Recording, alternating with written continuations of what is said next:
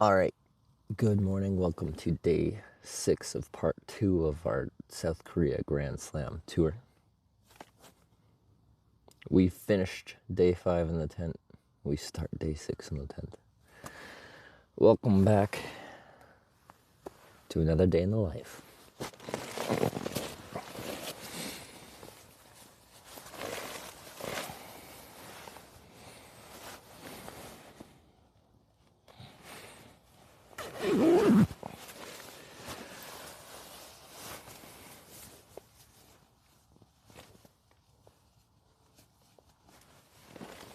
Okay. So, classic order of operations.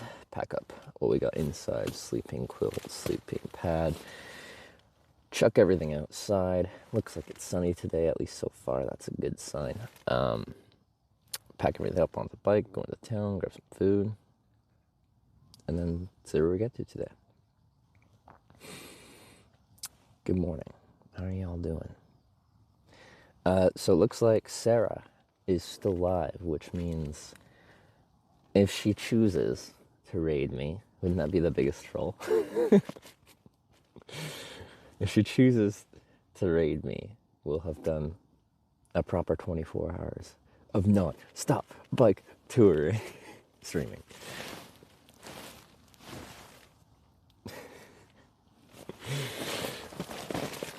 Okay, now I'm kind of thinking it would be funny if she didn't. She raided someone else. Okay, where did I put my stuff set? My sleeping quilt now. There it is.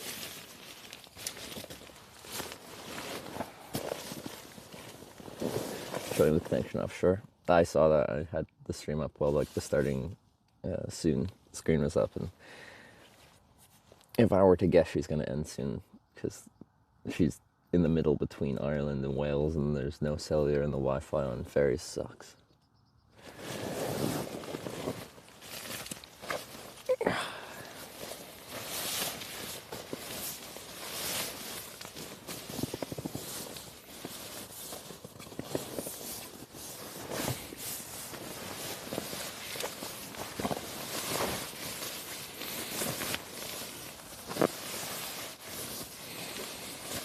Here's the temperature.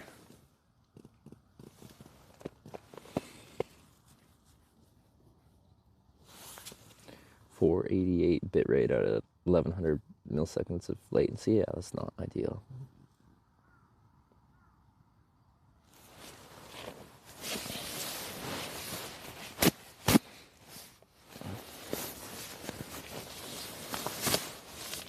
So it's like quite dewy out, I guess you'd say. And another thing about these double wall tents is like my closest fabric to me, this mesh here and this mesh here, aren't touching the tent walls. So like in my Z-Pax tent, if it was dewy like this and there's condensation on the inside of the fly, like that's immediately what I touch as I move around because there's not much space in the tent. So you're brushing along all this condensation. Another benefit of the double wall tent, I don't have to touch the condensation covered tent walls. Get a new, I haven't, okay, what's it called? It's not Panago because that's a pizza company in Canada. Is it Z-Pax Titanium? It is, but it still gets condensation on the inside. It's a double side thing. Yeah, it's essentially like this is a tent within a tent. This mesh part is the mesh part of the tent, and then the actual part that gets wet is the fly, which is another tent outside. Okay, Papago, not Panago. Okay, got it. Play Store. Papago. My phone's like Papa John's. How about Papa John's? Naver Papago. That would be the one. I know Naver is one of the navigation apps.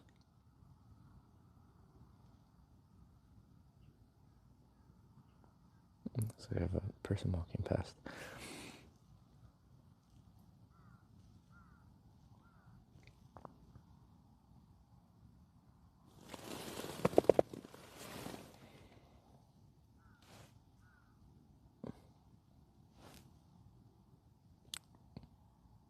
Okay, I'm just downloading Neighbor Papago because no one answered. Okay, that's being downloaded. Check out site. Well, I'm going to. I'm going to leave the tent. Just let me pack up.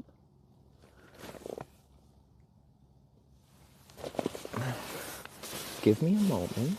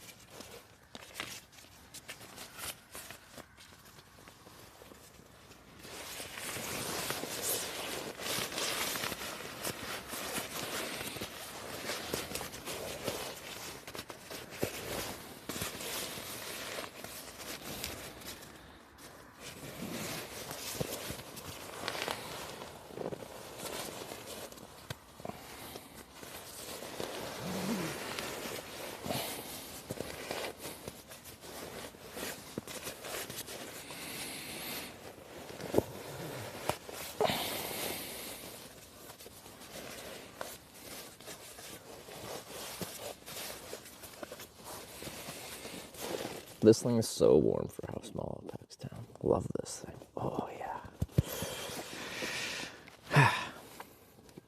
That was a good upgrade. Hammock says you can pitch up like a bivvy if you had to. It's... Ooh. Os4HWKS cheered 100 bits. Public service poem. Skin cancer can be treated. Yes, it can be defeated. Early detection is the key. Check it, doctor. It's only small fee. I've had basal cell carcinoma. Prayer for ninja who has melanoma.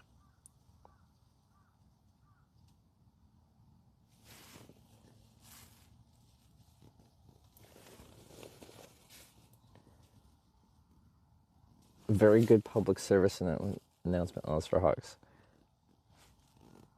Are you...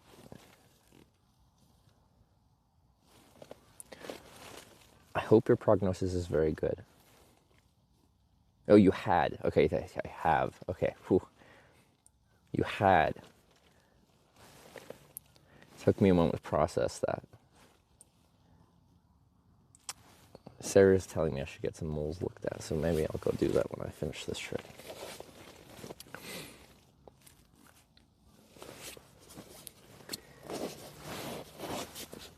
That's a good idea. Thank you for the daily poetry. This one in the form of a public service announcement.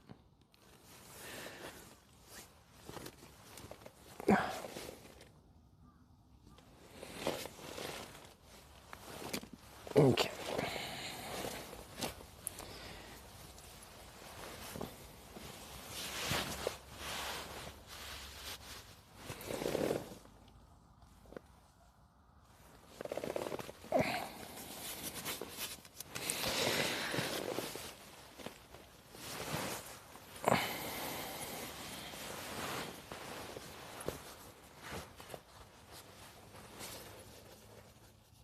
Put sunscreen when riding. Sometimes I forget. I forget sometimes too. And I should today. Well, at least it looks sunny right now, so in those conditions I should today.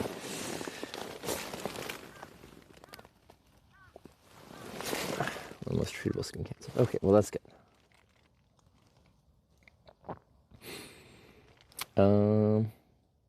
Sorry, just thinking about if there's anything I want to do while I'm still comfortable on top of the sleeping pad. Nope, we just let her down.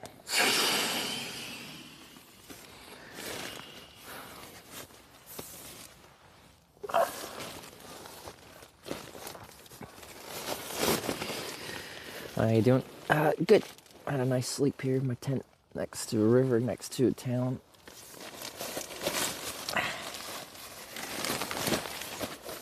Ready to do another day on the bicycle.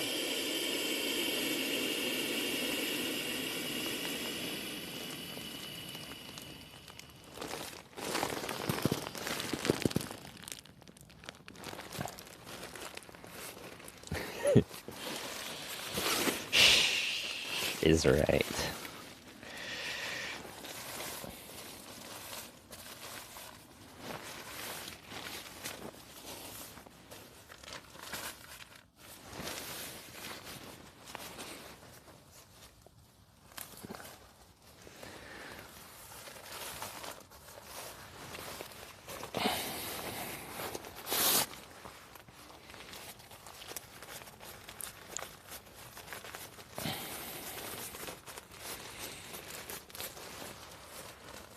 Sore at all?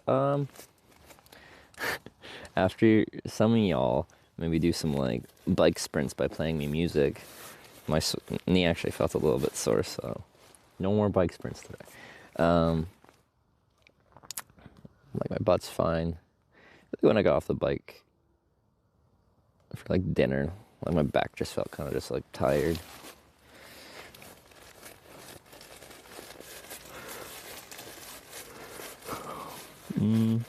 There, aches and pains. I don't think so. Find a hearty meal to be enough for you, or do you supplement anything? Well, here in Korea, like I don't really get like a good hearty meal for dinner usually. The rest of the day is like snacking on some good stuff and some not.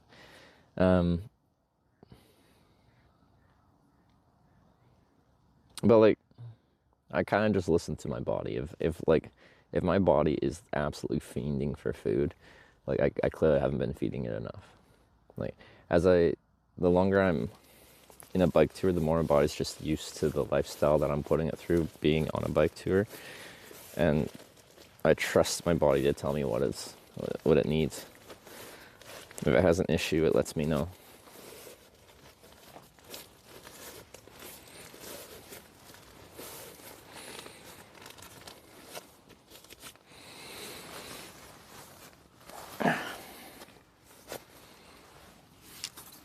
But yeah, I felt like quite full at the end of the last meal, which to me means I'm not in my full cycling appetite mode.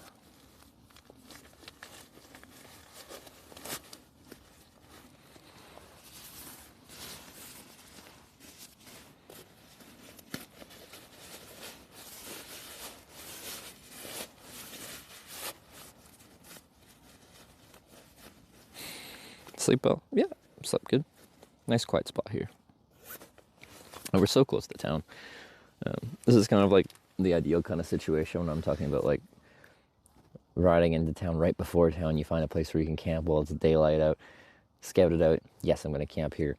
Ride just the 2 minutes into town, get food, ride back out to the camp spot. It's like about as, yeah, it's exactly what I was looking for.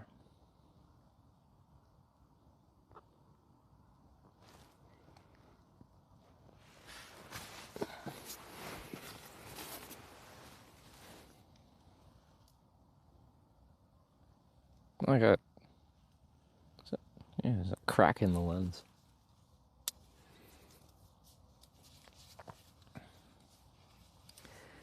Wish I was half as fit as you.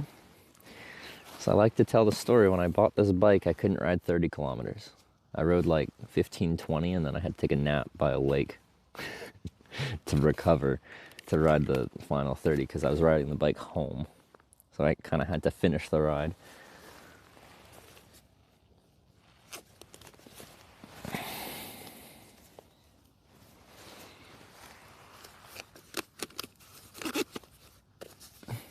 You too could most likely start with a lower distance and work your way up to that, to whatever I'm doing. And in the bike touring world, what I do on a bike isn't particularly impressive.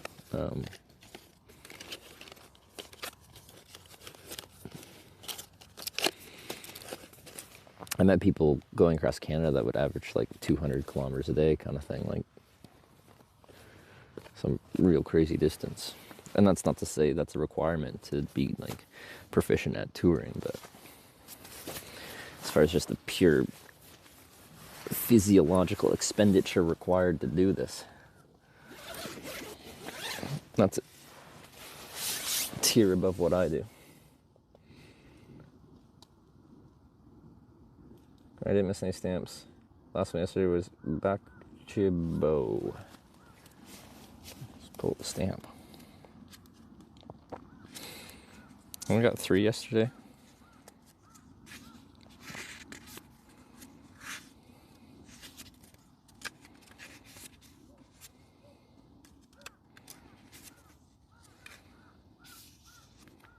Yeah.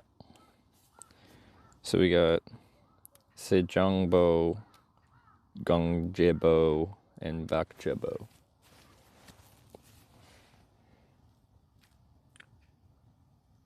The far one was the dam, and then we did that the day before. Those 3 are yesterday one.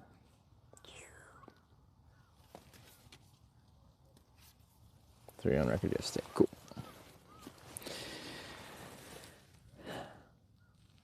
Up to 80K in a day, no problem. Can I imagine doing that several days in a row? Yeah, in not too long here, I'll have to take a day off and just like, have a recovery day. Because yeah, we're on day 6 now, no break. One of the days was a short day because it was freaking raining like crazy. Oh yeah, the tent is very dewy. I might lay it out in the sun for a little bit here. I eat whatever snacks I have for breakfast.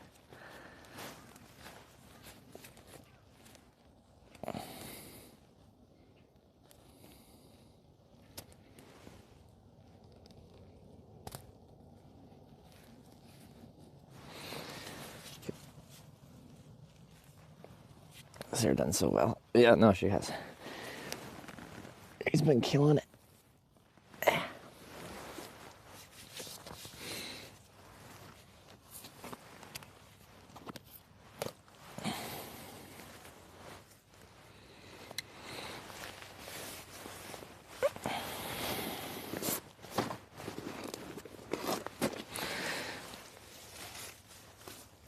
489, 5 days. So no surprise the rest of the day but time. Yeah, we'll see. It's just nice weather right now, so I don't like taking days off on nice weather. Oh, I forgot about you.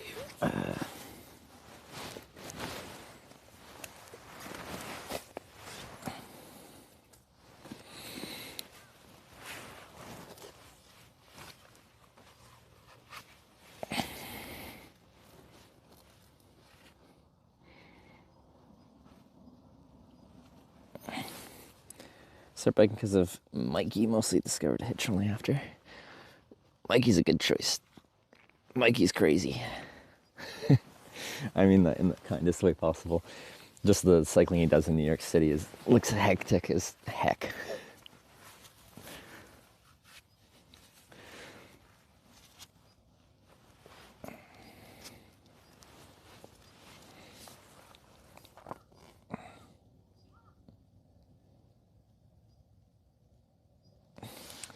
I am. I don't know, you tell me. You're a different Mikey than we were talking about, but you could also be crazy. Okay. My underscore piano rated my stream with 97 views. Oh, came at a good time. We're just getting up. Firefly Piano. Thanks for the raid. We just got out of my tent to start another day of bike touring here in Korea. Just subscribed with Twitch Prime. And JP92 with the sub. Thank you very much. Welcome to the Twitch Bikers. Oh, there's a football here. Okay. Sorry, I'm just stretching my legs. Feels nice. And standing in the sun. I'm photosynthesizing.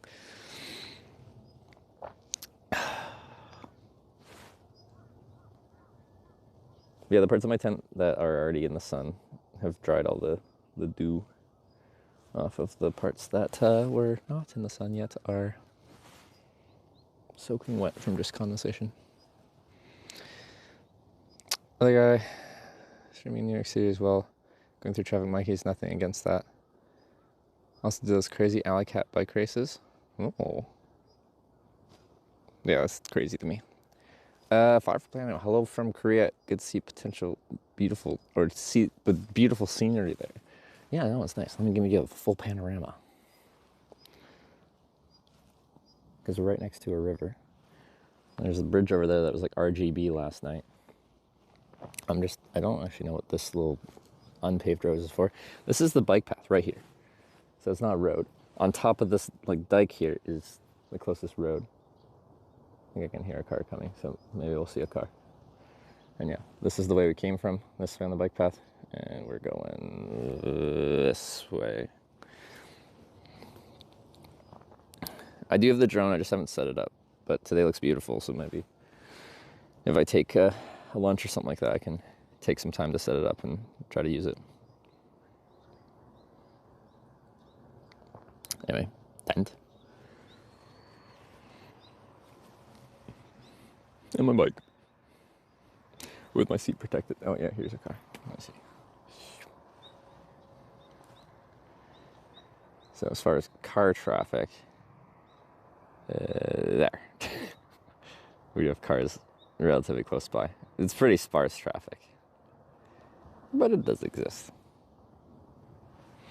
Okay.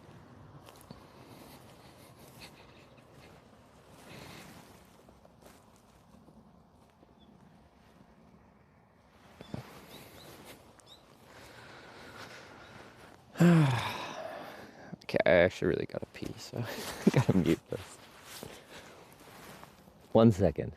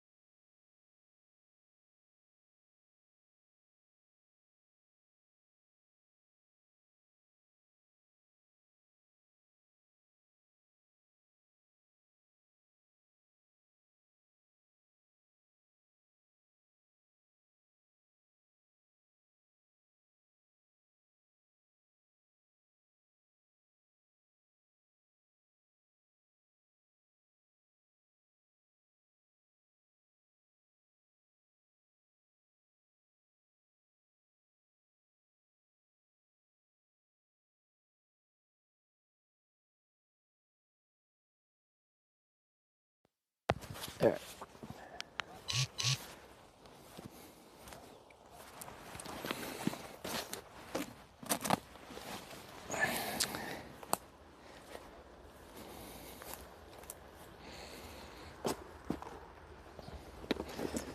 I feel like I've been like welcomed by all the Korean streaming community. I've been having quite a few raids from fellow Twitch streamers, but from Korea.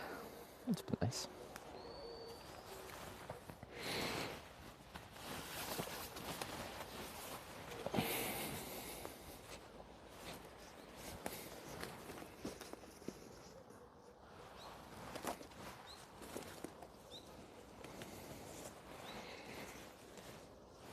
This is one of my straps for my sleeping quilt.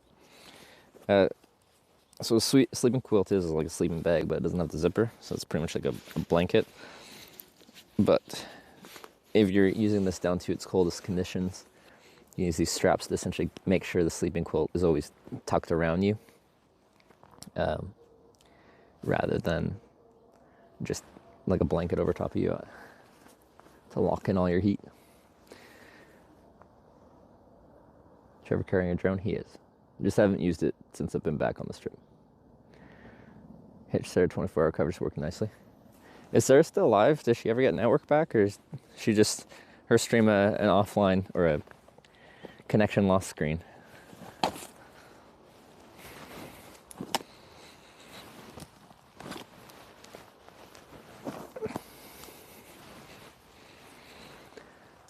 Where's the best sunny place I can put all the tent fly to dry it out here? That's what I should be doing.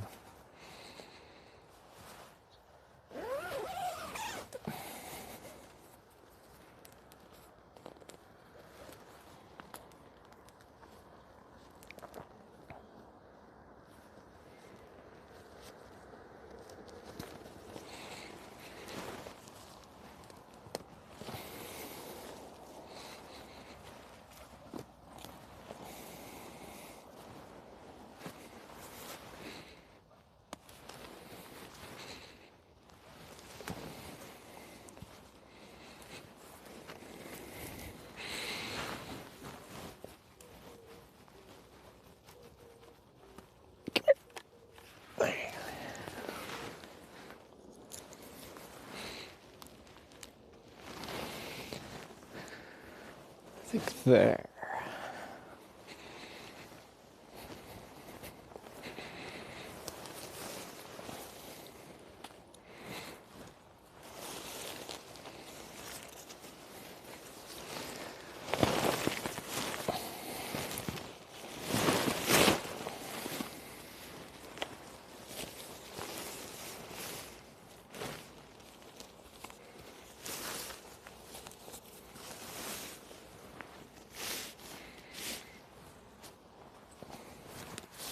Alright. We're drying now.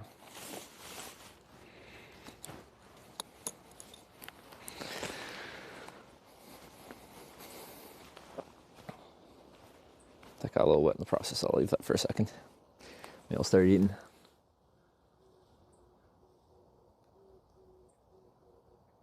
It's a bit short, this angle. Yeah, I'll show you from the side profile.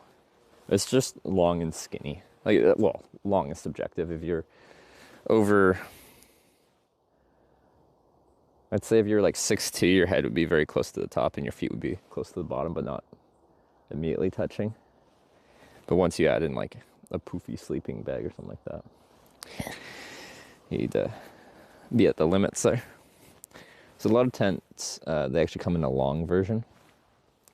So if you're tall, you can have a few extra inches. Same with sleeping bags, they'll come in a long version and a short version.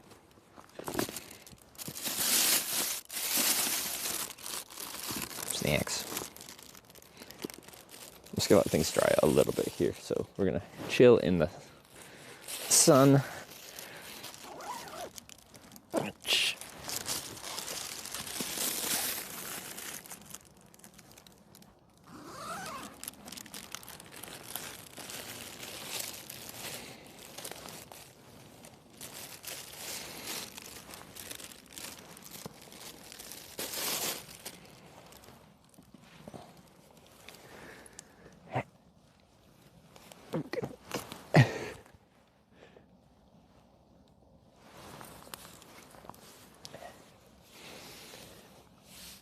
Sleeping bags or sleeping quilts? I have both. This strip is a sleeping quilt. It's an Enlightened Equipment quilt.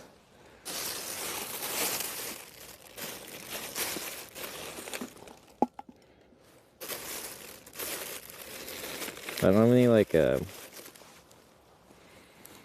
kimbap or anything. It's just like sugar and carbs, chocolate and chips. Anyway, it's something.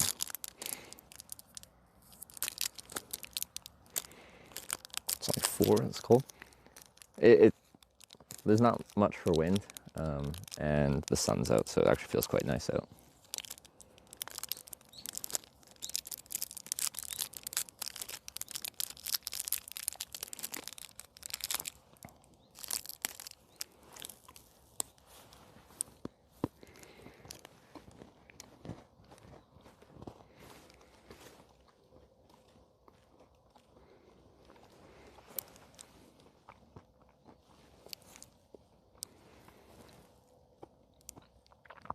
But I've got like 3 sleeping bags and 2 sleeping quilts. This is a cold weather sleeping quilt. And then I've got very much a summer quilt for midsummer trips. I think I'm a convert to quilts. I don't know. Found them comfy.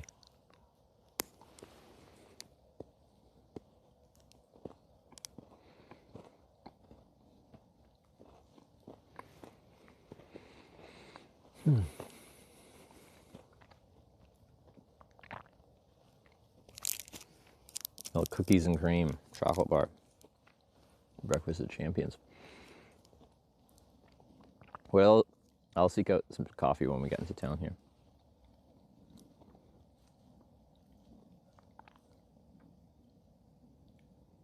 The Mom's Touch restaurant. Wasn't that just a random name of like a food stand in Seoul that I mentioned once? What a reference. Did you just watch that VOD or something?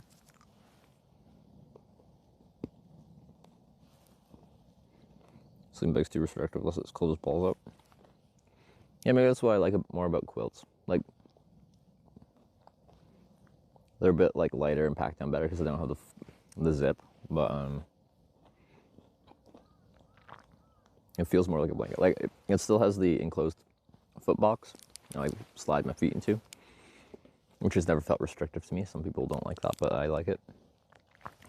But up here, it's like a blanket. I picked it up from Ginny. Wait, is that a chain?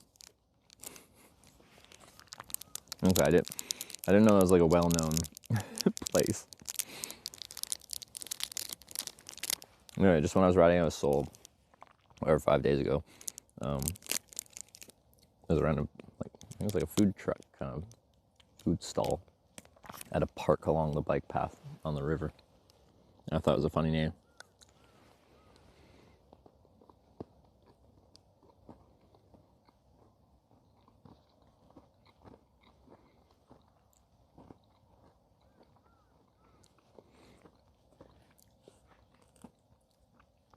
Met with Ginny before. It'd be funny to take her on a bike ride. Yeah, I'd be down. I haven't actually ever hung out with Ginny. I've met Ginny, like, in passing, been introduced, like, at TwitchCon, but, like, we've never actually done anything together.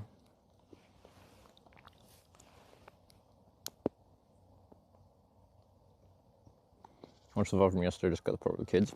The kids were, like, they were good kids. And very curious,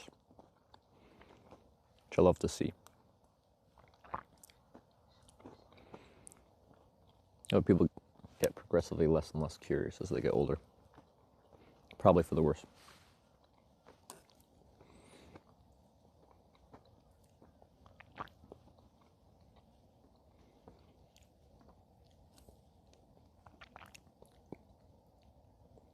Should teach Chubby to cycle longer distances. Like, what does she do for distance? Cycling doesn't have to be like, cycling can just be a fun leisure activity, because I think cycling is just fun. Or it can be a great form of exercise, or anything in between. So, if they wanted to treat it more of an endurance activity, then sure.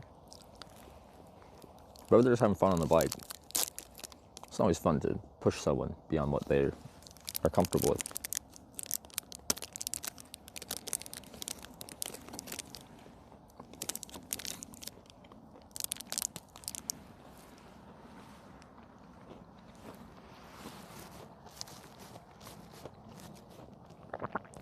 So right now my tent fly is just wet from dew. So I'm letting that dry. So I'm not in a rush right now.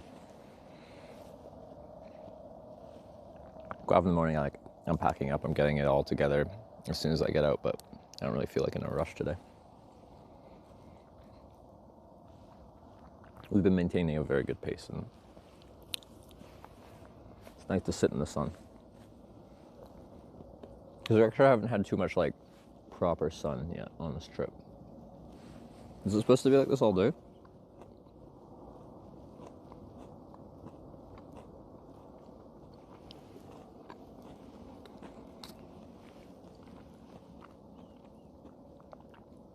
Let's see.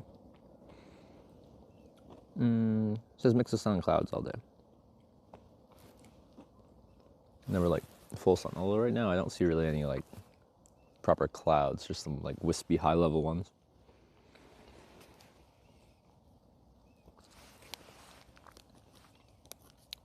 Lizard on a rock roleplay. That's how I feel right now. I'm just absorbing energy from the sun.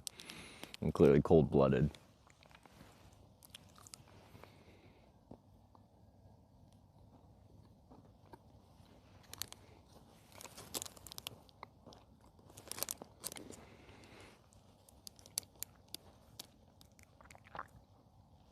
Yeah, especially if I haven't like been and felt the sun in a little bit. When I do get it, I just have to like appreciate it. Drink it in. You celebrate Easter? Like, insofar that my family, we did Easter because it's fun and you get to hide eggs for kids, and we'd find eggs and be excited about it. Do we celebrate it as a religious holiday? No. We just like the Easter bunny.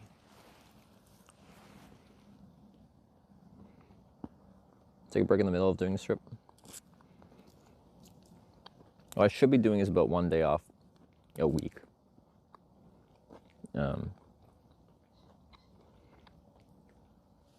It's just good for your body to take rest days here and there.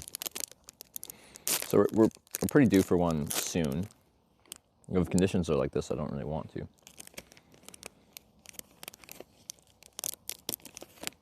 It's part 2 of this trip going really well so far.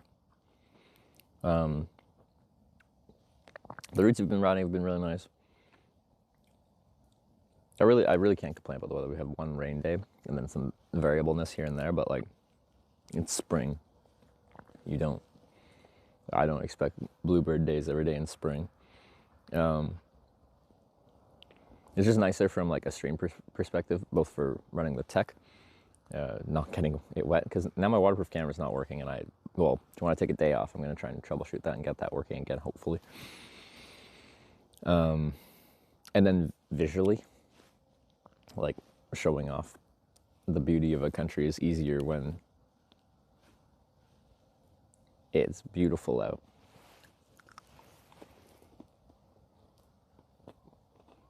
Because we had a good percent of our hours of riding have been in kind of like objectively not bad conditions, but not beautiful conditions. It's like kind of like gloomy overcast.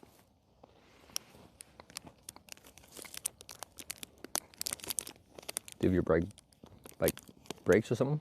If I'm near a town, there'll be bike shops and stuff like that. If I'm in the middle of nowhere, luckily I'm a professional hitchhiker.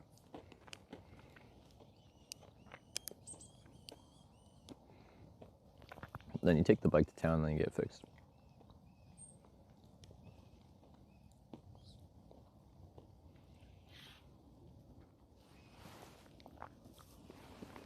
Linking up the official trails, biking between them, taking public transport. Biking between them. The only one that we for sure weren't going to do was when we went up the East Coast route. We got to the northeastern corner, and it's very far away from anything. Like, it's half a country away from anything. But after that, that's when we avoided the winter of Korea back in December. Everything else, we've rode between. So we actually have a gap coming up like that. Like, we're going to finish this route that takes us out to the West Coast. Then there's a decent little gap between the end of that route and the start of the next one. I don't know if there's like actual unofficial bike routes, like just with bike infrastructure connecting those two.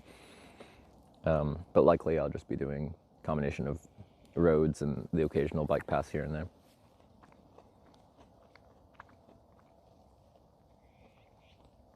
What languages can you speak? Just English and Canadian. Magic Starone just subscribed with Twitch Prime. It's in a very unfortunate time zone. I know. Must be European. Magic Star 1, I appreciate the sub regardless, even though I'm in a bad time zone for you. It's very kind of you to use your one Twitch Prime sub per month on a channel that you probably can't even watch very much. Thank you for the 5 months.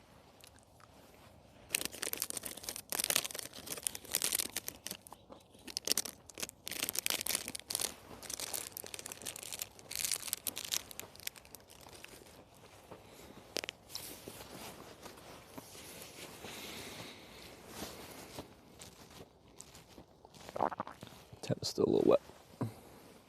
Won't take too long to dry in this. I'll have some chips.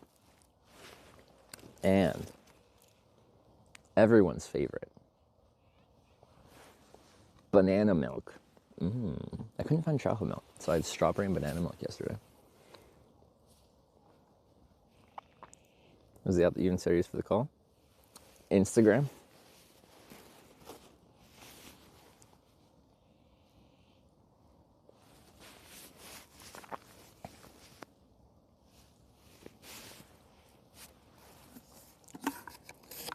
I'm having like the no-name brand Korean chip equivalent of Pringles.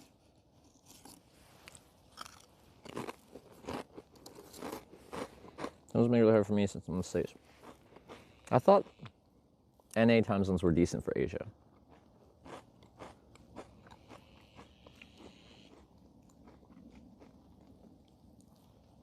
Isn't that how, like, or is it more like Asian evening streams are good for NA? What is it? I don't know.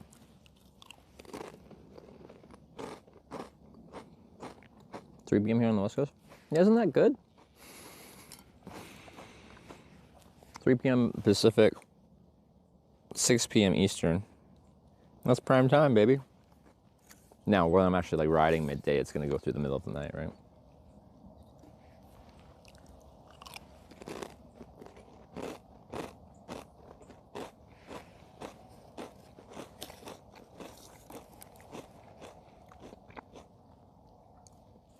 Europe is the, I know, objectively bad time zone. Like, when I start in the morning, it's late at night. So maybe I'll get it before bed for like a couple hours, but it's just like me packing up my tents and stuff like that. The whole riding time is when they theoretically should be sleeping. And then they're waking up and I'm finishing my day, kind of thing.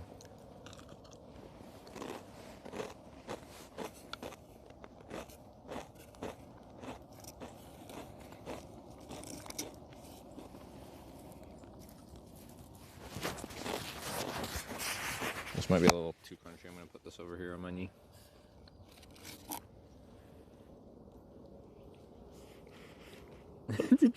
Theoretically sleeping right now. You better be theoretically sleeping.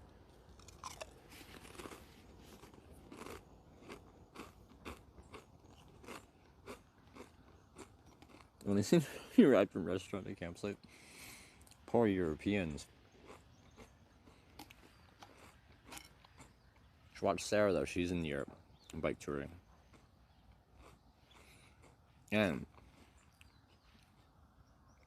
if Sarah raids me, we'll have gone from, if we're just talking my time zone, I started at like 6:30 a.m. yesterday.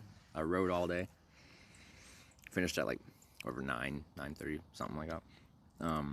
Raided Sarah. Sarah streamed the whole time I was asleep. And then she'd pass you guys back at whatever time she ends here. 24 plus hours of Hitch and Sarah bike touring.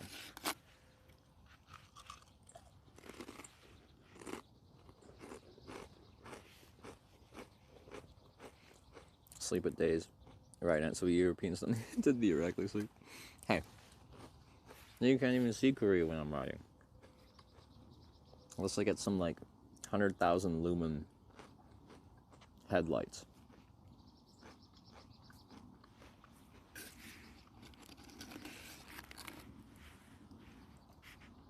I'm surprised she's just keeping the stream running for the whole fair. I know she said she wanted to have her like longest stream, but if you spend the last 2 hours of the stream and with no connection.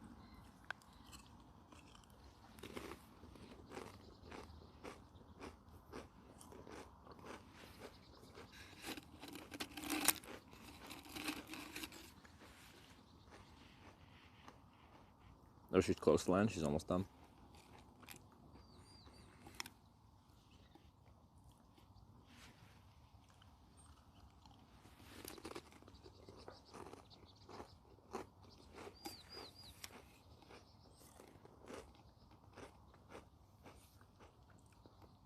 Could split screen each other's stream.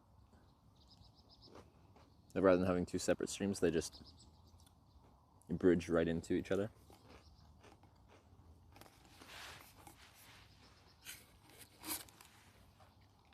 Because there's some overlap, but like with the extremely different time zones, like a lot of her day I'm sleeping, a lot of my day she's sleeping.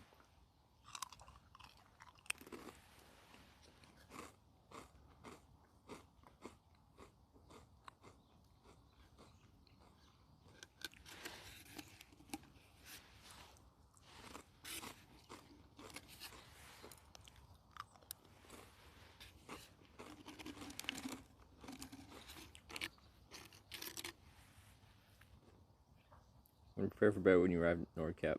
Cover me. That was a very satisfying conclusion. I really like that. One of the theoretical hard challenges of the whole bike touring of Norway is like right at the end, that Nordkapp tunnel. 200 meters down, 7 meters or 7 kilometers tunnel, 200 meters up at the end. Because once you make it through the tunnel, you've like, it feels like you've done it.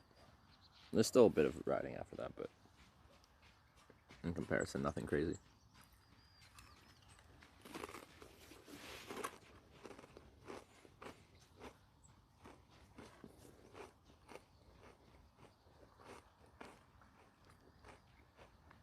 Traveling your job. This is my job. To eat chips for breakfast.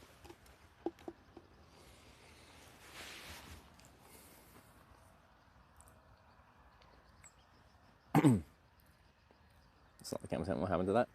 So when I finished getting to Nordkapp, I finished the tour, and I camped 2 nights at Nordkapp, I think. On the second night, it got windy, and a giant hole just got torn in the middle of the, like right above where I'm looking. When I look straight up from where I'm sleeping in the tent, just a giant hole. I could see the sky, and I'm like, oh, that's not ideal. It wasn't raining, it was windy, but in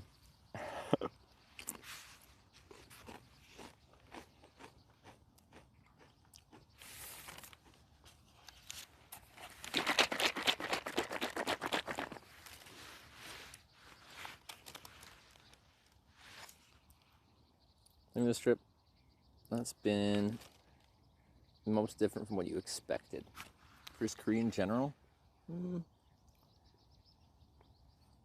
I didn't do too much research into like what bike touring would be like in Korea, and I skimmed through a couple of YouTube videos, and whenever I saw like some of their riding footage, it was always on really nice bike paths. I'm like, that's good.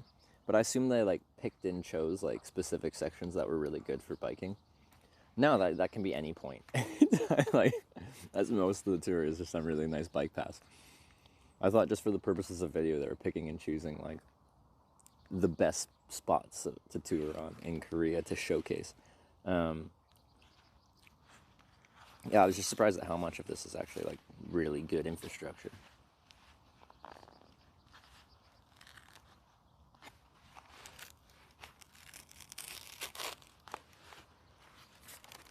Banana milk.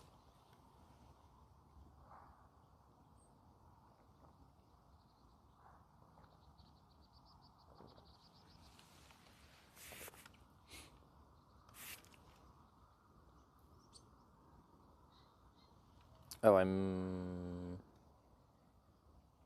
oh. Was it Dyneema fabric in that tent? The Z-Pack tent? Yeah, it was Dyneema. And it wasn't the Dyneema that tore, it was the seam at the roof of my tent, which I do know from actually talking to Z-Packs, with that model of tent, they had issues with, essentially it's like a rectangular flat part of the roof where they have some titanium stays in there to kind of keep it flat out like that.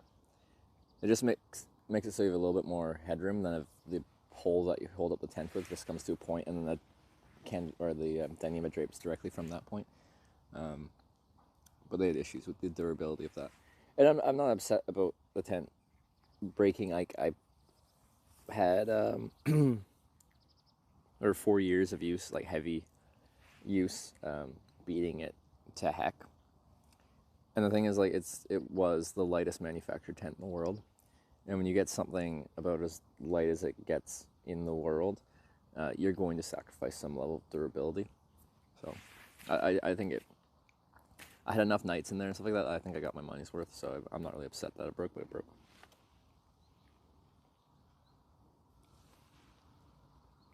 Other camping night in South Korea or Canada been more frequent, easier to do, nice hiding spots, less human areas to interrupt it. I was more tucked away in Canada on average because there's just more wilderness. South Korea is easy to camp, but you probably won't be tucked away. Like, you'll be where people likely will pass through, and the people here are like up early, and like kudos to them, just like out for like morning walks and runs and bikes, and they like to get up early, which is great. But they're just gonna rip past my tent when I'm still in it. So it's not particularly hard to find a spot that's good enough to camp in Korea, but it just won't be that private.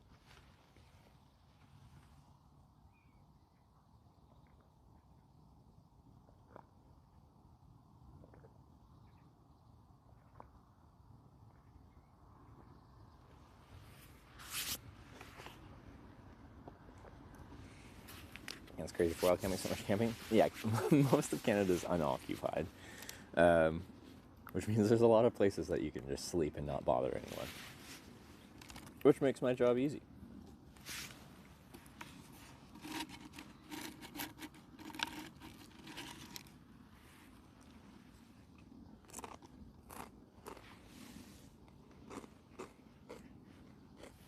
I've actually been starting like pretty early for me. Usually what I do in the morning on streaming trips is Marley rated my stream with 101 viewers. hey Marley, thanks for the raid, and welcome to Korea. And my tent, and my bike. How's it going, everyone? Hope you had a good stream. What was I saying about Canada? I don't know. Just having a nice breakfast of chips, banana milk, a chocolate bar, all your basic food groups.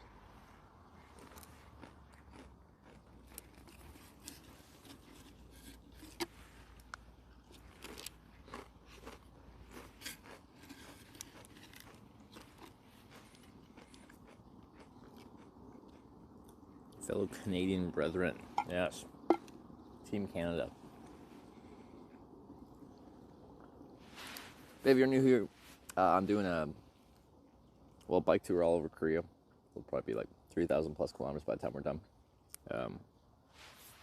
In that time, it's in my tent still. We're doing a government recognized official tour of Korea, filling out a bicycle passport with a bunch of stamps at official passport stamping areas, and then getting an award at the end if we go to every single checkpoint in all of Korea.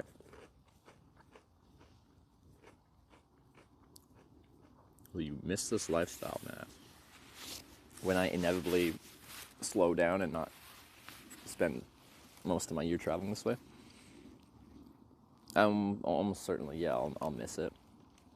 But there will come a point in time where I feel the need to do other things with my time. Like, I can't have, we're talking about like having pets. I can't have pets. I know it sounds really pretty minor, but there isn't like anything or anyone in my life that I see like regularly. Outside of like Sarah, but then we're both traveling independently, separate from each other most of the year. So, yeah, certainly can't have kids. But I think I would like to at some point. Assuming to get the reward.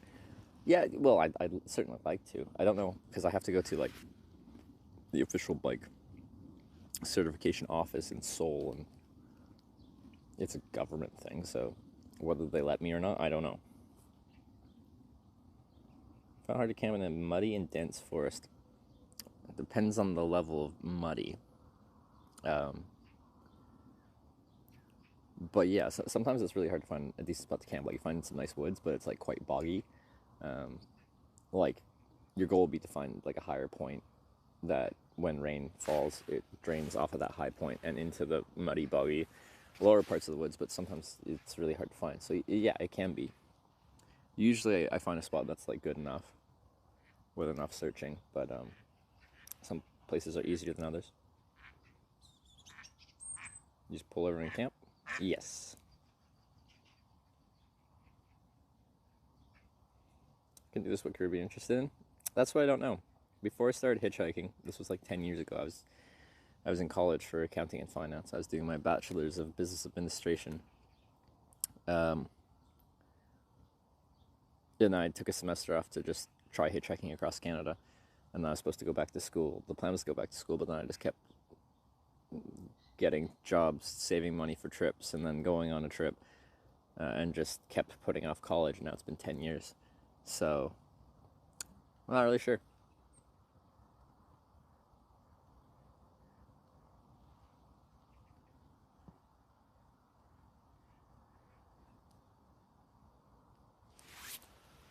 Not really sure.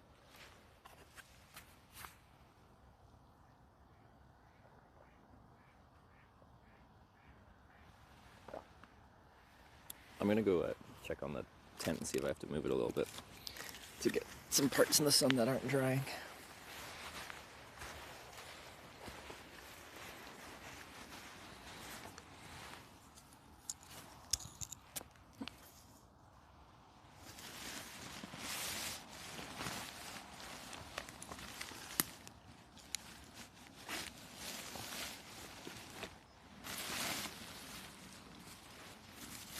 That's why my tent's like still set up and why I'm taking our slows.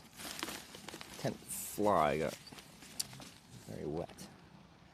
Not from rain, just dew.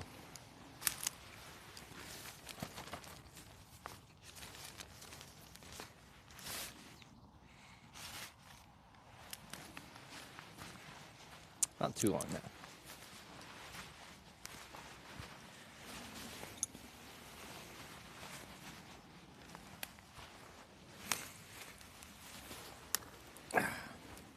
Kenny would destroy you after this freedom, probably.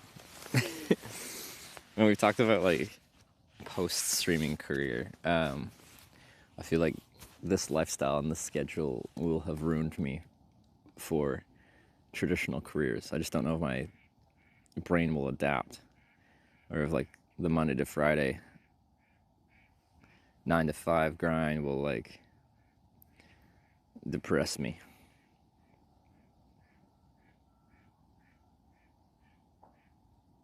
Hang it on the tent inside out. Well, actually, it rubbed off a bunch of water onto the tent body, so that's what I was doing before, to let the tent body dry independently from the tent fly. But at this point, the tent body has dried, so that'd probably be faster.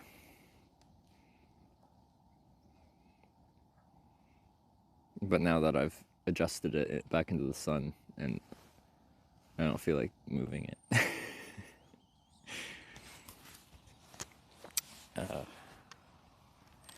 Laziness prevails.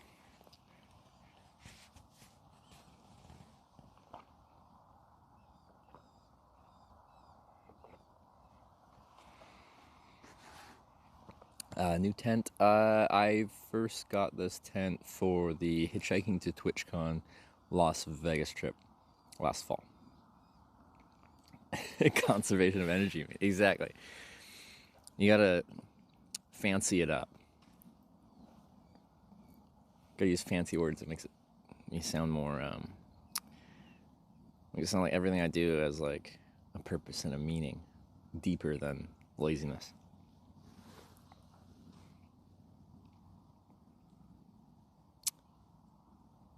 Difficult to follow the cycle path. Grand Slam, I ask. Yeah, for the most part, it's very easy. The bike path is very well marked.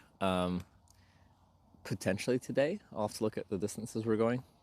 We might get to the end of this official bike path, and then there's actually a pretty good gap between the end of this one and the start of the next one.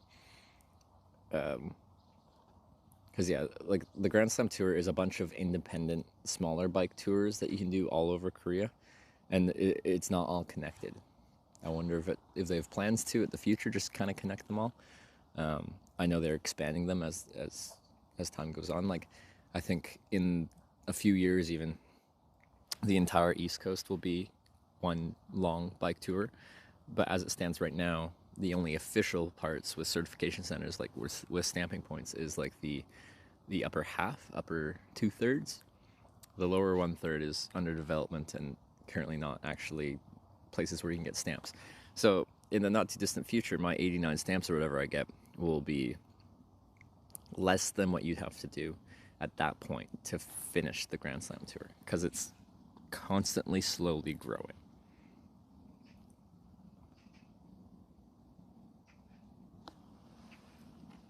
we'll finish this line today. It's just 2 more, right? And we're close to the first one. Yeah, we'll for sure finish this one, which will be interesting because then we got to go off official bike routes. So I'll probably be using like Kakao maps or Naver maps to figure out how to get to the next one. Some routes on island too. Yeah, Jeju. So once we continue south, we've got like 2 main routes kind of in the southern part of Korea to do. And then from one of the cities, we'll be taking a ferry to Jeju. There's 10 stamps on Jeju, so we'll do a lap around Jeju. It's about a 200-kilometer lap of the island. And then, that'll be our final stamp that we need to get to complete the whole passport.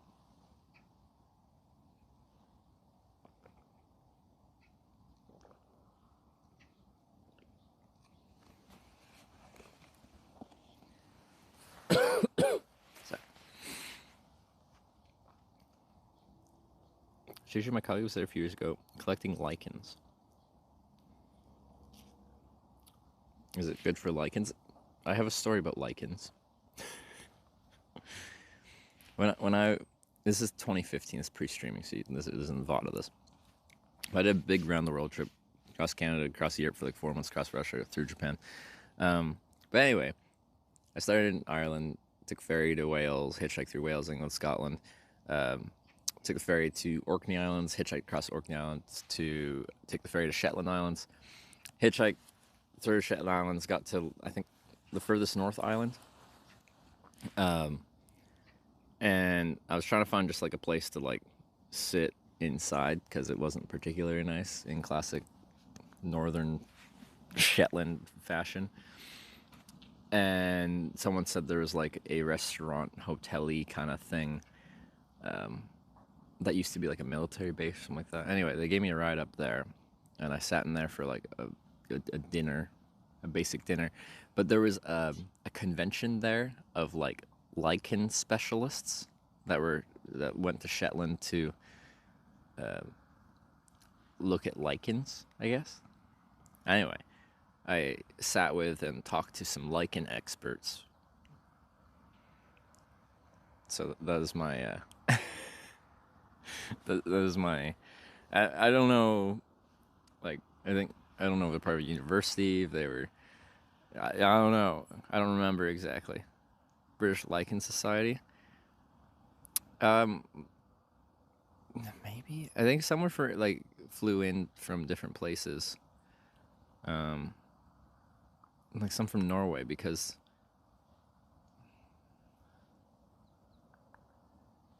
I think. Anyway, from there, I don't know if the flight still exists, but there's a flight from Shetland to Bergen. And that's how I continue my trip, is to fly to Bergen. Maybe they weren't part. Anyway, the people in the row behind me were overhearing me chatting about my trip to the person sitting next to me, and they invited me to stay at their place in Bergen. When that happened, I'm trying to remember what the lichen situation was. Some enthusiasts, but I think it was like a whole like convention thing. Well, like this was a hotel-y thing in northern Shetland, so like it can't be like TwitchCon where there's like tens of thousands of people, but it was quite the get-together.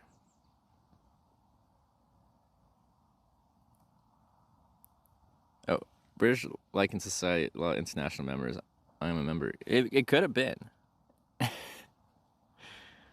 Been visiting the lichenologist there.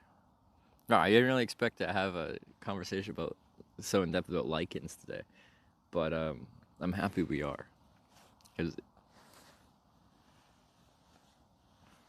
anyway, do you know anything about the lichens in Shetland? Do they got neat lichens?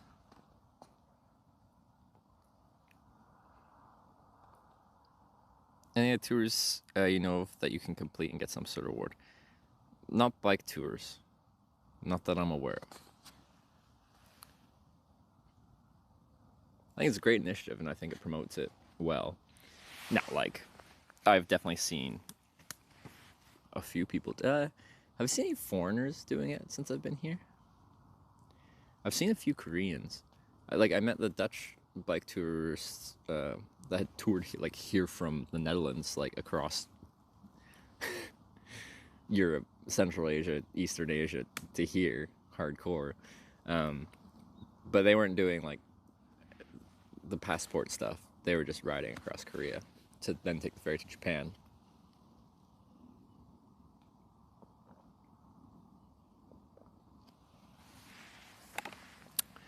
Could create one in Canada. Yeah, we've talked about it, but the thing is, like, Korean culture is very like, they don't break things. They don't like. Isn't a culture of just like with an inherent amount of destruction, and I feel like North American culture more is. So if in the cool parts across Canada you put these little like booths that you can like stamp a cool Canadian passport, as you bike across Canada, those will get vandalized very quickly. Whether they're in urban areas and cities or rural areas, they'll be a target for.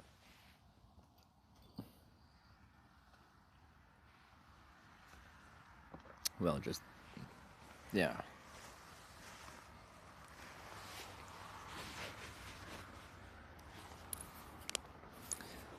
So I feel like there's only like certain places you could really do this.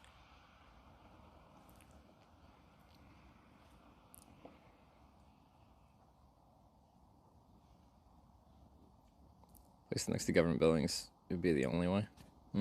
Yeah, maybe.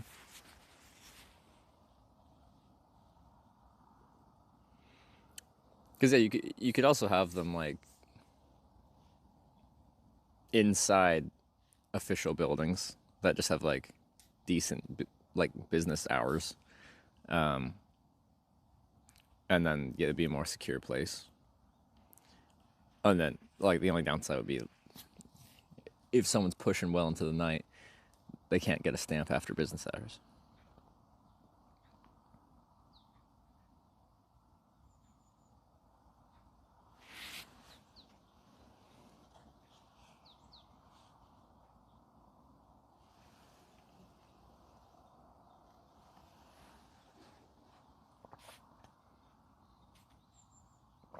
Anyway, it'd be a cool thing to try to like push and promote and develop.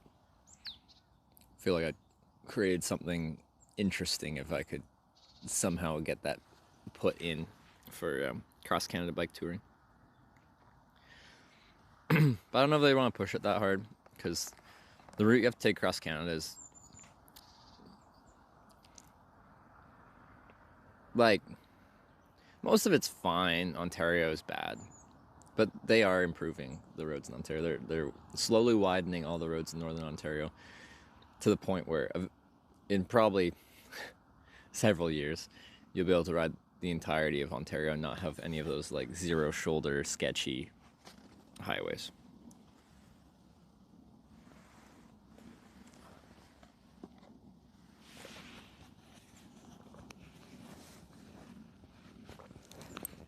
Okay.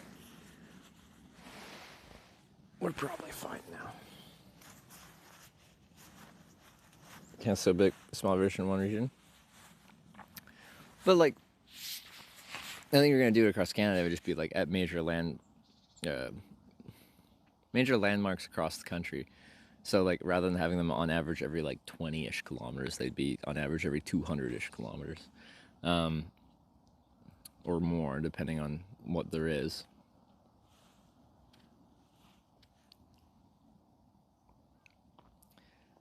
Like across the prairies would be mind-numbing. I didn't mind the prairies. I rode across the prairies. Ontario is much more of a pain to ride across. It's 2,000 kilometers across Ontario, from like the first place you get to in Ontario and crossing into Quebec. Yeah, from a west to east perspective. Yeah, I didn't mind the prairies at all. I got chased by several like thunderstorms, but it's intimidating when you're just like, leisurely riding down the road, and then you look behind you, there's just this like, it just looks like pitch black darkness, and you're on a bicycle. You don't you don't really have like an escape, a way to get out of the elements. You're on a bicycle. I only got hailed on once. I had to escape a tornado warning in a Mennonite pie stand. Alright, can actually start packing. This has not been a satisfying breakfast. We're gonna have to stop in town and get some more and get some like kimbap or something like that, but it's a start.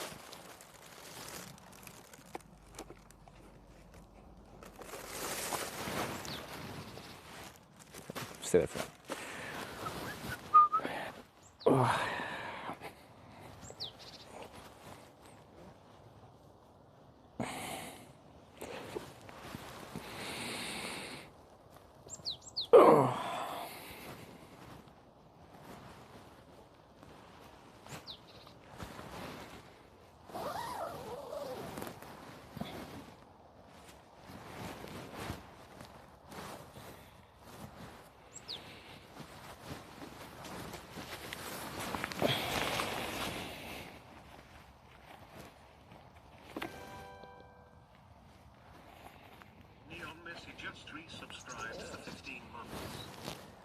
Neon Missy, hey, thanks for the 15 months.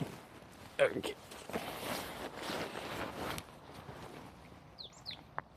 Do that and this.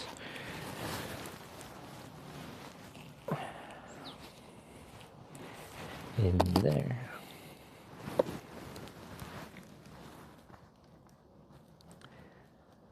Tips to start biking.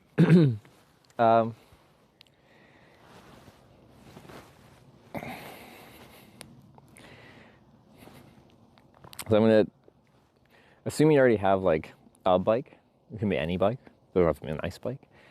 My advice would just be to start slow, just do what feels comfortable. But then, because your goal is to try and make it like enjoyable and fun, because like many forms of potentially like exercise, if you push yourself really hard at the beginning, you're going to associate it with pain and discomfort, and you're not going to want to do it, and it'll be really hard to persist. So try to make it fun and start slow, lower distances. If you don't already have a bike, just buy a used cheap bike. You don't know if you even like biking yet, so there's no need to invest a ton in a fancy, lightweight, fast, cool bike. Just get something that mechanically is sound.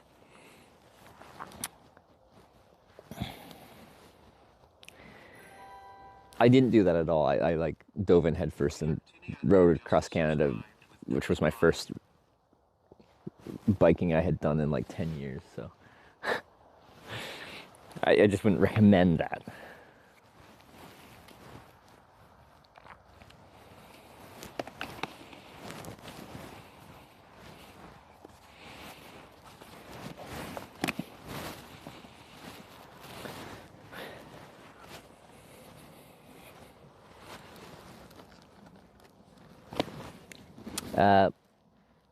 Reactin' Andy with the 3-month resub. Telling us a cheap bike in the days. The COVID days are over for biking. They inflated the prices like for new bikes and stuff like that, but the demand has dried up back down to like normal levels. COVID was a strange time where like anything outdoorsy, anything active became like the most desirable thing in the planet. But those days are over. The used bike market's gonna be super flush with bikes that no one's using anymore, that they bought during COVID. I think, like, if we're from a northern hemisphere perspective, we're coming into spring, which means a more popular time to buy bikes. So you'd pay a higher price than if you're buying it at the end of the season, like in fall or in the winter. But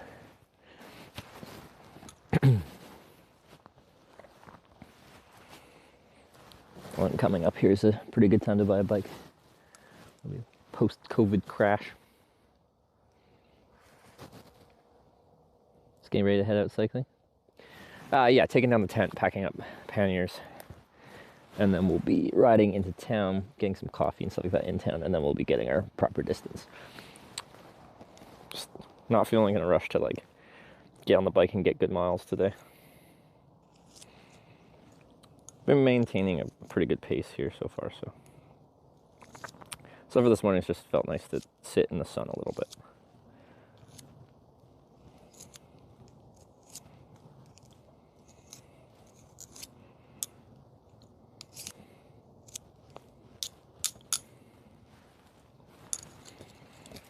That's 6.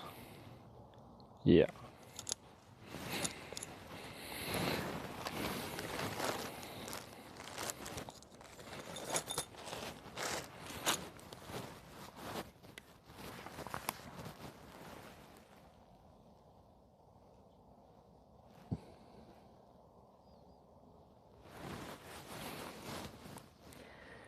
Mod King Tim, thanks for the bits. No food stale in town? No, I'll get some food like kimbap and stuff like that too.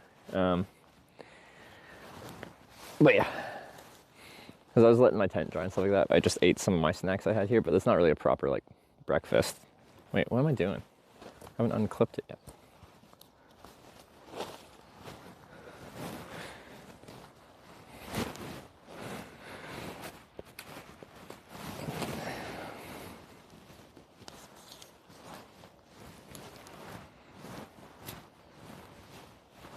Now we do this.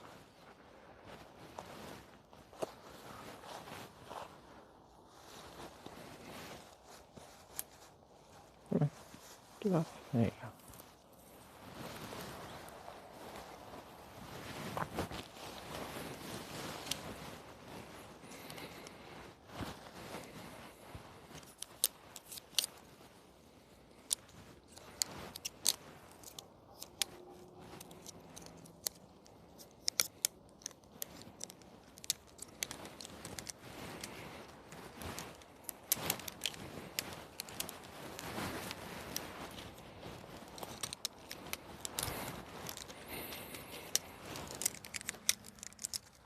This gotta be the lightest thing I've ever seen. This is like 3 times as much as my last tent in weight. This is actually quite heavy compared to what I'm used to. Which doesn't mean it's heavy, it's just in comparison to my last tent, it's a chonker. Okay, come on. There you go.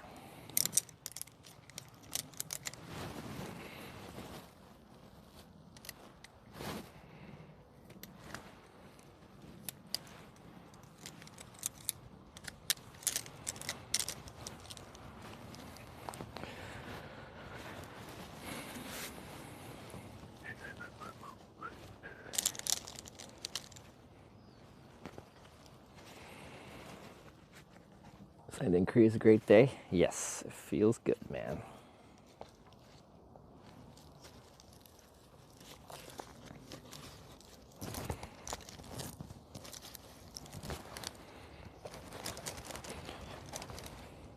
Get in there.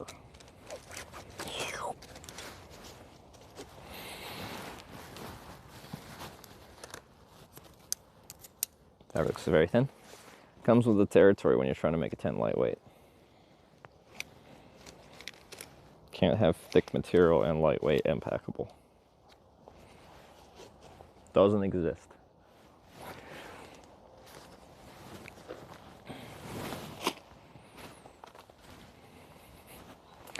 How you looking? Mostly good.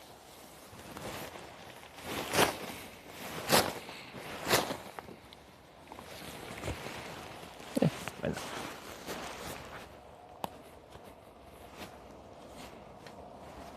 Not fully dry, but it's not like completely soaked like it was before.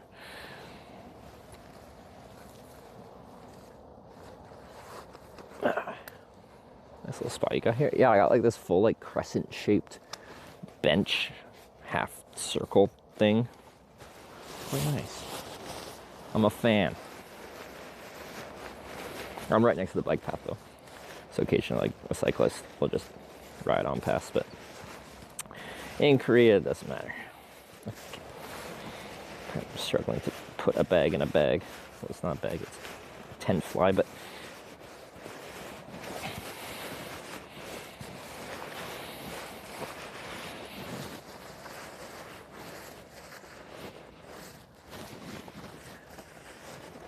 these getting ready streams in the morning before work while I was working from home. It's really cozy.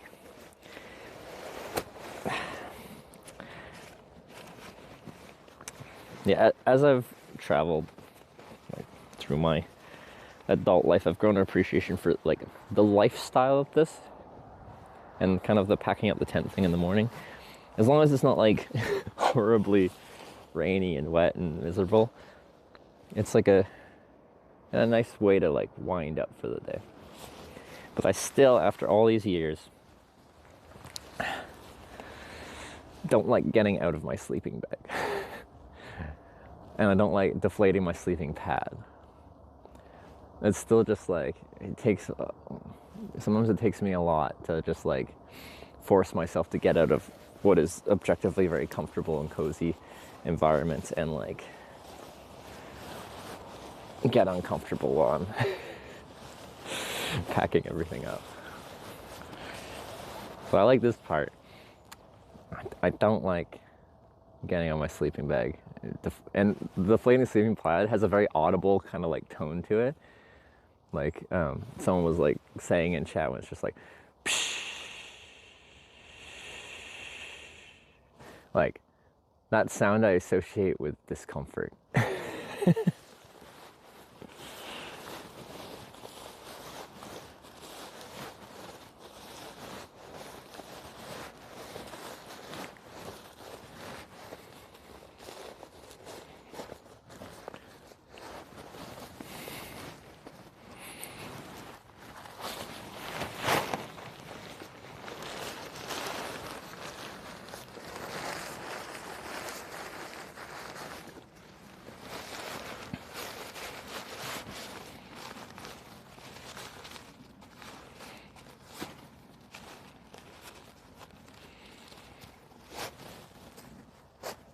Can bugs get into your tent?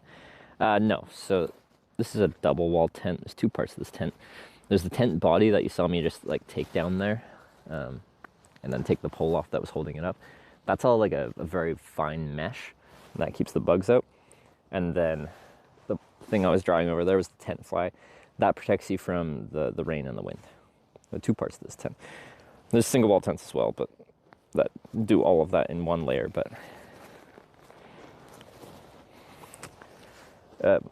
the point of failure for bugs in a tent is when you're coming in and out of your tent. Like mosquitoes can, like whatever they do, smell you, whatever. And at my door in the vestibule of my tent, the vestibule is like part of the tent fly is staked out, so you kind of have like a little room outside the mesh part of your tent, but still undercover from the rain and stuff like that. Sometimes there's just like a cloud of mosquitoes or midges or black flies, or in Norway knot, that are just waiting to eat you. And it can be hard to get past that barrier, whether you're coming in or out, without letting a ton into your tent.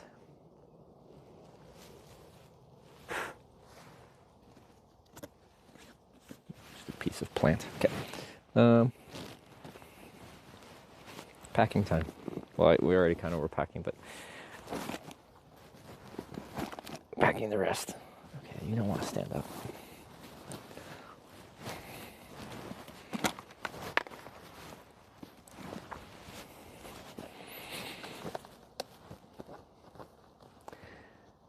No, it's actually worse than mosquitoes. So, yeah, I didn't have that bad for mosquitoes in Norway, but I did have the knot. I've never had so many bugs on me in my life. My entire body at times is just completely covered in them. But I think they're better than mosquitoes for one simple reason, and that is they can't bite through your clothes. Mosquitoes, if you're wearing like next to skin layers, like just a shirt, and the shirt is touching your skin, they can just easily bite through that. The knot cannot. And that was the difference. Like, I'd be outside, like, just completely covered in them as long as I had, like, my gloves on, long sleeve, and put my mesh head net on. It was fine.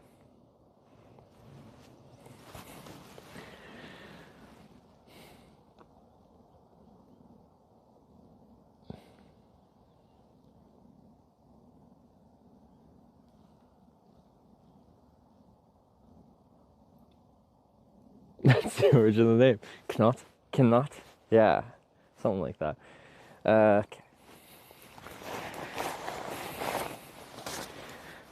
My Brooks saddle.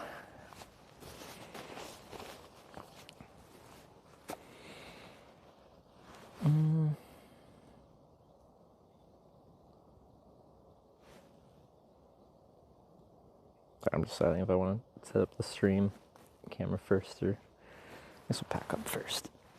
Oh, I should brush my teeth too. Okay, let's do that. Full name of the insect? It's the Norwegian name for like midges or black flies. Noceums as well.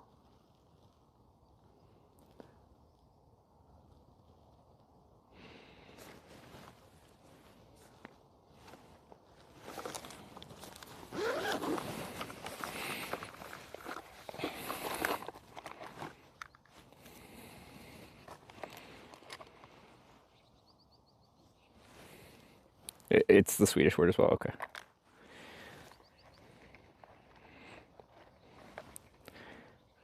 Because, yeah, in like June, I think, in like, like Winnipeg, or sorry, Manitoba, Ontario, and stuff like that, they get a ton of those out there.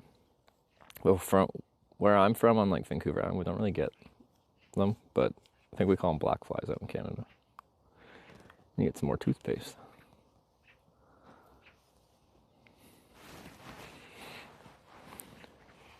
This toothpaste is so big, how did it run out? Something like the mosquito. They're smaller, and they got shorter legs. They don't have the, was it proboscis? To like stab into you.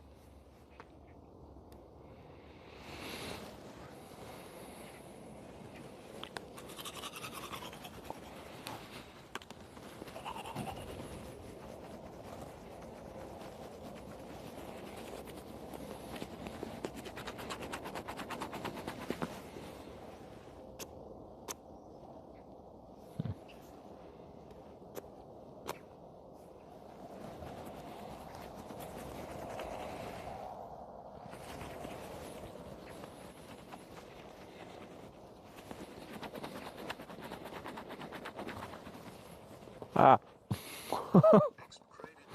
1,615 viewers. EXBC, thanks for the raid. One moment, please. Sorry.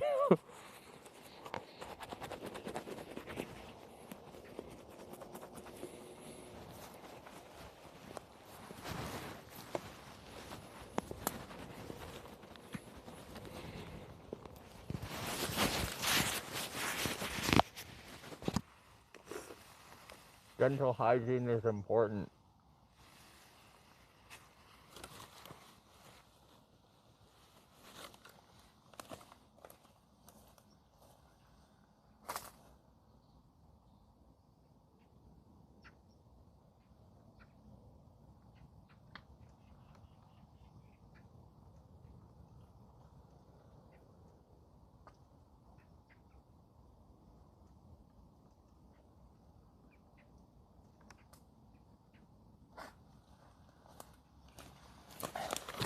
All right. EXBC, thank you very much for the raid. Never walked the hitch while I was South Korea. Well, you were already in Korea because EXB. Oh, wait, are they in Korea right now? In Busan?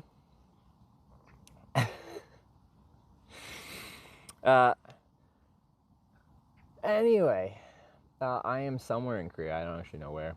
It's a beautiful sunny day. Oh, in Taiwan. Also, what was their stream? Because what time is it? Did they stream all night? It's 8:30 in the morning. They're ending their stream.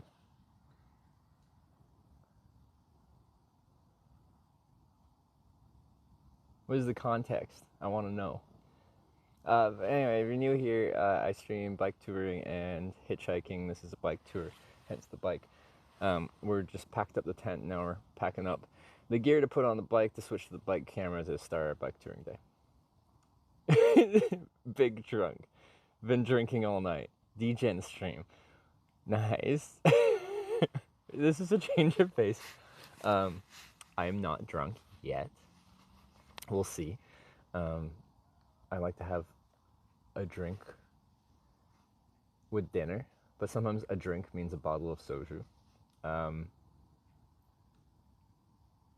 Complicated context. 11 long stream.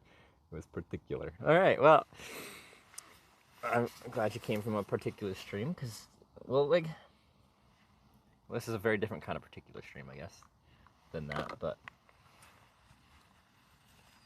we can all detox from the drinking by doing some exercise, getting some cardiovascular exercise going. I think it's a good idea.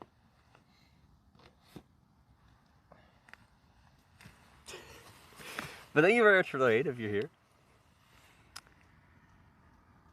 You know, the XBC, they're fun. Yeah, I've never actually like properly hung out. We've met at TwitchCon, but I'm not actually done anything extensive together. Just kind of dancing to the end. Okay, well that's fun.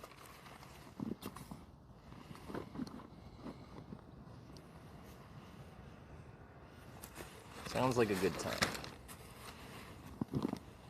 But yeah, this is just gonna take a little bit. We're just packing all the gear to go on the bike, and then we'll be riding out of here. So the purpose of the stream is to kind of show like a day in the life of someone historically hitchhiking. But on this trip, bike touring, it's like I generally start it in my tent in the morning and I finish at my tent at night. So we just started in our tent not so long ago, showing the progress of the day. Figures low weight, small size. As much as possible. What really makes it not possible to be low weight and size is like stuff like this. Each of these are like a pound plus each. Batteries to run the stream. That is but a portion of them. And all the extra things that we need to run the stream. A bunch of cables, a freaking long monopod, and all the clamps and things to hold that, and a lot of stuff to run an IRL stream like this. Also, since I sleep in a tent, I don't get to recharge every night, so it just means I have to bring like more batteries, more charging stuff, more stuff, because I have to be able to go longer without a recharge.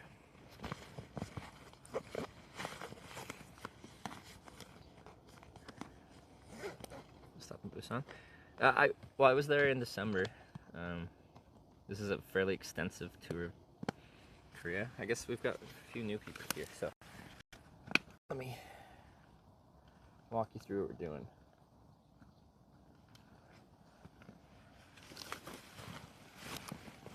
Okay, so the Korean government has seen fit to create an official bicycle passport for the official bike routes or bike paths, bike tours in Korea. Here's my passport. So this passport is very official. Like, it's connected to my Canadian passport, like my passport number and stuff like that. And there's barcode and the serial number in there. So that's all connected. Are you sitting there, Mike? Oh yeah, I forgot to put it back on. Sorry.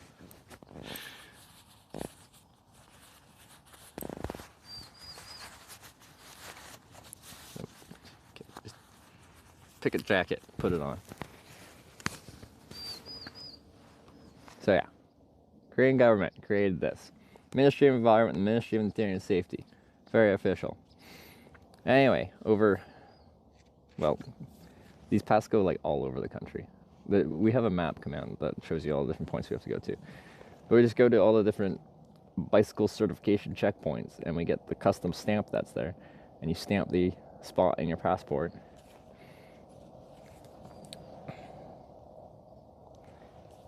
For that location. And there's 89 of these. And if I complete this entire passport, I get a gold medal. Gold medal. So we're going for gold. We are like 58 or something out of 89 completed. So we're well into this thing.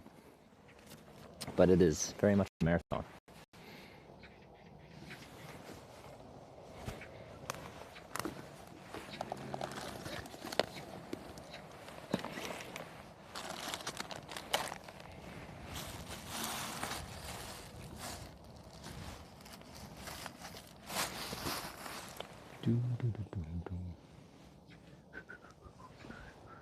Oh, it's just because I'm wearing all my jackets. I'm like, why is this bag so empty? It's usually more full. Yeah. So I'm wearing like 8 layers. Not actually. Wait, how many am I wearing? 1, 2, 3, 4, 5. 5 layers. Close to 8, it's kind of.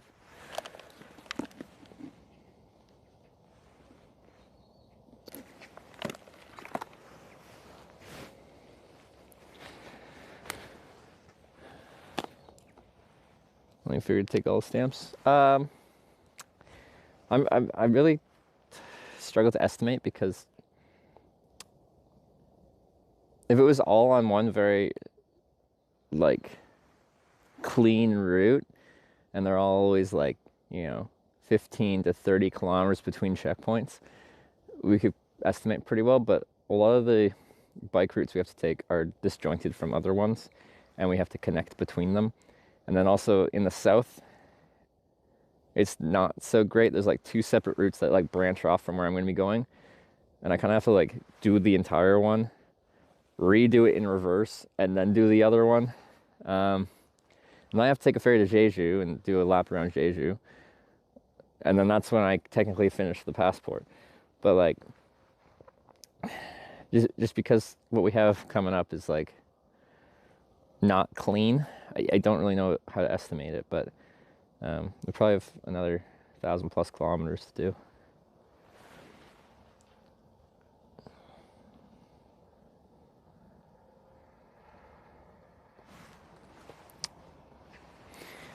But a lot of people that do this do it in a much more efficient way. Like when you get to the end of a route, if you're not immediately on the next route, they'll just take a bus to connect it. But that doesn't sound fun to me, so. Gotta do it on the bike.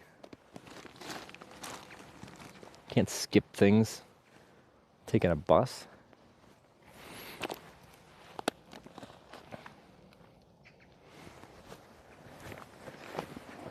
Passport's good. Yeah. Great tourism. No, I think it's a very clever idea. I don't know any other country that does it. I mean, it's like why I'm here. I wanted to go to Korea for a while, but I probably would have done a hitchhiking trip here. But I mix hitchhiking and bike trips, and I'm like, they have their own passport, and then you get a medal at the end. We can gamify bike touring.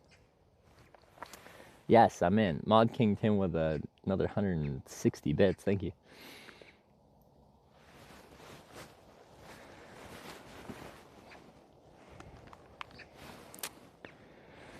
Okay, put that away.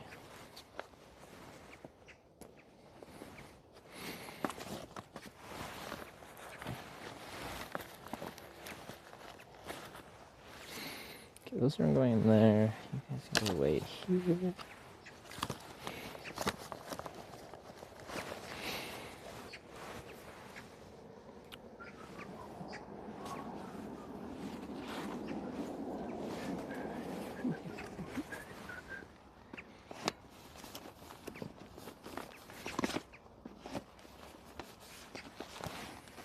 What you doing?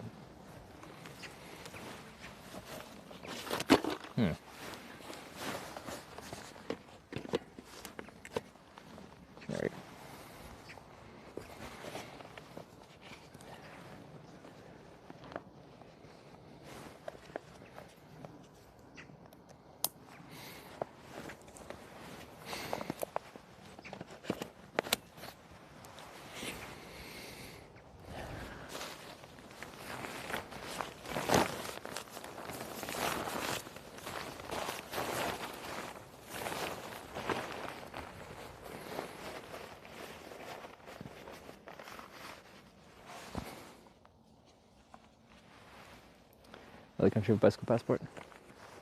Not that I know of.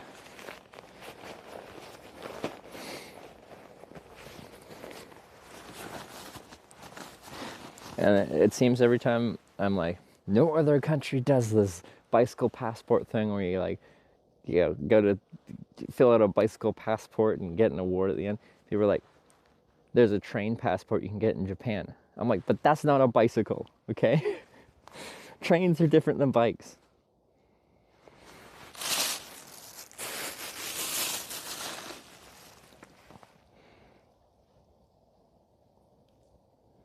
Touring road bike like yours. Surly cross. I really like Surly bikes in general.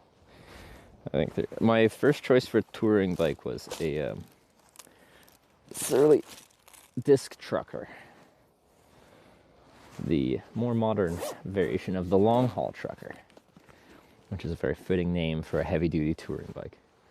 But the Kona Sutra I got here was just more. It was easier to find and cheaper.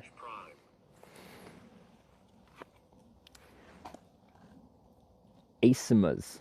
I'm probably saying that wrong. Asimas with the Prime. Thank you very much. Welcome to the Twitch Bikers. All right, let's get the bell box going. Switch to the bike camera here in a second. I use a third-person camera for biking. I think the angle looks cool for biking, but at the end of the day, realistically, I like it because I don't have to wear anything when I'm riding. Like, I hate wearing a backpack while riding, and this means I don't have to wear anything, and that makes me happy.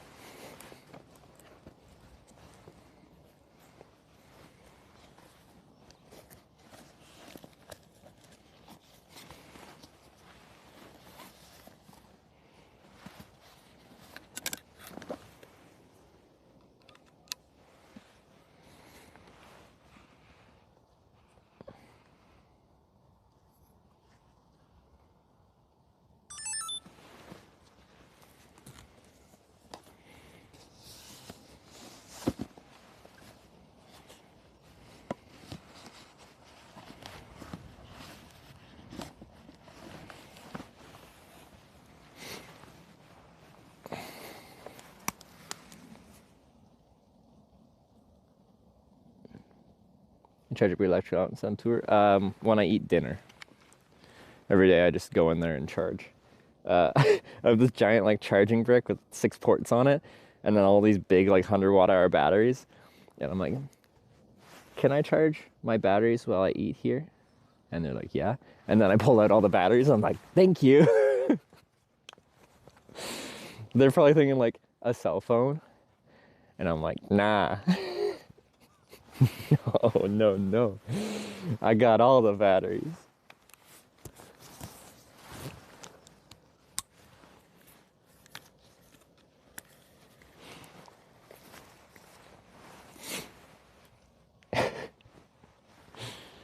Yeah.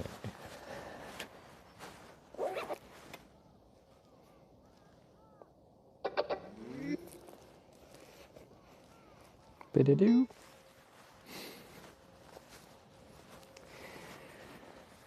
Okay, I gotta steal the mic from here, so the audio's gonna change. It'll be quieter while I get this set up. So, one moment, please.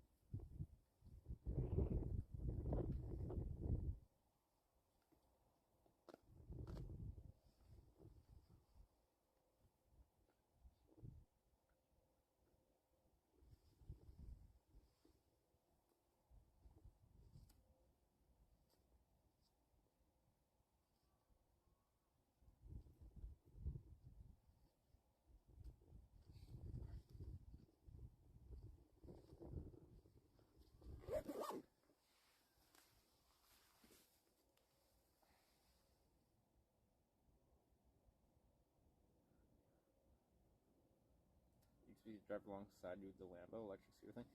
Yeah, I tuned in when they're riding it once. How fast can that thing go? took me a bit to understand when people were just like, HB has a Lambo. What do you mean they have a Lambo? But that said, I went for lunch with Jay Streezy, and he brought a friend, Ellie. And then I just casually said that I actually recently bought a car. And then she asked what car it was. I'm like, oh, it's a Mazda 3 hatchback. I like it. And then she's like, cool, I have a McLaren 720S.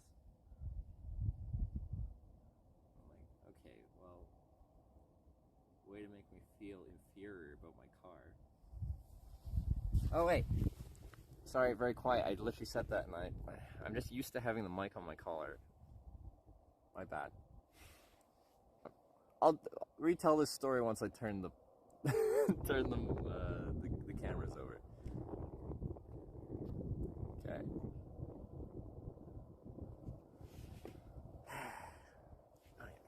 Do something here.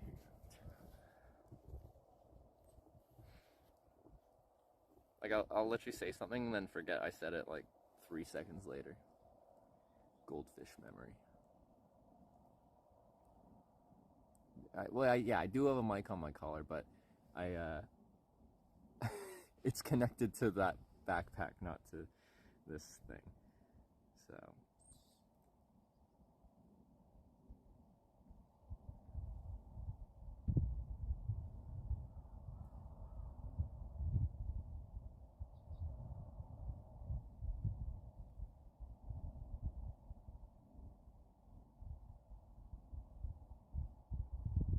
Be switching in a second here.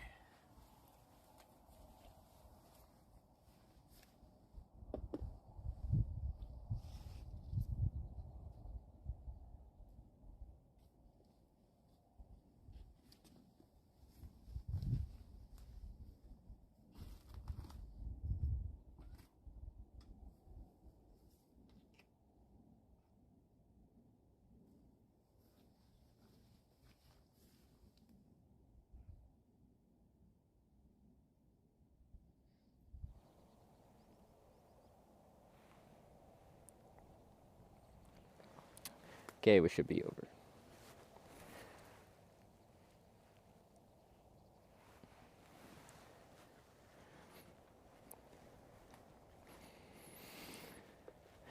Should be over.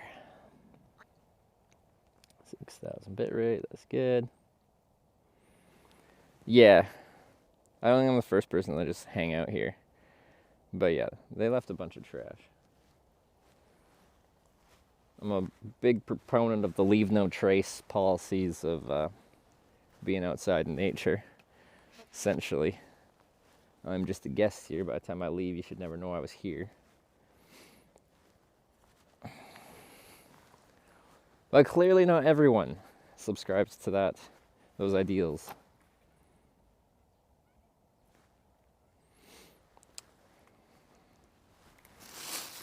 Okay, I'm gonna have to take this jacket off pretty fast here. Well, maybe I'll leave it on, just so I don't feel cold for the first little couple minutes of riding. Littering's the dumbest crime. Agreed.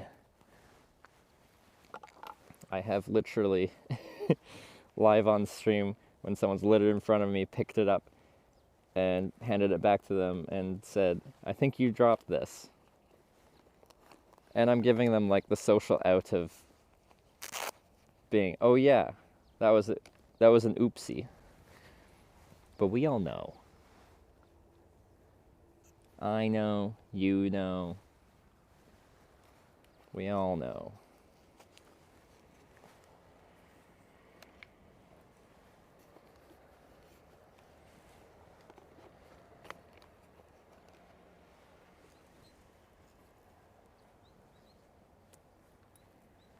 A nice football. Well, nice is subjective. It's seen better days.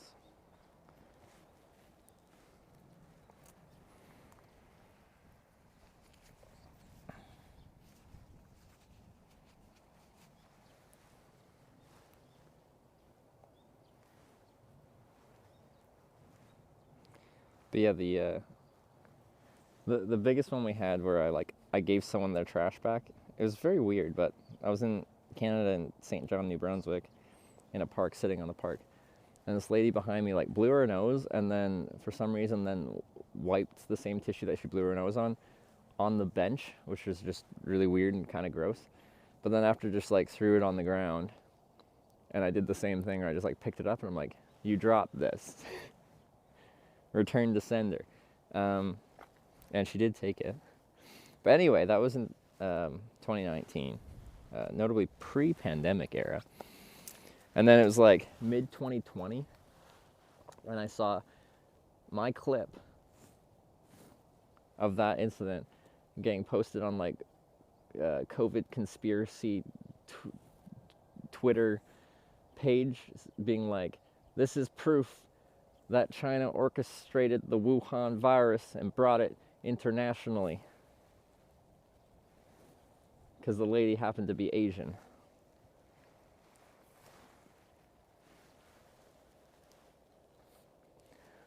So I commented and messaged the profile that was doing that, and I'm like, first of all, you didn't have proof to use that. Second of all, that took place a year before the pandemic existed, so that doesn't even make sense. So I need you to take that down. And they actually did. So.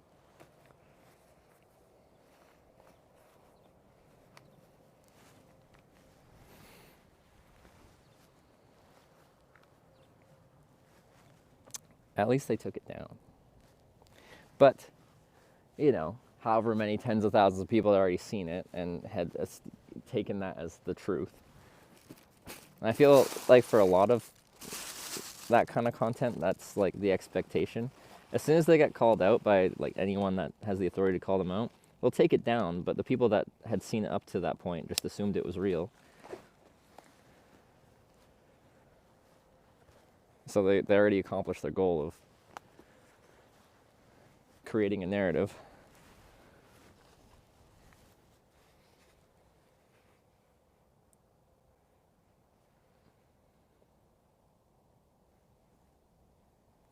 How far can you kick a ball? I played like 2 years of recreational soccer when I was a kid, so pretty much pro.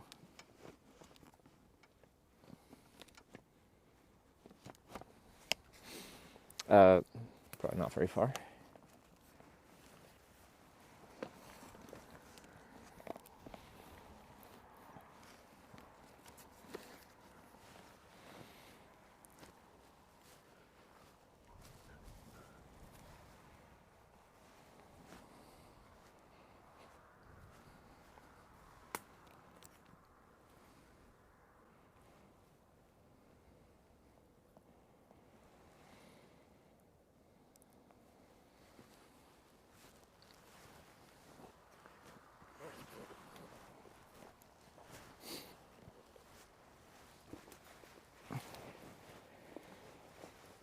Just strapping on the rear panniers here.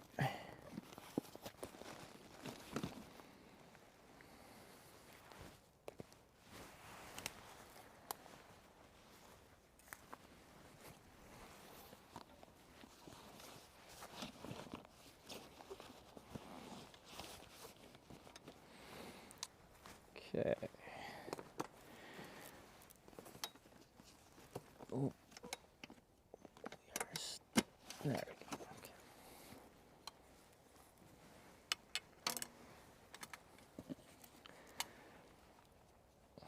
Okay. Cool.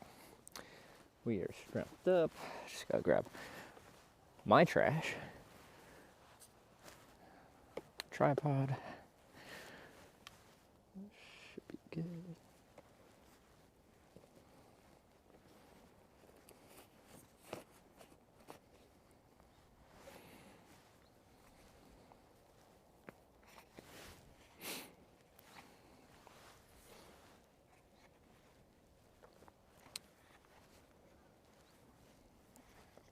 Just put in my snack bag for now.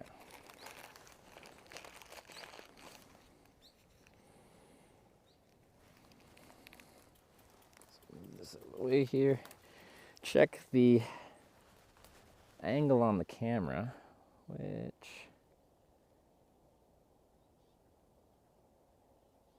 I think is okay. It might just have to be turned a little bit. Not that much a bit.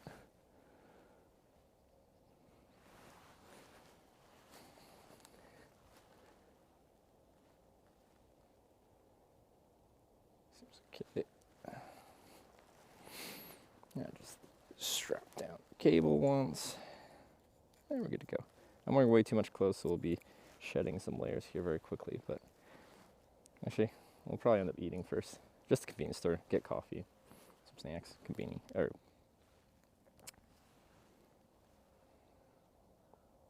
those freaking little things I like to eat.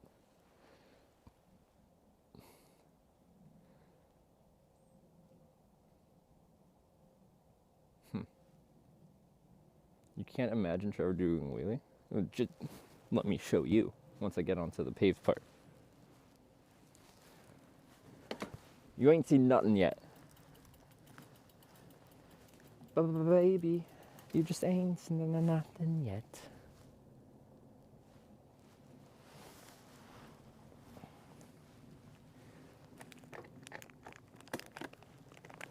Okay. This is kind of soft here. It'll be easy to like sink in and kind of fall here. Unlike Sarah, I try to not fall. Sarah hasn't fallen on her trip, so she's learned how to not fall. It's good.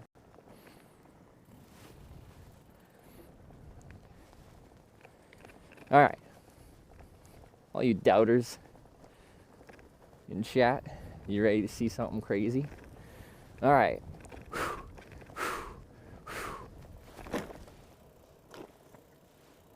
You like that?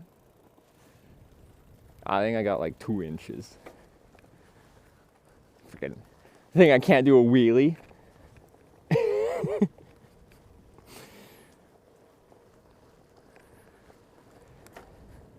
Wow, not much. What are you talking about? That was a ton. GPS. Yes. We gotta track this distance, okay? So I can flex on Sarah as well.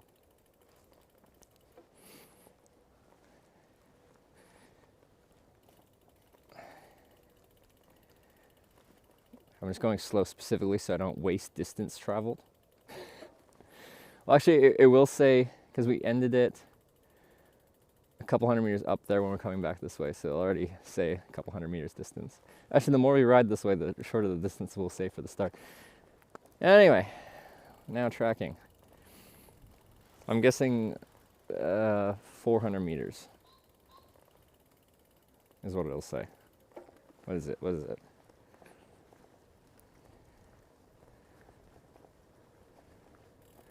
Ah, 700 meters. Okay. Which I'm not too concerned about because like that's distance that we rode yesterday. We did 700 meters beyond that checkpoint where it ended there, and now we're doing it that. So it really is distance from yesterday that we didn't log. So it being added to today's, it doesn't feel that scammy.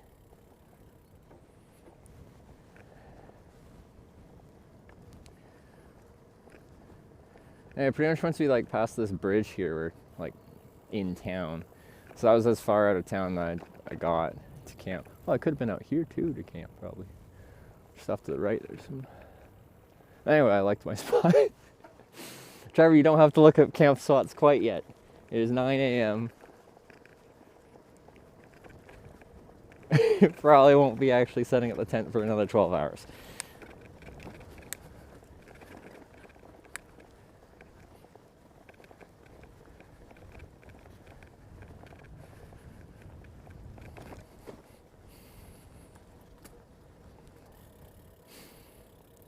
ID 7 required.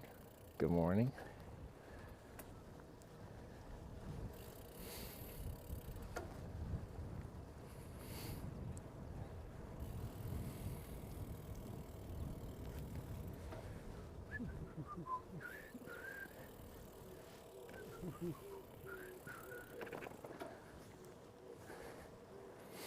Is that Backstreet Boys?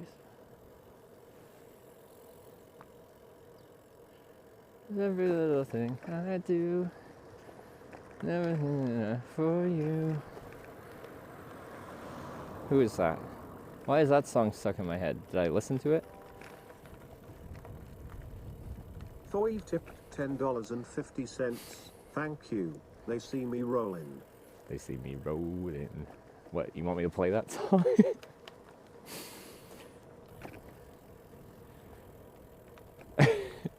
NSYNC, okay.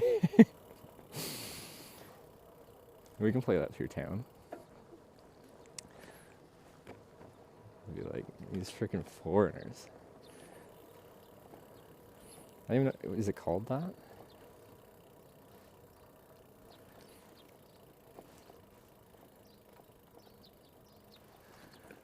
Oh, I gotta go over here. Ooh, that's steep.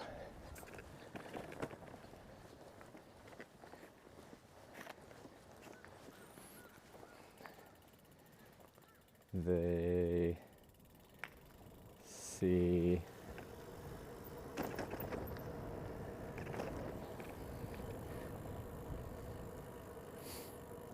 riding.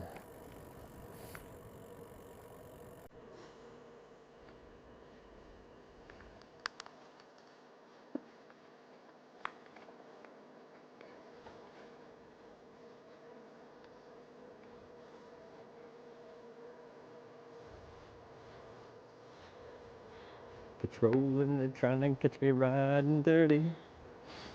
All these people playing park golf. My music's so loud.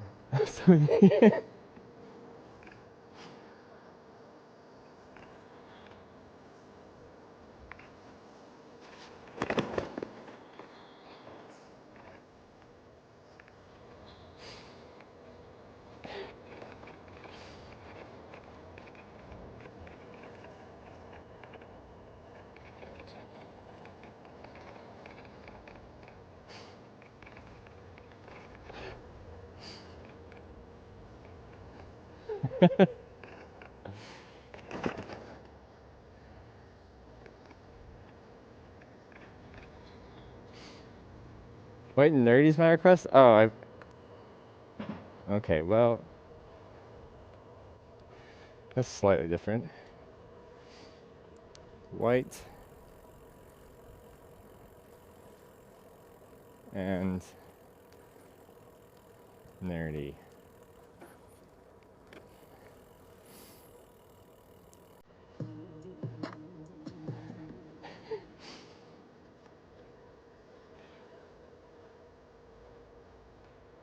The front lawn.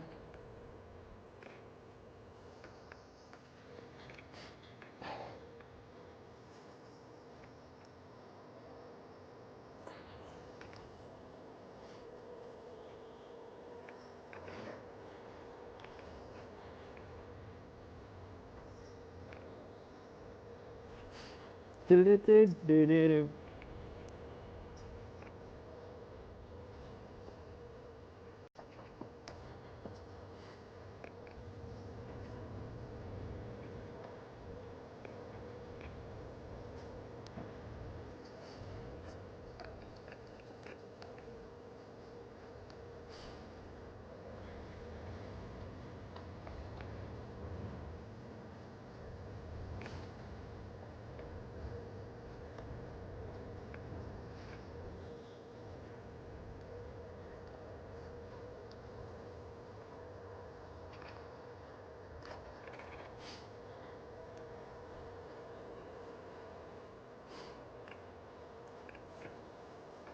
Do-do-do-do-do-do. Am I gonna miss town without getting a convenience store? I might have to actually leave the bike path. Yeah, we're about to leave town. I think I'm gonna have to ride up there and find a convenience store.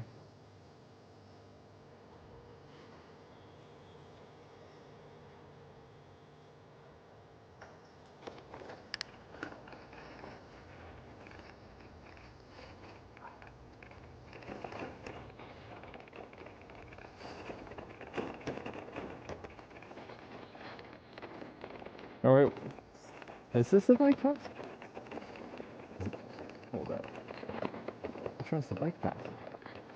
Is it that one?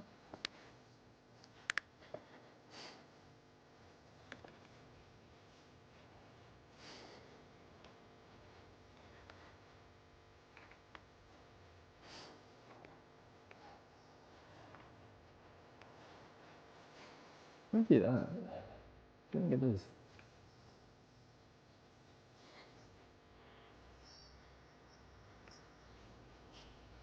Car's going.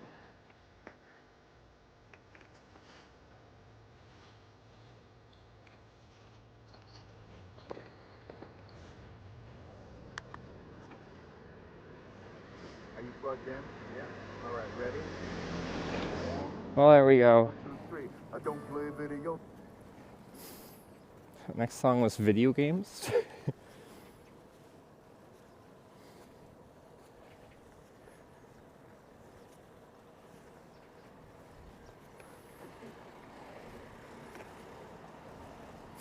Anyway, the Wii, thanks for that absolute bop.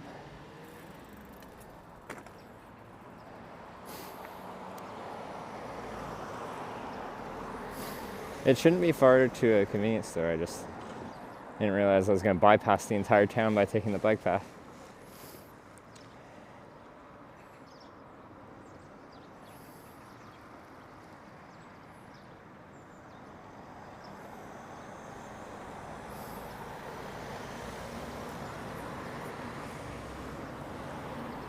Yeah, I should have just rode straight into town like I did yesterday, because now I'm just going to backtrack all the way. Sad. Song quest cost? It's usually $5. It's turned off. I just make exceptions sometimes. But it's all very unofficial. Because our official media share stuff was broken. Okay, let's get on this main road, then turn left. And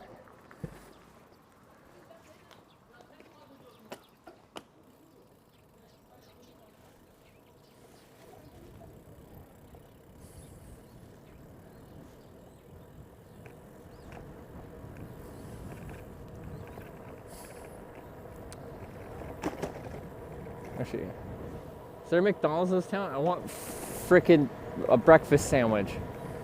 Don't make fun of me. They don't have good breakfasts in Korea.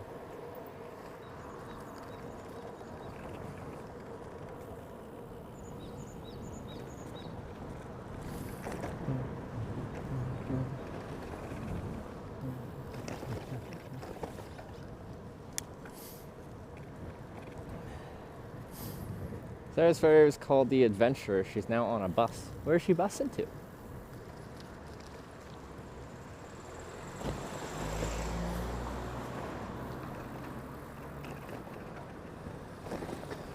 My music so loud, swinging.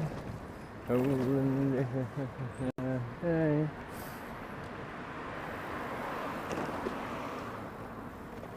right, we got all the businesses. We just need like a nice to see you, a 7-Eleven.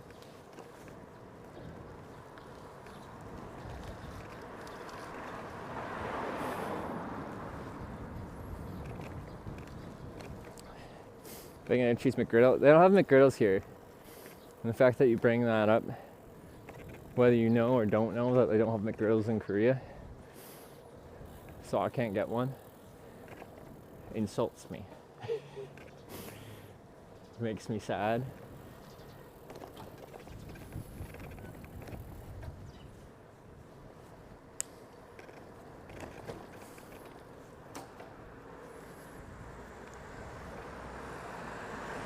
How the hell have we not seen a convenience store yet? This is like the main commercial drag, it looks like. Nice to see you. There we go.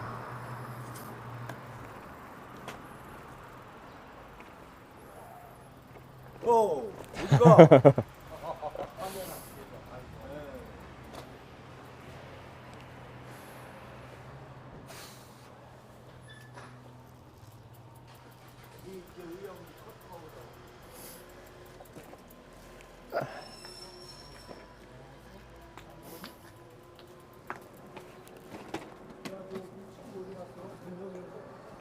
Dude. 너 누구? It, 살짝 놓고. it's okay. 어디 가셔? 어디가? From Canada? 응? From Canada? 응. I bicycle Like, all Korea. 어디가? All Korea. 군산? This is 어. Korea bicycle passport, 아. and you go all Korea. 여권 받아 여권. This is Seoul, and then Seoul, Busan, everywhere. Now I head to Jeju. Huh? Jeju? Jeju? Jeju Island? 제주? Jeju 제주? for a bicycle. 어 제주가? 응. 어. 야.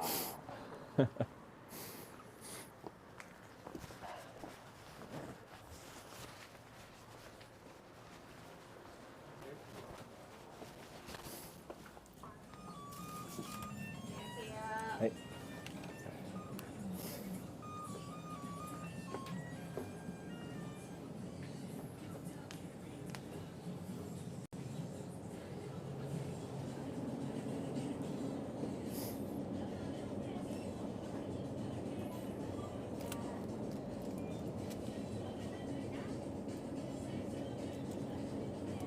They're really interested in the bike.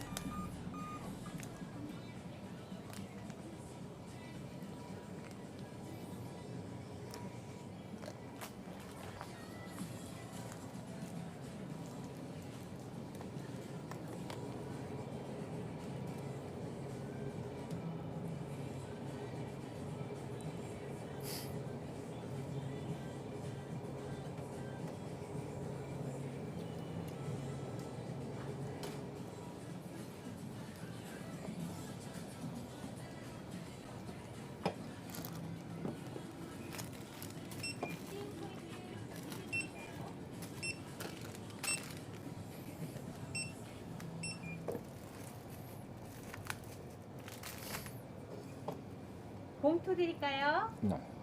11,100원입니다. 챙기시면 됩니다. 영수증 드릴까요? No, no, no. 사인. Oh, yeah, sorry. 네, 감사합니다. 감사합니다.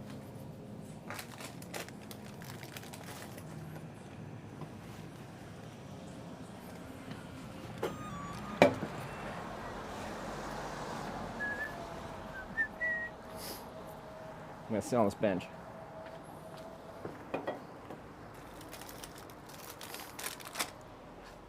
Do do do do do do do do do do do do do do. Do do do do.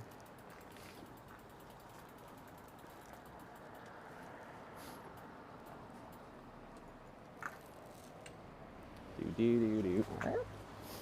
do do. Do do do do. Do do do do. I'm way too warm.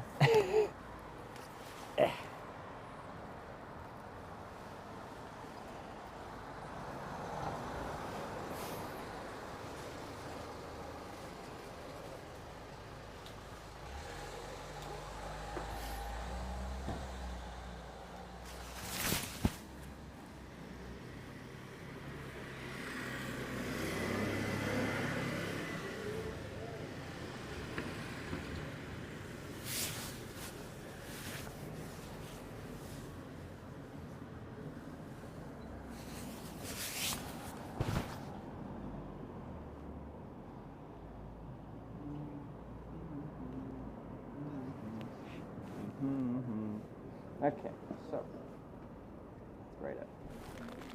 I got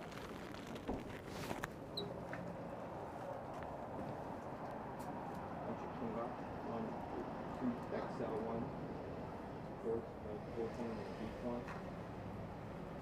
These things are tasty. I got some chocolate milk, one, a coffee, and some peach rings for a gummy snack. You would say live in this area? I don't know. I need to consult local expert. Where's the mic? Oh.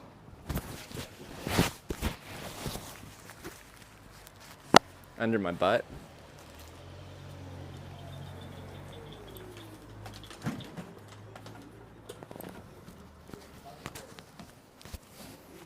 Some people pay extra for that, I'll have you know. So I have 3 kimbaps, 1 extra large one, and 2 regular ones. I've got a chocolate milk, a coffee, and some peach rings. So we're gonna bring bags on our way to the hotel, all good. 85 cheered 100 bits. Oh. Sarah got her bike and bags. She's on the way to the hotel. All good. You love to hear it. She's still streaming? What a champion. I could have slept in.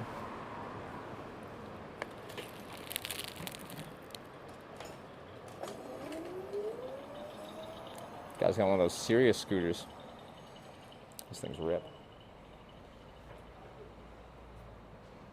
Barely avoid going back onto the ferry to Ireland.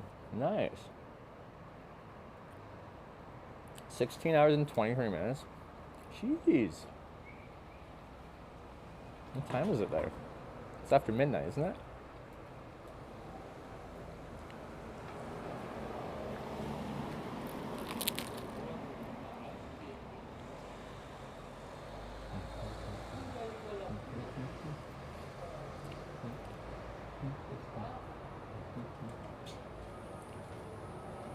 Said new record, world record was 14:37. Yeah, 16 hours is that's big numbers.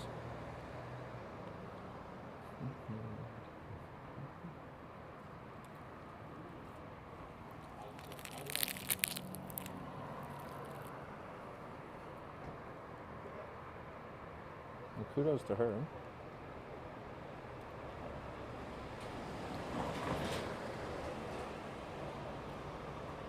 But it looks like she's fast tracking to get to an airport to fly to Greece now, right?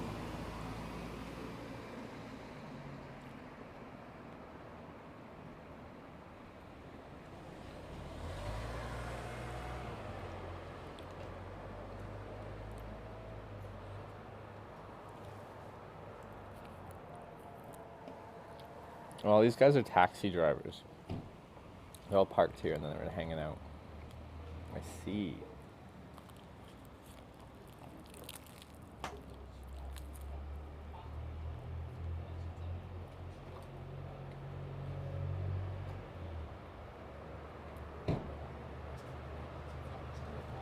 Rock some avocado in the center of mine with seaweed on the outside, like the one you're having. I can see that being good. Just avocado, or you put something else in there? I love avocado for incorporating like fat and creaminess into a dish, but avocado on its own to me is lacking flavor, really. Some people speak English there. Like some, but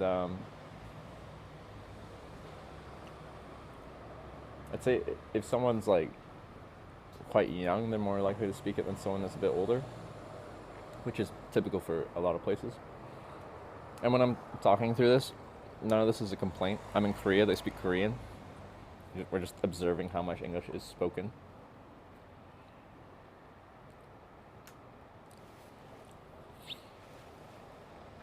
Just avo, I'm vegan. Ah, okay, don't I'm more. But I use the rice ball seasoning. I forget the Japanese name. Okay.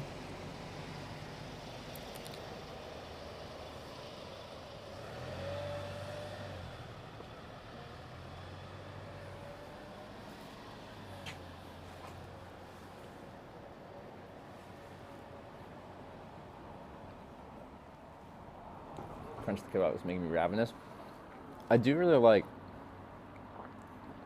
the texture of these, with the crunch of the seaweed on the outside.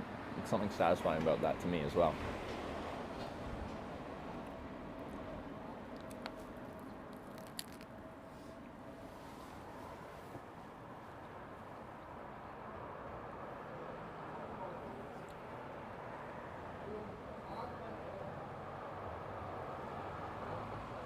Let's go learn English from rap lyrics. This man, he's as plays he is. This is true. What's the origin story for Esco and Hosu? I'm pronouncing that wrong, I'm sorry. Being called EXBC. It sounds cool. So if that's the extent of it, that's a good enough reason. Is there a backstory there?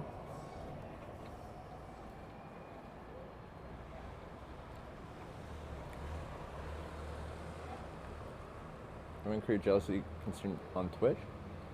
Like Koreans are still here streaming on Twitch too. I think to watch it in Korea you need a VPN though.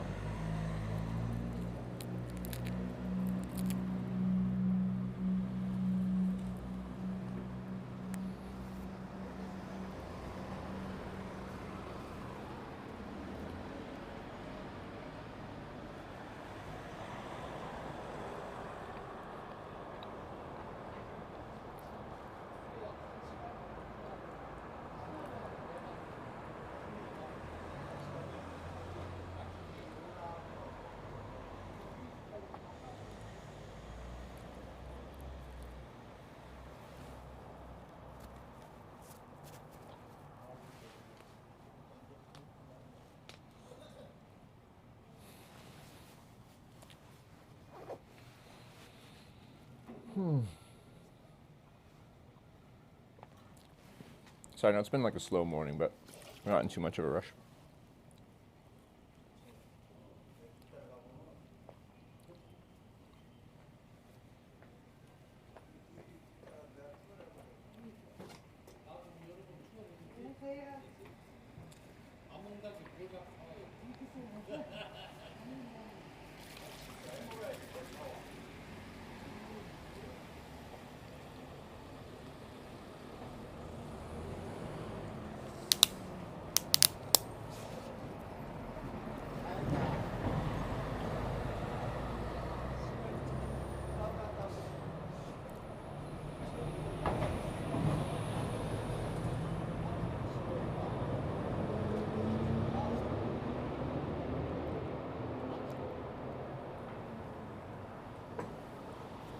Copies that start with a U. Oh, they have Korean and English.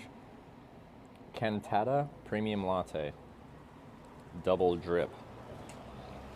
We got that double drip. I can just show you.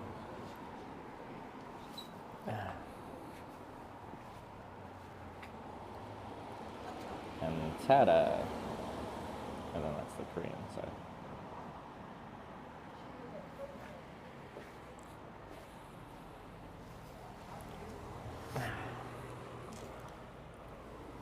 Dwarfy. Have a good one. Thanks for hanging out. Was it good? Yeah, these are pretty good. Like, I don't know, they're like usually like 2,000 won or something like that, so they're like pretty cheap. And they come in a little heated little cubby thing. They're convenient, hence convenience store.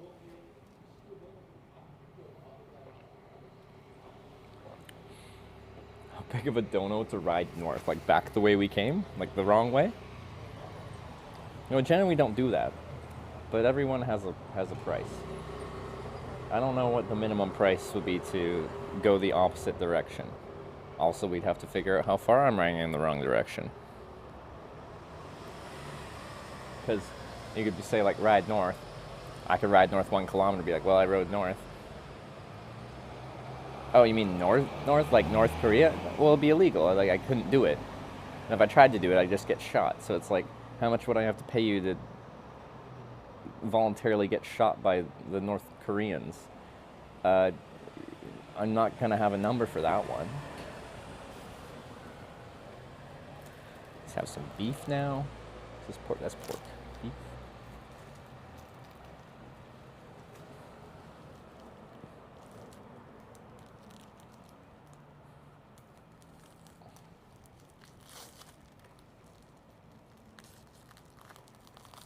I doubt you'll be shot.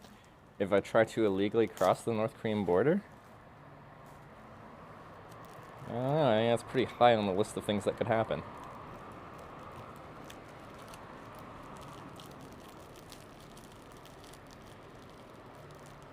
But yeah, it's like the most... Oh no, I'm losing a lot of my seaweed.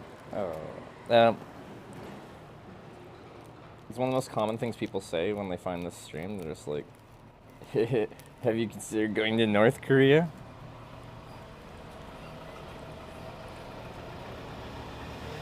If you're about to say that, trust me, 10 people say it a day.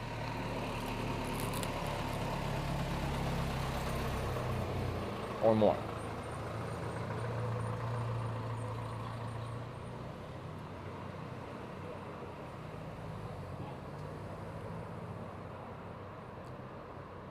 I just want to be the first one today. Well, congrats.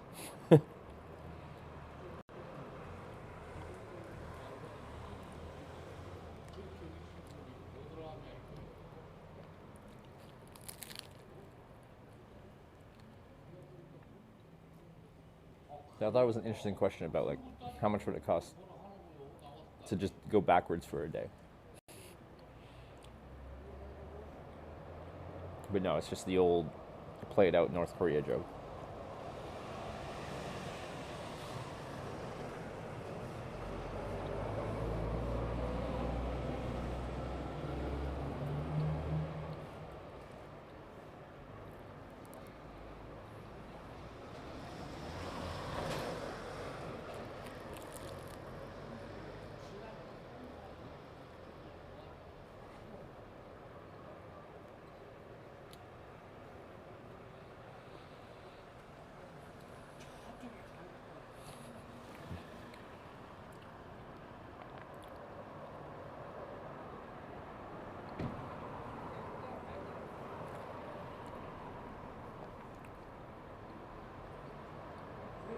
Have good vending machine South Korea. They don't really have much for vending machines.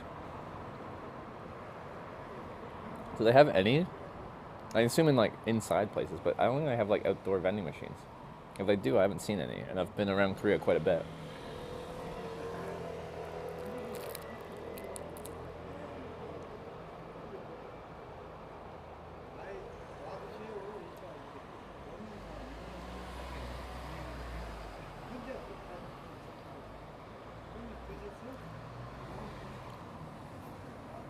I don't know if powerful binoculars you can look into North Korea.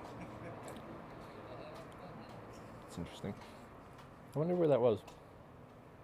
As we went right to the border on the East Coast, I don't know if there's an island there. We did it at night though.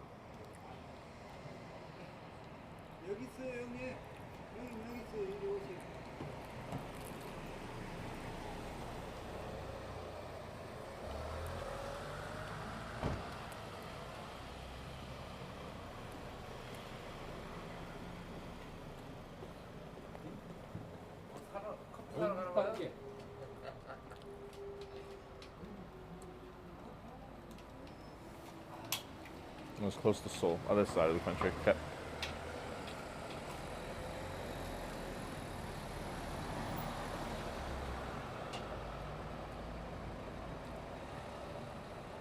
Plentiful outdoor vending machines, uniquely Japanese thing. I agree. I haven't seen it anywhere else.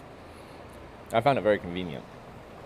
But like, a lot of the places for the vending machines made sense, but sometimes they put vending machines in like the middle of freaking nowhere with just nothing around it.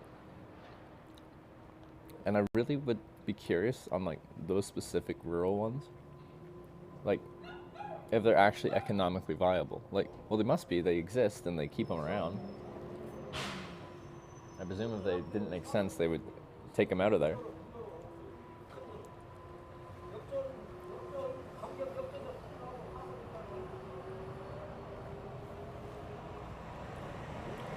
That's the only place with as many vending machines that I've seen.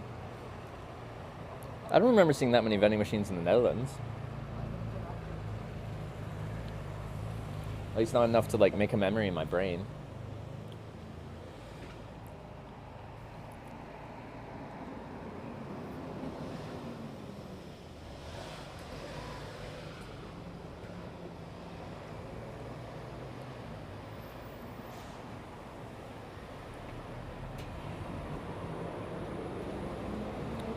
The custom can't be that huge, especially when I have so insanely manual it. Yeah. Yeah, there's definitely a cost of scale kind of thing there, where there's just so many of them. The cost per unit's probably quite low.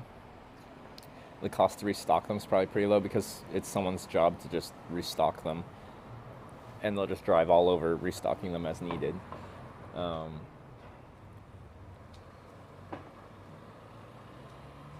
Maintenance cost is probably pretty low because they have like full facilities that will repair them and replace them as needed.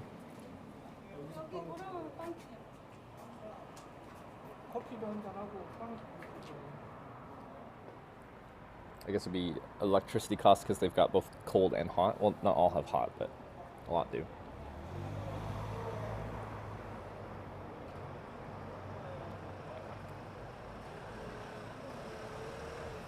Vending machines, no one's trying lots of vending machines with fresh meals in them and stuff.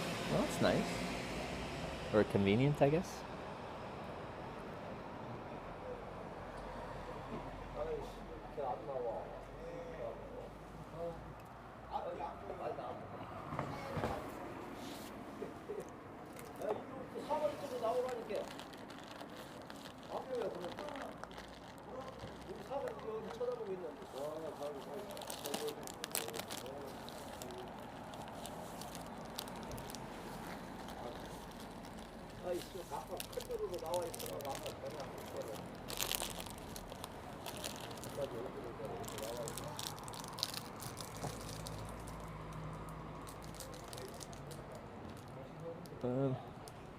Three big vending machines at work with baguette, micro meals, yogurt, muffins, and juice.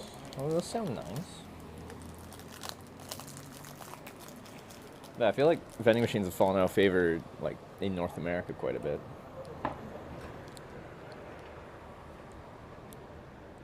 Remember the vending machine at my middle school was like people just hang out at the vending machine.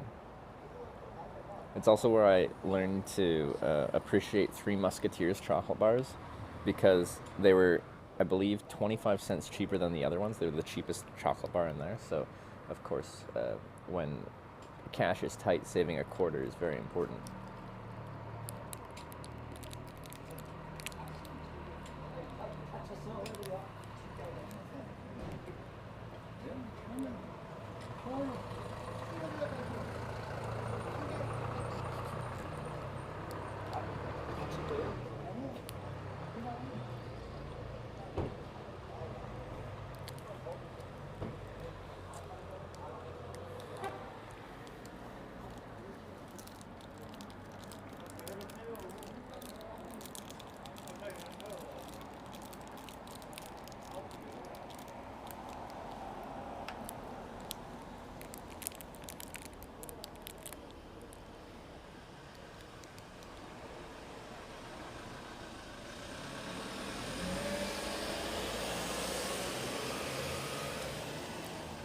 I think after this, well, I'll have the chocolate milk really quickly.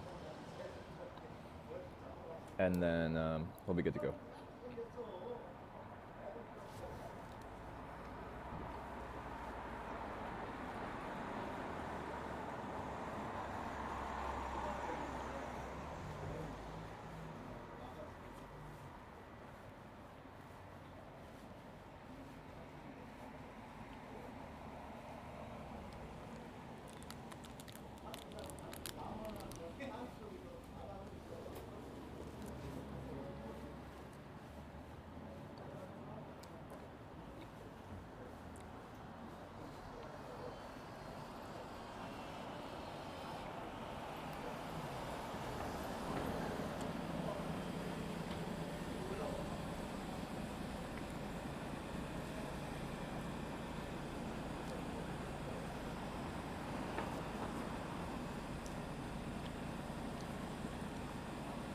You get me in trouble?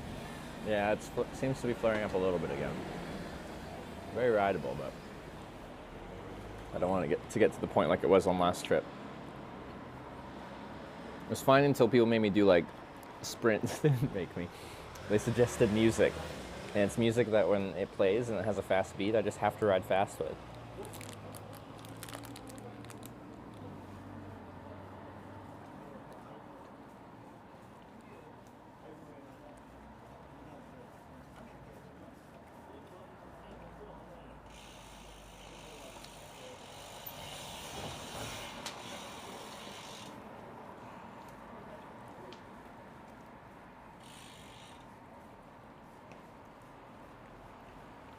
Old man troubles. Yep. I'm getting there. Pushing 30 here. Hairline's pulling back. I got sore knees. The heck? Where did the time go?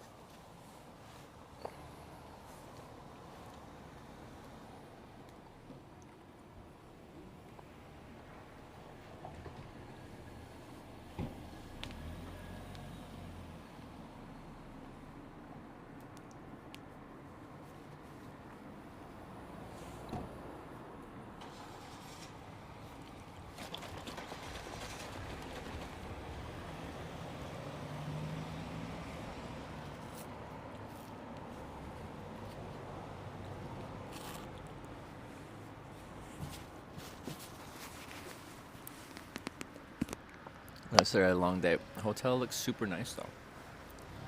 Look at Sarah bouging it up. Fancy hotels.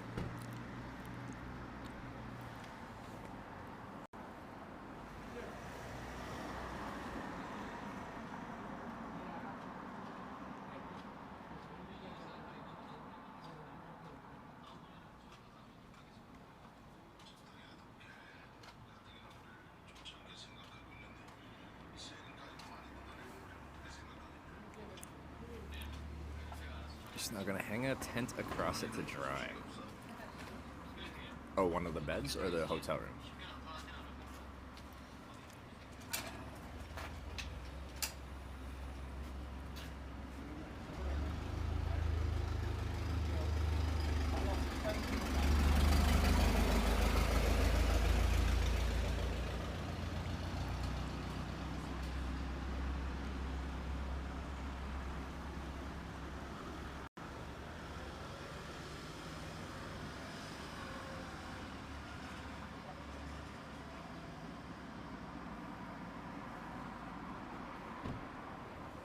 Work in progress. Wow. Sarah's had quite the adventure so far on hers. I feel like mine has been like, as far as inclement weather and I don't know, just having the trip things that are tough to navigate and uncomfortable to deal with. Sarah's had a lot. I've had a little. Well, pretty much like one heavy rain day. The rest has been pretty chill.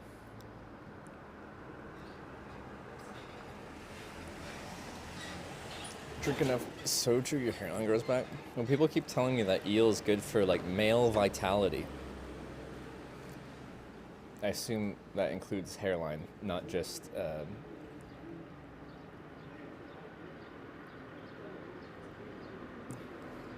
more intimate details.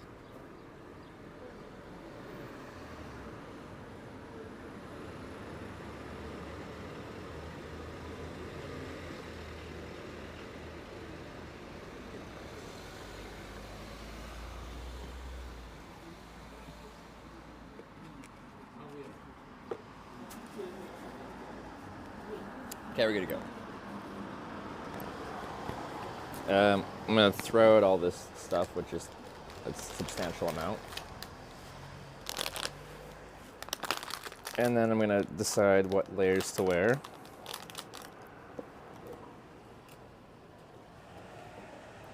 And then we're gonna go. Cycling sandals are wild. What's the story behind them? Let me throw this out. Wait, I still have coffee. Hold up. Never mind, we'll finish the coffee and I'll talk about my sandals. Then we'll throw it on. What's the story behind the sandals? Okay, so, story about the sandals. These are cycling sandals, so they've got SPD clips. But when you're cycling, like my feet don't get particularly cold. In fact, they get quite sweaty. But if you're wearing sandals, then you've got like crazy amounts of airflow and my feet never get sweaty. But if it gets cold, then I'll just wear socks. If it gets colder, then I've got overshoes to go over top of my sandals. essentially, I think sandals for long distance bike touring are the best cycling footwear in the world, by far. They work in any condition. Also, if it rains in the summer, like, I think it's better to just have sandals on. They will immediately get wet, but they'll also immediately dry, compared to having closed shoes, which will still get wet. Even with like waterproof overshoes on, your shoes will still get wet. When you're cycling, water finds a way in. They will get wet, and then they will stay wet because they're in an enclosed space. Also fashion, yes. Also, I think I go from like solid middle of the road 5 to like at least like an 8 once I put my sandals on, plus 3 attractive bonus.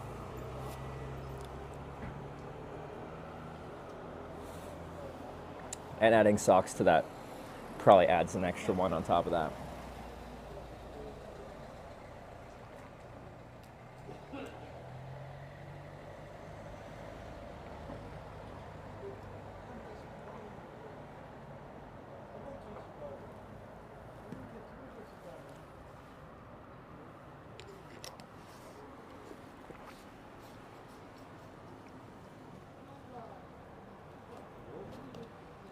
Okay, now I'm actually going to throw this out, and then we're actually going to start touring for distance today. Because so far it's been a very slow tent pack up and a lot of snacking. Oh.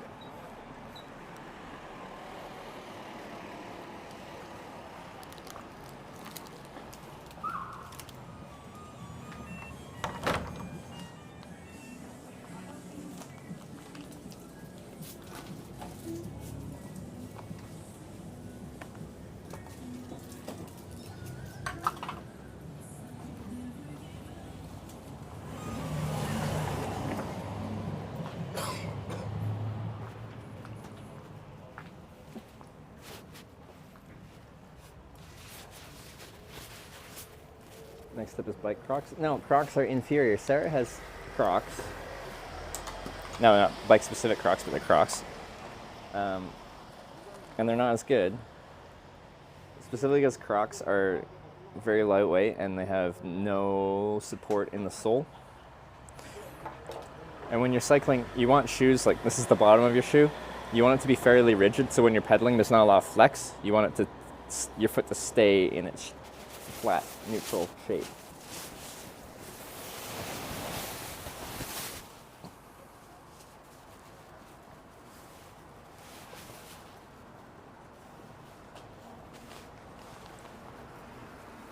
People told me they made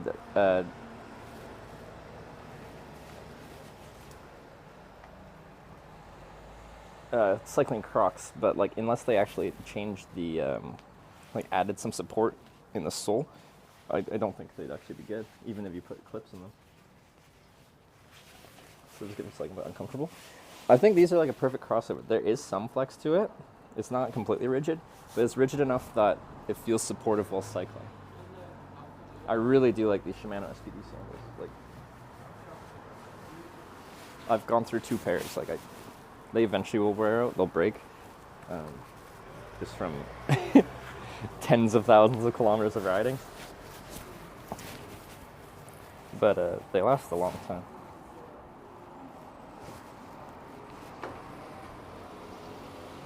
Might show a difference between clips and not. So when I started riding with clips, I thought it'd be like, oh, you'd have extra power because you can kind of pull your foot up during the rotation as well as push. So you got like both up and down motion. But I'm not really pulling on the way up. But what I feel like clips benefit me is my foot is always secure on the pedal, and it's always exactly where I know it will be. My foot never like kind of like sits in different spots. Like every pedal is exactly the same because my foot's always exactly in the same place. And if it's not where I want it to be, then I adjust my setup on the bike to get it where I want it to be. So it makes everything very repeatable and comfortable and secure. Prevents sliding on the pedal. I was trying to kind of say that as well as other things. So it's not so much for extra power, just being secure on the pedal. Any two travel just resubscribed for 4 months. As the Koreans say, fighting. Hitch. Glad to see you continuing your journey in South Korea. Eddie to travel. Thanks for the 4 months. Glad to be back. In Japan they have like fighting? What is that?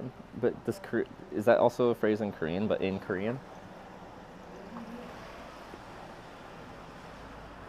Thank you for the 4-month resub though.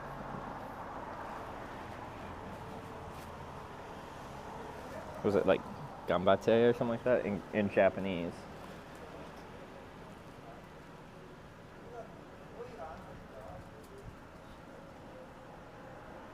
Really hard, very short, steep uphill. Yeah, I feel like, the only times I've really pulled is when you're like at, like you say, like 100% output. Like I need all the power I can get at this exact moment. And maybe that's where I like annoy my knee, because my knee started hurting after people were playing like high beat music, and I was like, for the drop, I'd like go from a decent output to like max output for fun. And maybe it's that pulling motion that just kind of annoys my knee a little bit.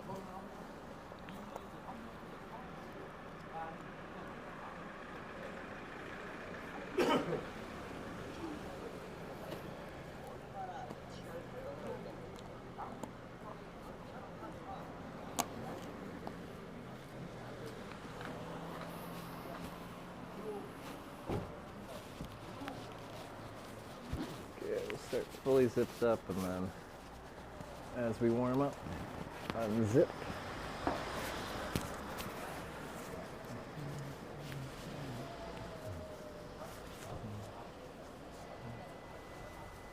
I might not need my buff, but we'll leave it on for now.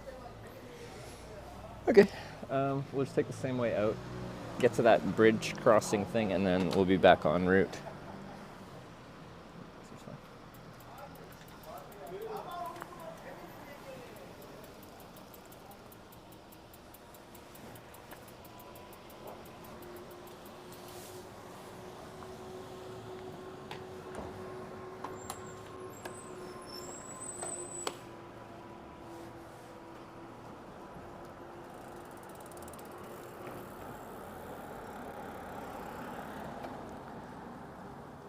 Basically fighting, there's no F Korean outfit for, so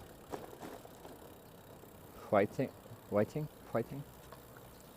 that how you say it? Well, that's whiting. Say that to all the cyclists I see.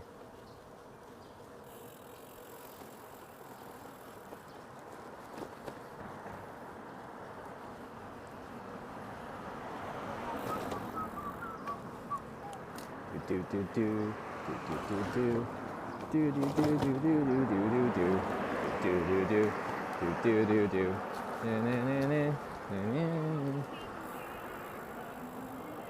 They got the tunes up here. Oh no, it's one of those. I think it was one of those trucks like doing the political advertisement thing. Elections are coming up apparently.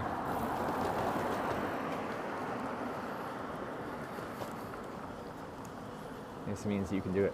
Fighting. Fighting. Fighting. Fighting. Fighting without the F.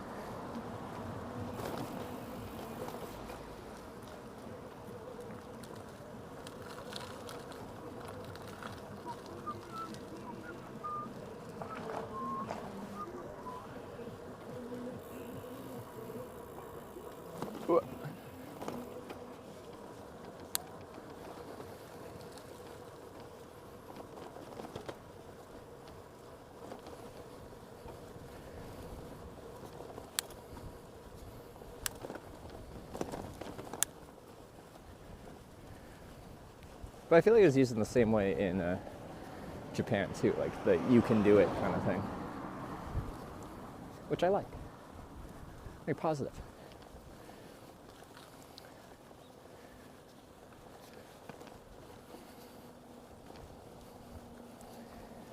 Did I make it to 3 more words? I did, but I didn't successfully hitchhiked there. I had to get bailed out with a ride to Sacramento airport and then fly to LA. So I got stuck at a truck stop forever. An entire night at a truck stop in Corning.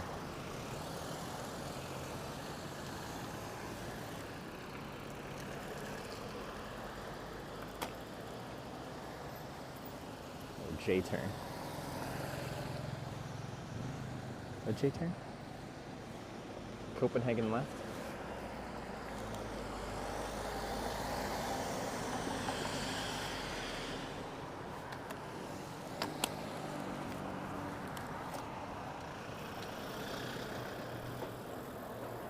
I see on YouTube. We are on YouTube now too. Live streaming here, live streaming there. Live streaming everywhere, except actually only those two places, so not everywhere.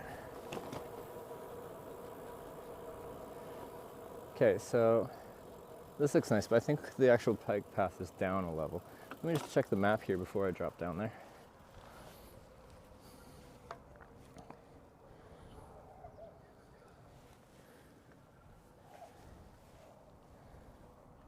This makes it look like I stay up here, so I'll stay up here. It shouldn't really complicate things. If this isn't exactly it, it goes in the right way anyway.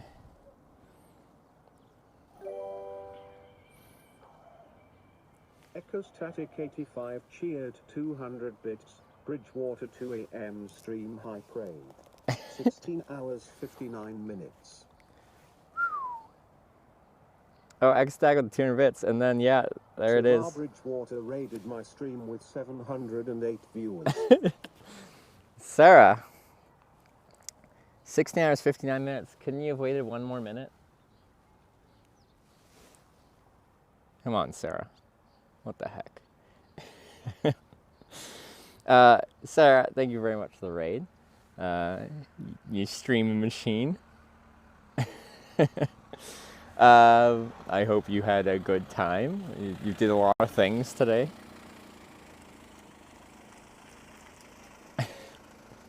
She was on fumes. Was she getting all delirious? Oh, I'm in danger. Ah!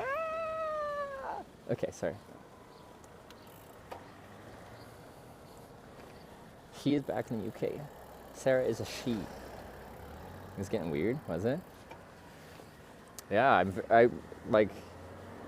I woke up at like 6 something and I quickly checked Sarah's stream and she was on the ferry and I'm like, oh, she must be ending now. So I'll start my stream so we can do that 24 hours of non-stop bike touring content thing that we were trying to do at least once. And she's like, no, I'll be on for a couple more hours. I'm like, what? The heck?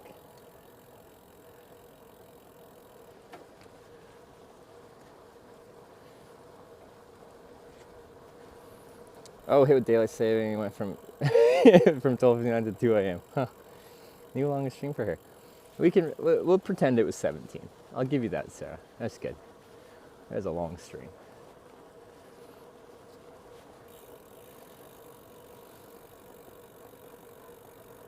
Drives in the hotel room. It's not going well. What's not going well?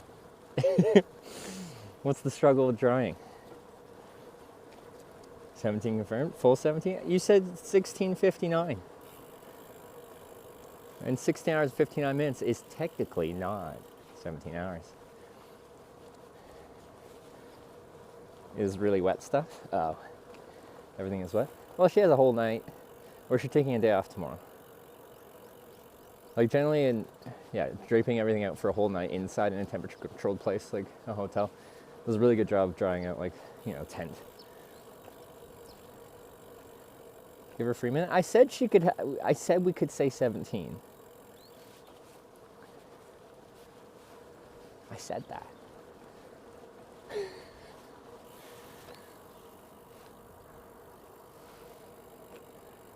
It's just a sleeping bag. That's the problem. Ah, yeah.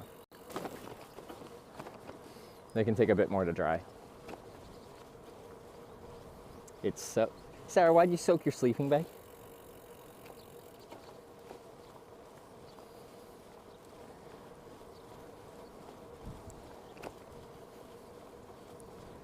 it on again. You know what? Hey, that's my sleeping bag. Don't tell her to get rid of my sleeping bag.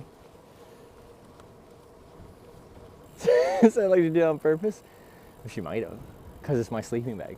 And she's just like mischievous. Got the authentic Irish experience.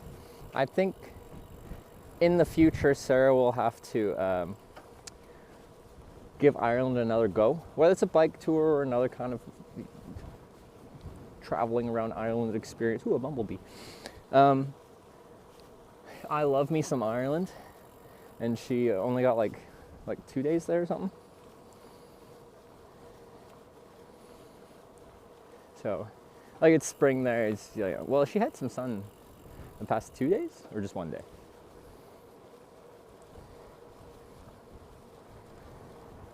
Sarah's really, really looking forward to Greece. What's the forecast looking like for Greece? Is it looking good?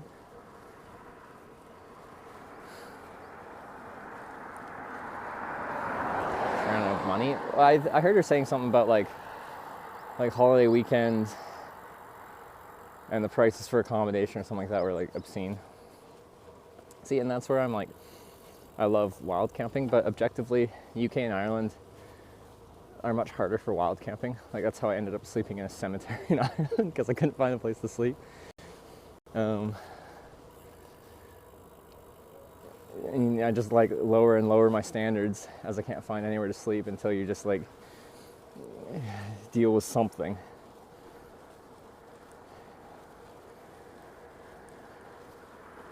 Arrived at a place you visited, Holyhead, North Wales. Yes, have been there.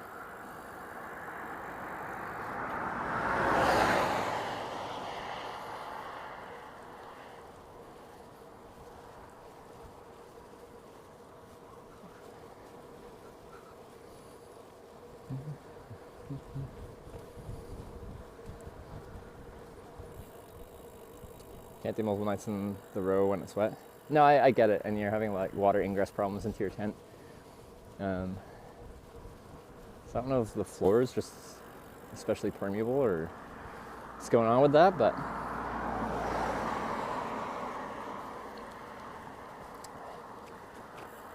like if you wet out your sleeping bag, like you're screwed. If you're in conditions that require a good bit of insulation, like.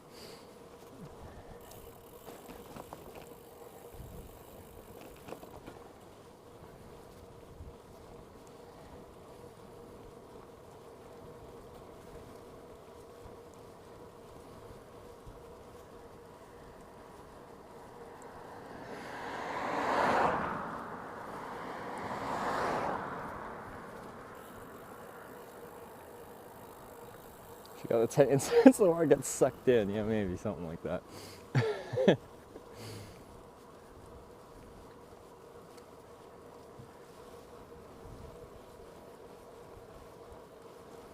Maybe I need some like seam tape or something like that on specific things. Maybe I should like test it at home and see the points of failure if it's just the entire floor as a whole.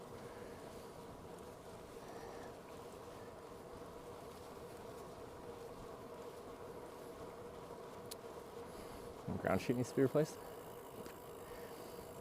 Like, the ground sheet isn't really supposed to be like a waterproof barrier between the ground. It's meant to protect the floor of the tent from abrasion.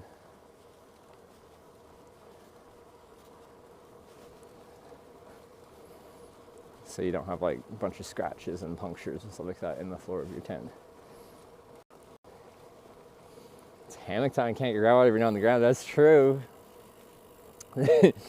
All this wet tent stuff could make Sarah a hammock camper. Right, it's a tent. It's a big Agnes Copspur HVUL2 bike pack tent. We didn't have too much problems in Europe.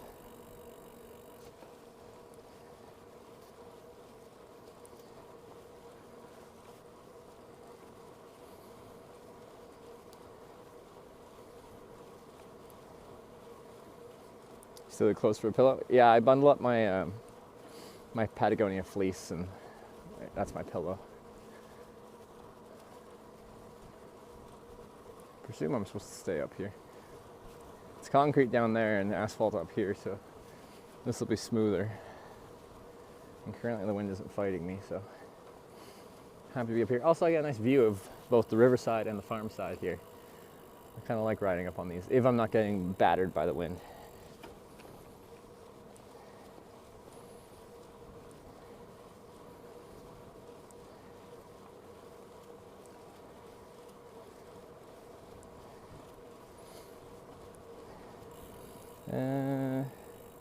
It's always someone hammock, zip closed like a cocoon. Yeah, I've heard really good things. I haven't tried hammock camping before. I would like to at some point. I just would have to buy that whole setup, and for a decent hammock camping setup, it's a bit. But it's very, very important when you're hammock camping. Even when it's not that cold. Oh, actually, I think I see the blue line on that one. I think I gotta go down now.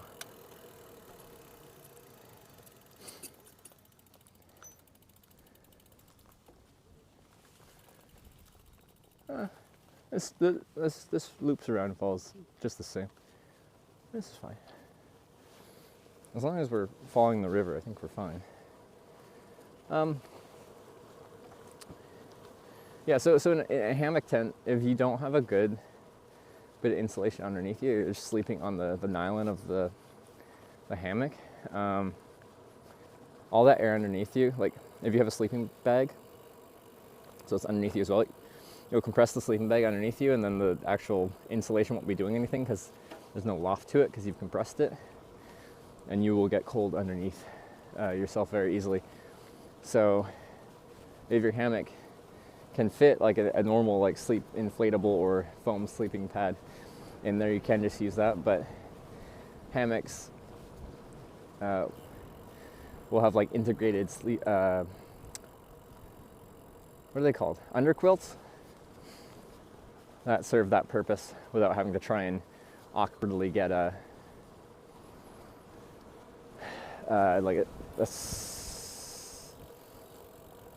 sleeping pad into said hammock. Mixing up my words here.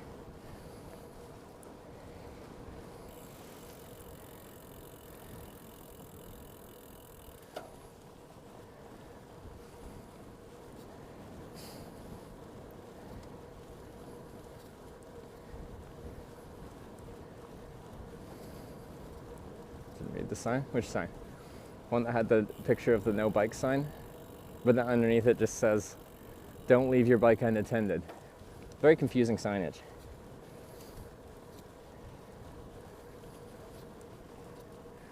You can still see the bike lines on here, the yellow one separating the two sides of the bike lane.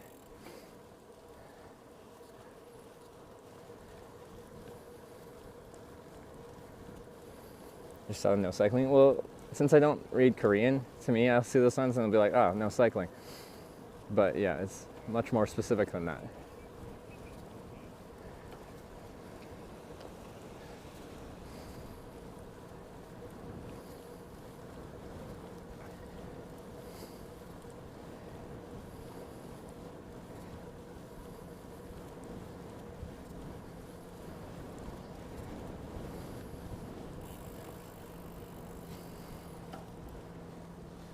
Now it's getting a little breezy.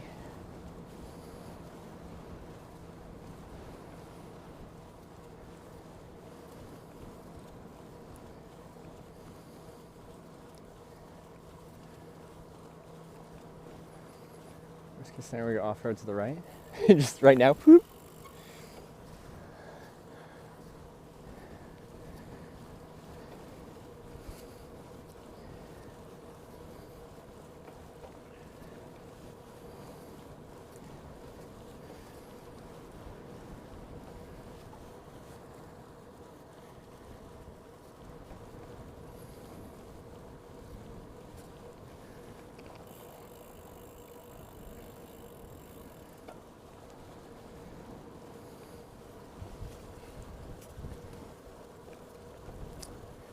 Okay.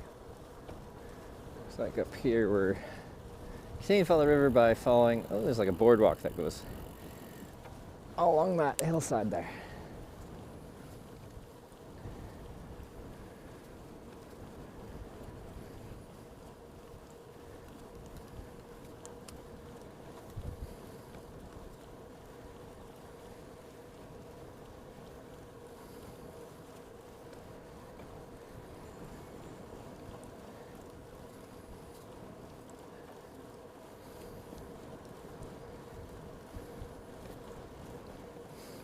moving lovely here. Many hill climbs. Um, lately, have we had much for hill climbs? We've had some kind of hilly sections, but now like I'll compare hilly sections here to like what I spent all summer last year doing, which was Norway, and nothing really seems hilly after that. Like we brought up several times how like the big climb of bike touring in Korea is this hill that eventually gets you up to 500 meters elevation, and 500-meter climb is pretty good. The thing is, like, when you start that climb, you're already at 250 meters elevation, so it's a 250-meter climb, which is really not that big, but it's like, within the bike touring scene in Korea, it's like a notoriously big climb. Oh, that bridge is closed. I gotta go this way. Alright, well, good thing we're up here. At least I think it is. Is this close?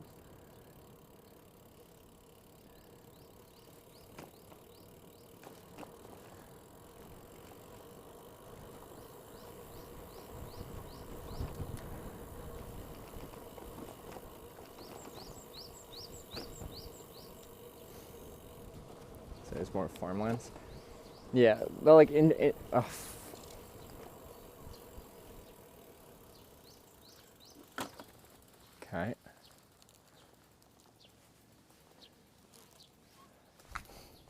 Okay. So that red line is where I'm supposed to be going around there, but it looks like I have to go down this way and around and then reconnect back up because that bridge is closed and then this road is washed out. Okay, detour. We do as the sign says here. Around we go.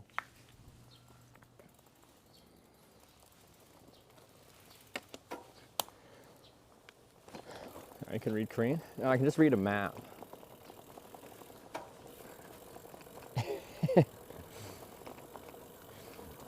It was a pretty clear map. It's just like green lines are open, red lines are closed. The route I'm supposed to be taking along the river path was pretty easily distinguished because it was the red line along the river. Any snaps today? We're about to get our first one in not too long. Just a few kilometers. Maybe a little bit more because we gotta do this detour.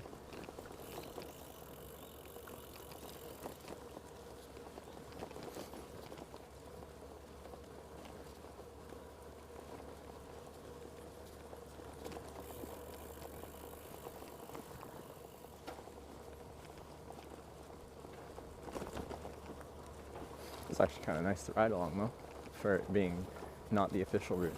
Oh, it looks like we gotta climb. I think I saw a truck doing the way over that we have to do up here a little bit. I gotta like climb this hill rather than going around this hill.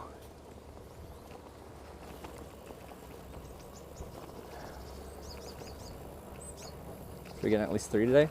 I think there's just 2 left on this bike route, and then we've got kind of a big gap to get onto a new bike route. So if I'm remembering correctly and what I said is true, then probably 2.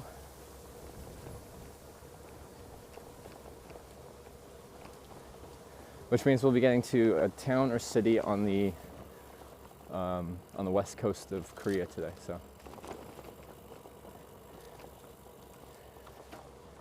we've spent a lot of time on the east coast, but we have not been on the west coast yet.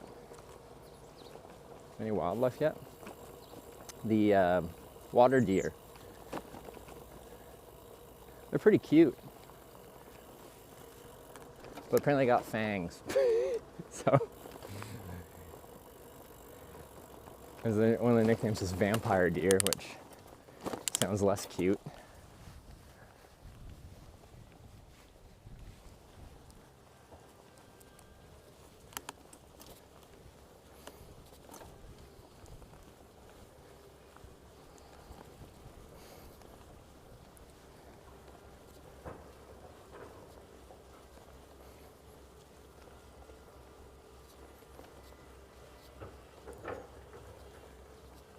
Or haven't you biked yet? In Korea? Well, like the West Coast stuff, a lot of the South Coast, like I've been to Busan, which is southeast, but some of our routes will kind of take us to a couple different places in southern Korea. I have to do Jeju.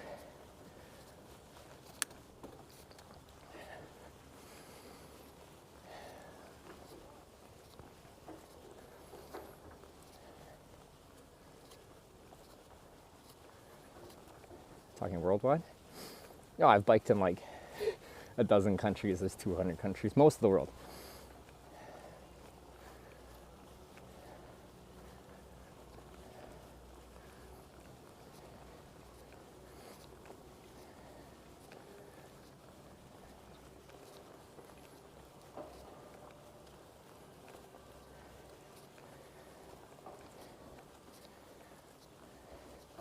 But yeah, for how many places I've been, if we're not just talking cycling as well, like 40-ish something countries, it's still just such a small percentage of the world with some like glaring gaps that I haven't even touched, like the whole entire continents of Africa and South America and stuff. Unless you're really just trying to like, you know, Pokemon style catch them all on countries where you're just stopping there for like a day or two moving on. You can travel your whole life and not go every country. And some countries are just very complicated to get to. And some are just illegal to get to. And then what even is a country? Because there's many countries that if you ask the government of Canada, maybe they're a country, but if you ask the government of another country, they'll say it's not a country.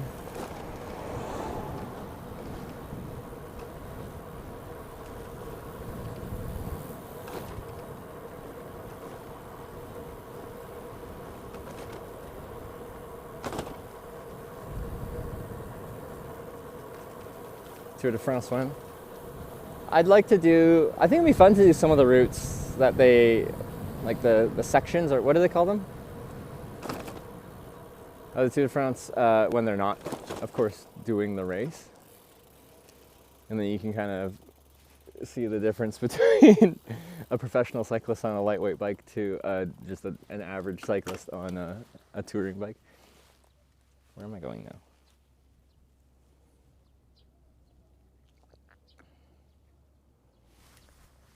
I can go back over there and get back on route.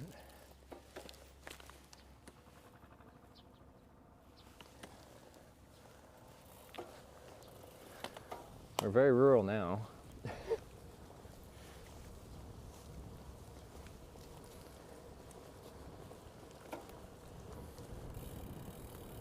Stages, thank you, that's the word.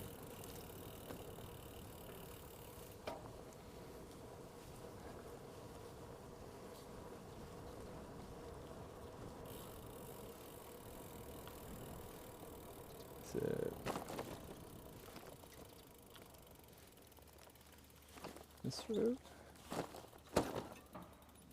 gets me back on. Right.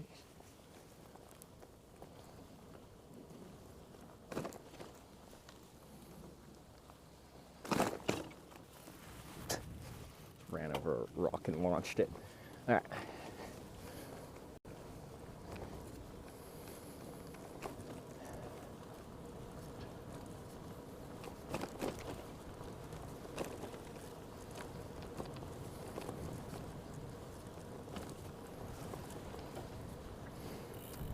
But yeah, I'd like to do like Alpe d'Huez, because I've done like Alpe de Zwift, which is on the video game Zwift. They tried to simulate that real life climb. And it's like the most famous climb on the game.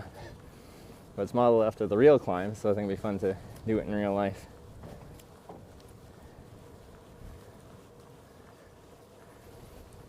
Thanks for so cozy. Is the best content on Twitch.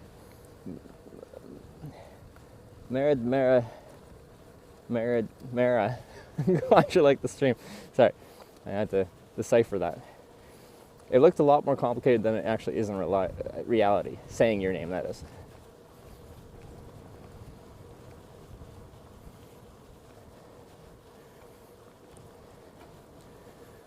Race going up Pikes Peak. That would also be cool.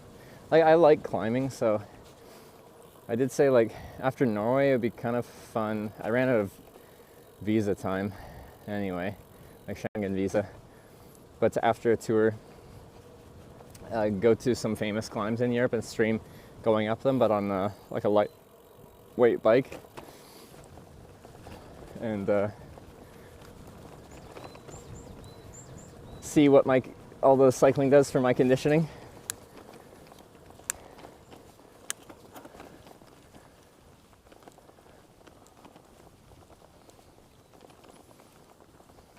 Yeah, it's blocked off from there, so that worked out perfectly. And this looks nice.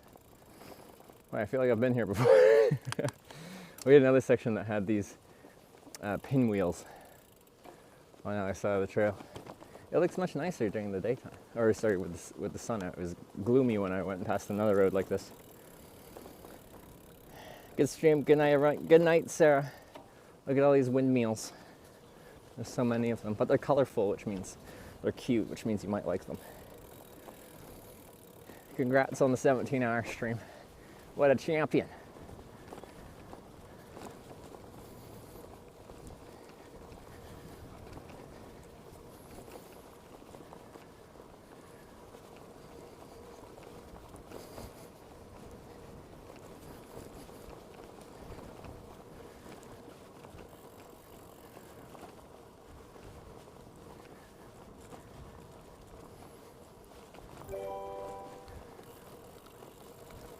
KDDW 1224 tipped $10.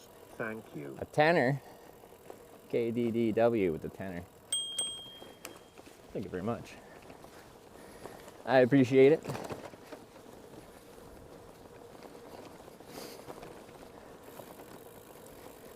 No message. Were you trying to play a song?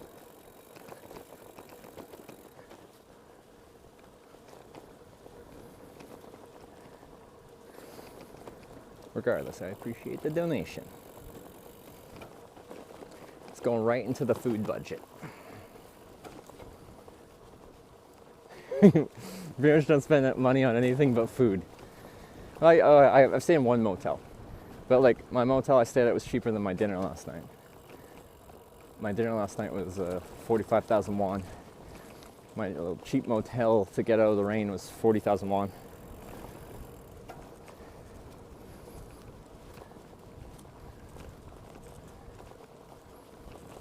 The wind's blowing the wrong way for these to spin much. Oh, this person looks fully loaded. Touring opposite way. Right? I think I see Ordley front panniers.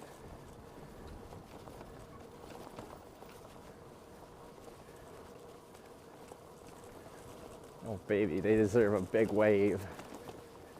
Ordley front handlebar bag. Hey!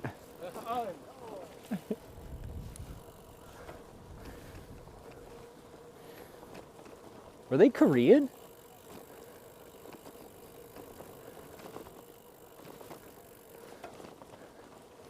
I've yet to see like a Korean like in a full bike touring setup.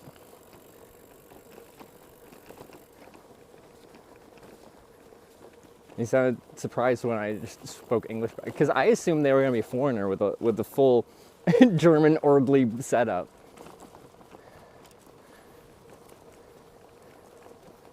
Say hello in Korean.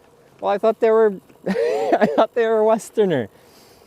They're dressed like one. That's not the same. Stereotyping's bad, but like Koreans like have a different way of like preparing for cycling than like people from NA and Europe for bike touring.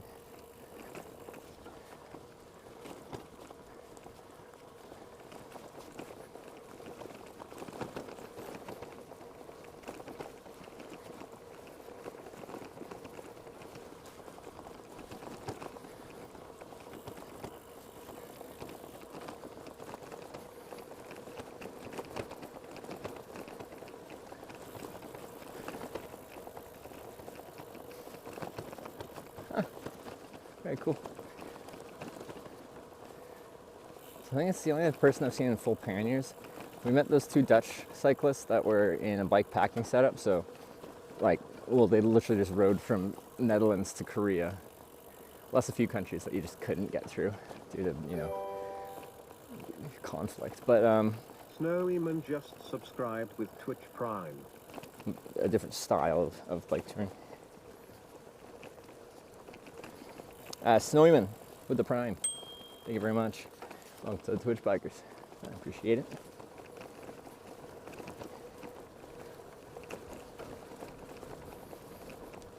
Always see that in Montreal.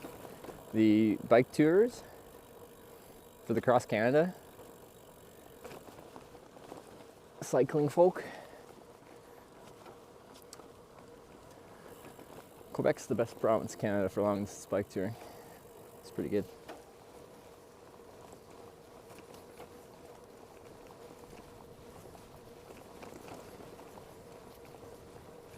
That's Korea from North Korea. Oh, because you gotta go through North Korea. Like, yeah, so their route was like Europe into Turkey and east. I think they said they had to fly over Iran and Afghanistan and then continue into like up through like Uzbekistan and stuff like that and into China. And then they went down into Southeast Asia and then worked their way up. And I don't know if they flew or took a ferry to Korea.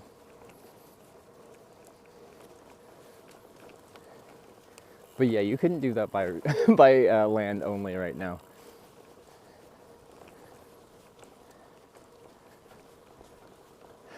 Because historically, the easiest way to get east of Europe without a whole bunch of complications, both visas and places in conflict, is to just head up into Russia. But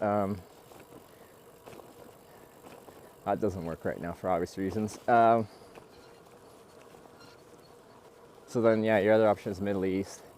And I've been doing some research on how to do, yes, a trip essentially from Western Europe to Eastern Asia. And it's just quite complicated.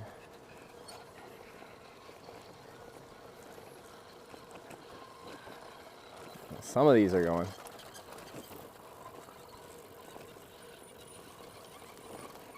Hold up.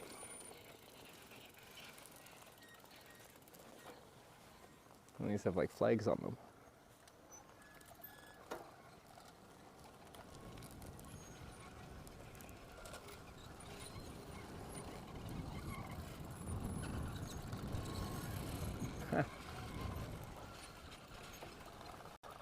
It's like an international. Was this Australia up here? I'm trying to find one I know. Wow, that sound though. I think it mix up like Australia and New Zealand. They have like similar ones. There's a Spain over there. I'm bad at recognizing like flags that are mostly just like three colors. Like three horizontal colored lines. Or three horizontal vertical lines.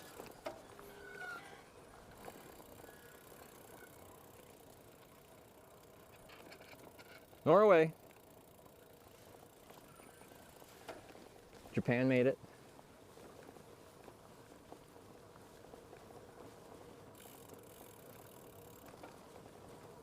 All right, I think we've left the country flag pinwheels.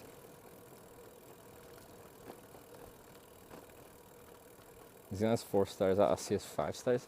I feel like they should have done a little bit more to differentiate themselves.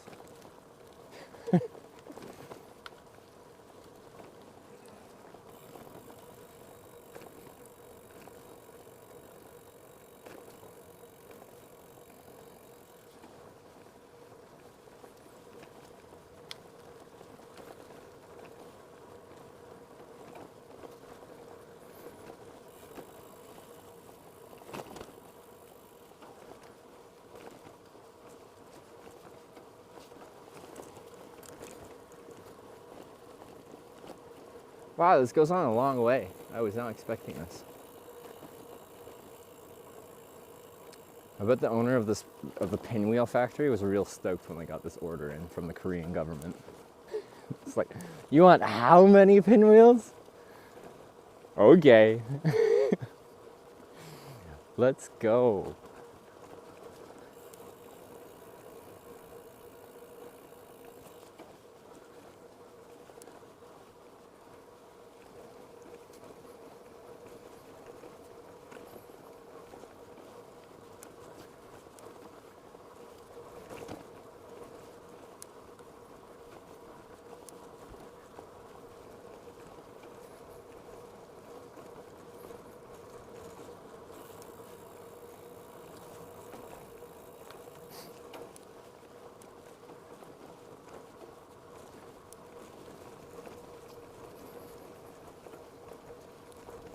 The blue paint back here, the same thing. Cause yeah, it must be like the same makeup as like normal road paint, but they wouldn't do too much blue paint because there's not too much blue road markings in general. It's yellow and white. It was probably the same manufacturer that makes the yellow and white paint. They just had to, you know, change the pigment up.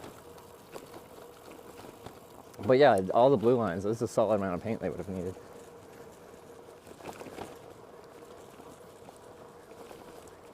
And just when it looks like the pinwheels are finished, they carry on, but this time in just white.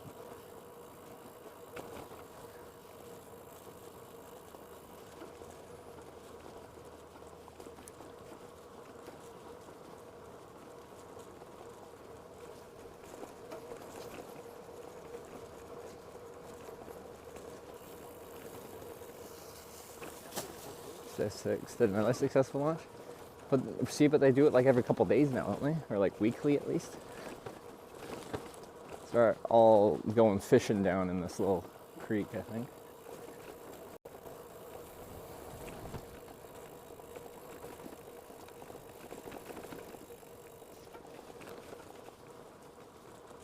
Now we're back to colors. Holy, I did not expect it to go on like this. Okay, we must be close to our next stamp. We are. Like, just under 2 kilometers.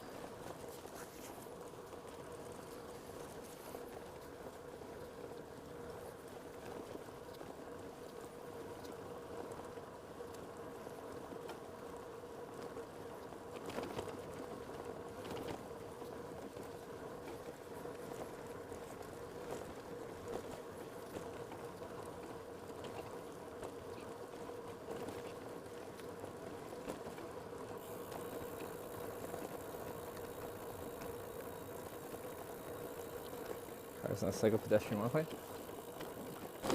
Well, this is probably just a road until they decided to institute like all these official bike paths. And all they did to convert it from a roadway to mostly a bicycle path was to paint the blue lines and the yellow lines for the bikes. But it's still open to vehicle traffic. Like, the non-painted part of the thing is like as wide as a lane of traffic, so cars still have essentially an entire lane worth of space. Well, not even impeding on the bike path. The thing is, for both bikes and cars, this just isn't a really busy, well-traveled path regardless, so there's room for everyone.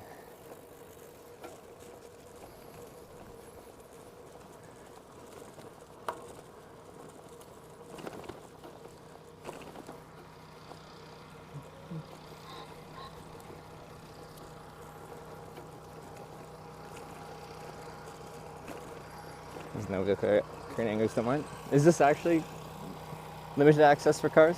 It like actually could be.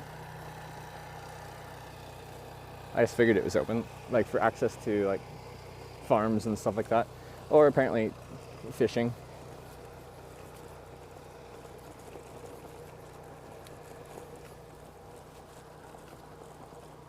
Well, I see a sign for the certification center. Let's see. It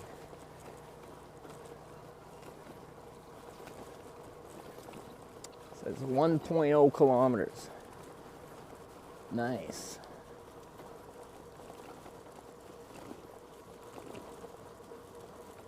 Oh, so many gazebos down here. There's so many. We could have camped here. The land of gazebos.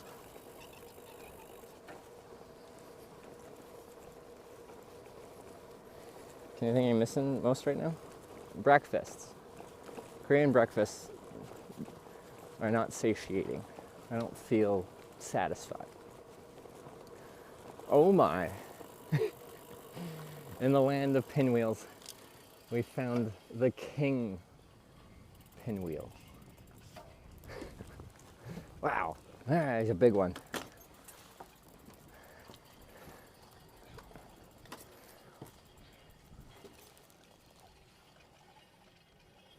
Does it spin? It does not spin. You don't even function as a pinwheel. Amateur.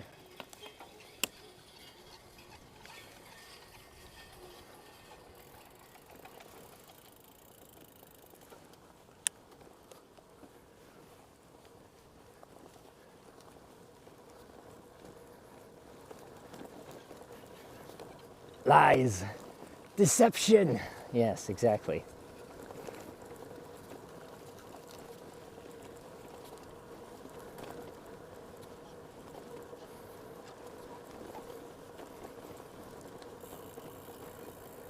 Rogue One's a good movie. That was in Rogue One, right?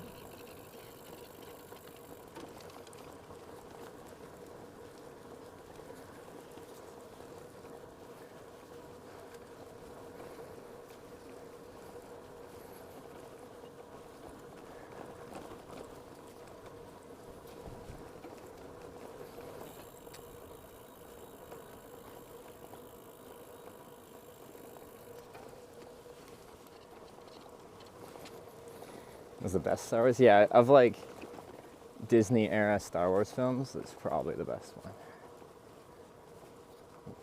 one. For actual movies, yeah, definitely. Some of the shows are good. Andor's really good. Looks like we go to the right to a coffee truck. Oh, I just had a coffee. Oh, Trevor, you don't need a coffee, but I just don't see those too much in Korea. It's tempting.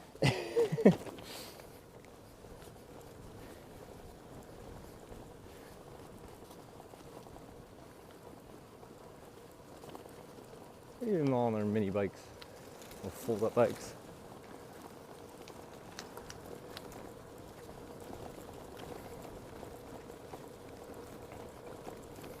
Do it, guys. I don't. If I have tons of caffeine, then I become dependent on it. I don't want to become dependent on caffeine. You're a bad influence on me. You're just trying to keep it to like one coffee in the morning. Trying to make me addicted.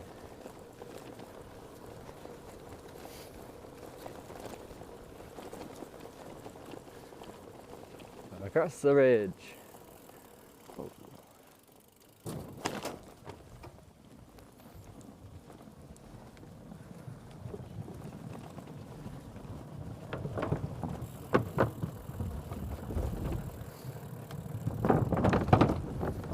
Doesn't have to be coffee.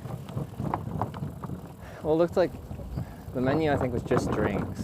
I kind of looked at it. Of course, I can't read Korean, but they're all like 4,000 or 5,000 won. I think they were all just drinks.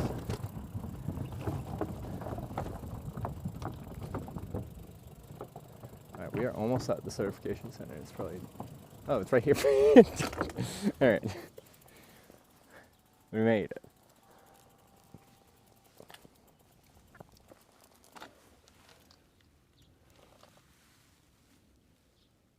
One of those self-inking ones, but it's not a very short thing. This would be 59, I guess.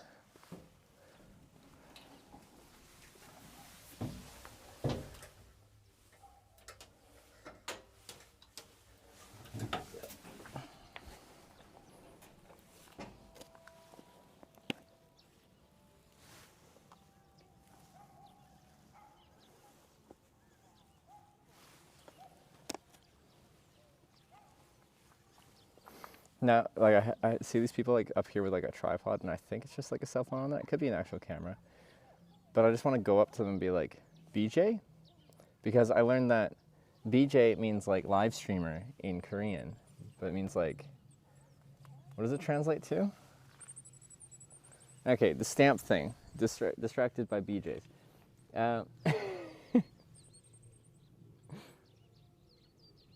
Broadcast jockey. Yeah, that's the one. Which in English is totally obscene to ask someone. But now I just love that in Korea. I am a BJ. It's just what I am.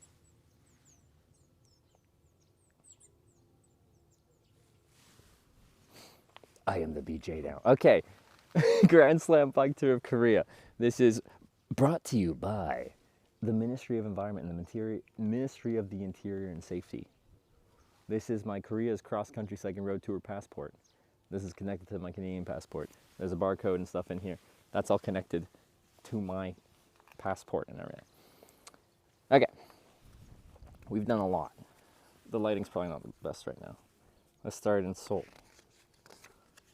We continued on. We continued on. Sometimes, like, because there's no clean way to do this in one go, like, there'll be random blank pages, and then I'll have done stuff later on. We're on this page, so this should be Iksan Seongdang Pogu. But, like, this is what we're going to probably be doing soon. This as well. But then we've got the East Coast bike route over here, which we've done all of them on.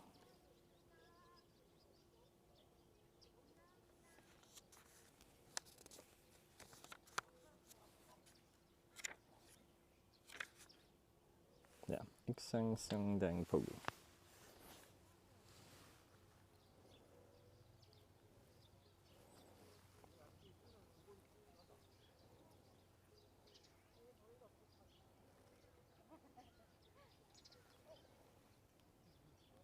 Yeah, that's the right one. Just double checking with my map.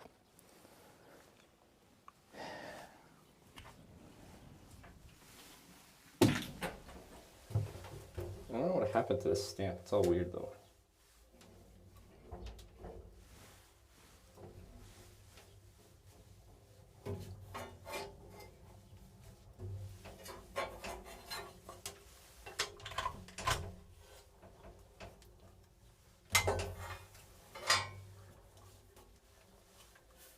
I have to like do it on the wall because the cable's not long enough.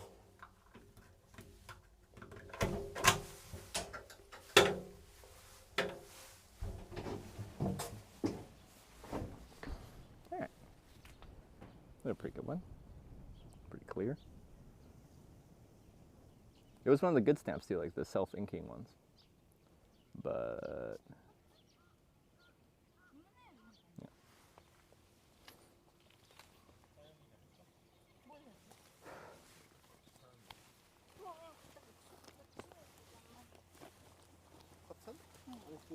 공 같은 걸로 패드는 거 아니야? oh yeah, charge this phone. It's done 16. What's next? Oh, actually, how far is the next one? Let me check real quick.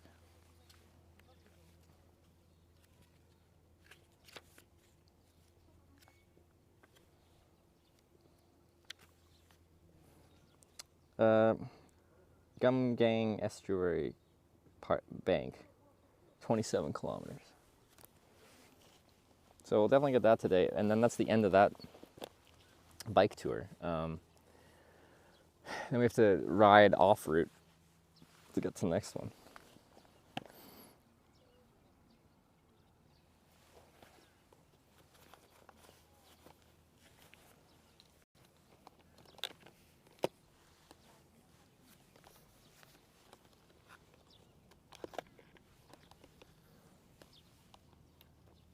One moment, please.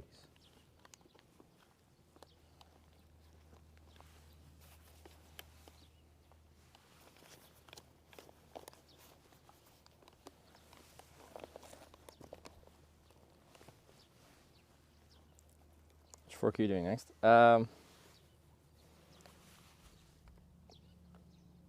don't know. There's two different ones, but then I have to take the ferry from the end of the last one I do to Jeju. So I think one's better for the ferry than the other, I think. I'll have to look again.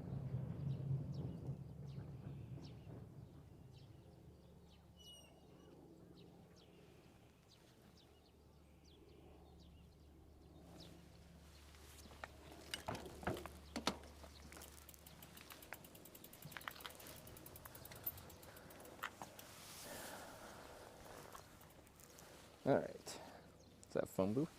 It's a bicycle certification center for Korea's official bike touring routes. But it certainly does look like a phone booth. And actually, there are some like old phone booths that look exactly like that. So I feel like they just converted some phone booths, put stamps in them instead of phones, and then call it a day. So and I think that thing probably served a life at some point as a phone booth.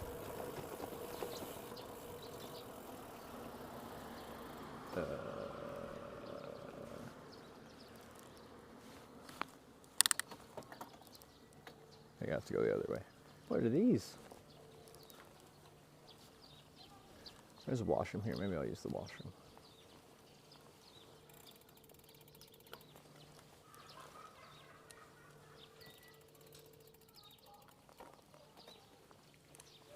I could drag this along with my bike, like I could power it and charge people money. And that's how I could retire from streaming.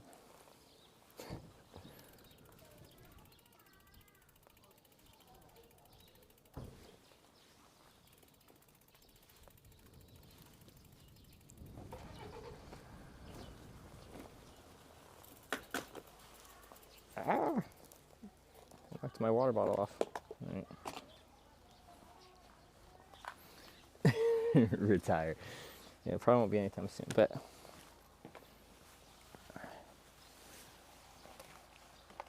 okay.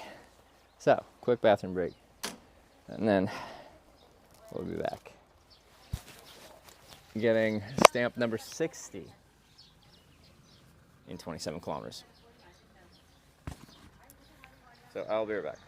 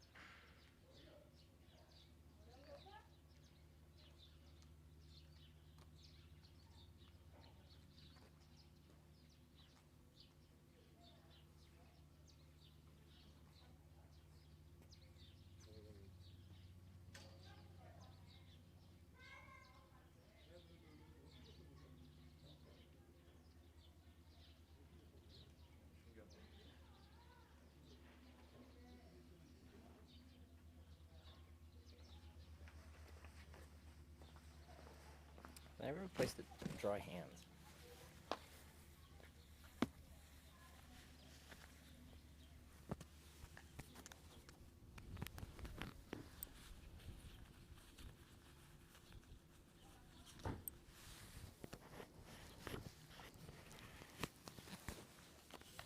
I have sunscreen in this bag. I really should put some on. Sun's properly out.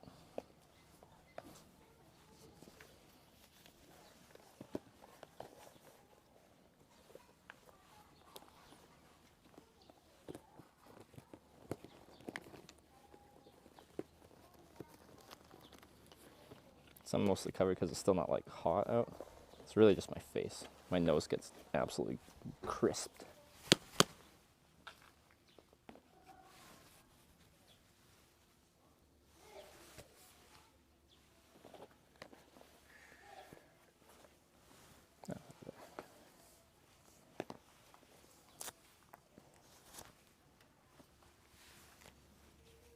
Pant legs are for the dry hand, but then I get wet pants.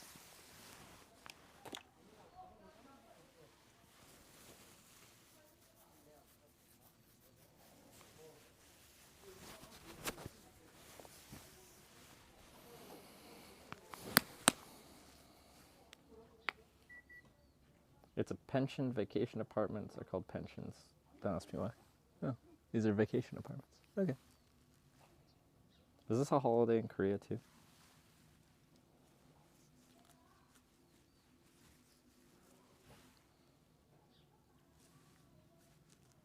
I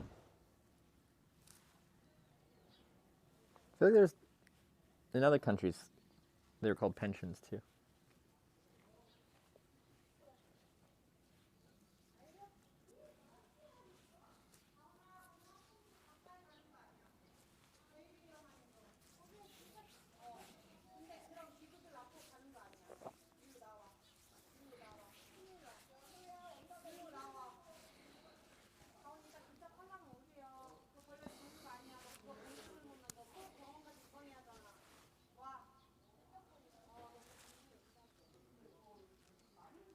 No holiday in Korea? Okay.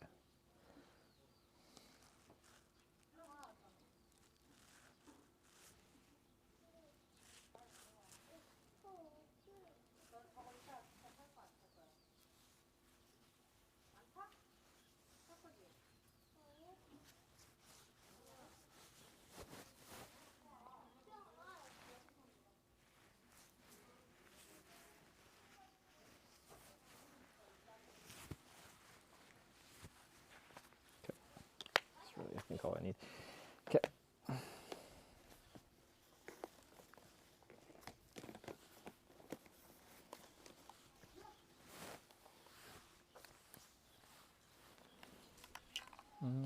don't think I'll need my buffs. Put that away.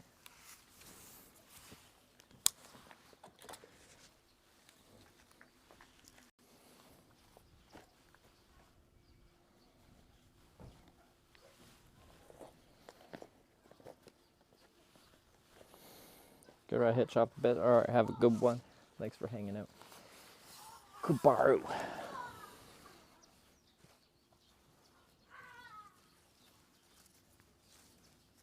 Oh, I think I'll get some riding snacks ready to go. It's beautiful here. Yeah, no. The whole ride today has been really nice. And we're in like the land of pinwheels, which has been fun.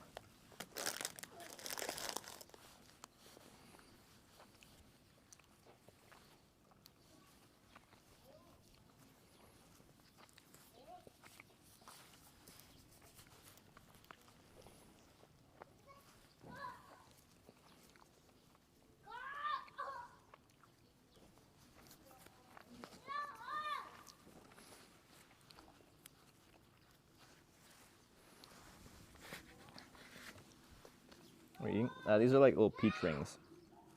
Oh, it says ad started playing, so you might miss that.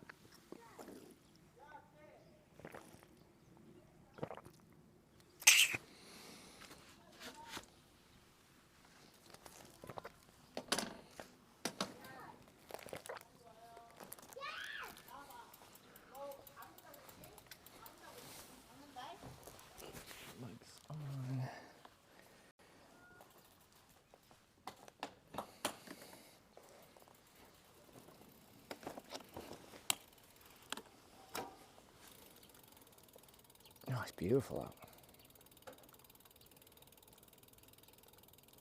Yeah, follow the road that way, then turn right. Which takes us back to the river pretty soon. Okay.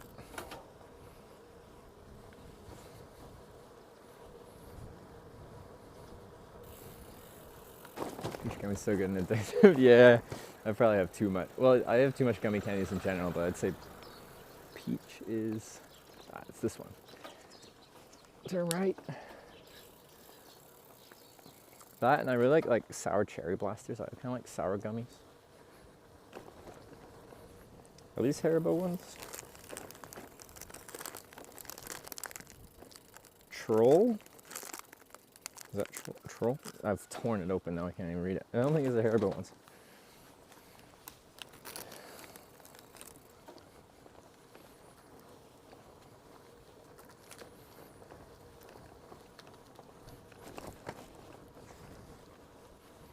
I've got some grapefruit ones. Maybe those are Haribo. I only had them for the first time when I was last in Korea, but I like them as well. Take a day off to get to the other route. I'm probably just gonna ride on stream.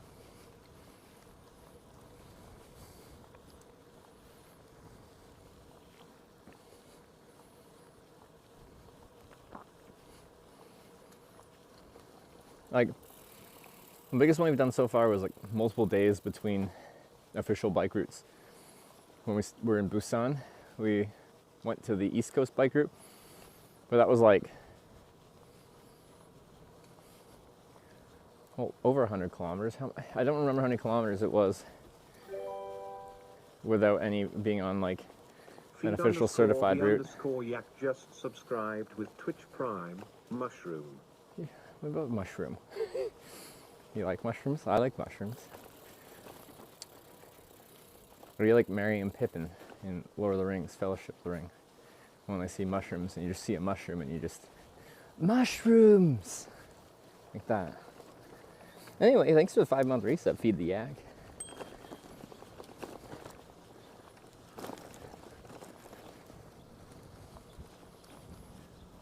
Oh. I think we're gonna get the climb here. Let's see.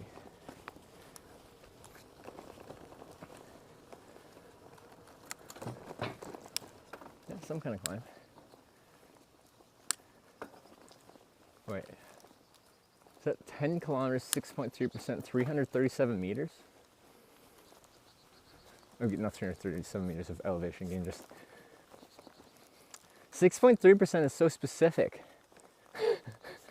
Like, what's 6.3%? The maximum is 6.3%? I think that starting section was already more than 6.3%.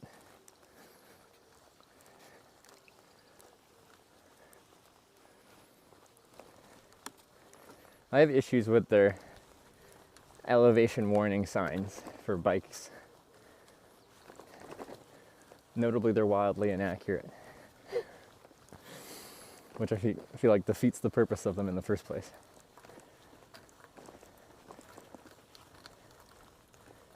Like this next section will get above 6.3 for a short amount of time, but whoa, the trees are coming alive.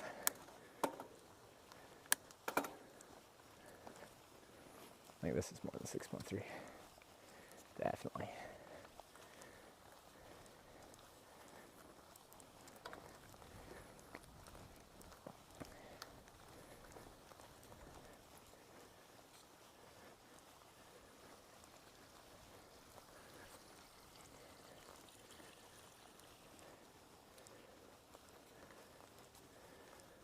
Ooh, do I have to go up that? That'll be a good climb. At least from here it looks real steep. I think so. I'm gonna have to take this jacket off.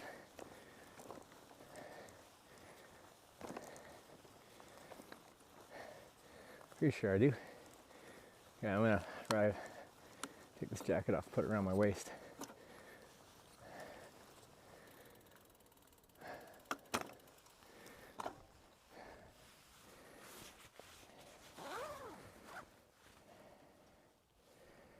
The one straight ahead there, that's gonna be high teens, I think. Yeah, that's the one we're taking.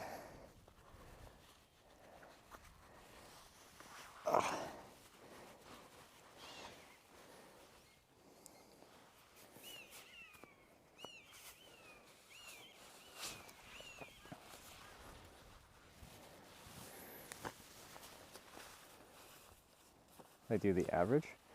Yeah, but even that would be inaccurate. We had one, we were like riding at river level, and we just had one of those like kind of short little climbs to get back up to one of the dike roads that you'd follow. And it said 20% grade, and it's the exact same grade the whole time. Usually those are just like a static short climb and then you get to the top. And it was nowhere near 20%. It was like 12. You guys can try and explain it as much as you want. You can't explain Koreans' grade warning signs. They're inexplainable.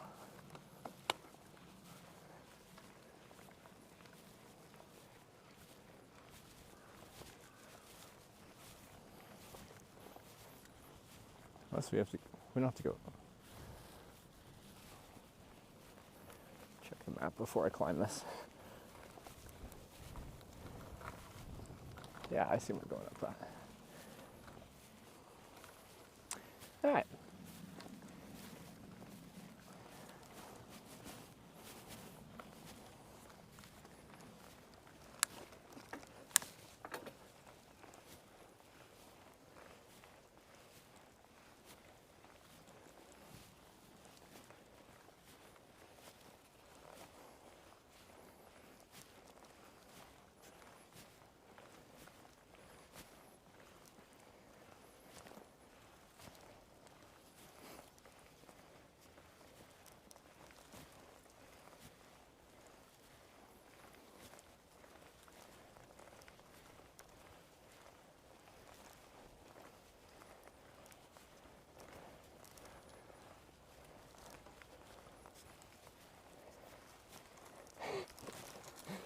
I see the sign. So 6.3% down at the top here.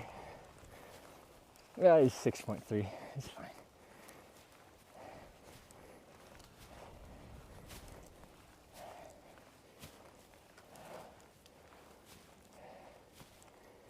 Whew.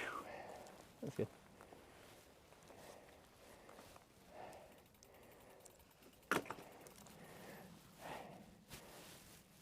These signs are a lie.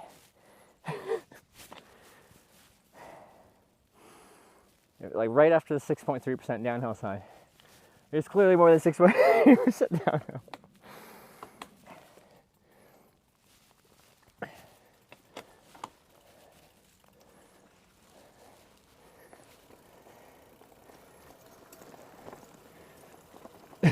It's 6.3.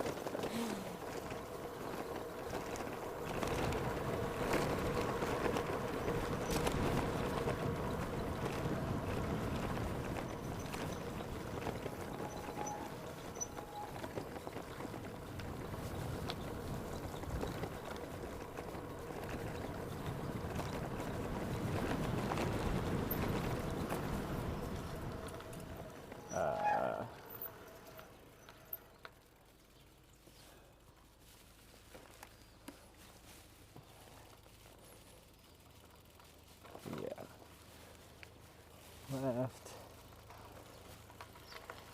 There are a bunch of signs for like a cafe or something over there.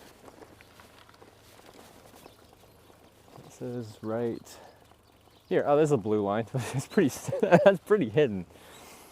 All right.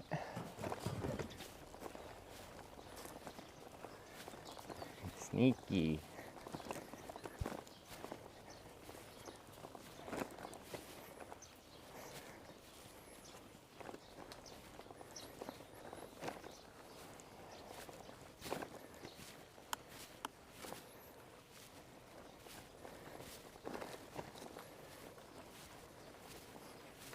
Cows. Smells like cows.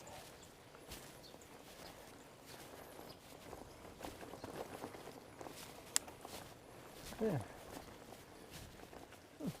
At least a little section in a while. Just this section in general, not the specific climate now.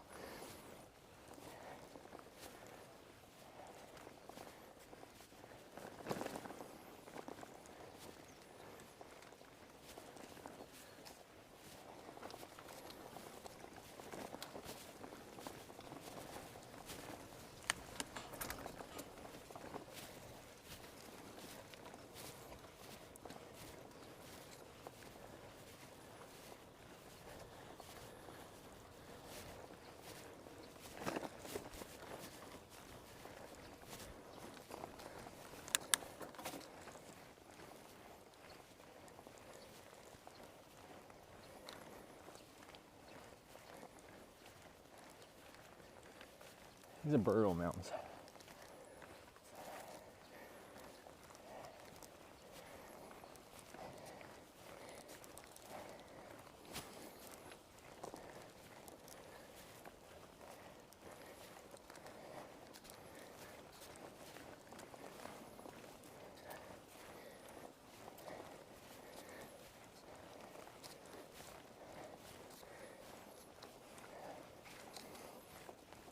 Ah, nice.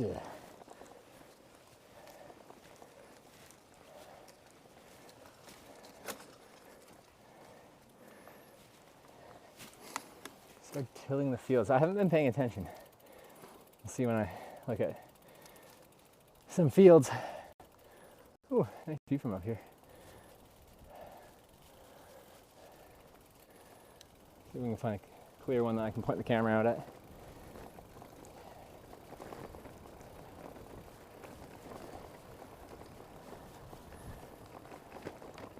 It's mostly like covered with trees, but you can probably see that, right?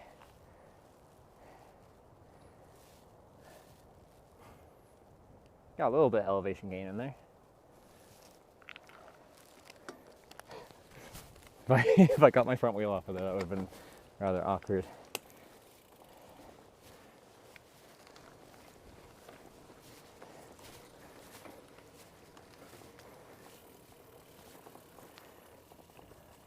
Could have camped up here. That would have been a nice spot right here in this corner.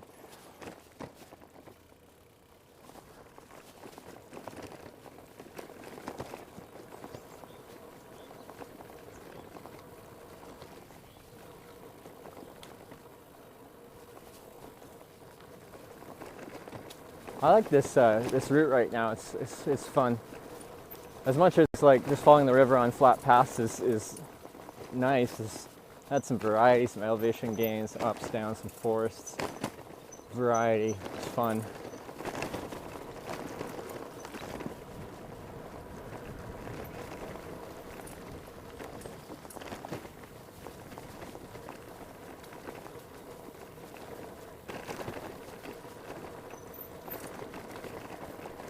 It's a gazebo that would have been a good spot to camp for.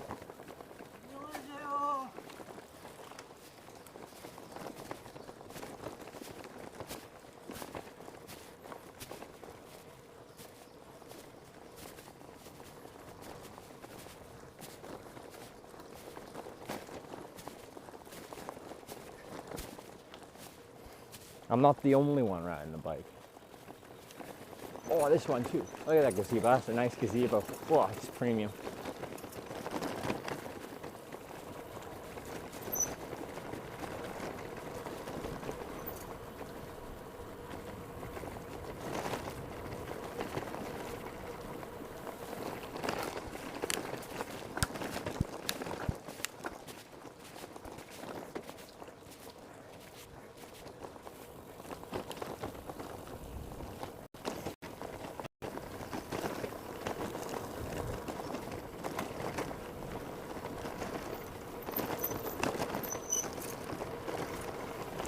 It's get a little squeaky.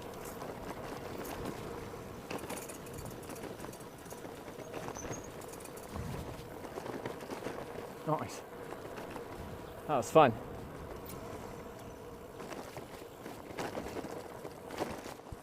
I like that section a lot.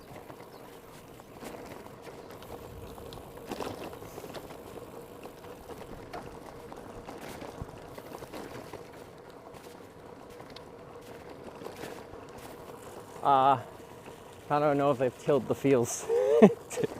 We're back to farm. It looks like, I assume this is rice. They're already planted and growing. I mean, they've been tilled and done their stuff. I don't know farming. I haven't played Farming Simulator yet.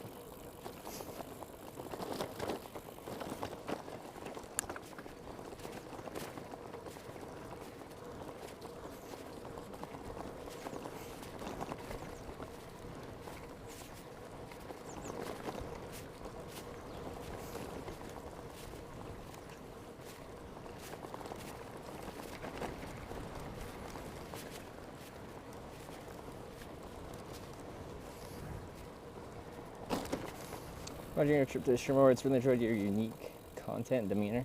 All my friends about your current adventure. We're keep it up. Hey, that was a really positive message. I appreciate that. Who's that? C. Loopy. Hey, I appreciate that. I'm gonna give you a little ding.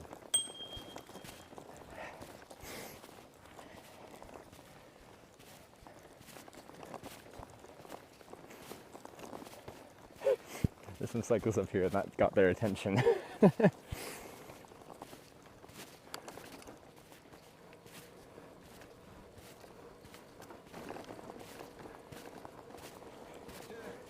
Alright.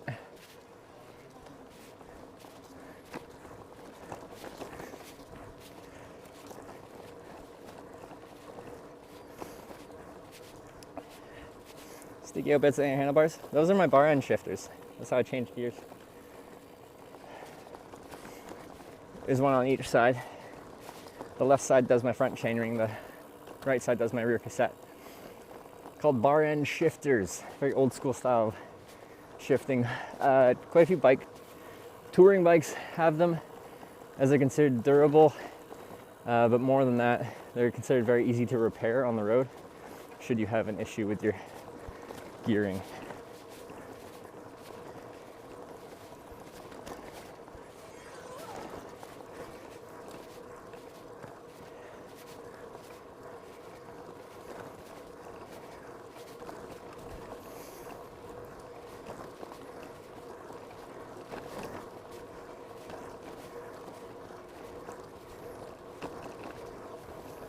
Better shift on top too. That's true. That's even more. Yeah. But yeah, like objectively, like my road bike has like the brifters, where you just push your brake levers in the shift, and it's really convenient because in your natural riding position in the hoods with your hands on the brakes, you can shift like that. Like for this, I have to go down, right? I have to take my hand off the bars and shift it down to do it, which can be awkward at times.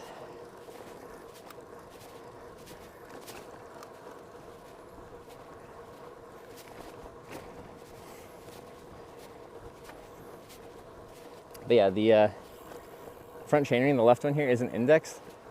So I'm not sure if you can hear it, but like if I get into the wrong part, you can hear how it's now shifting rough, even though it's in the right gear. So I have to put it into like the right position. It's all just friction shifting. The other side's indexed, but front chainring, I just have to go by feel and by sound.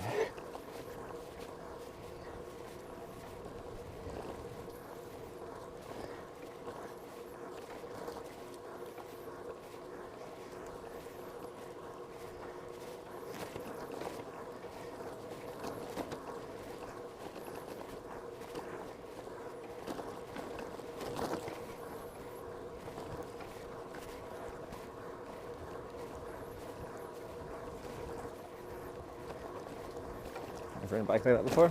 Well, like, in general, the opinion is like this is the opposite of fancy. It's very like old school and mechanical for a reason that it's just easier to maintain and fix as needed. To the point where it's like considered like retro and cool.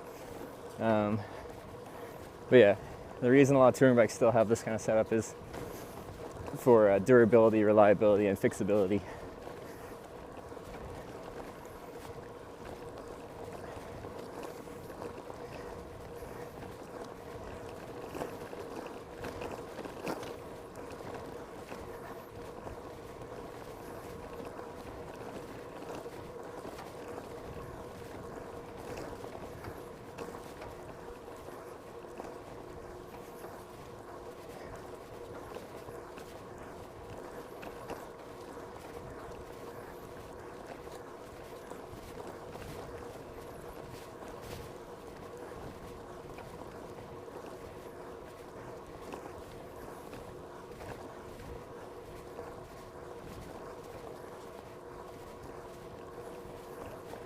Let's try race boat terrain.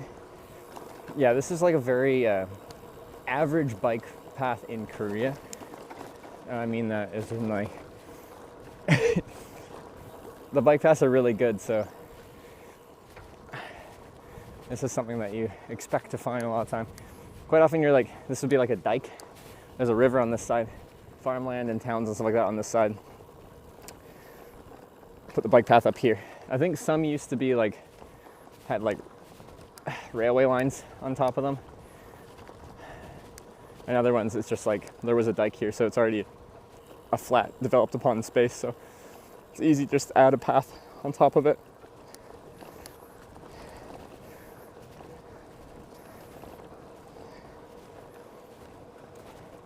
I do like these raised ones, like it's great for like the scenic side of things because you're at an elevated point so you can see things quite well.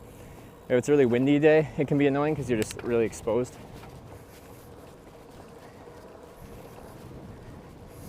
Beautiful trail. Is it countryside? Yeah, we're pretty out here. Now in Korea, out there means I'm still probably within 10 kilometers of a town with services, but for Korea, I'm out here. I'm out there, countryside.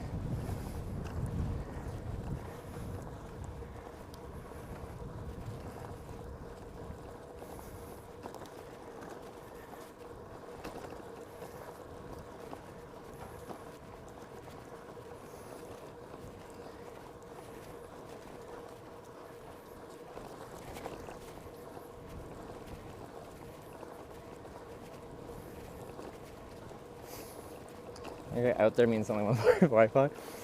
Like, you'd struggle to find many places without decent cell reception. If you're on a road or a path or anything like that. Korea is famous for its good cellular service, and I can confirm that it does have really good cellular service. Most of the time when the stream cuts out, it's my hardware causing issues, not their cellular network. Cageman_ just subscribed with Twitch Prime.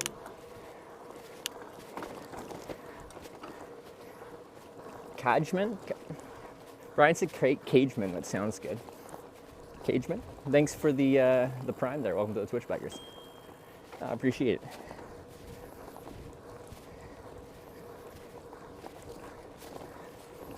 So it's half as big as Washington State. It's small. It is small, but like, I bet in a few weeks this trail will be nice with these trees blooming. This tour will be over 3,000 kilometers.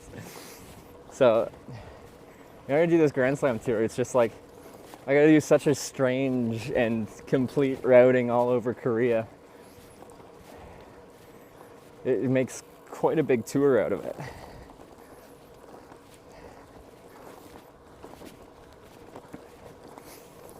Chinese fish pull out of Korea?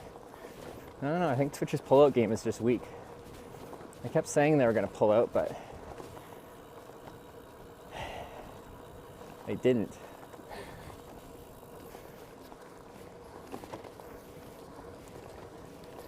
I actually have no idea what the status on that is.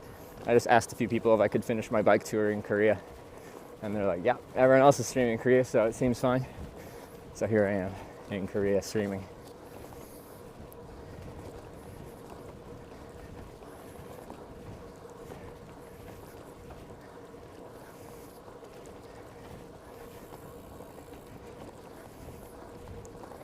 And take a break for a while, just planning the next trip. Yeah, quite often there's a break between trips. Like my plan is to finish this trip and with just, you know, a few days kind of break to go home and resupply for most likely a hitchhiking trip. Continue on to the next one. But I'm not 100% sure yet.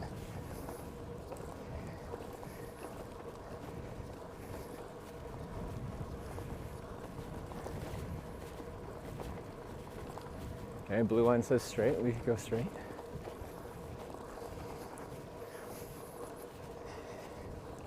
Easy back. Hope the trip's going well. Naku, yeah, it's going good so far.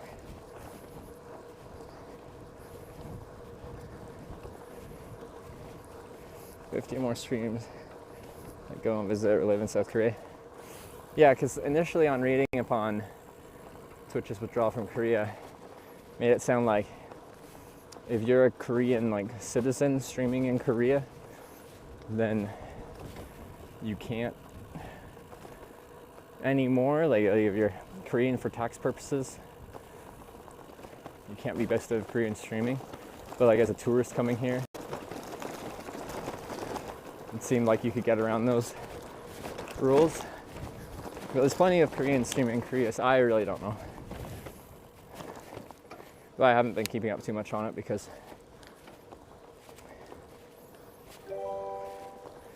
outside of this trip, I don't follow the news too much. 1,600 bits, a drink down the road. That's a big drink. 100 killer. Thank you very much for the 1,600 bits. I can get usually 4 beers. Those will be like half-liter beers in a restaurant for 16. Well, that's 16,000 won, which is actually more like $12. I can get a lot of drinks for that. Thank you very much for the bits. I do appreciate it.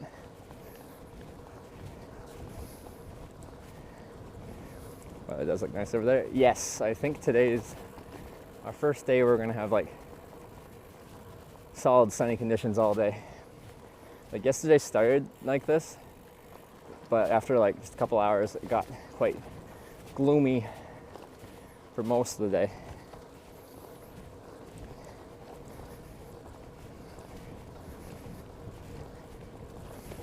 Korean Sub USA company and trying to work under that umbrella.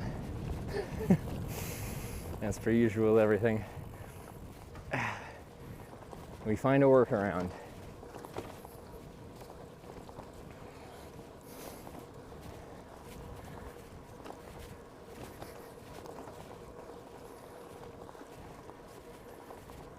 I assume that company like takes a cut or something like that for handling probably like the managers of these streams.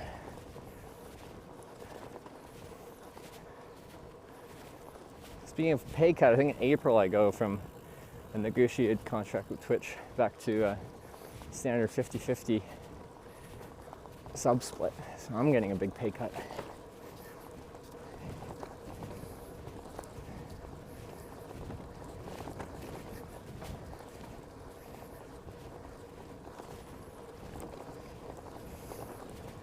Now if I do 3 months in a row getting 300 sub points of paid recurring subs, then I can go back up to 70-30, but we'll see. You don't have Partner Plus? Well, I had my own negotiated thing, and like once I switch over, I'll be able to qualify for Partner Plus, but I have to qualify for Partner Plus. A lot of times my issue is like I'll stream for a few weeks to like 2 months, and then I'll take time off. So the 3 months in a row part of that is like the sticker for me, is you have to meet those amount of points for 3 months in a row, and then you're good for a year or something. But I guess I just have to do extended trips.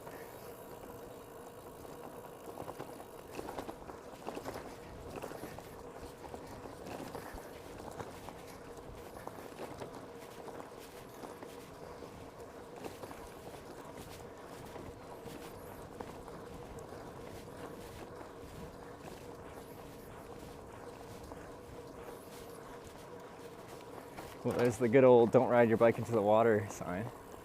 At least at this point, they don't have a giant railing stopping you from riding into the water. So it's actually like possible to do. Usually when they have those "caution, don't ride your bikes into water" signs, you've got like a 5-foot railing right next to you that would make it near impossible to accomplish such an act.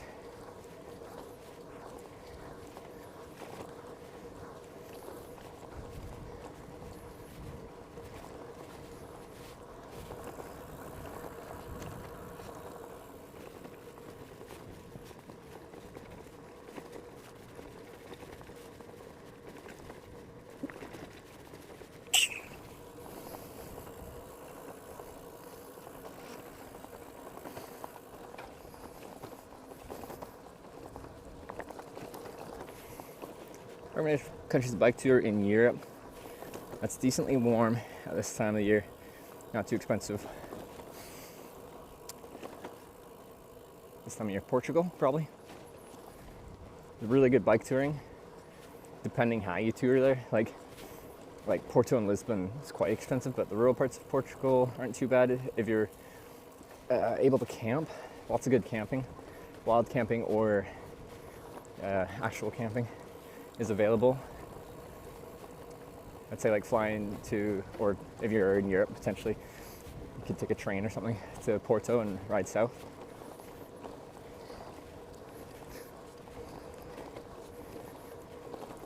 I did a bike tour of Portugal from Porto, south to south coast, east into Spain, and up the coast of Spain to Barcelona.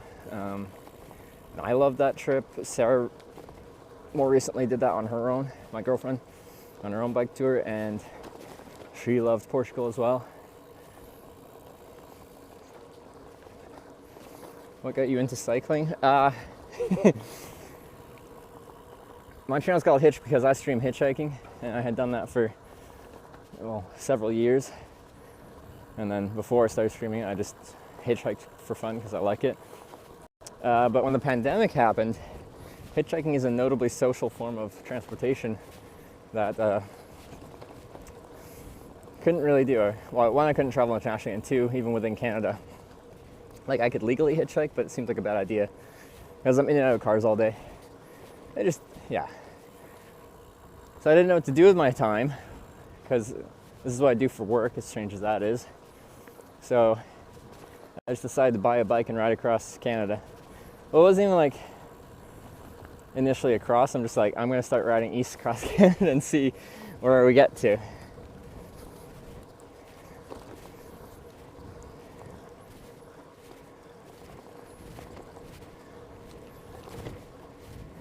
And now I've mixed it up.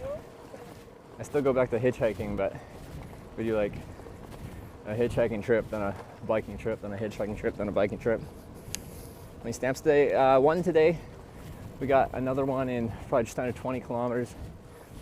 But then we finished this route, and we're gonna have to like go off official bike routes to get to the next one, which I don't actually know how long will take.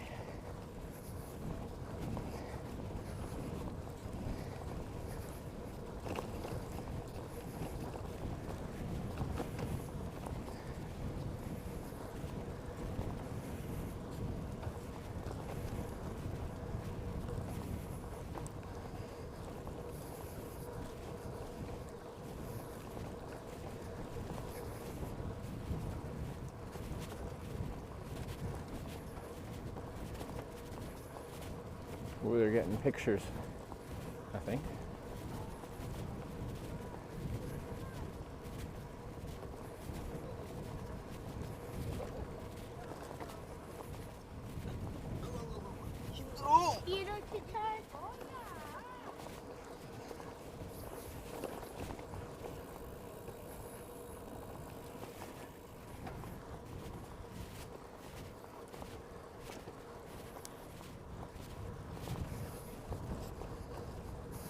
About 30 minutes ago, yeah, something like that, less than an hour ago, we had our first stamp of the day. We'll definitely get a second one. I don't think we'll get a third one because we gotta try to find the next route, but I haven't even routed that out or even really looked at how far it is.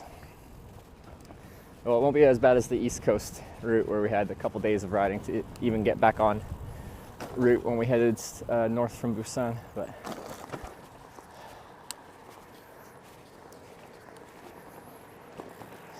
take a photography, pay for some of those views.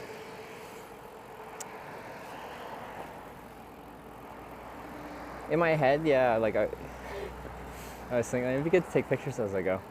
But when I'm just riding, I'm just like vibing with riding, and it feels like it takes me out of like my my riding vibes to be like, all right, I gotta stop and get out, like frame the shot nice. So, still might. I just like, and I say I'd like to. But when it comes down to it in reality, my brain is just like, I'm riding my bike, so I'm gonna ride my bike. Get it? Maybe Sarah. Sarah takes lots of pictures. Sarah stops at a lot of places. Sarah has a thing for cute things. So anytime she sees something cute, she will stop and take pictures.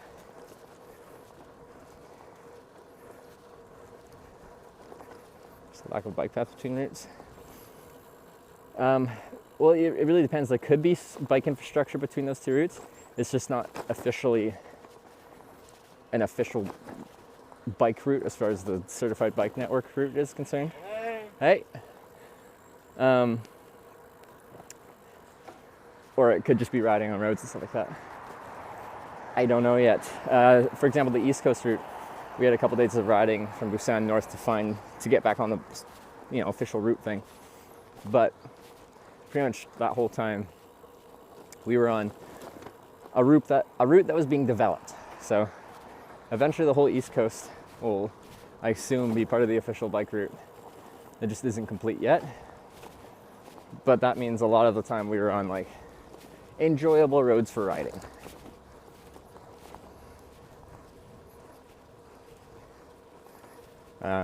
But south of our next stamp, I don't know what we've got.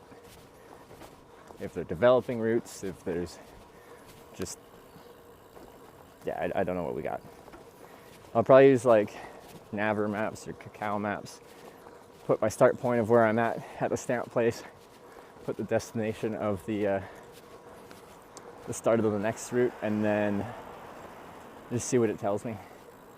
And it usually gives you like detailed information. It's just like, this is your route, it's that this far, this much elevation gain loss, and this percent like bike path, this percent road, that kind of thing. I don't think it's always 100% accurate in its percentage analysis of the route, but it gives you a sense.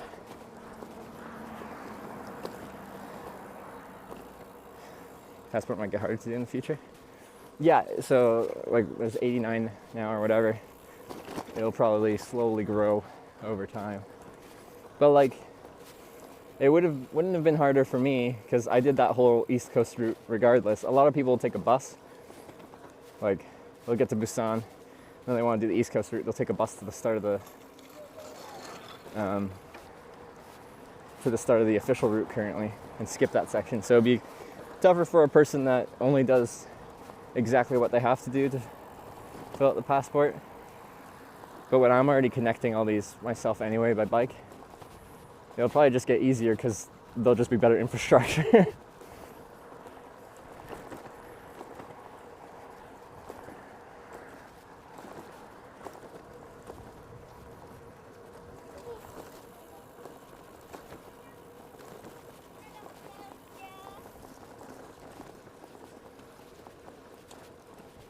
Campground. A pretty busy one. I guess it's Sunday, right? Is it Sunday? So they'll head back after camping for the weekend. 저 사이드 좋아.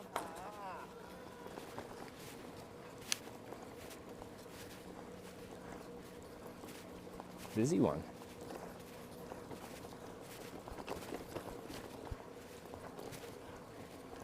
It's the busiest one I've seen yet. Triathlon.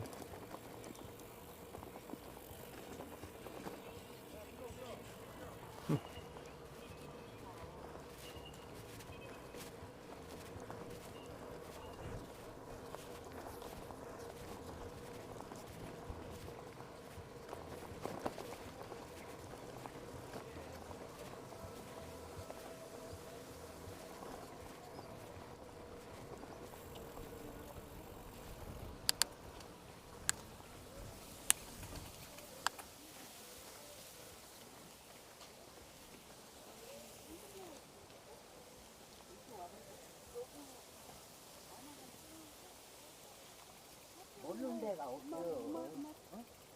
감사합니다. 모르는 데가 없어.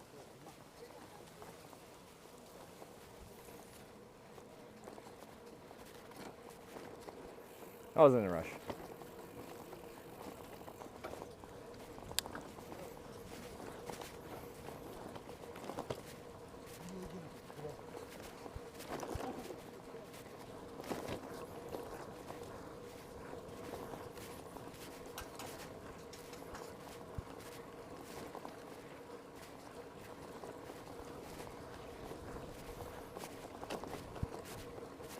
This is a nice little section. It's quite scenic.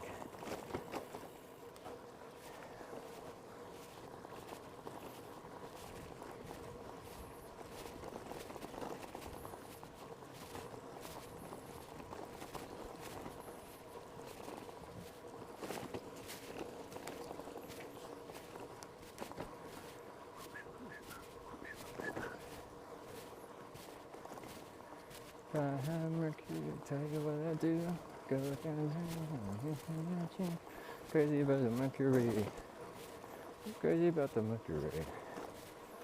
I'm gonna buy me a Mercury and cruise it up and down the road.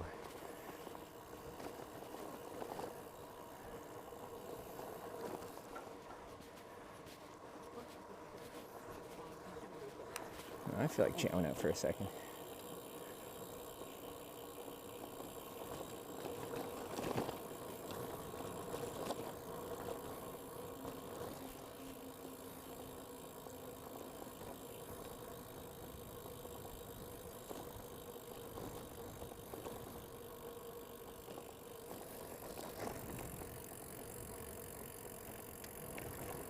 It's even cold.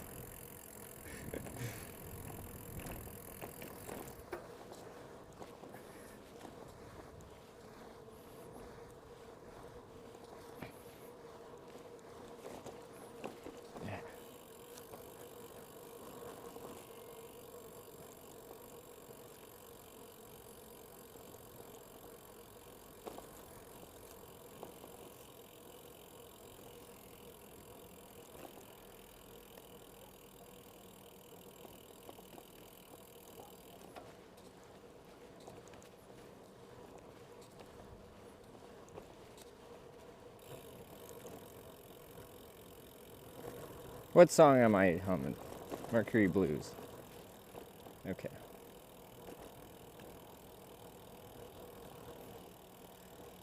So this.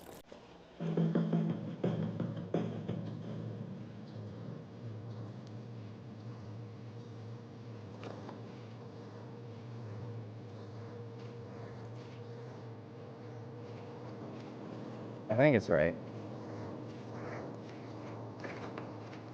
Yeah.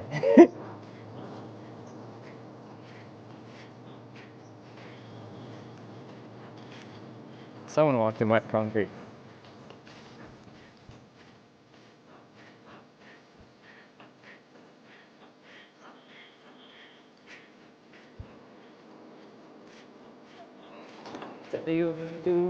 Oh. Wait, it goes both ways. I'm crazy about the Mercury. Gonna buy me a Mercury and cruise it up and down the road.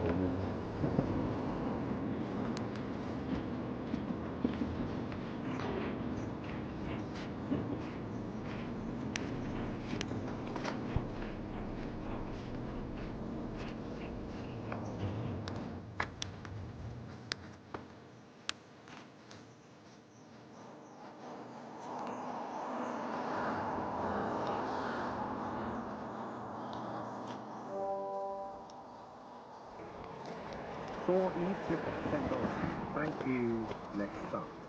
Alright, you show me. Thank you very much for that tenor.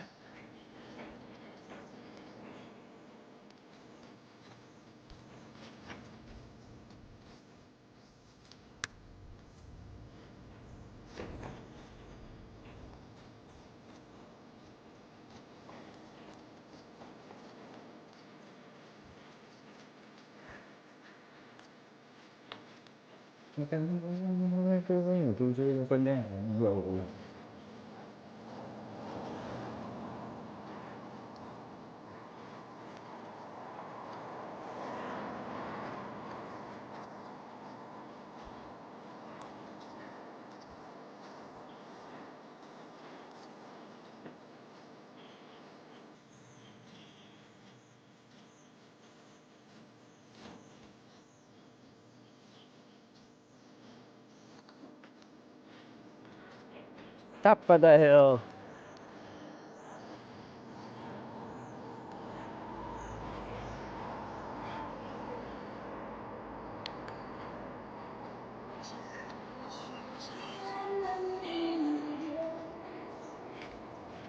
And down we go. I can't really open it up on this one. It's a little tight, a little rough.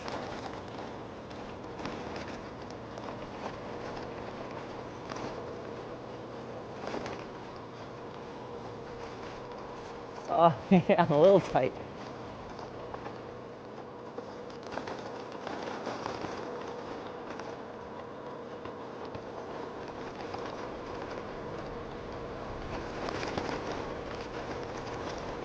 Woo, baby! It's a little bumpy. All right, to the right.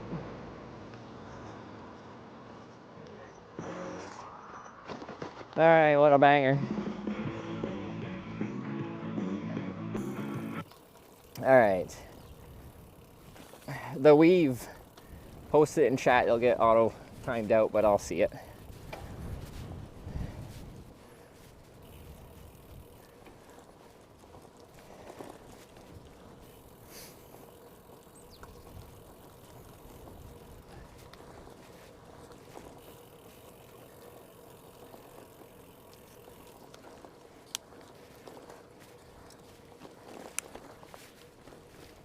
And back on a nice coastal route. Nice. I'm crazy about a Mercury. I'm gonna buy me a Mercury and cruise it up and down the road. I haven't heard that song in a long time. I don't know why it popped into my head, but it did. I feel like I was just cruising. And I was thinking about cruising. No, I went past some boats. Like down off the right side. I was like looking at the outboard motors, and there's like a Yamaha and stuff like that. And I saw a Mercury. And I'm like, Mercury. And then I thought of that song. That was the mindset.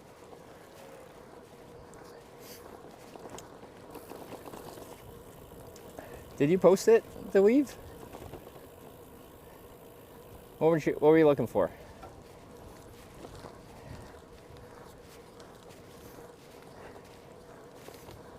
That was an old Mercury car. It is. That's what it's about. But I just saw a Mercury outboard motor, and you know, it's the same. Is it the same? No. Anyway, it's the same word. You did? Where? I don't see it in chat. Cliffs to Dover. You posted. Can you post the YouTube link again? I didn't see it in chat. It's probably just me missing it.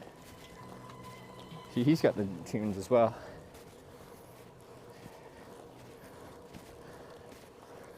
It's actually really common for people to be riding down these trails playing music in Korea, so I don't even feel that out of place.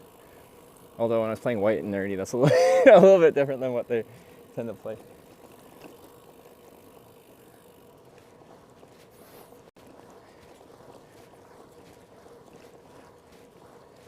Or I can just look it up.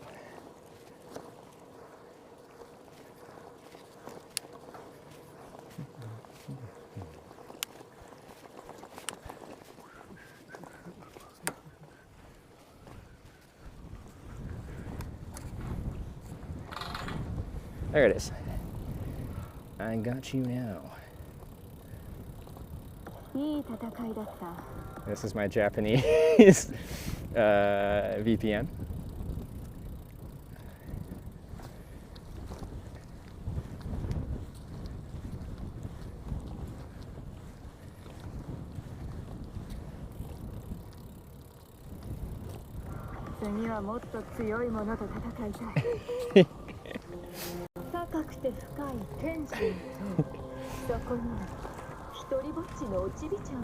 Just got deleted. I know it gets deleted, but I can see it even once it's been purged. Broadcaster privileges.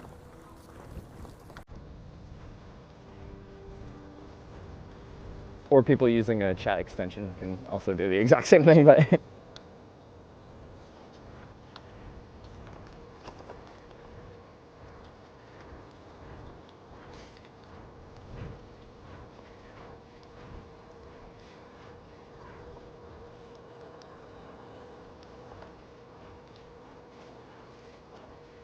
and people are harvesting stuff here as well. I wonder what they're getting.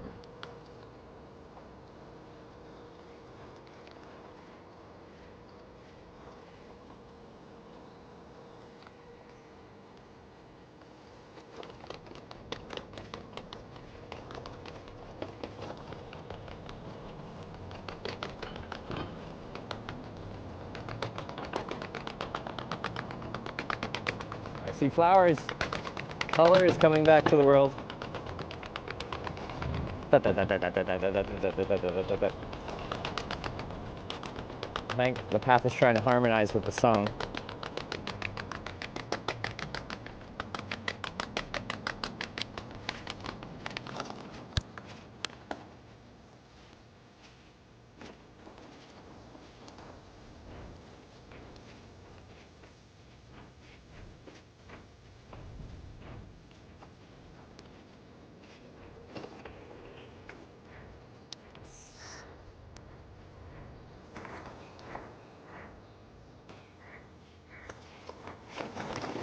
Oh my lord. The bump broke the song. How did it do that? Why did it pause it? There it is.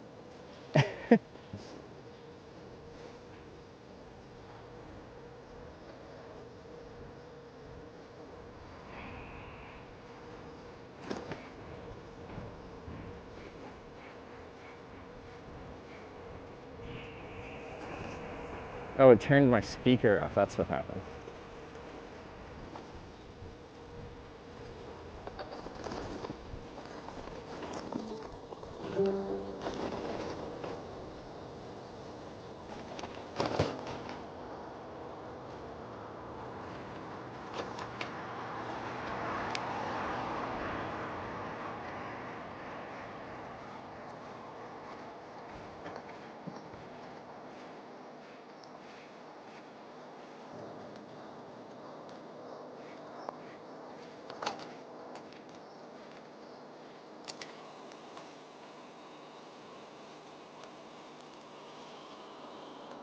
Was this song in like Guitar Hero Rock Band at some point?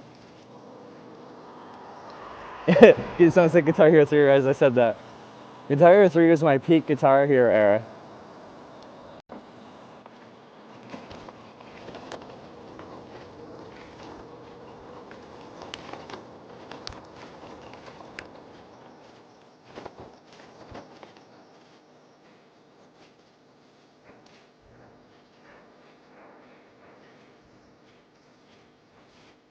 I used to actually be good at that game.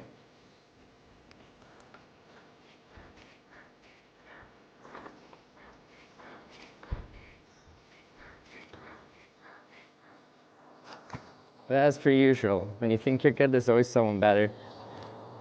My best friend's brother's friend. My best friend's brother was really good at the drums, but his friend was like top ranked on the leaderboard on Xbox for guitar.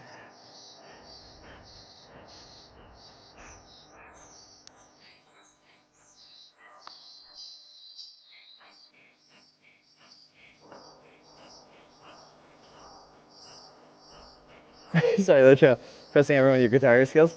The thing is, like, guitar is not nearly as popular as it was, but there is some popular Guitar Hero streamers and stuff now, but they're so freaking good. Like, playing the game regularly on Expert isn't good enough. They have to, like, play a modded version where they can play, like, 300% speed.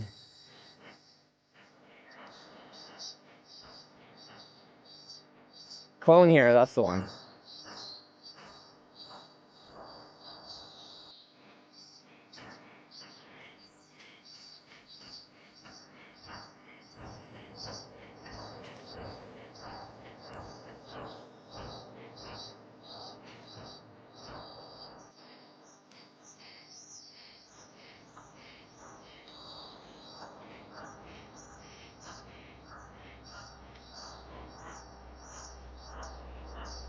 Be number one in Guitar Hero while riding a bike. Yeah, perfect. For Eve tip take dollars. Thank you. Here's another. Alright.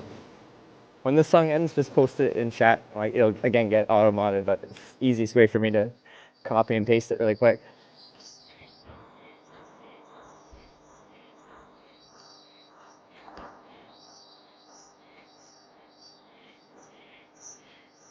Thank you for the $8.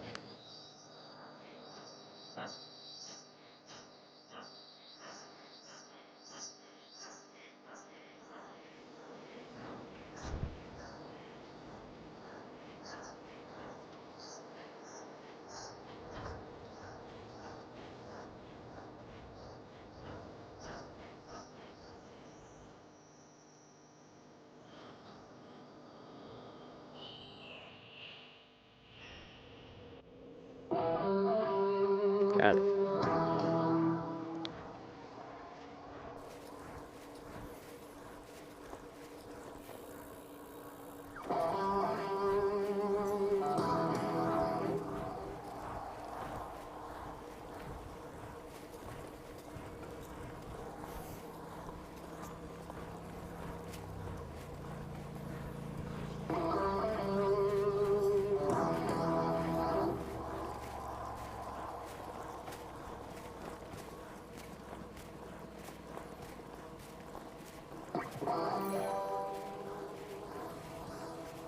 Calita 61 shared 100 bits.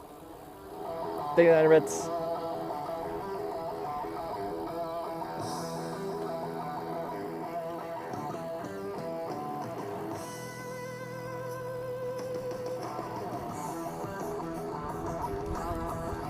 Uh-oh. We're starting a trend of people wanting media requests. An ad in the middle of... That's rude. 数百もの条件で絞り込めて予約も楽々今すぐ予約しよう I need YouTube Premium, apparently. Japanese ads. Skip.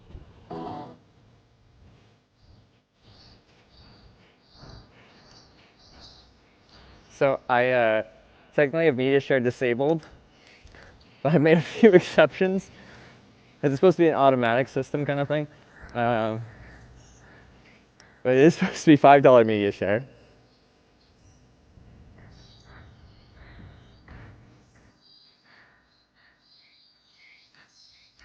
Just we didn't have media share working, so I thought I had it disabled, but it was enabled, so people were donating for media share, and then I'm like, oh, it's supposed to be off. We're not supposed to be able to do it right now.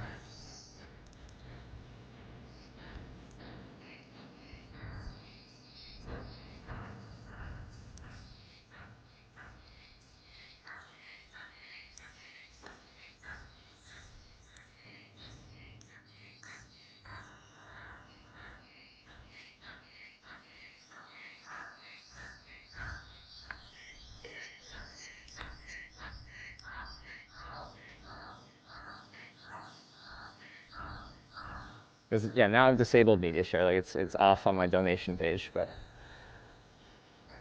we've made some small exceptions.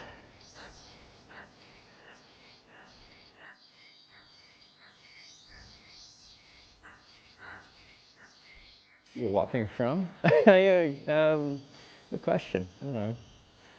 Like there are like little campgrounds and different like spots with stuff along the way, but I don't actually know where some of these people are coming from. Things are pretty spread out here.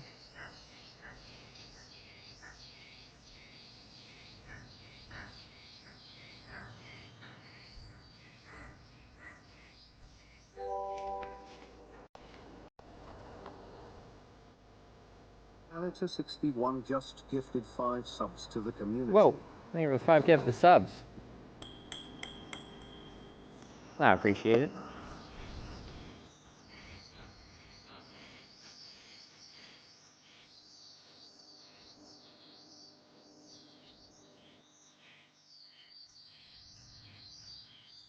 Yeah, you can park there and walk from there.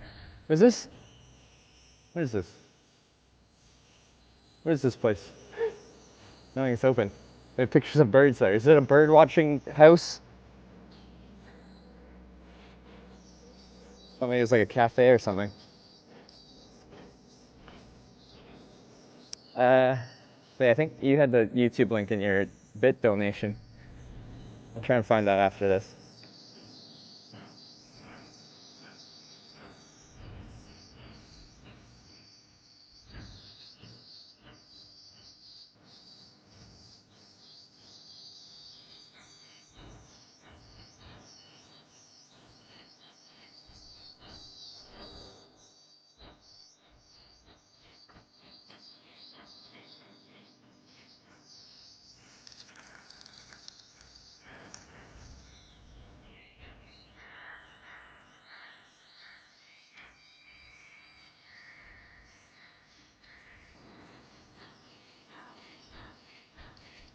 There's some cruisy cycling.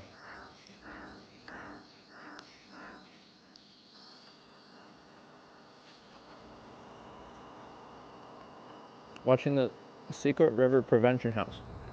What does that mean? It's a joke that I don't understand. My first reading, but I probably read it wrong. Drives on for your work and biking? Alright. When this ends, I'm going to ask you to just copy and paste it again into chat.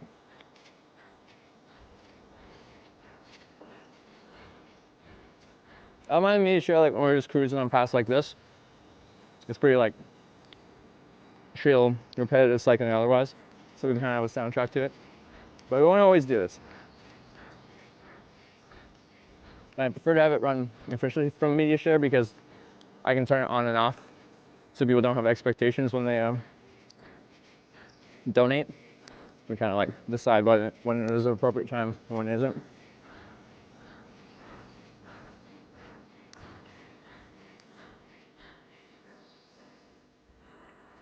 So we want to get the official system working better. Just so we can decide when to turn it on and off.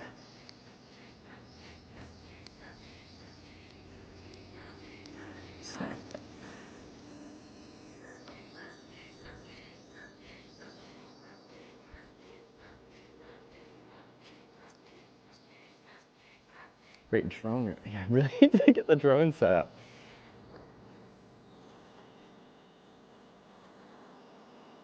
Maybe I should. Although it looks like we're getting closer to the end of this. I got this bridge up here.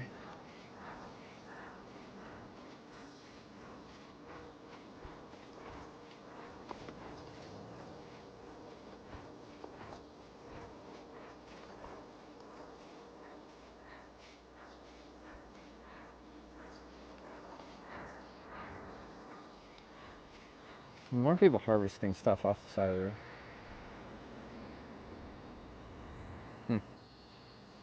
Over the bridge? I'm guessing we'll go under it and just continue along this path. That's just to say from a drone perspective, like I can see we get like trees and bushes and bridges and stuff like that, and it becomes more difficult for the drone to handle that in follow mode. Look at the map here.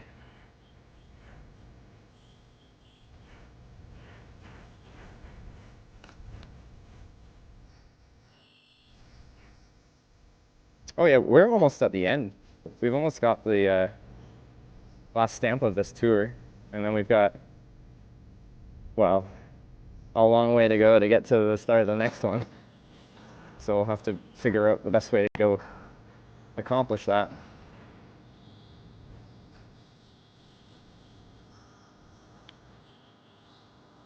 Okay.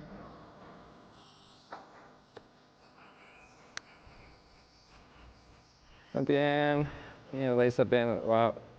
That's compliment for me. Alright. Well, thanks for the teams for the ride.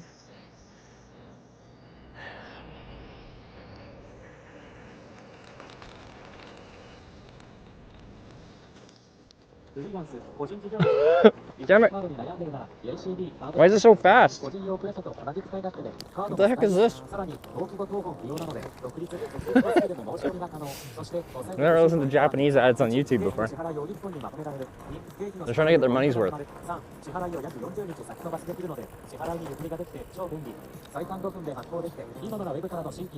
I can't skip it.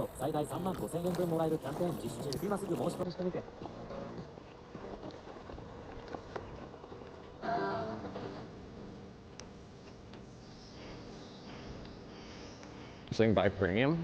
Yeah, that's 15 bucks a month or something. It's a lot.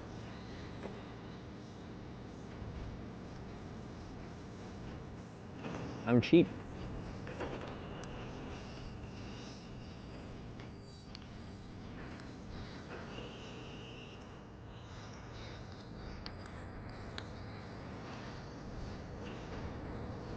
That makes me think of like, in the US, they're allowed to have like advertisements for prescription medication, and they'll have like, I don't know, the ad of like, like an elderly couple saying, stuff about how great the medication is, and then they'll switch to really fast lawyer speak of like, This medication might cause and death.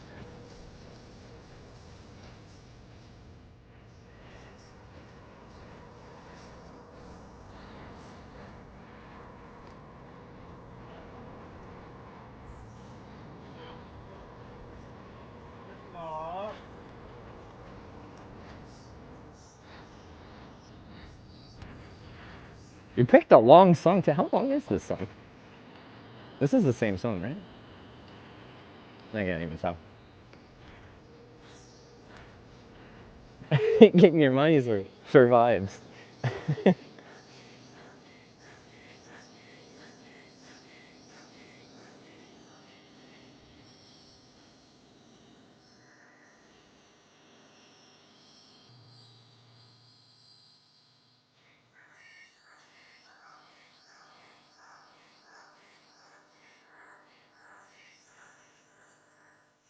Because usually it's like set to like X number of cents per second for like the media share. So if you want to play Freebird, you can. It just costs a lot to play Freebird.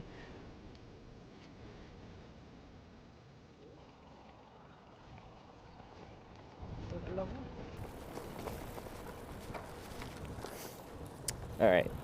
So it was it's Kalita. This will be our last media share for a bit because we're gonna have to do some navigating here. But you did kind of get this in when I was doing it. All right, I see it. Got timed out, but I can see through the timeout. Another Japanese ad. Sounds sad. At least the music.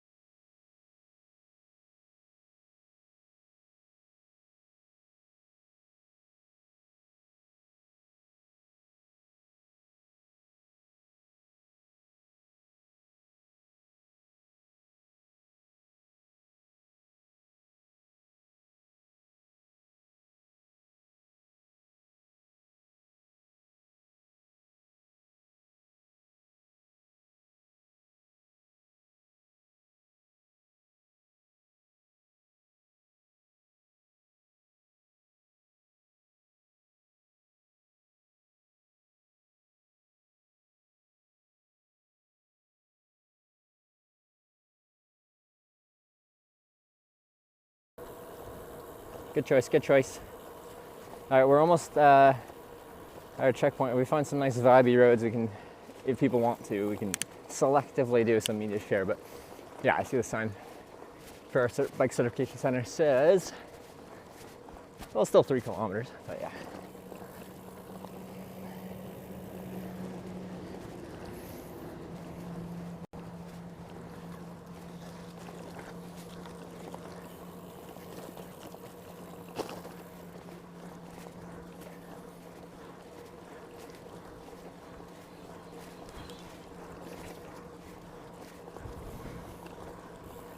It was good to just be down to my, well, I was gonna say down to my base layer. I forgot I have a vest on. Kind of enjoying the vest. It's still a little breezy out. It's not super hot, so I guess, you know, it's cutting the wind to my core a little bit.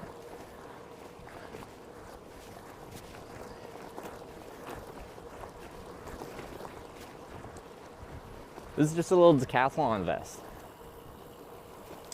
It's real cheap.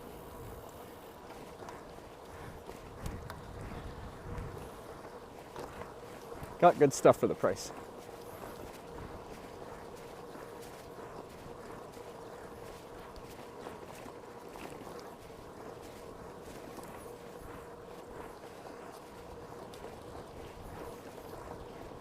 Warm smell of colitas rising up through the air.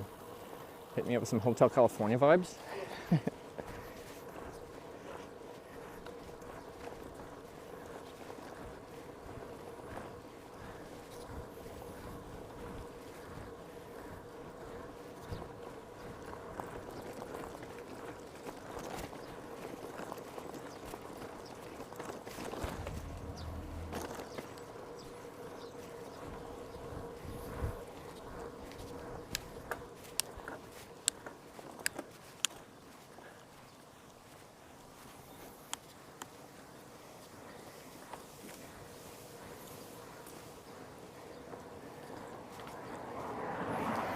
Seven mesh long sleeve the other day. A fantastic shirt.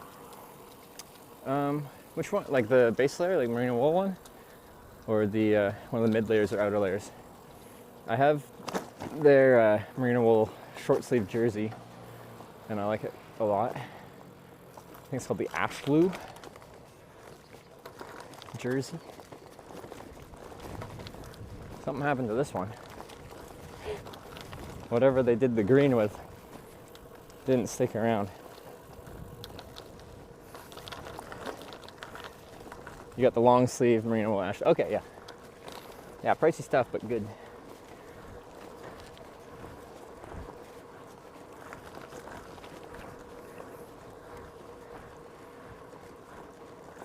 Wait, did we already do 2.4 kilometers? Now it says 600 meters. I feel like that 2.4 kilometers, because the last sign said 3 kilometers to the certification center. That one said 600 meters. I'm gonna crank that up fast. Those best Switch merino wool socks, and they're amazing. Yeah, pretty much everything next to skin when I'm traveling is merino wool, exception being my cycling shorts are not. I think like old school cycling jerseys were actually like wool and shorts like that, or wool as well, but definitely less so now. So I think if you find like a niche provider, your kickstand's down.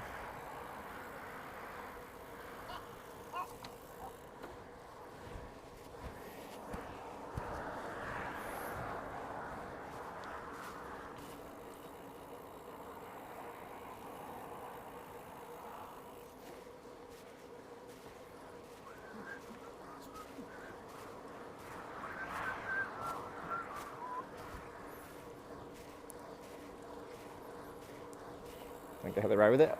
I'm guilty of riding with my kickstand down frequently, actually. And people will tell me and then I'll kick it. The thing about kickstands is like the direction you kick it to go away is like back to kick it away. So if you take a corner, I've heard it scrape, but it's not gonna like fully jam on you and like break things, because the most that'll happen is leaning over and hitting the kickstand will just kick it up on its own. Does that make sense? $6. Thank you. The weave with the $6. Thank you.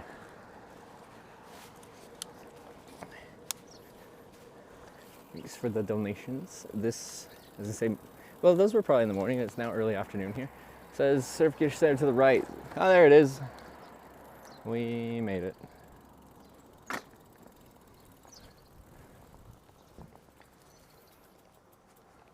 This whole route has had the nice self-inking stamps.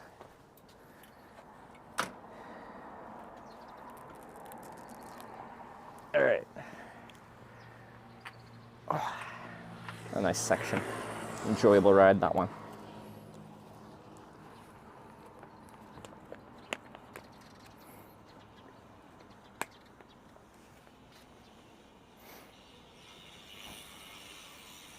Another one for our Korea's cross-country cycling road tour passport from the Ministry of Environment and the Ministry of Interior Safety. Our official government-sanctioned bike tour. When we finish this, we get a gold medal. Will this be number 60?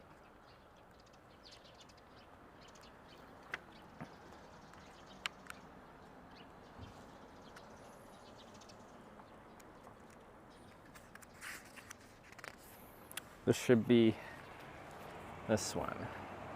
Ganggyeong Estuary Bank, which will finish this Ganggyeong bicycle path, which started at that dam we were at 2 days ago.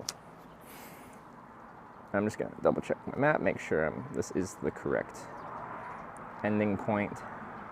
And then from here, I'm gonna have to navigate and try to get to the next route, which is actually pretty far away.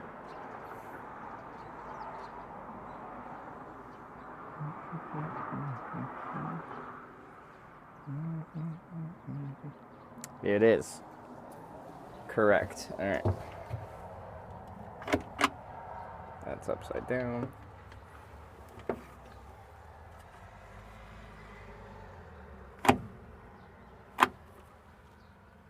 Well, that wasn't my most vivid one, but it is legible.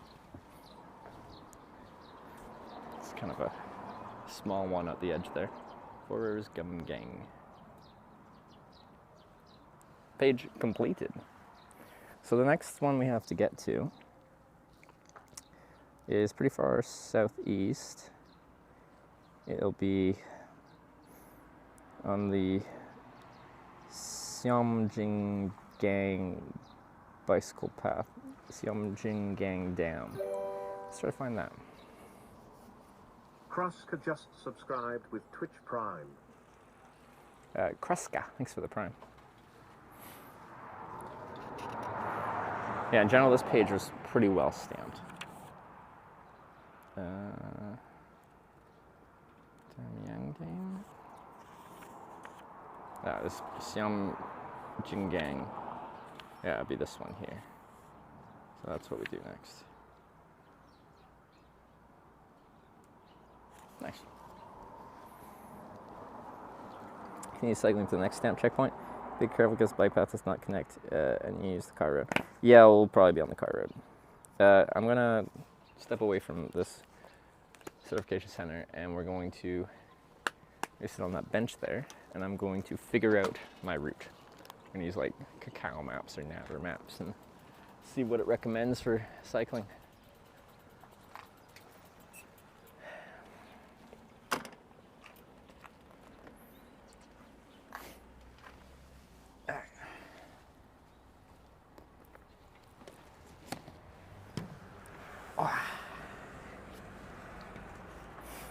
Alrighty, so gonna do a little navigation. So I'm not good at searching destinations and on the Korean mapping things because anyway, it's confusing to me.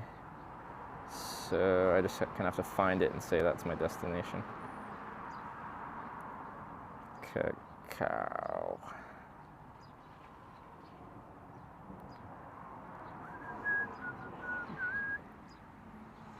Destination on the map. Let's see.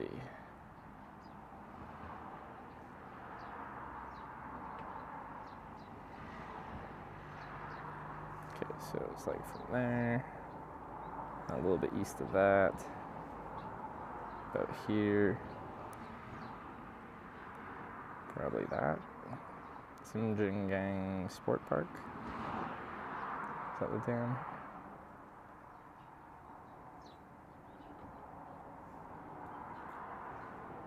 Yeah, it's just south of that bridge.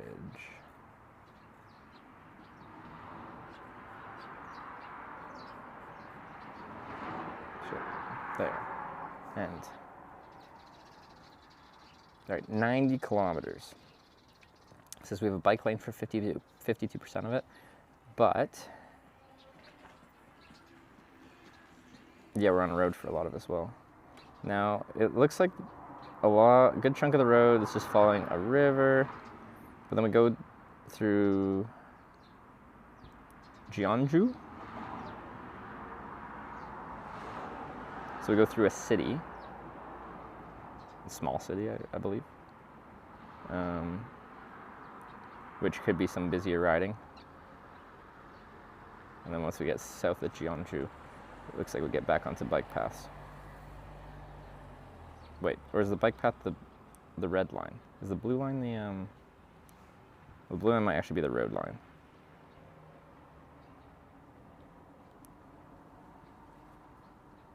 That gives me an alternative, I think. Is that an alternative? I think so. We could do that.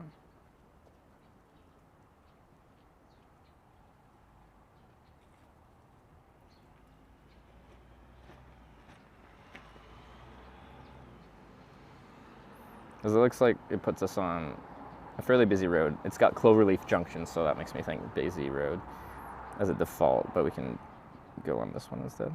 This one instead? No? I can't like press on. I don't know how this map works. No, I can't. It doesn't let me. How do I switch to the other route that you've given me an option for? How does it work?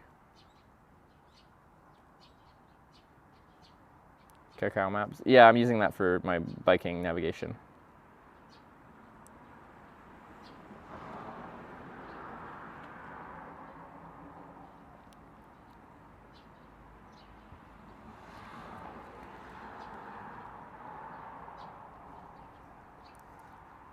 It just gives me two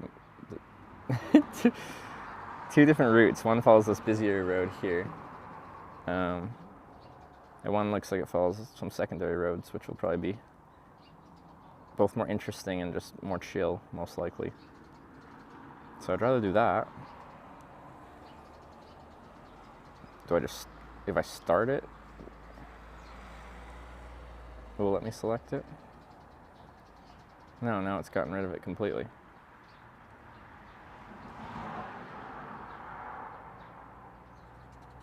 I'm gonna have to like redo the whole thing again, isn't it? Oh, no, okay.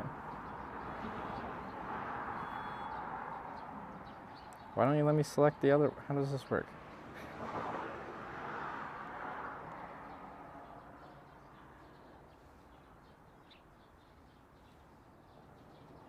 You give me that option, so let me do it. I just start riding down that way and then tell it to redo the navigation, then I'll just force the issue. Of course, there's clearly a way to do this, but it's not letting me do it.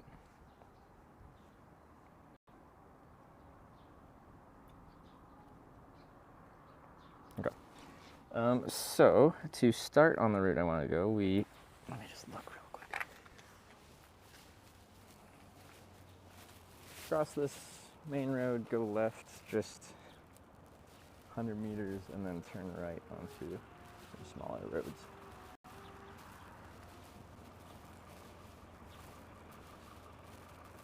Okay.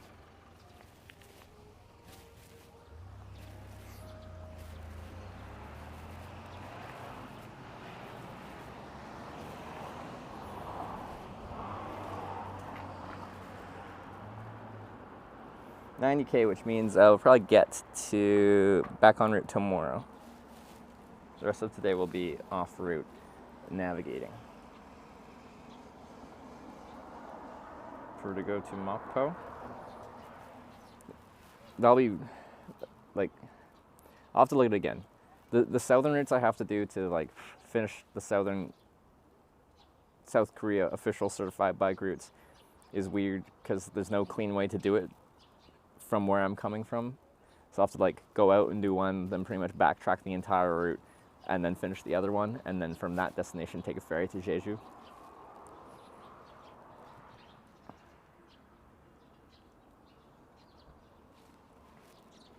Okay. Actually, let me put that down for a second. Charge my other phone.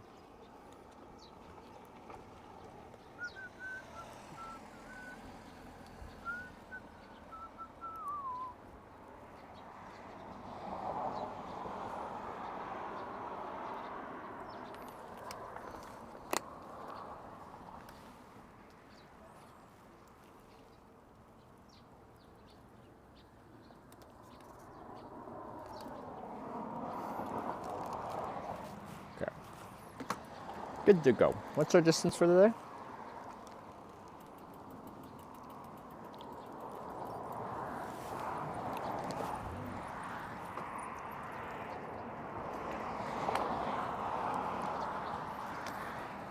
$40K. Okay.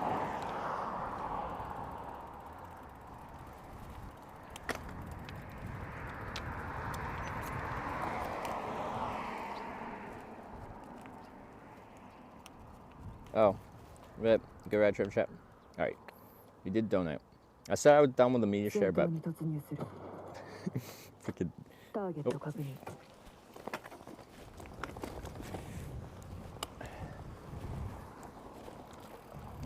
One moment, please.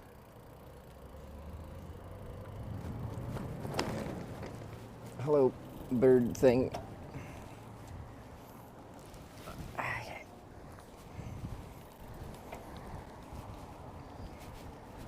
Breezy.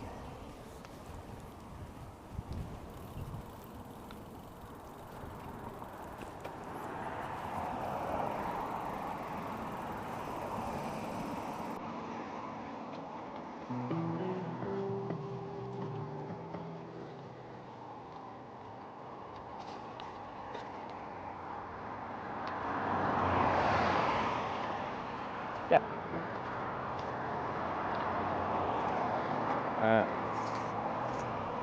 I think it's this.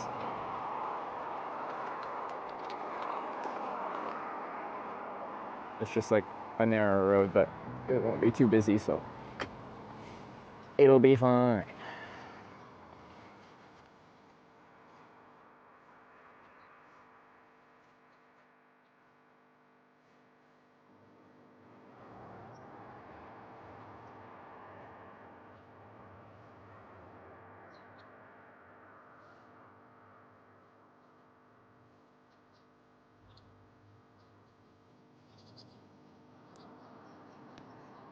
It's also gonna take the main road. I'm gonna take this though. I'm just gonna have to check the map occasionally, so because I can't force it to take this route. Gives me an option, but I have no idea how to force it to like actually switch to this option.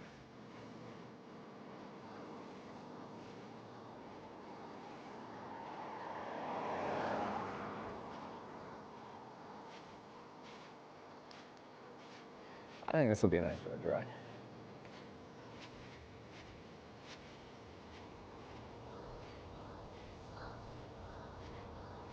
So there, joins up routes eventually? Yes, that'd be nice.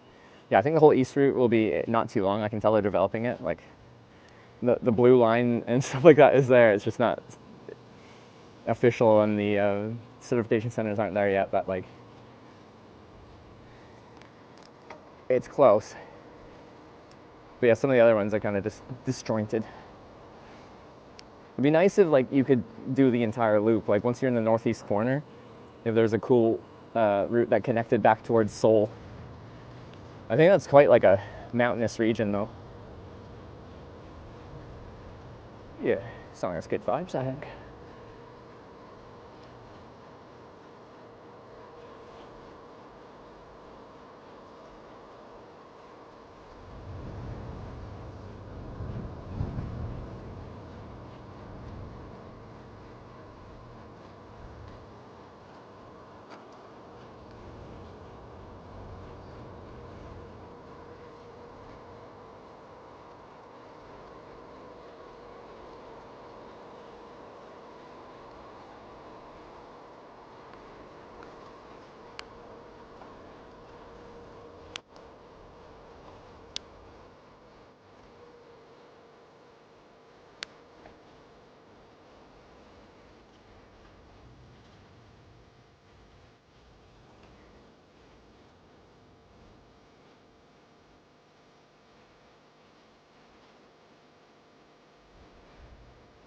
Oh, looks like I picked the climbing route.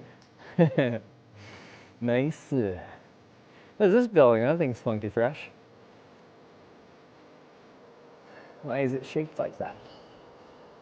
I deal with the sun while staying outside for prolonged periods of time. Stay hydrated. I'm not that well with heat, or I'm not that good with heat, honestly. Biking it helps me because it keeps a draft on me. That's just their house. Thought it was gonna be a business with how weird it looked.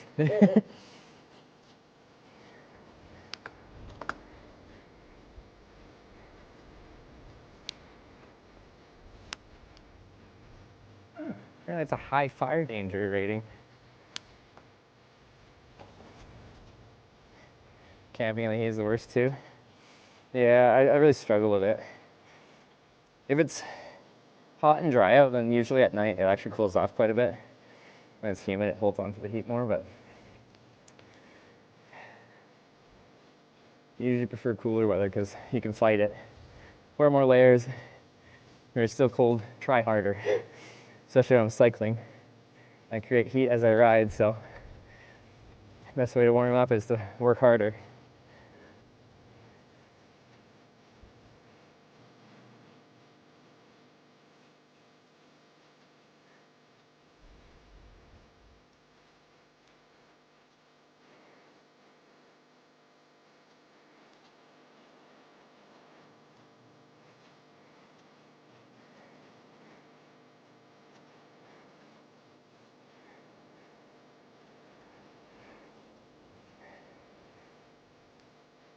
Don't do well though. Everyone, look away.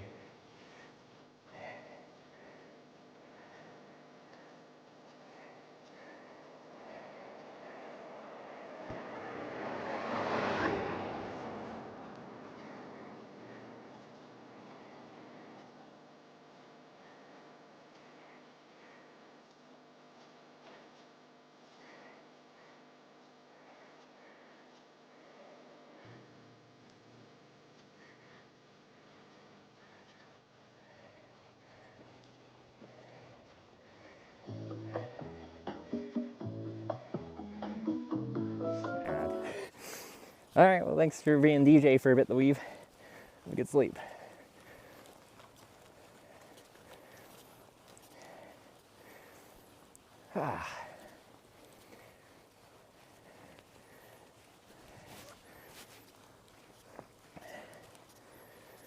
Trail hills often, local roads, less car traffic in Korea.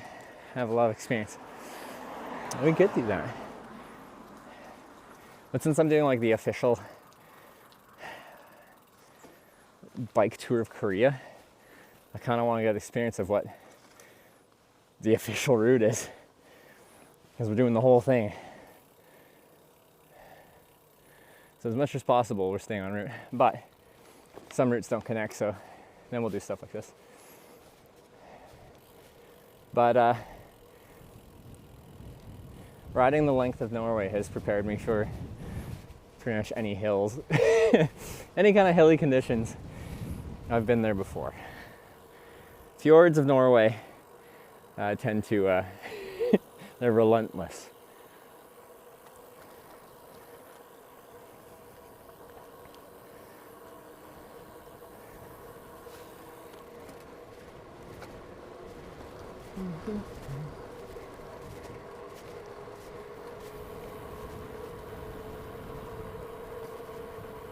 Go around it? Yeah. Oh God. Hotel La Siesta. It's an interesting name for Korea. Ow.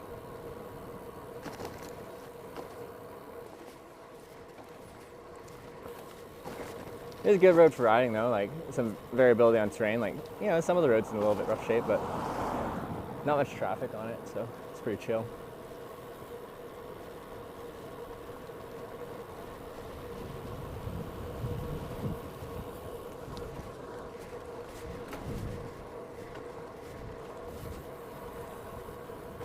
The issue is, okay, maybe I can force this thing to actually navigate me on this road now. Hey, another cyclist.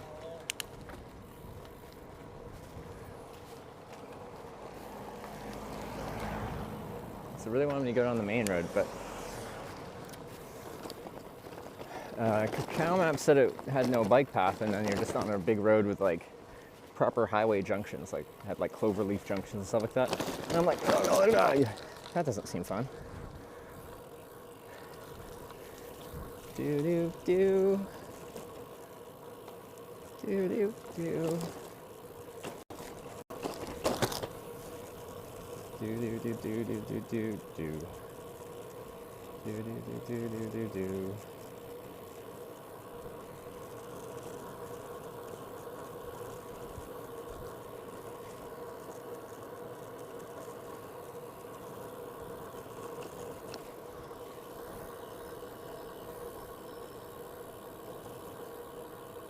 I think that's what we want.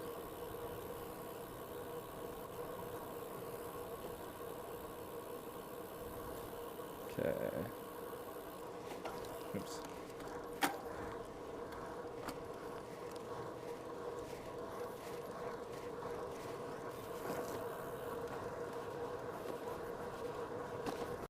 We go around the shoulder of those highways. You know, I don't actually know. Have I seen? In most places, if it's a classification of highway you're not supposed to walk on or bike on or something like that, there'll be a sign that tells you that as you're entering the highway, typically on the on-ramp. I'm trying to think if I've seen that in Korea or not. I don't remember off the top of my head. What's the next stamp located? About 90 kilometers southeast of our location. Just under 90, I guess now.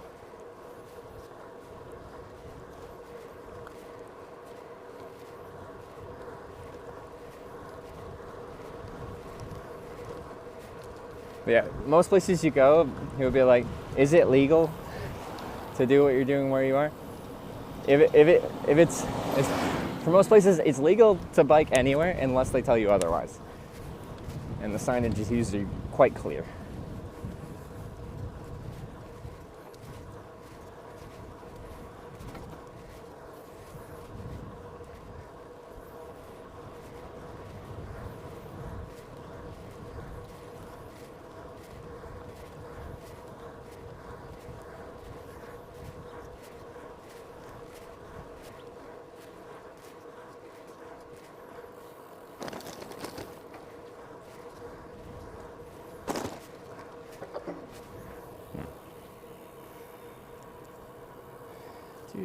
Do.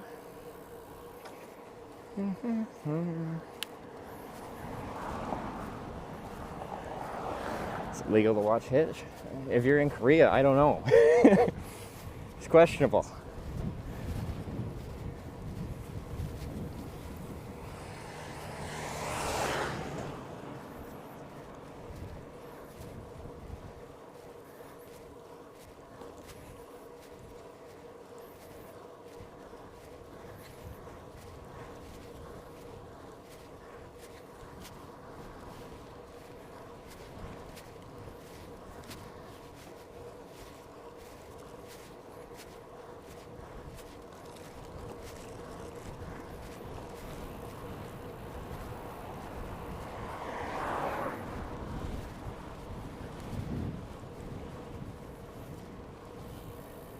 Walking bike on the highways of Texas, for example. Yeah, I think there's some sections if you're doing the southern tier bike route across U.S. from San Diego to Florida, I think there's some sections of Texas where like you can't avoid be on the interstate for like certain stretches. I have this conversation quite a bit related to hitchhiking. And people are like, can you hitchhike on the interstate? I'm like, in most states, I can only hitchhike on the on-ramp before it becomes technically the interstate. But in countries, or in rather, states like Texas, you can do whatever you want, wherever you want, because this is Texas.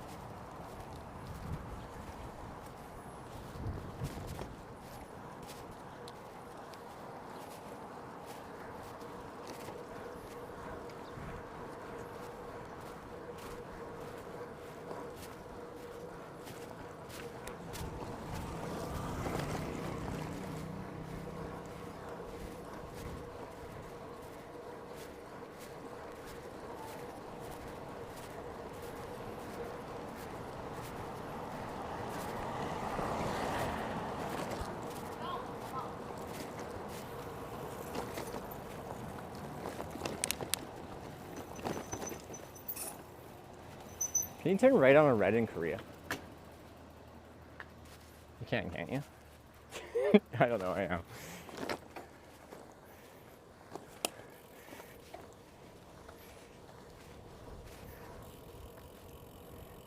Only in the US? What do you mean? You can't in Canada unless you're in Montreal.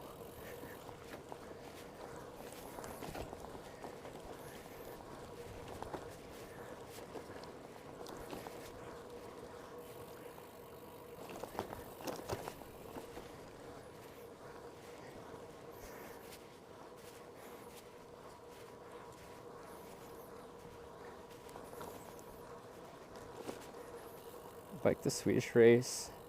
I'm not going to try and pronounce it because it's Swedish. 315-kilometer race. I haven't. I've never done any races, unless you just mean the route. In which case I haven't done that either. Wasn't there like a Swedish streamer that was doing that or something? I feel like when I was touring maybe up to Norway or something like that, we rated them. I think they're raising money for charity doing it. At that point they were like riding through the night.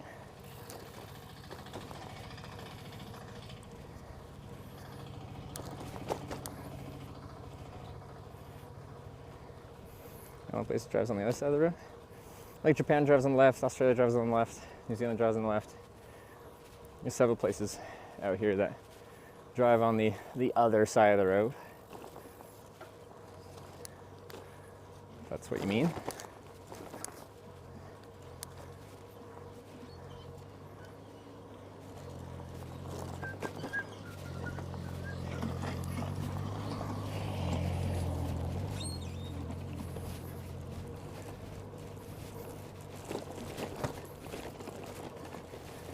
Up here, turn left. Direction at Sikcheon.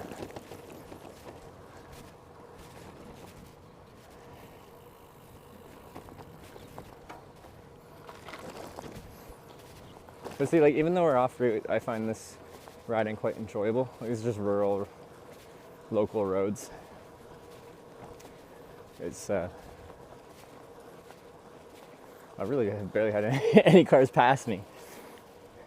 That's not to say cars passing me bothers me, it's just, of course, more enjoyable when you're not around cars on a bike.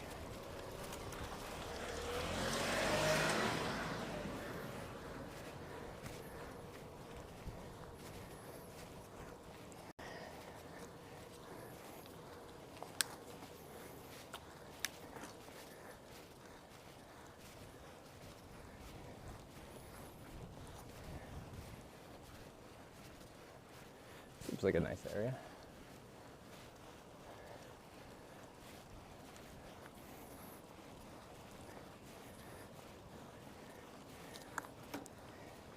Most of this path except the quality. Yeah, some of the roads are, like, you can tell, are a little bit due for maintenance and stuff, but nothing like excessively bad. It's a little rugged. Right. Go through a tunnel.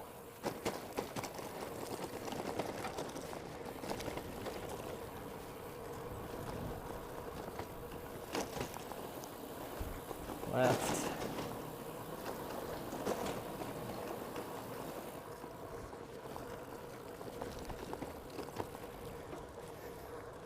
And right. Oof.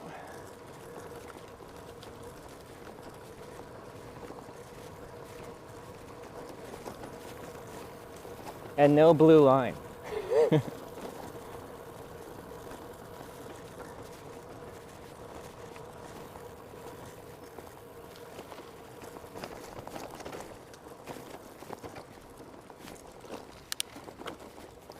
Right.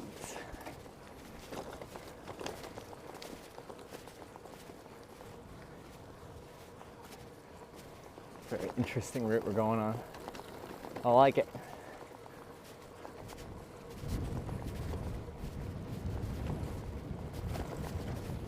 And right.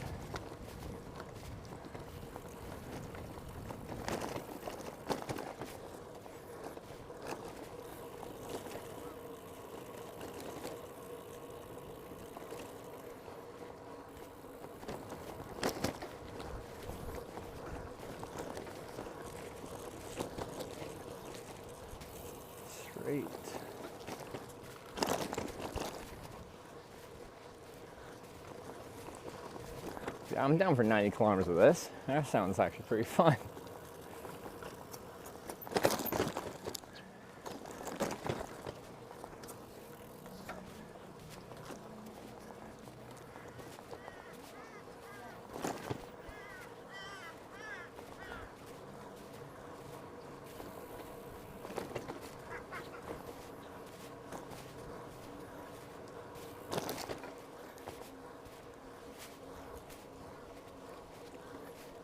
Bouncy though, yeah, a little rugged. My butt's pretty conditioned to touring already though, so it's okay.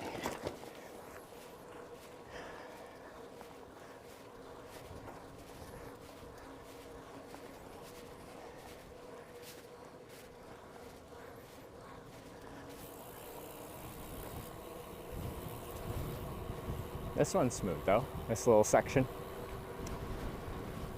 At the T, turn right.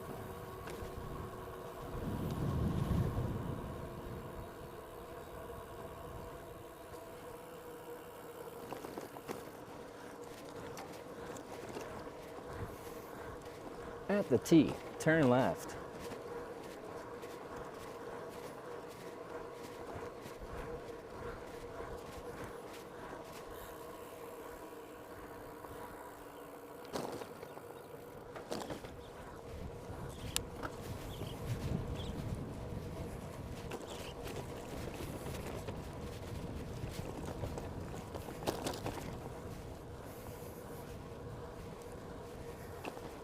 Heading south towards another trail.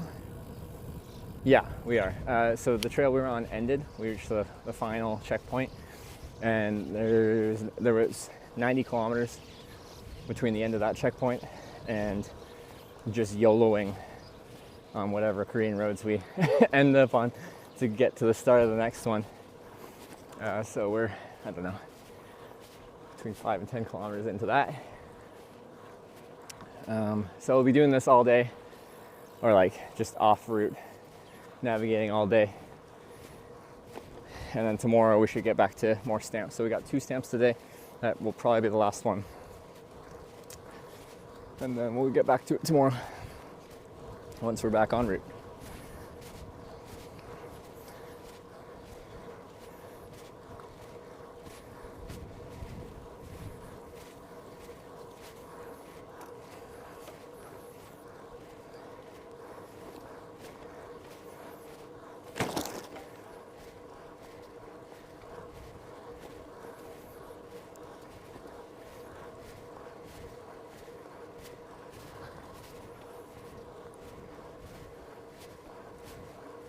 It's actually been really nice so far. I've quite enjoyed this. There's just more variety than riding on like the elevated dike roads along the river. It is beautiful, but like we've kind of been all over the place since we've left the trail.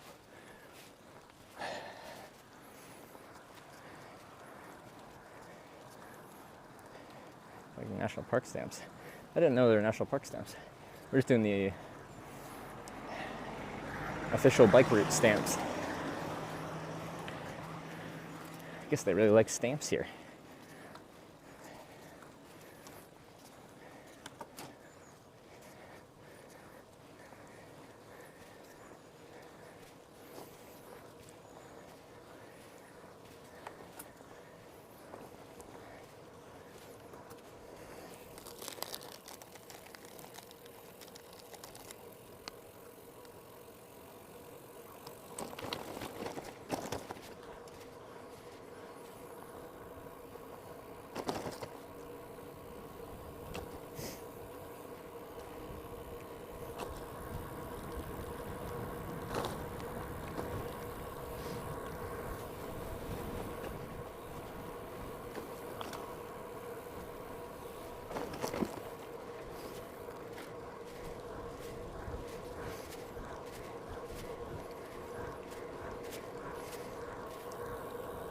So we've got some more populated area ahead. We got some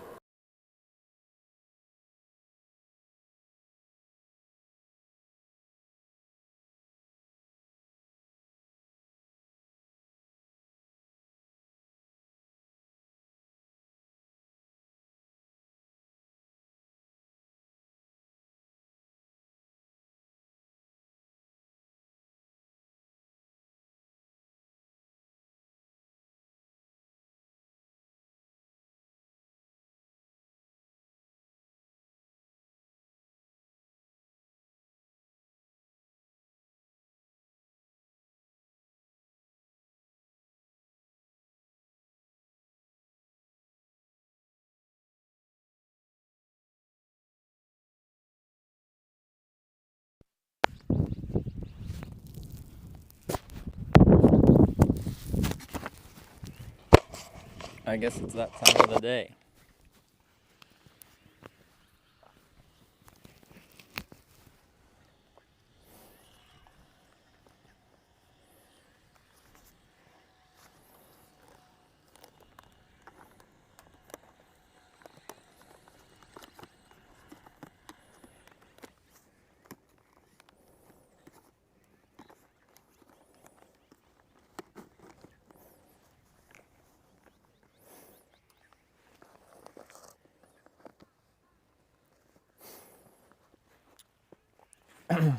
What was our uptime for that?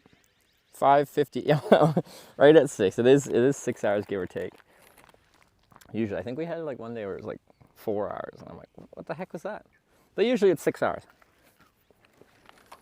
Yeah. Anyway, carrying on.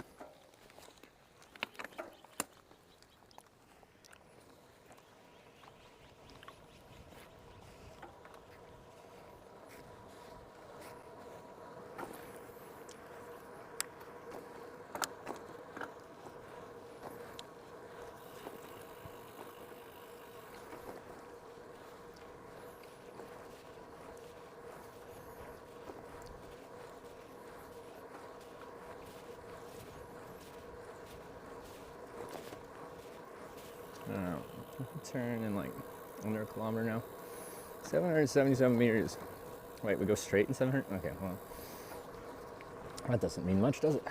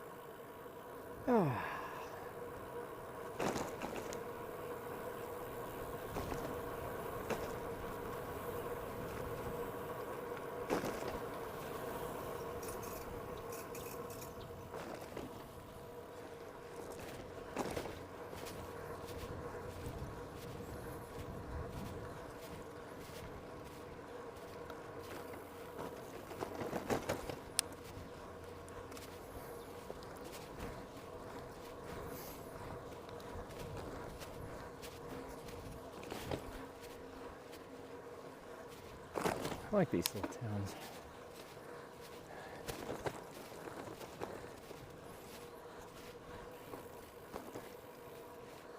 Like, they must get people like me refusing to take buses between.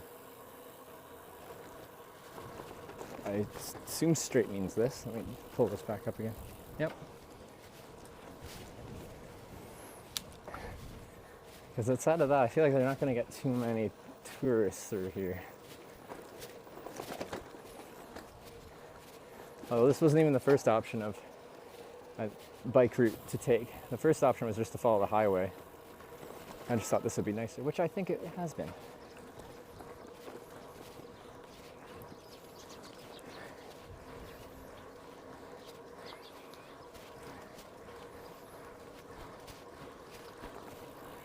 Oof.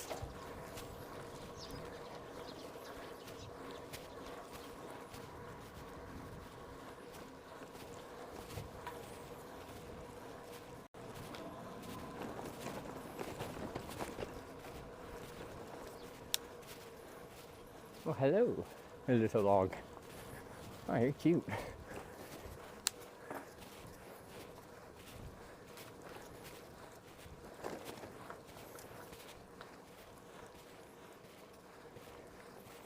Stress marching on the highway. Yeah, I don't even know what it'd be like.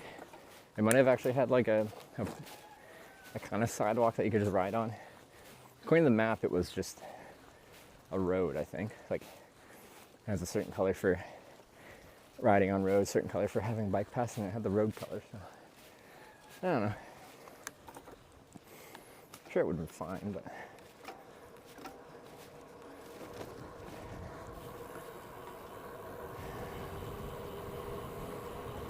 I'm used to riding on highways because like I started bike touring by essentially riding the entirety of of Canada, which is mostly highway riding. But not all highways are created equal from a cyclist perspective. Yeah, it looks like we're about to leave our nice rural road.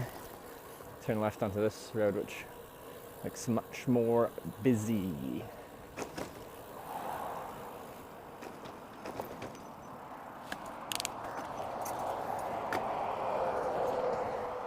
Oops. Kicked off. Yeah, let's go shoulder. Let's see. Run this for a bit. So this has random sections that are like bike paths, but they're probably just like really crappy sidewalks that are technically multi-use paths. Then we turn right after a bit, and that gets us on a road, or it says a bike path that follows the river or stream. Should probably be enjoyable.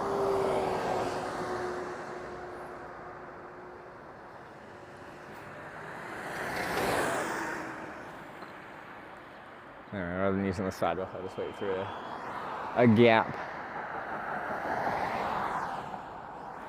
Should not be able to go through this way. Yeah.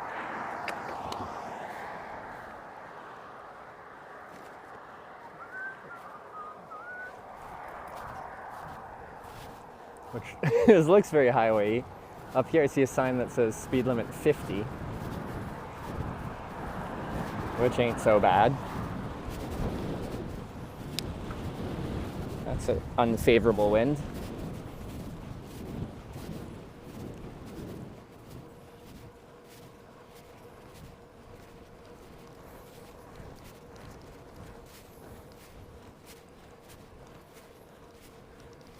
I mean, it looks more than a 50 road, but anyway.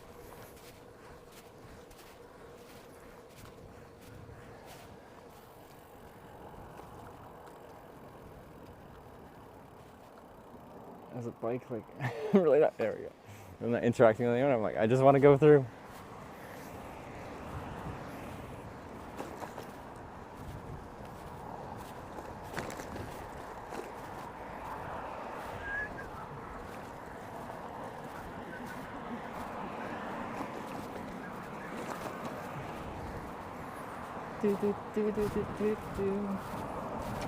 Please bring me my wine. We haven't had that spirit here since 1969.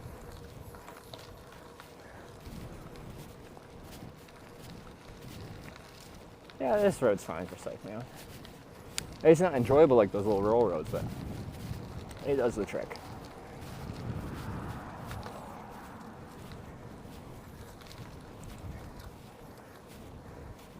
You need to play that? I've heard they're pretty big on copyright striking like that. That song in particular, they'll take you down for it.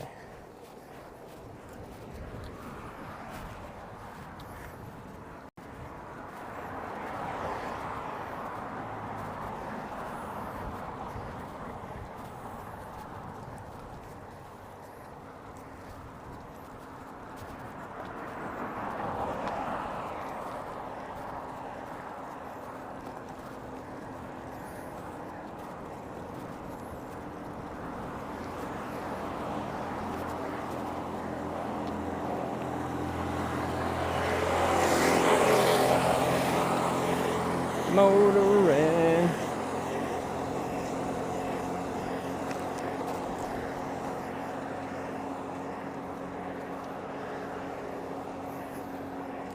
Plan a day off in the coming days. I should at some point, and not too long, but I've just got like a nice weather window, so I hate taking a nice day off.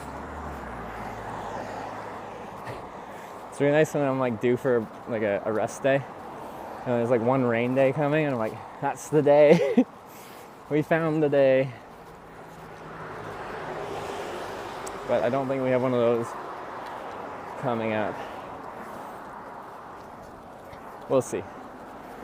I'm due, like, once a week is what I'm looking to kind of regularly do. It's good for your body.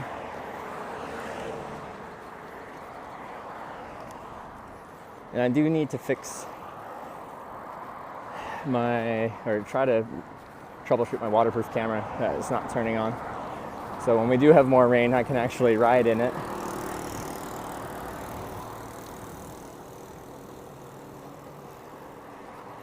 How nice little this from the last stamp was. Yeah, like it was 40 kilometers traveled when we got that last stamp. What are we at now? It was like 10 more? 50-ish?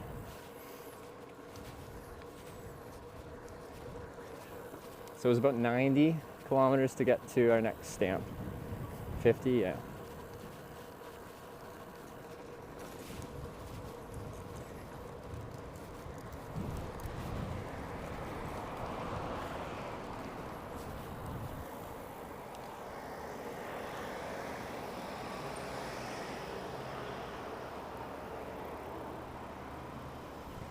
Some wide and slow, I'm just going to go behind them and then out. Otherwise they just have to pass me again and I annoy people.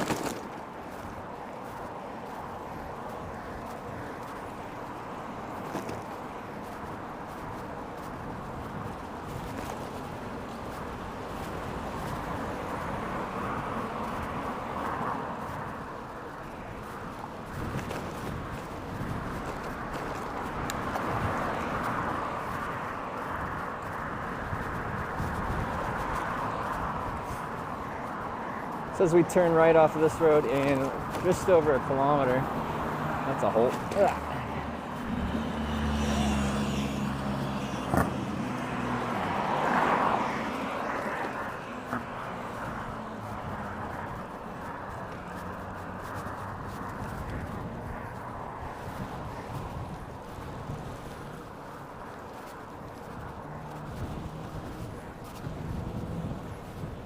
South Korean roads mostly bike friendly.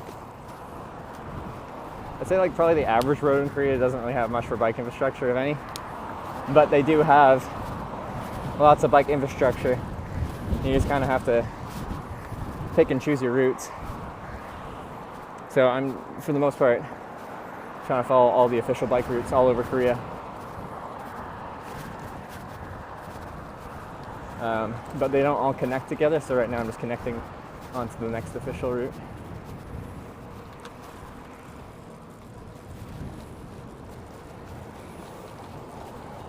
Like it's mostly flat. They tend to follow river valleys. So with that, rather than going up and over hills and stuff like that, they follow the low points next to the river. That's not to say there aren't any climbs. There's plenty of short ones and the occasional longer one, but I'd say Korea as a whole is not particularly challenging elevation wise. The longer climbs aren't really that difficult. Actually, some of the shorter climbs, they get relatively steep.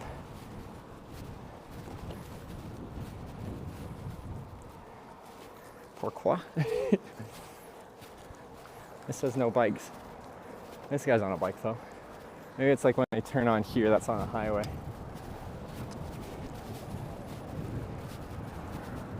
Thank you for being here, bike man. Otherwise I'd be confused. Because this looks much more highway-y.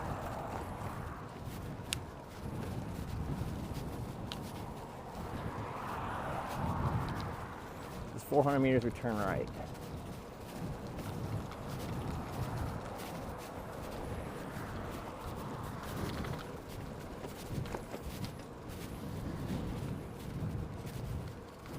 Still only a 60 zone.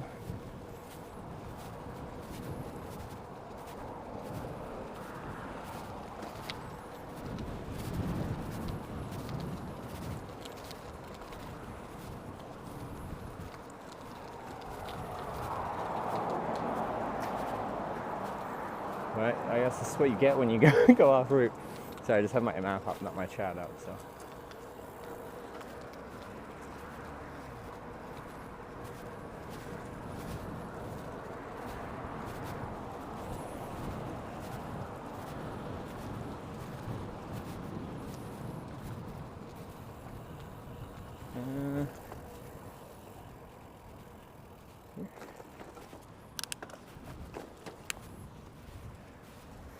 Yeah, I think we did it. I think this is what we're looking for. Left side of this says it's bike path. Yeah, nice.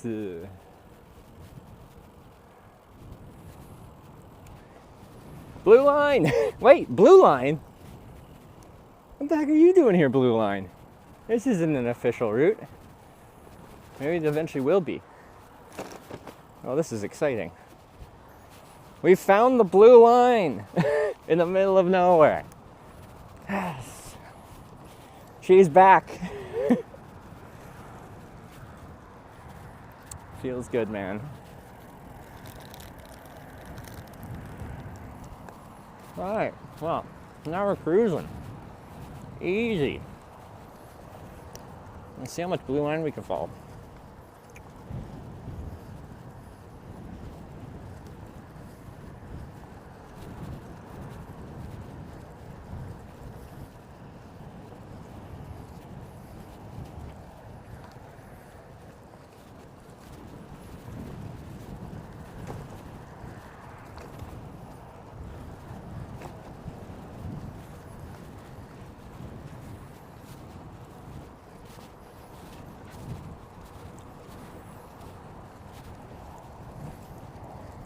Why is the blue line a sheep? I feel like to me, whenever I'm like,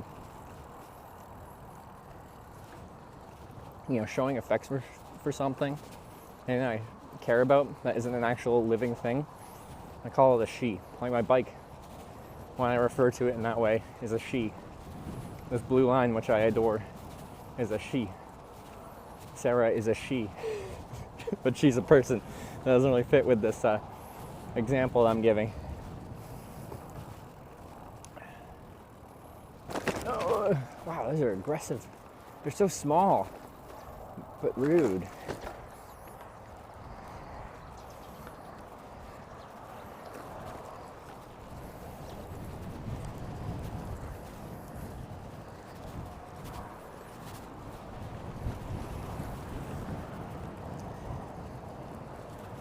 This bike name, never named the bike. You have tried to name it and nothing has felt like it's stuck.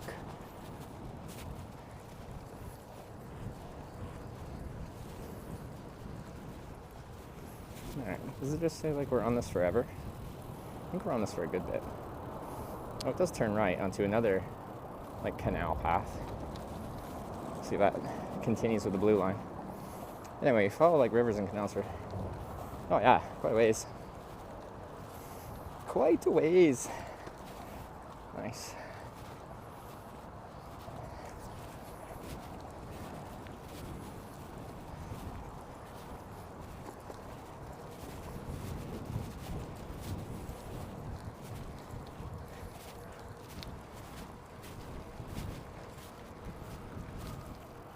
Alright, see if they continue the blue line as this turns. Yeah, it continues. You love to see it. Ooh, this looks nice too.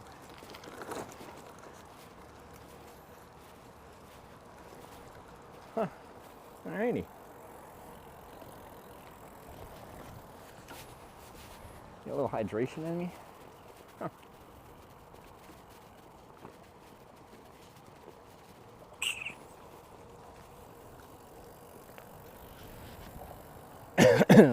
Good job, Cacao Maps.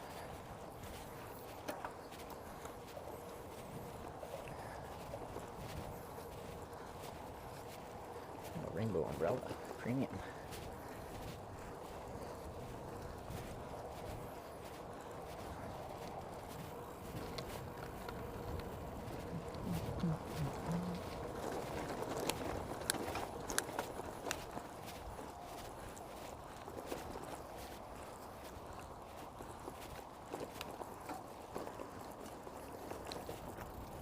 I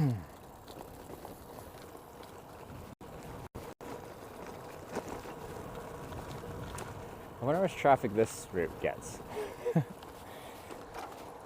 Well, you don't see as many on here.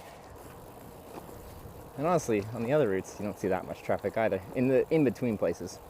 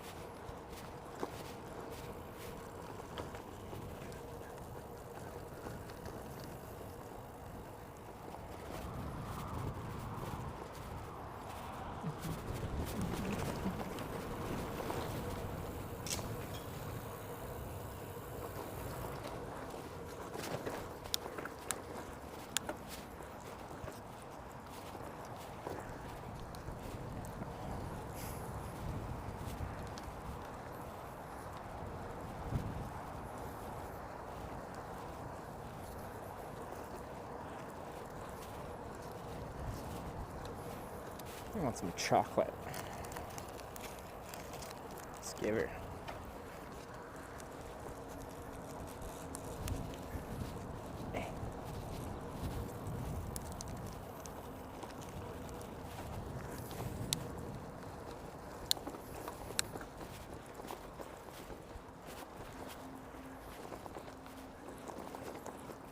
Oh, I see a bike on down there.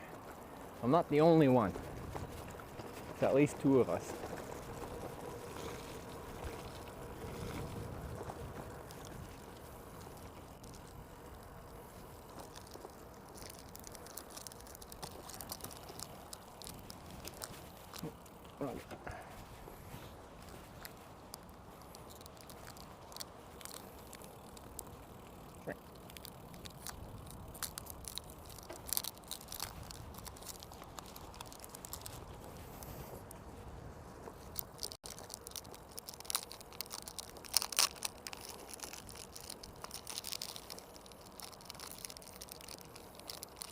There we go.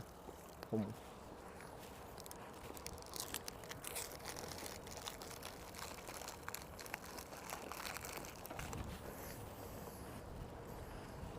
Here's bike have fenders. Yeah, I got front and rear fenders, full fenders. Very helpful. Would recommend for touring. It's a quality of life feature.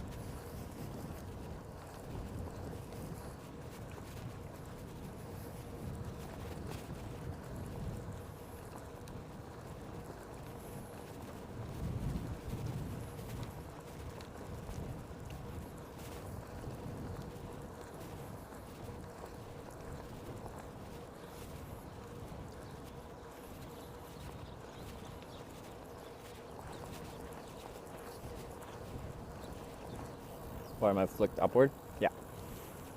And in like minor amounts of rain, it'll reduce the amount of spray you get off the wheels, like outwards onto your feet and stuff. But once it's wet enough, you like the vendors get overwhelmed when you're going through like full-on puddles and stuff like that.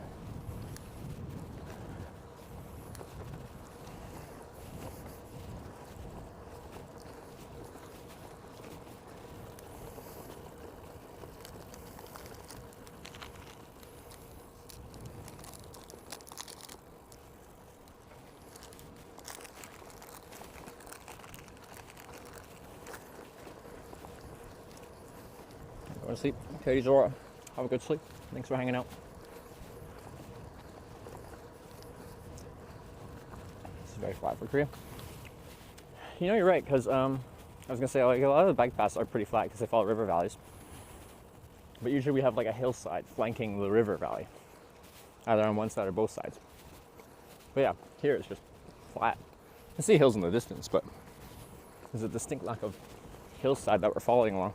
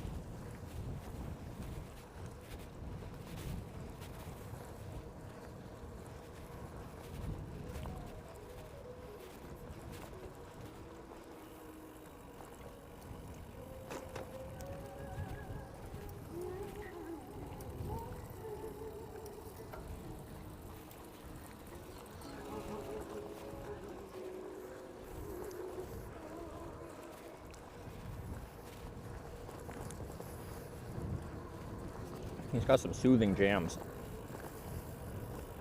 I guess it's something like this.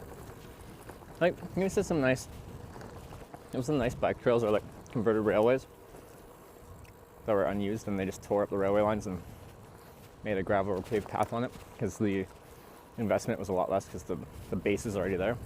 A nice flat path. Okay. Left.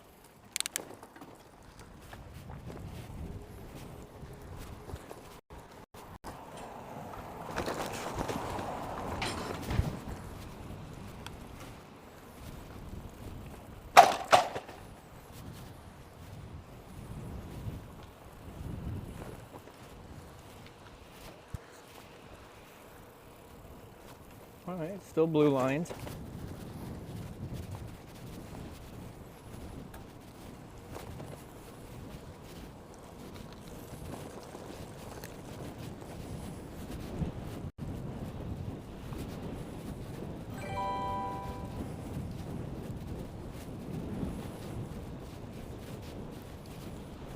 Dark Wizard 3434 just subscribed with Twitch Prime. Thanks for the Prime, Dark Wizard. Welcome to the Switchbackers. I appreciate it.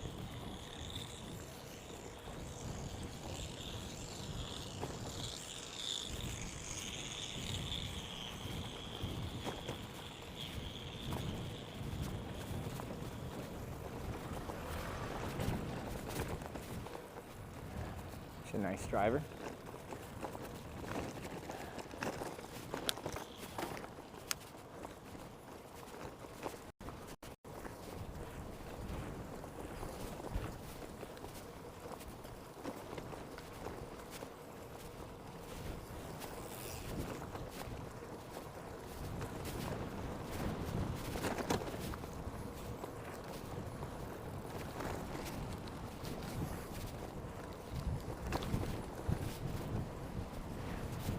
This bike path will be both car. Well, the one we were just on, I think was bikes only, but this one is multi-use. Yeah, there's harsh transitions onto these things.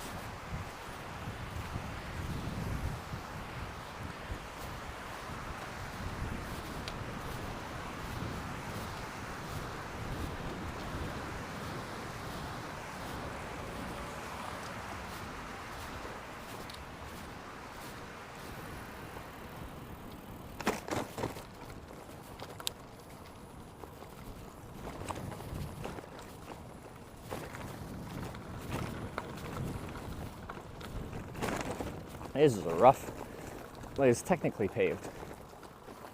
Technically.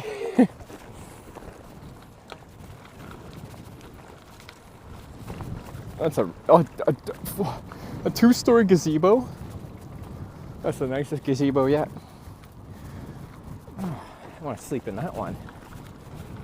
This would be an easy spot to sleep too.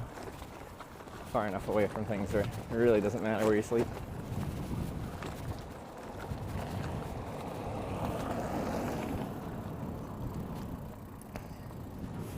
Alright, now back on a nice path.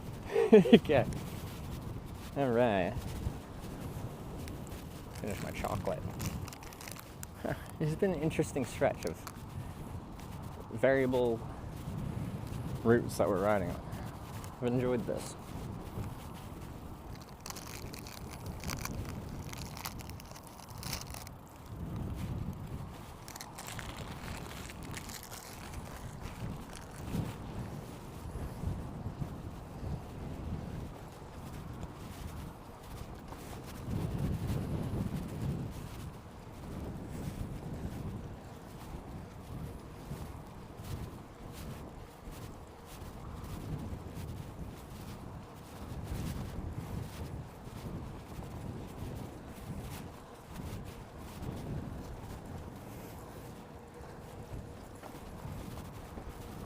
Blossoms, where are you?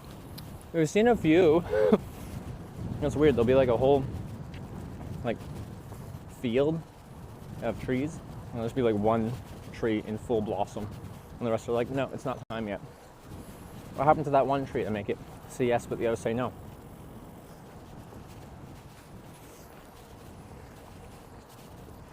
They all look like the same tree.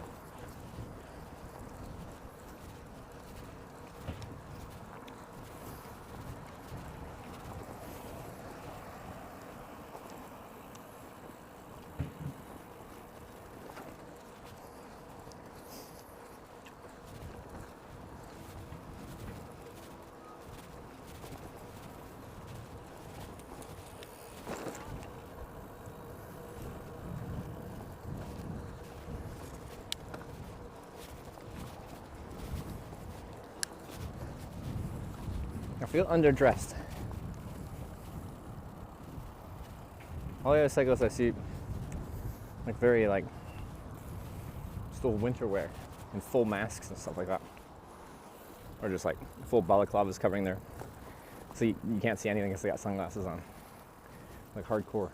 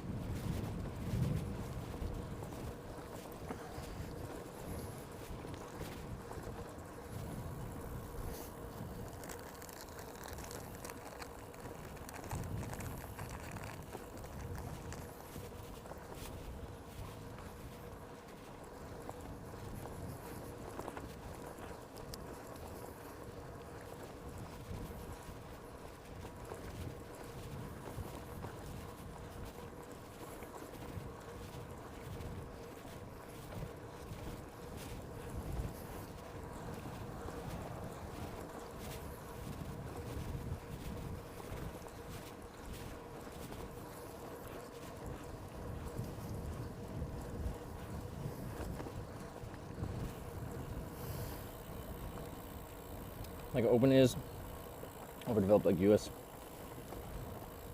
Body of water. How is this possible in the area? This high market value. But like, I think even within the United States is just so large that you can find places that are like very undeveloped. Notably, all the flyover states, as we like to call them. If you're in a popular place to be, like close to a city or just anywhere in Southern California or near New York or something like that, any bit of natural getaway from the city is like flocked to and desirable places to be, to get away from the city as far as natural places. So then people like build up and develop and put their cottages and all that stuff on them. But you get far enough away from that, because America's so huge, there's places where you can find solitude.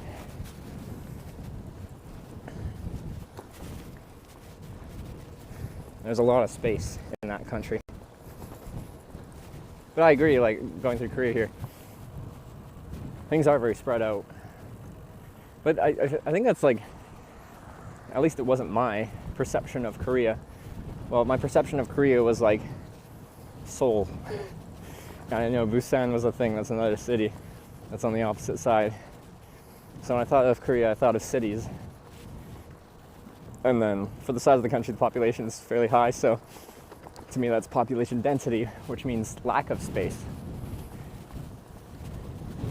But clearly there is. They just have like tight pockets of population density.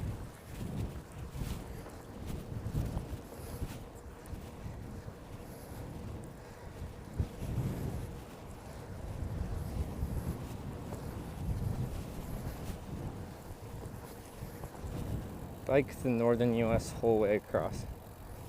Like, I'm not interested in biking across the northern part of the US because I've biked across the entirety of Canada, which is rather close to the northern part of the US, if that's what you're referring to, like Washington State, whatever, Idaho, Montana, the Dakotas out that way.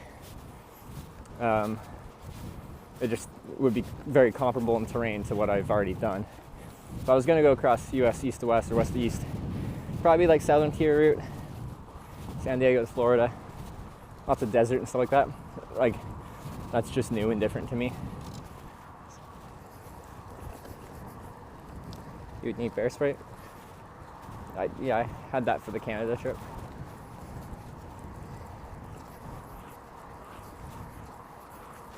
I'm gonna take across Canada. I had to do it in two parts because they wouldn't let me into Newfoundland in 2020 when I did the trip, pandemic stuff. But the two trips together, I think it was exactly 100 days, 8,000 kilometers in total. I forget if I added my rest days or not though. Or if we only added the travel days.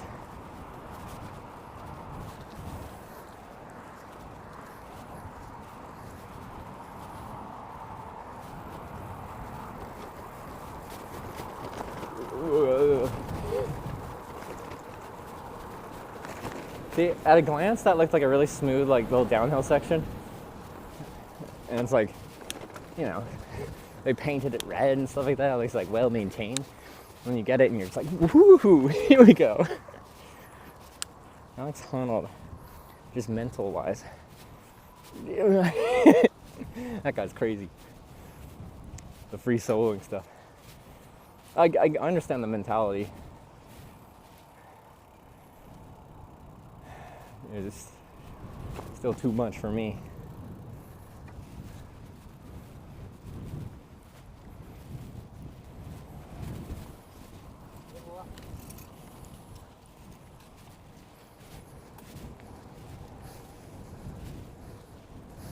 Those dogs look chill. They didn't really care about bikes. I didn't trust them too. They're off leash. Although I'm guessing if they're walking with their dogs off leash on a bike path, they trust their dogs to not get excited by bikes. So, but some dog owners are just, well, probably shouldn't be dog owners. That was fine. Just, yeah, there's exceptions.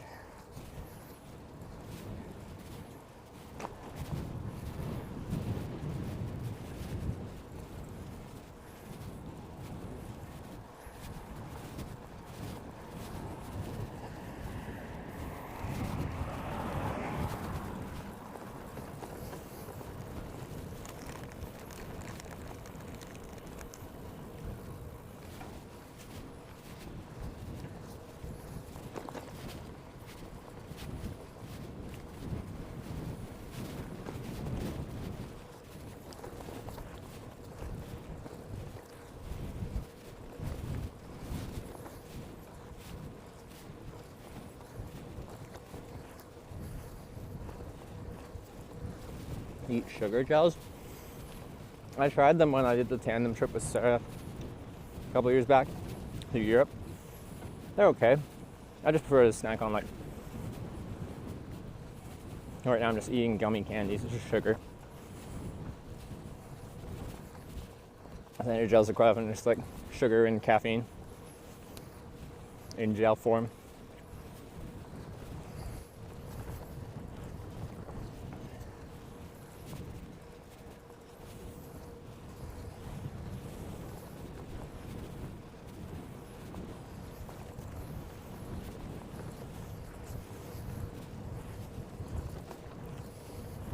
and take this travel to your favorite province, Ontario. I think it was exactly 30 days, a month, 2,000 kilometers. It might have been including breaks, I don't remember. Ontario just never ends.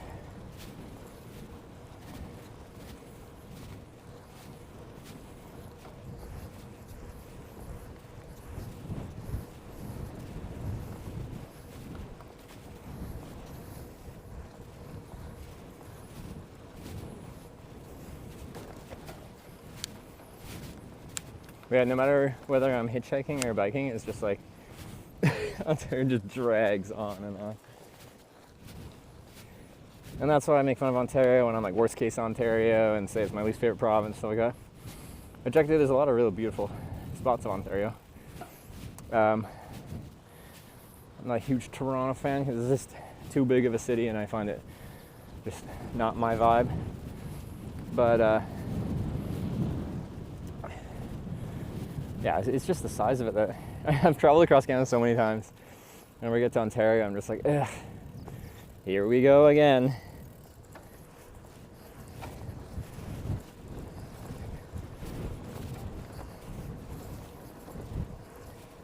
So most Canadians live there. I don't know what the population of Ontario is, but it wouldn't be most. Population of Canada, just over 40 million now. I don't think there's 20 million in Ontario.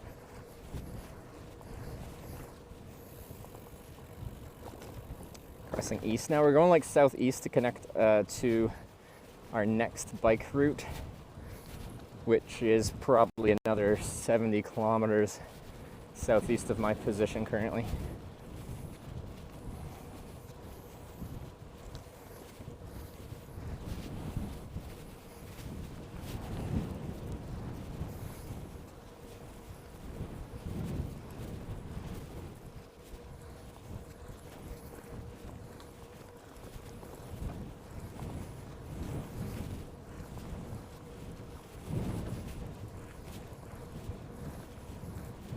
So we won't get another stamp till tomorrow at some point.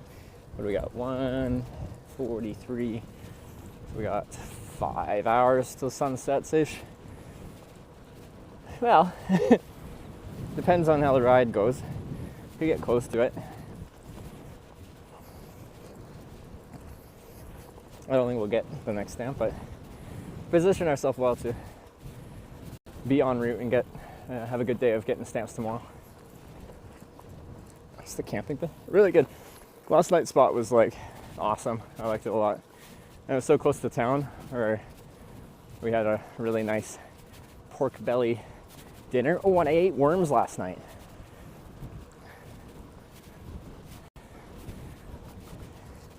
Silkworms, I think, with dinner. They weren't bad. They weren't bad.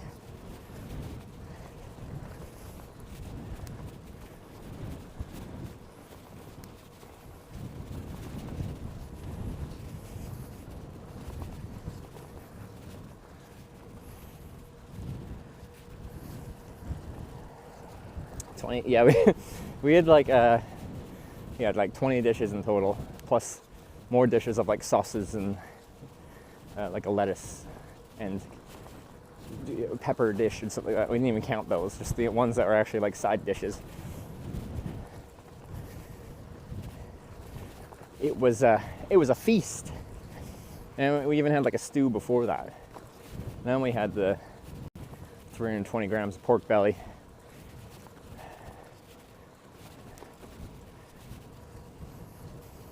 Stamps have you gotten today?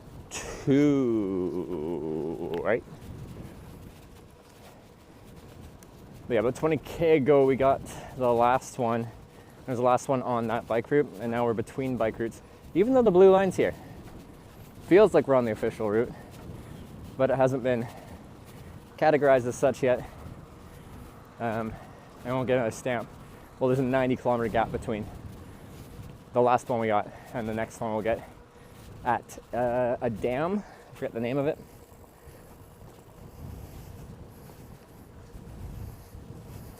$14 million population in Ontario.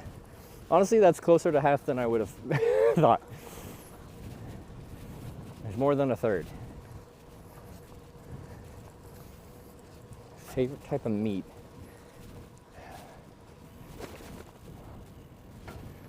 Honestly, for me, it's like, it's rare that I have it anymore, but just a really nice steak just really hits the spot. I don't even know the last time I had it, because I think it was like at TwitchCon, Las Vegas. A brand invited some content creators out for a dinner at the Eiffel Tower restaurant, and they're just like, get whatever you want. And we all got steaks. I got a ribeye. It's really good.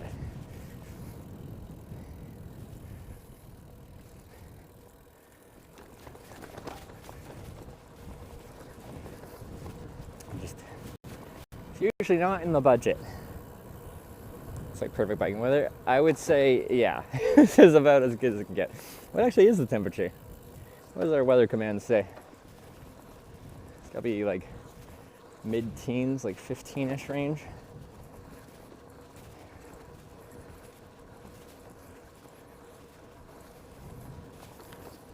$17. Whew, it was toasty. Yeah, about as, I say like 20 degrees plus or minus 5 is like my kind of ideal range, but I could drop that a little lower. Because like 10 to 15 I still love. But once we get much above like 25, then I start to get hot. Although like I manage the heat okay while cycling, because you get a lot of draft, a lot of wind while riding.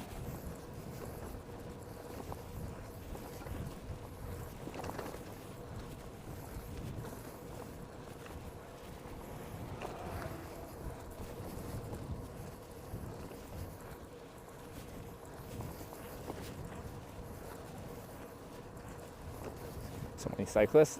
Yeah, that's like multiple days of seeing cyclists on some of the routes I've been on. There's been days where I, especially in December, because you know, winter, I think I saw like sometimes 1 or 2 cyclists in a day. That's like a week's worth of cyclists right there in one go. All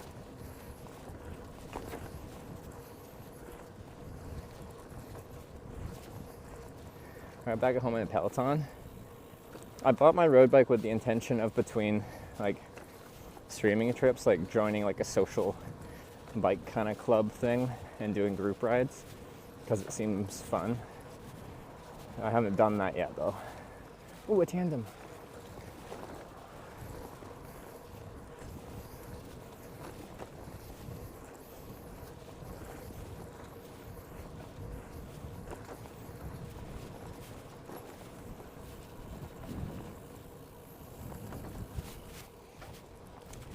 Yeah, since we're just cruising on this bike path for I don't know how long, since my media share stuff isn't working, if people do like the donation thing like they were doing before, historically it's been $5 minimum. I'll just play the song as like a soundtrack for our ride. As I cut it off because I was doing some navigation, I wanted to just have the bike touring, but since we're just on a bike path that seems unchanging for a while, we can do that.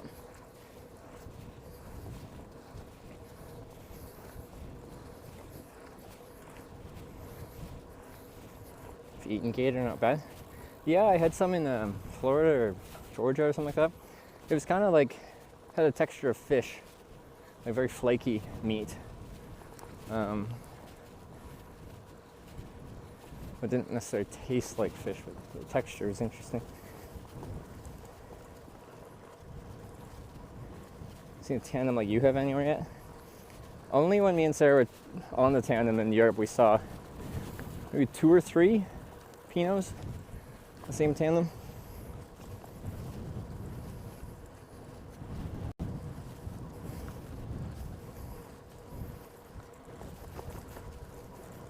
Tastes more like lizard. Well, I haven't had lizard. I don't know what lizard tastes like. I was thinking like, I know it's cliche, but I was feeling like it more tastes like chicken, but had the texture of fish, which is interesting.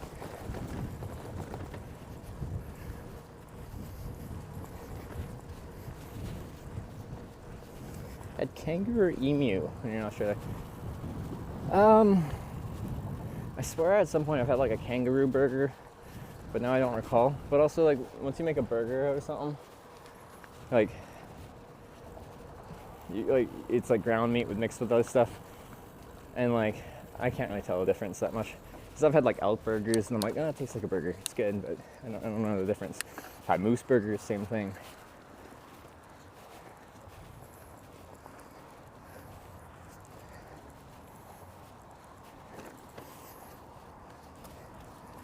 I surf from Seattle is 100% comfy. I wouldn't define it as 100% comfy, but like I'm quite used to riding. And I like underneath these pants are padded cycling shorts, which again doesn't like negate any butt pain you might have, but it helps. But like when I rode across Canada, I didn't have padded cycling shorts. I just got used to riding on this specific bike saddle, and I liked it. I should just stay up on the road. Seems like a lot of cyclists are just staying on the road. There's this like asphalt up there, but it's concrete down here. Concrete being much rougher than the asphalt roads.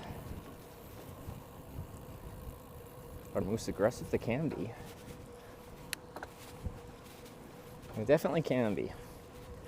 You have a Brooks? Yeah, Brooks B17 saddle.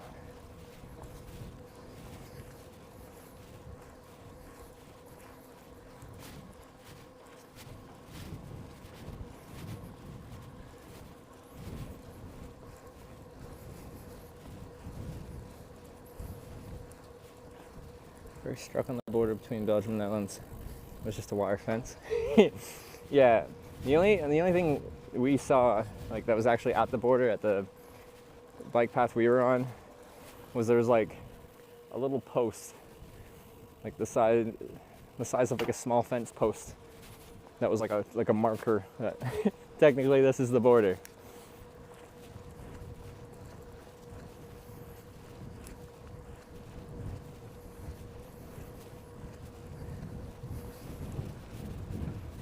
But yeah, Schengen year. Oh, another tandem up here on the left on the road up there. The tandems who are like going through Schengen countries, it's like if there's much at the border, it's like just a standard sized street sign, like a stop sign sized sign. Oh, another kickstand down. That has the like the country flag or like the country symbol on it. It's just very chill.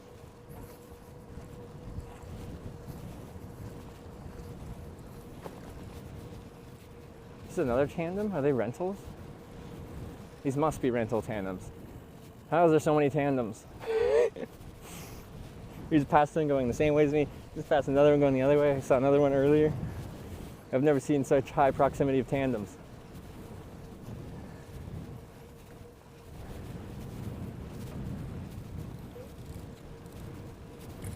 Guy's got to raise his seat. These must be rentals.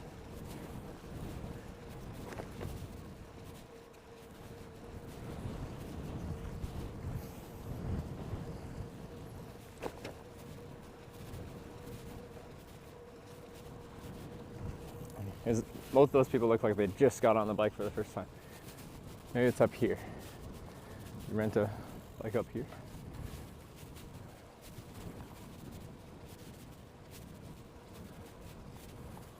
Oh, there's another tandem there, not being ridden, but it's there.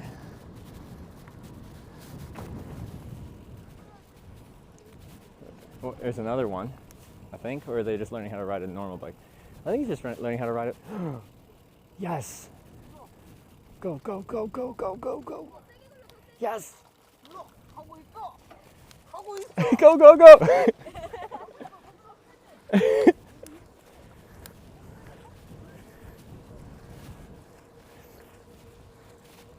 We just got to watch a kid learn how to ride a bike.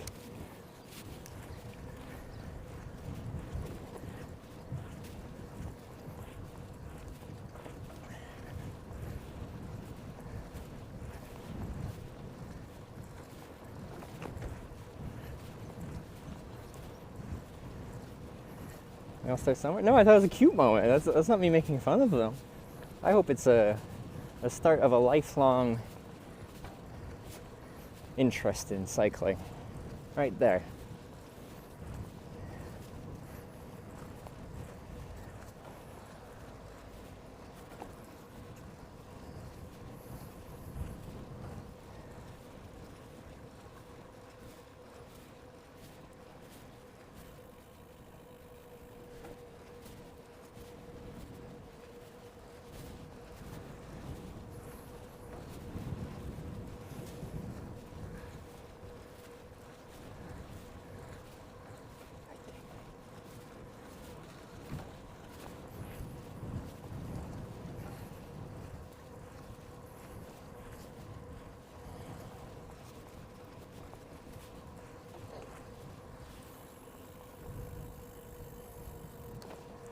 Maybe the best dad, bro. Well, as long as I'm not traveling most of the year. That's the conflict there.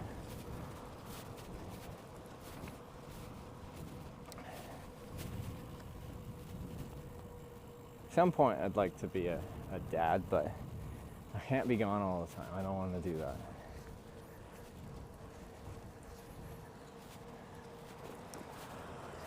Oh, another tandem. Where are all these tandems coming from?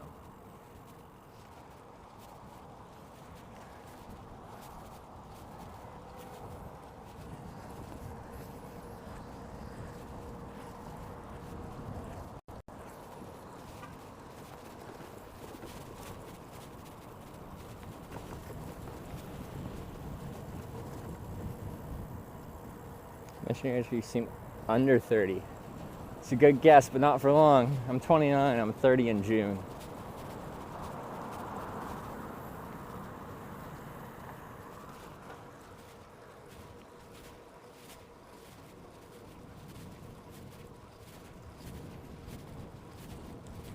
Another tandem, but they're walking it, so they might have had some issues. There's quite a bit of coordination to riding a tandem. And my tandem is even easier to ride than a traditional tandem. Planning to be for your birthday. I'll probably be in Europe because it's like 9 days before TwitchCon Rotterdam, but I don't know where.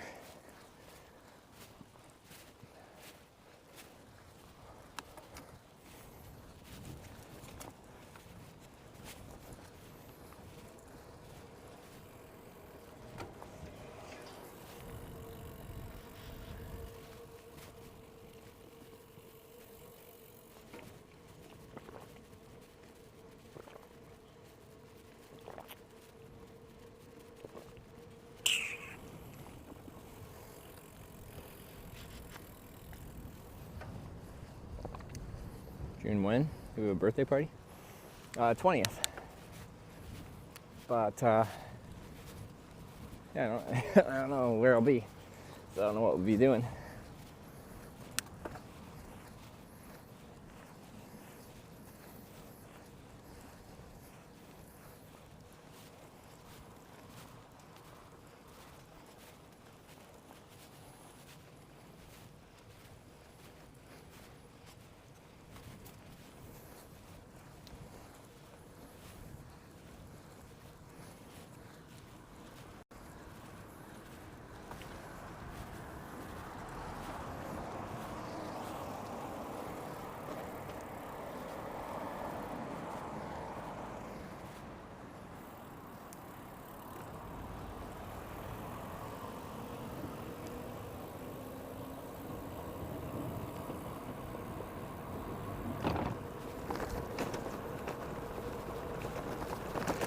Never trust the painted red paths, they're never smooth.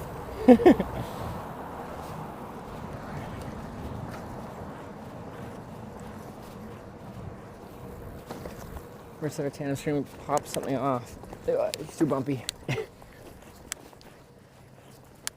Your handle and right into long grass. Yeah, so on the bars was the shifting knob for the internal gear hub shifter. At the end of the, I had these weird handlebars. Anyway, we were like pushing the bike launched the shifter pretty much off, so we couldn't change the gear on the bike until we found that piece. We found it. It took a while though.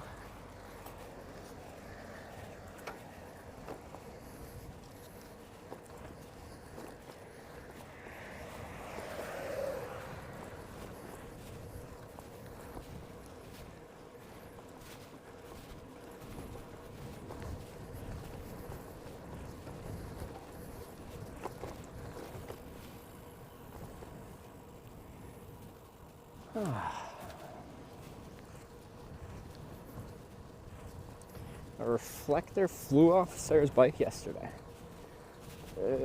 Where was it? Where did it fly off from?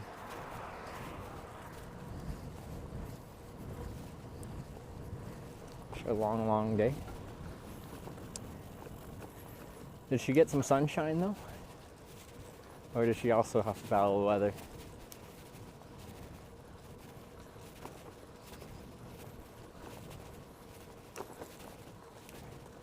Hopefully I got to call Sarah soon. We've been streaming so much. Like today, like I streamed all yesterday, and then I rated her at like 9:30 my time, and then she streamed all day. She did like 17-hour stream and rated me at the end of her. So we've got 100% crossover between our streams. Well, the trees are trying. They're trying. They're blossoming. They're just not in full bloom.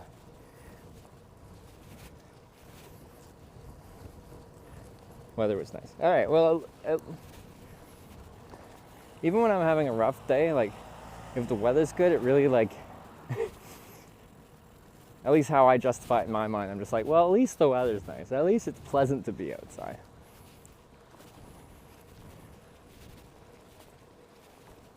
Gives me, like, some kind of silver lining to everything else going wrong.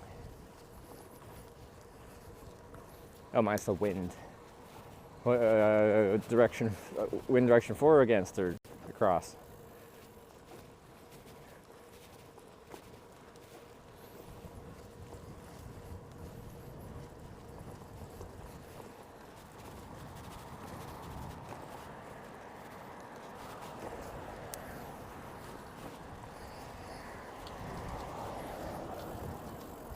Sorry, that's kind of all over the place. Okay. Because, yeah, wind is like a cyclist. Either you're not noticing it because it's not there or it's helping you, or it's your worst enemy with like a strong headwind or an annoying crosswind. It's either bad or neutral.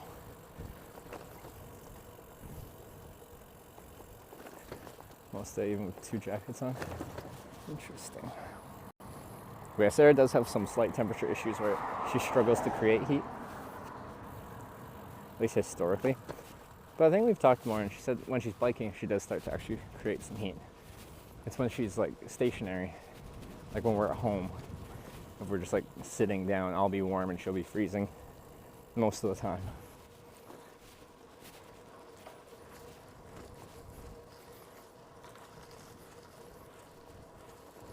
At the same time, kind of like I think blossoms are in full. Well, I assume we're gonna like cross peak blossom season at some point here. Like they're starting here. They're trying.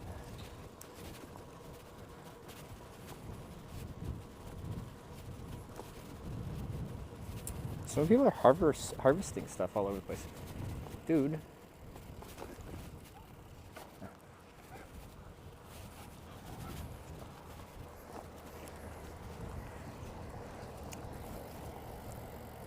And has population over 15K. It's like small country towns in states of Nebraska. You're saying this is? There's small country towns kind of thing? Well, it's definitely like flat farm, no large population centers. I see some like taller like block housing way in the distance at my like 1 o'clock direction. Yeah, it's one of the longer stretches with just like not much going on. Those are basketball courts, but like they're overgrown with grass, which doesn't seem to make for great basketball playing. Were they ever paved, or what is it made of? Why is there grass growing on a basketball court?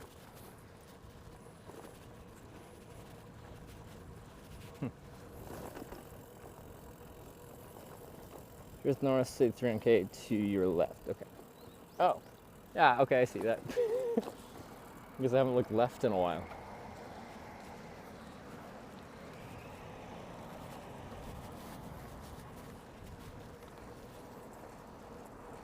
Someone named Sarah's bike too. Yeah, my girlfriend. Sarah Bridgewater. I think we have like a command. Yeah, there it is. She's not streaming right now because she's sleeping. She just finished a 17-hour stream a few hours ago, 4 hours ago or something. But I don't think she's taking a day off, so she'll be back on. Maybe by the time I finish, but she might be tired and have a little bit of a lay-in, which would be understandable. Or for wild vegetables and ferns for side dishes. Is that what they're doing? Well, look, I know they're foraging for something, but I just didn't know what.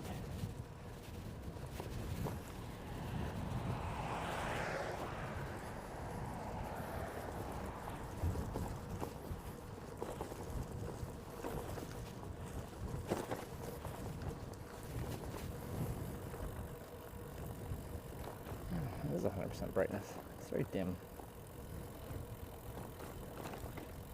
Oh my goodness, you're very loud? I'm not actually known for being loud. I don't know if it was sarcasm or not, but you did talk in all caps, so it's kind of like you're yelling.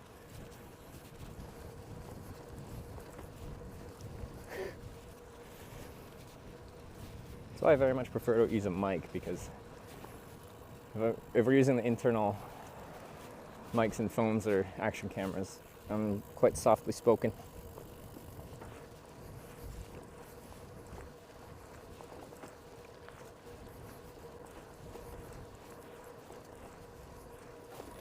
Oh, never mind. They're just of that kind of personality.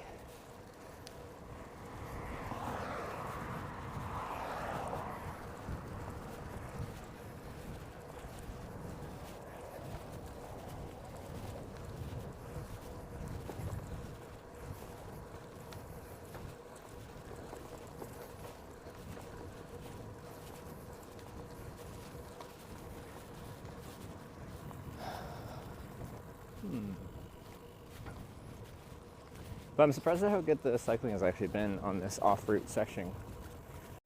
But I guess at some point in the future this will be part of the official certified bike route. I got the blue line. That's usually what marks it, so.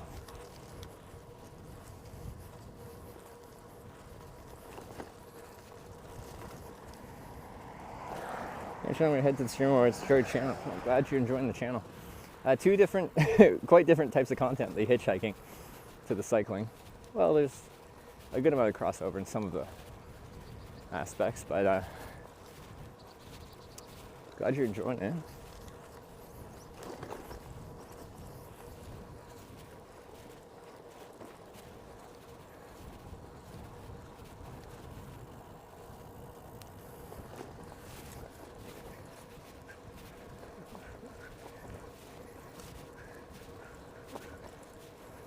But yeah, hitching the Stream Awards was a crazy time. It was a crazy time. A lot happened in, how many, 7 days? How many days did I have? I didn't have very long. It's very relaxing. Yeah, so the cycling is like methodical and like low key, and usually nothing too crazy happens. Still have fun, but it's just mellow. The hitchhiking quite often is that as well, but interspersed with moments of hecticness.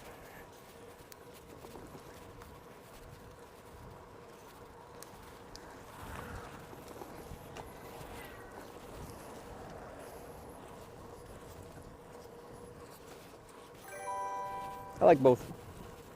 But they're just a bit different. Just resubscribed for 6 months. morning from Germany. Have a fun and safe trip, Hitch Stash. It's early there, isn't it? McBort, thank you for the 6-month reset.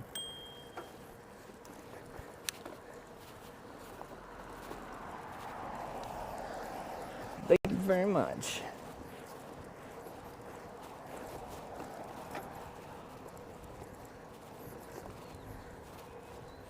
What time is it in Germany right now?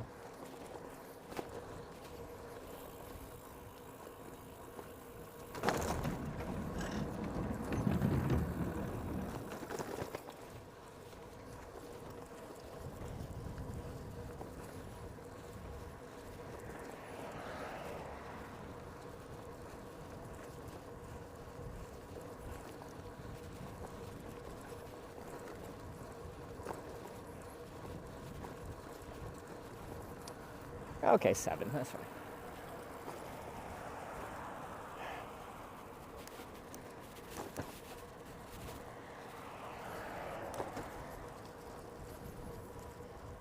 Favorite part of hitchhiking? I really like the spontaneity of each day. I guess that deserves more explanation. So, like, when I wake up in the morning in my tent on a hitchhiking day, I know I'm gonna get picked up. I always do. But how long am I gonna wait? And when someone pulls over, where are they going? What's their story? What's gonna happen? And usually I'm chaining multiple rides together, and you just get this like narrative of the day that is something you could never plan for. You can't foresee. And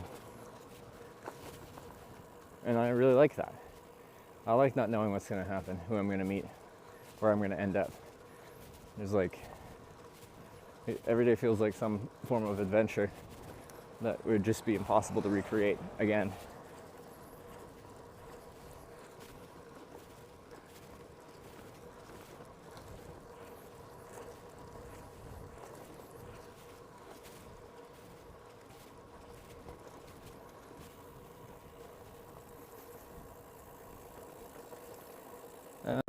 Family ever worry about your hitchhiking and doing these long bike tours?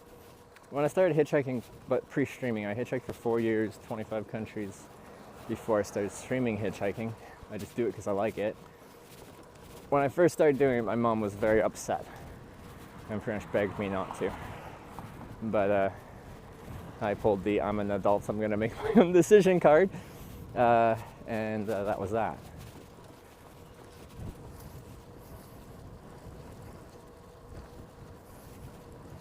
Maybe second choice to hitchhike. We meet some oddballs. There's been a few people that have like annoyed me, mostly due to their choices for driving and endangering themselves, endangering me, and endangering everyone around them. But outside of that, like 2,000 rides, and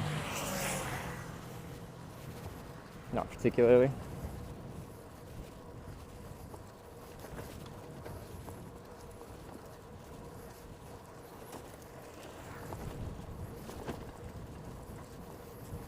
The risk involved makes me weary. I don't think the risk is exactly what people make it out to be, because the extent of people's thinking on hitchhiking is like some true crime documentary about a serial killer from the 70s. Of course, it comes with risk, and it comes with more risk than driving your own car or taking a bus, plane, train, because you have the variable of who's driving you controlled in those variables. Either it's yourself or it's a professional whose explicit job is to be driving you. And that makes that relatively safe. The hitchhiking, you can try to control that variable a little bit, but you never have 100% control over it. But I do what I can to minimize my risk as I go. There's some strategies I have to do that. And I never hitchhike and try to promote it and be like, people should do it. But people treat it like me hitchhiking is like playing Russian roulette every day, and it just isn't. And I have 10 years, 2,000 rides in 40 countries to kind of show that.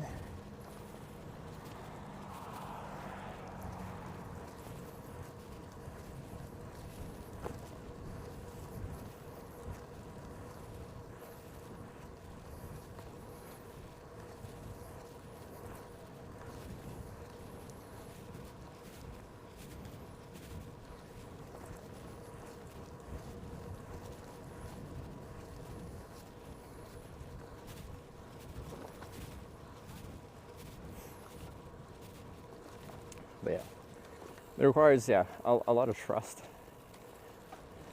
in people as a whole. But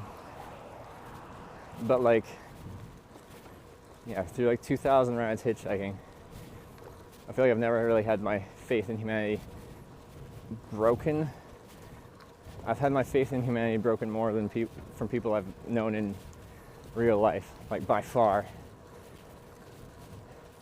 than I have from strangers who've picked me up hitchhiking.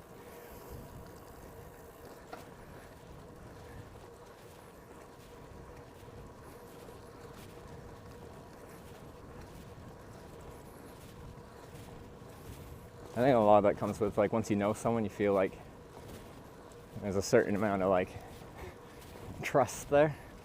So when they break that trust to a very strong degree, it's like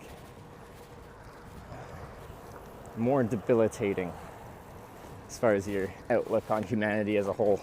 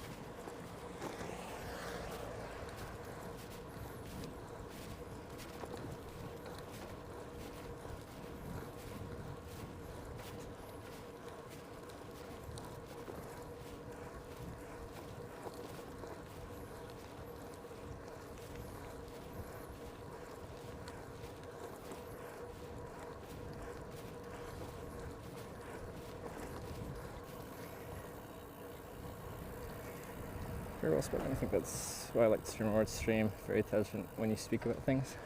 Well, thank you. Sometimes I feel like I struggle to articulate myself. Is that a paramotor? Motor, like strap a wing on there? I think, yeah, it is. Huh. Take her out for a rip. It's a little windy today. I wonder how much wind those things can fly in.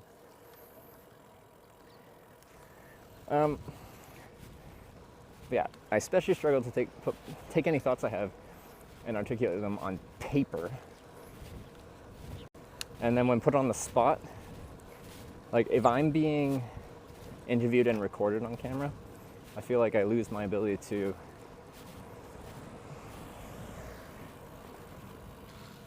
like hear a question, think about it, and respond appropriately in a way I think represents me well. On live stream, it just feels like there's so low stress that I can I'm thinking about it less, and therefore it goes better. There's less pressure.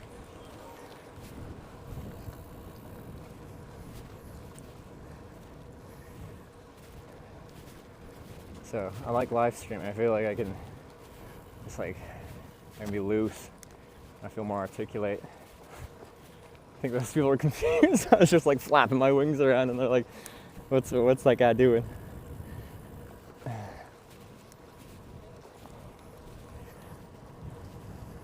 Cool being interview narrated from the stream awards.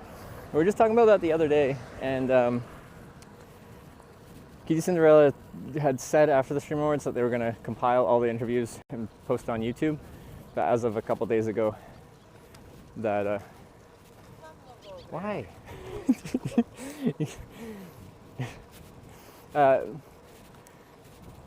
As of a couple days ago, that hadn't been posted.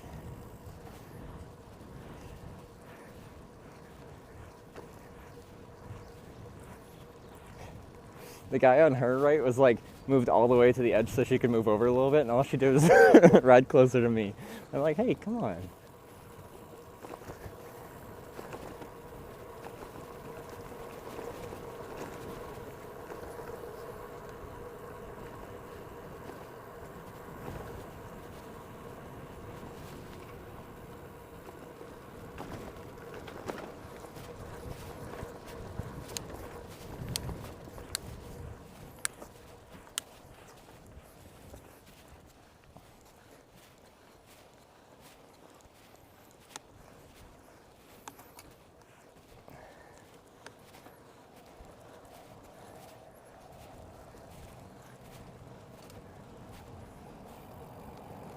What are they getting?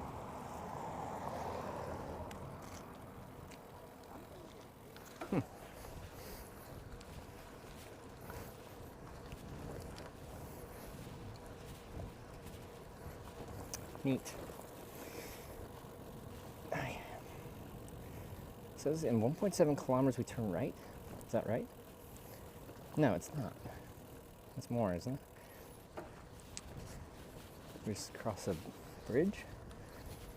Oh, that's probably what it means by right. Just turn right to cross that little bridge. Okay.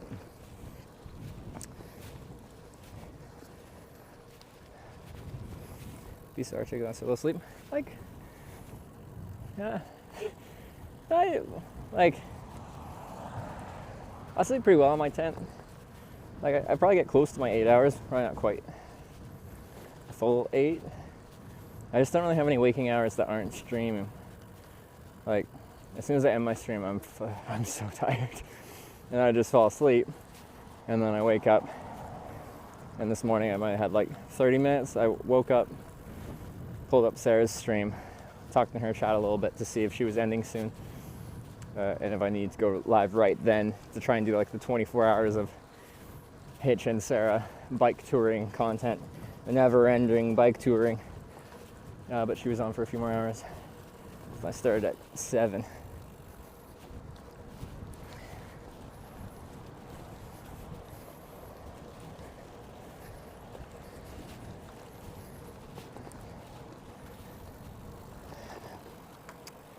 Let's see where we're coming from. So your experience does not reflect however Sarah does it as well, as far as I know. You're not against her doing it. Nothing crazy has happened. People's fear make them think one thing. There's a small chance it can really happen.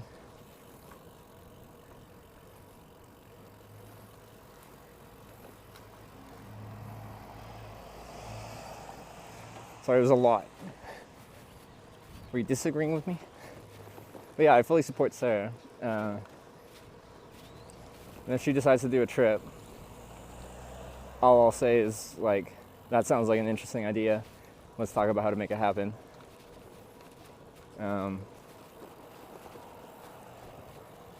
I'll get like people in my chat, in her chat, that'll like, how can you let your girlfriend go on a trip by herself? As if like it's the 1950s and I need to like control my woman. And she is my housewife.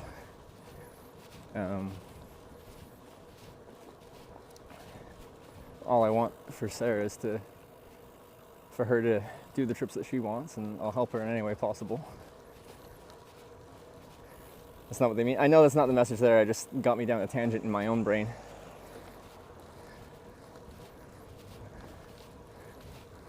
It made me think about that because it pisses me off when people talk about how like Sarah shouldn't be traveling, essentially.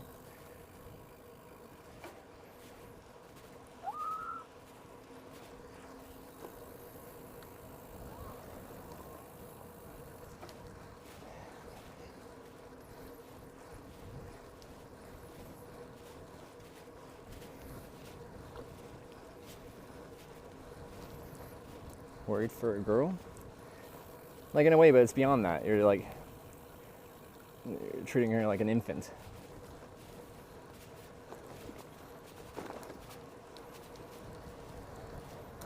Not you per se, but like some people.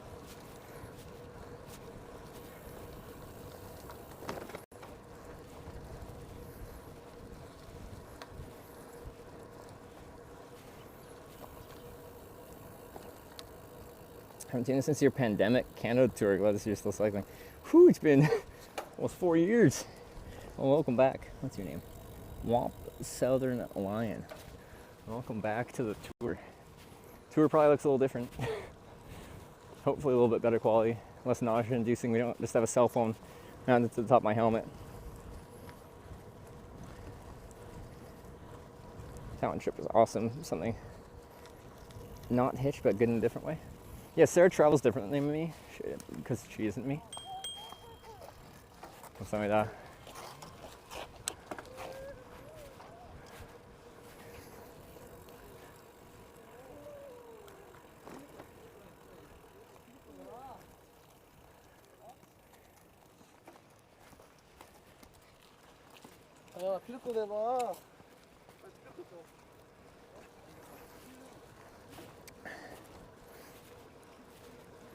I think she has to fight the.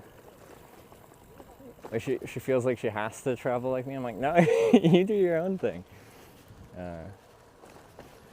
Find the things you like and pursue them.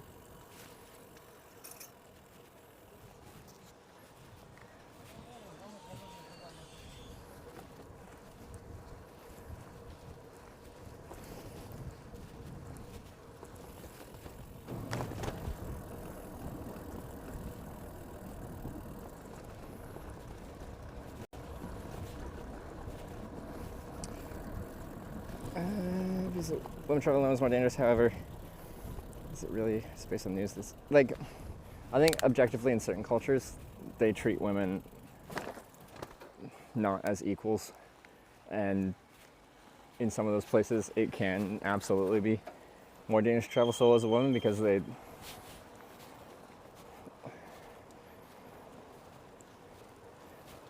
that's just how they see things.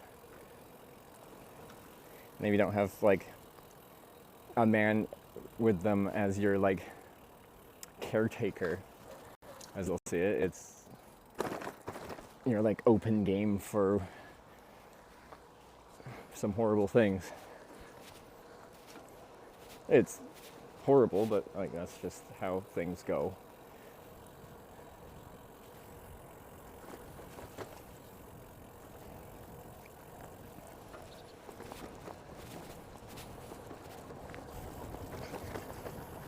And in other places, yeah, it's completely fine.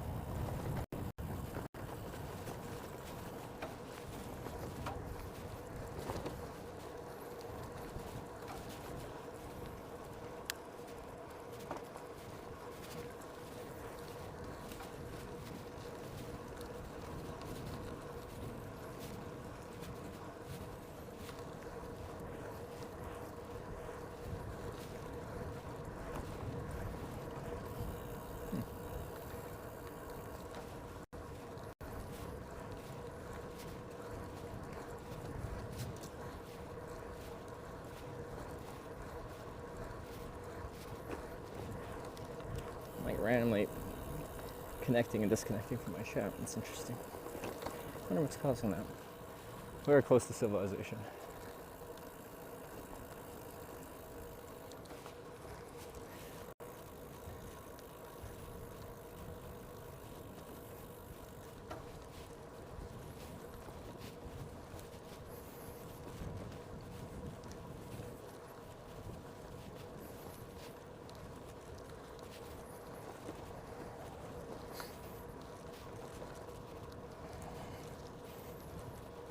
Is that a warning sign? I missed it. Most common ones are they'll have like a caution triangle sign that has a picture of a bike and the bike crashing into the water, essentially saying don't drive your bike into the water. Along these paths, it's very confusing. They'll have signs that are like red circle with a line through it with a bike on there, and it looks like no biking on the clearly bike lane. But underneath it, it's like don't leave your bike unattended, because I guess they've had issues with people just like parking their bikes on the trail and then going and doing stuff and just blocking the trail with their parked bikes. It's cherry blossom trees. They're starting to bloom. They're just not in like full beautiful bloom yet. It's beginning, and we're continuing south, so it should progress as we go.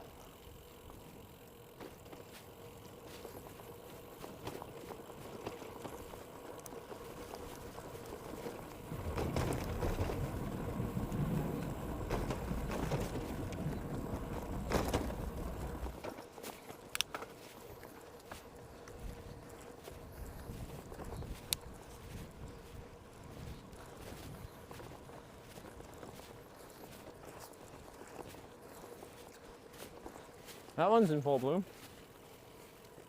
See? See how there's like one random tree that's just like, I'm ready. And the other ones are a little shy.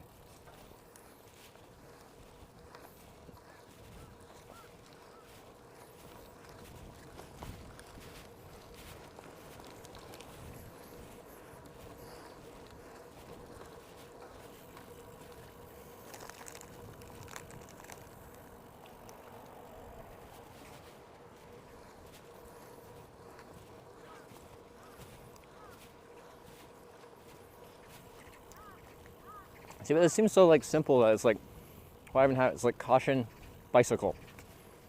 I guess pedestrians might forget that this is multi-use for bikes as well.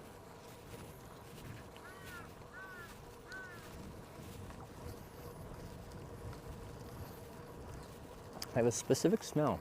Not that I noticed. Do they? Does anyone know? I don't know. Like cherry blossoms? Hopefully I'll find out soon enough.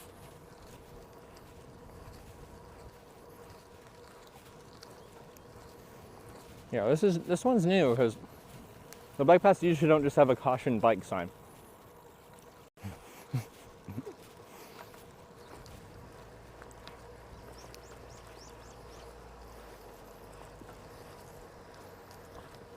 Vancouver and other major cities. Victoria has some downtown. We'd walk past them in the spring.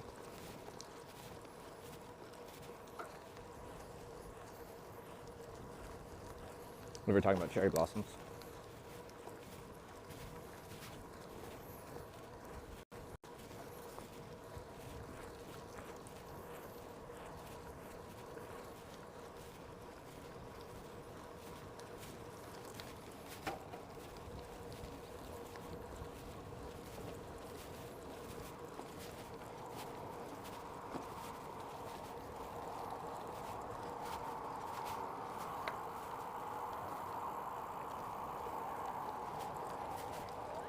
Oh, there's a swing. It's really high though. It's that kid's like stomach.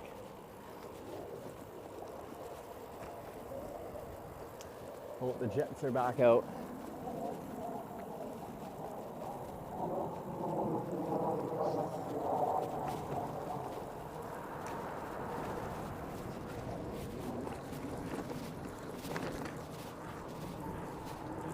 Point to look at. There's a swing hanging from that tree. A kid, I think, wanted to go try and swing on it.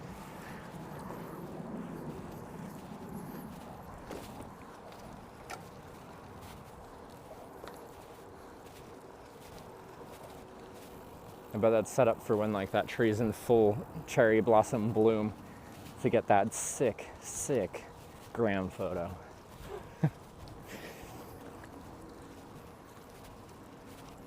I kind of want one of those, like mid-swing, me trying to look as seductive as possible in my bike shorts and jersey, speed glasses on, amongst the cherry blossoms.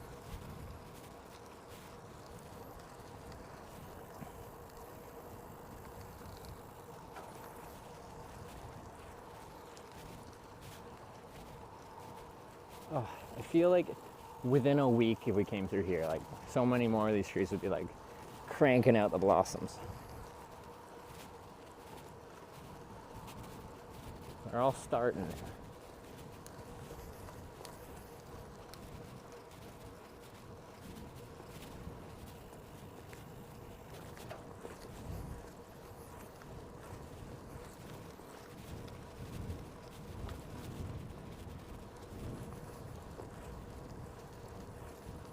Incredible number of blossoms. Yeah, I would be riding up on the road as well. There's barely any traffic and like, I'll say there's more traffic on the road than there is down here, probably specifically for that reason, because you get like a tunnel of cherry blossoms that you're riding through.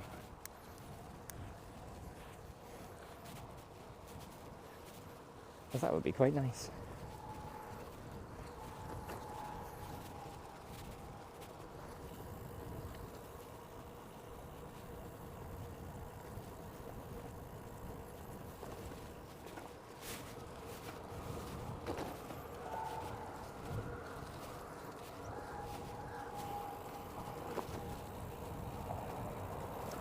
I'm peeking out for content. Yeah, we're still following the blue line somehow, even though we're not on official route right now. The hypothesis being this eventually will be an official certified bike route. It just isn't yet. Well, some of these ones are in good shape. A couple of them. Spring!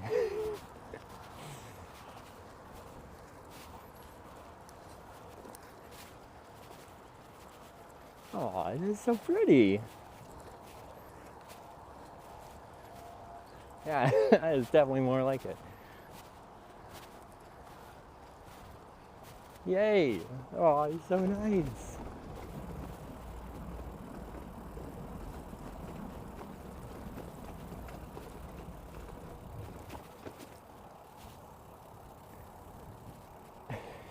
We did it.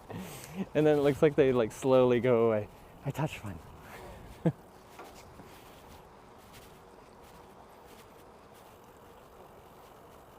I slowly get less and less in blossom.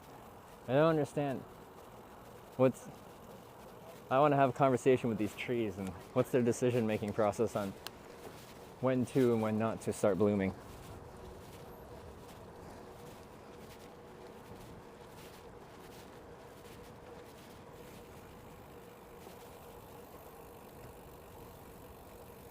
Smells so nice. Do you stop to smell them?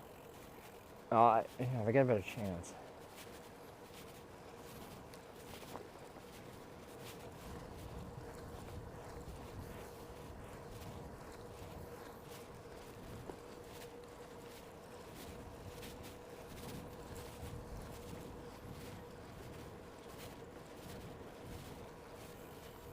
Yeah, we're coming back to the ones that are like in partial bloom.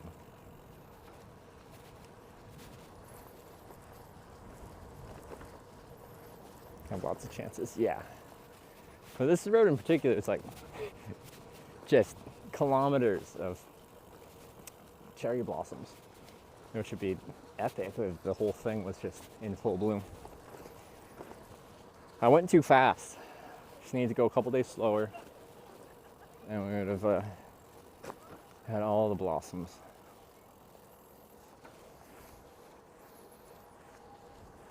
I have a conversation with trees.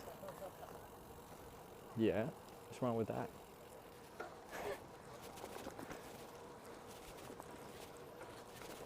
Treebeard seemed like a real solid dude.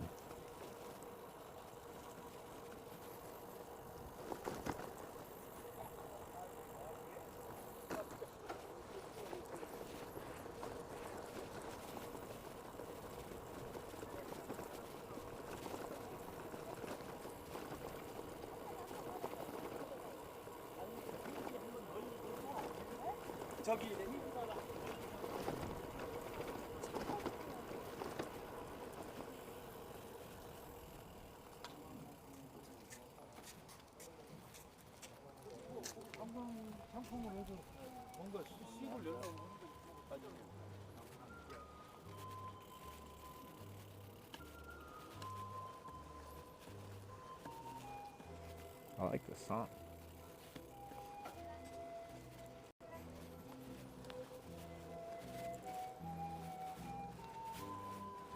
Wait, I think I know this song.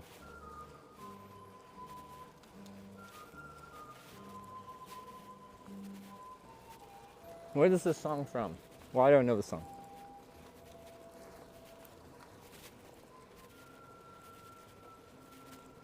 Like, is it in like a Quentin Tarantino film or something? Simon Garfunkel? Okay.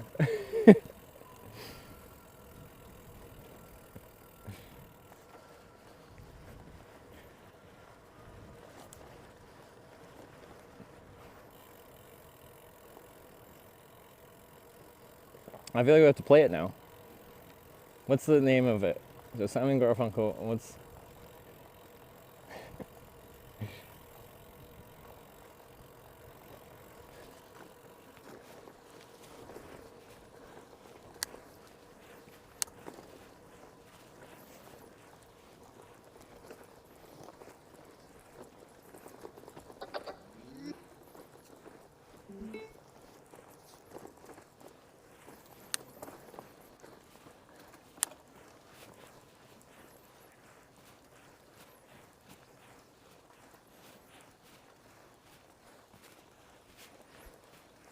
Anyone give the name?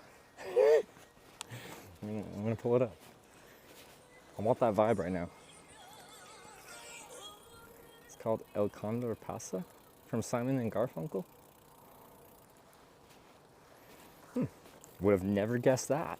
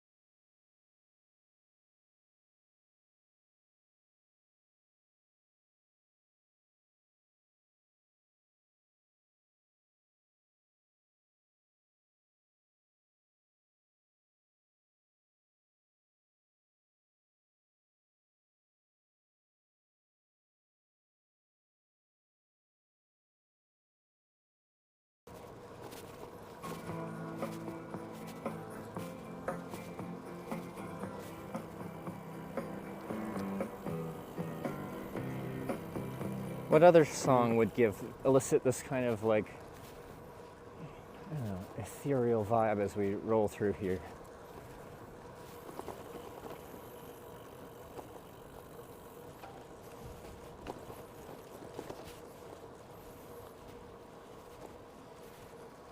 Oh, look at the, oh, so, yes, it's happening. No, those ones are like full cranking that out.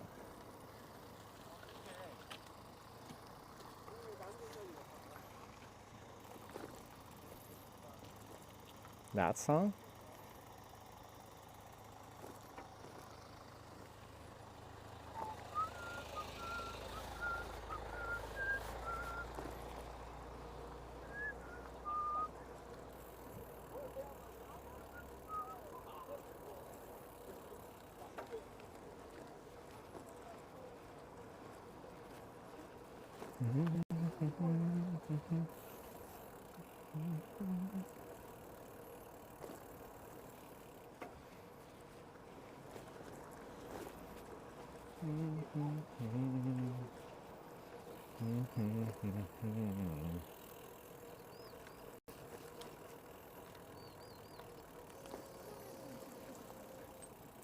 Did we decide on what to play?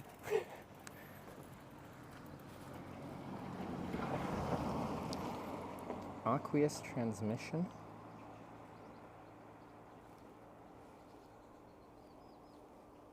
I found the right vibe for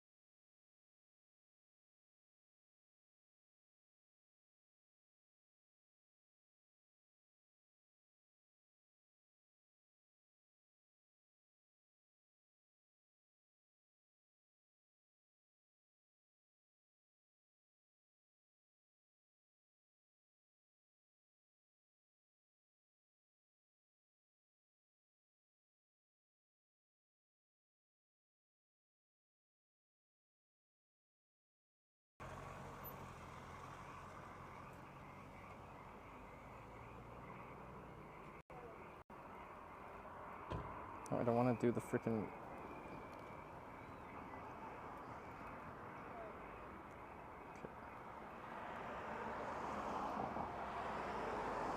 That's fine. Still wants me to do a software update. Did partial? Oh. Connections, tethering.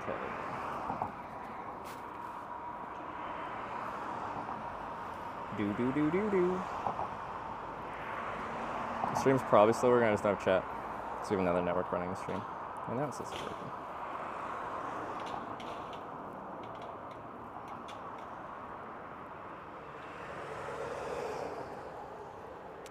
Although, where did the blue line go?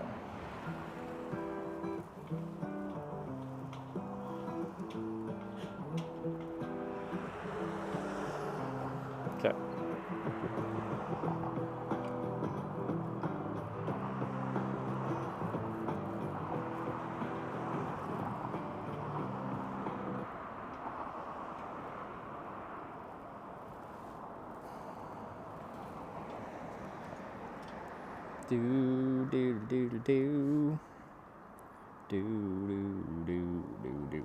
So I've been following the blue line, but it took us past actually the bridge it wanted us to cross over. So, because I'm curious, like, what they think the official route should be.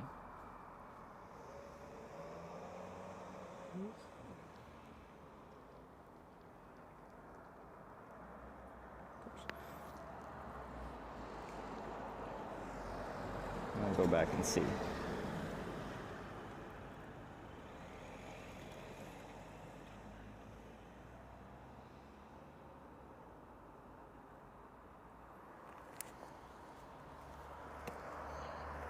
Because if there's still a blue line, theoretically it probably tries to take me to the next like official bike route, which is good.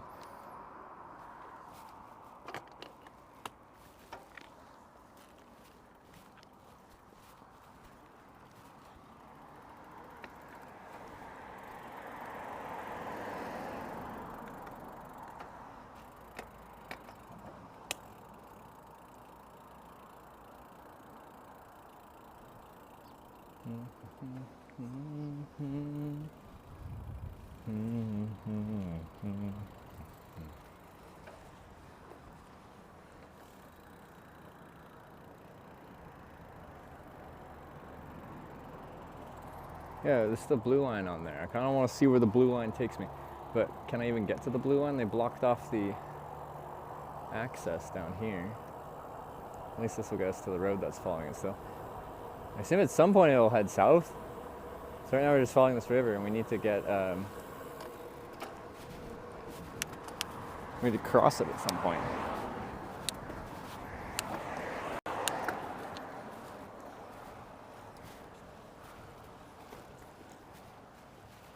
I've lost the cherry blossoms though. Do.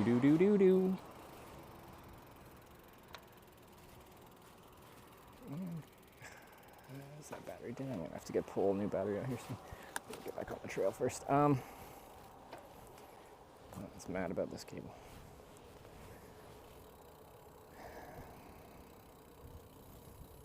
So here's the blue line again, which is good. I don't know how to tell like where the blue line goes. I assume it'd want to get me back onto like the official route. I might just be less efficient at doing it.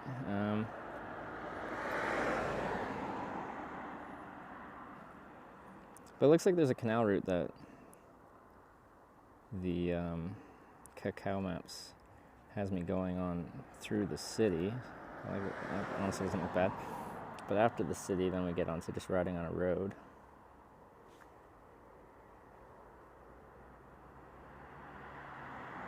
Turn off this death trap. What? The separated bike path completely separate from a road?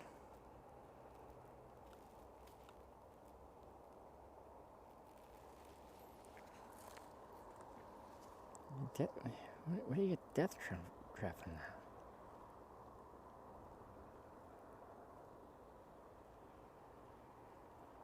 Okay, why is my...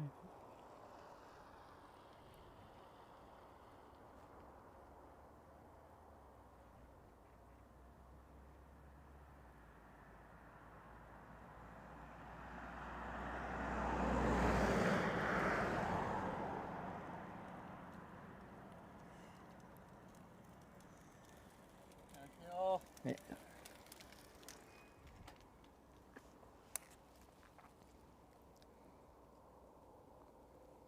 Okay, if I tell it to reroute from here, it's probably just going to tell me to go back. Yeah, that's just telling me to go back.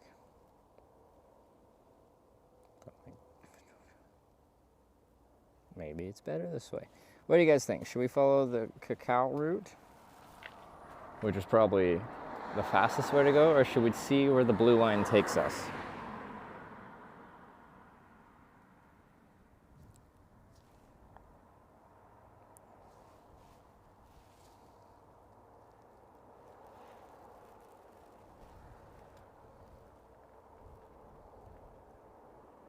Blue line, you guys want to see where the blue line?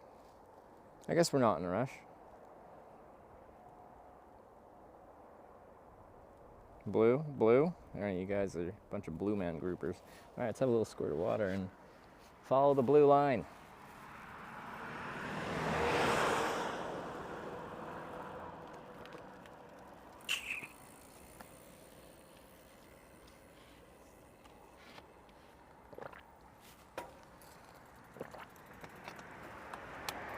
We don't know where it's taking us.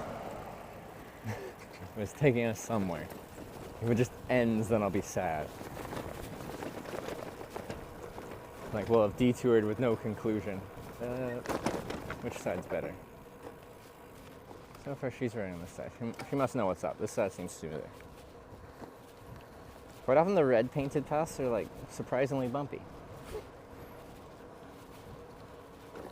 Hope it doesn't end though. Well, I'm hoping this takes me to my next official bike route. Because that's usually what the blue line signifies, that you're on the bike route. And the thought is like, eventually they'd connect the two, because right now we're between routes. We ended one like 30 kilometers ago. And we got another one like 50, 60 kilometers in the future. But I'm guessing the plan is to have it all connect. And usually the blue line means you're on the official route. So this is what would in the future be the official route.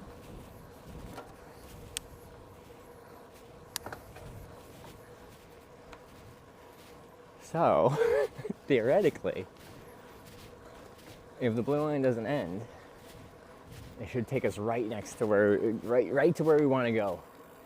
But we're completely, like, no mapping, we're just in blue line we trust. It's like a religion. Praise be the blue line, for it has guided us in the past, and it will guide us in the future.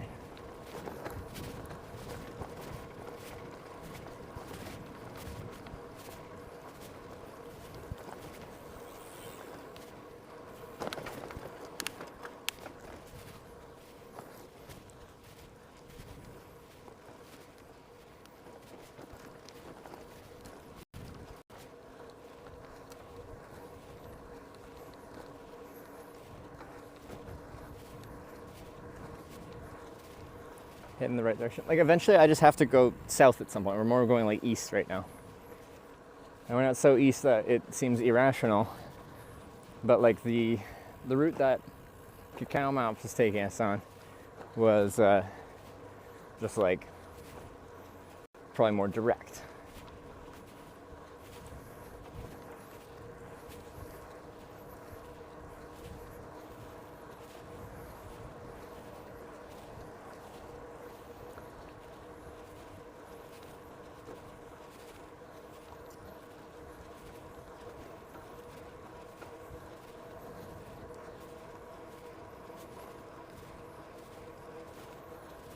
For concrete, this side is really smooth. Like, they did a good job of connecting it all together. Usually the concrete ones, like, the slabs are rough and then the transitions are really rough. Hey, good job.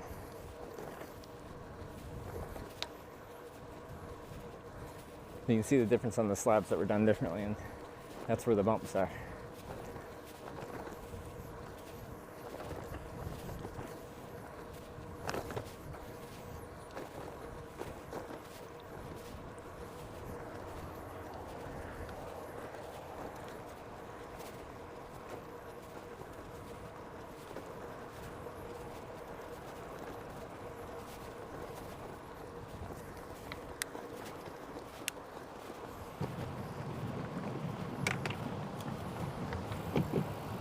What do you call this feature? It's like a weir? No. What is it?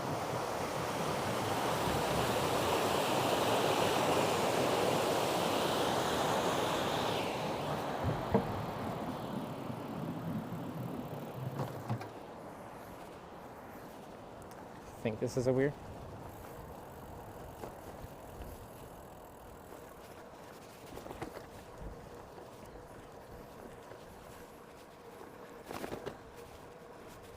Better or is this better? I think this is still better. Pronounce where?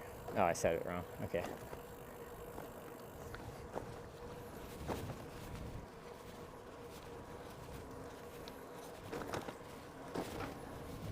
Well, no, I don't know if this side's better. Now I'm gonna try this side. Maybe this side's better. I feel like this side is just like more consistently bumpy, but then this one has like the gaps in there that create a bigger bump. It's like, I think I prefer this.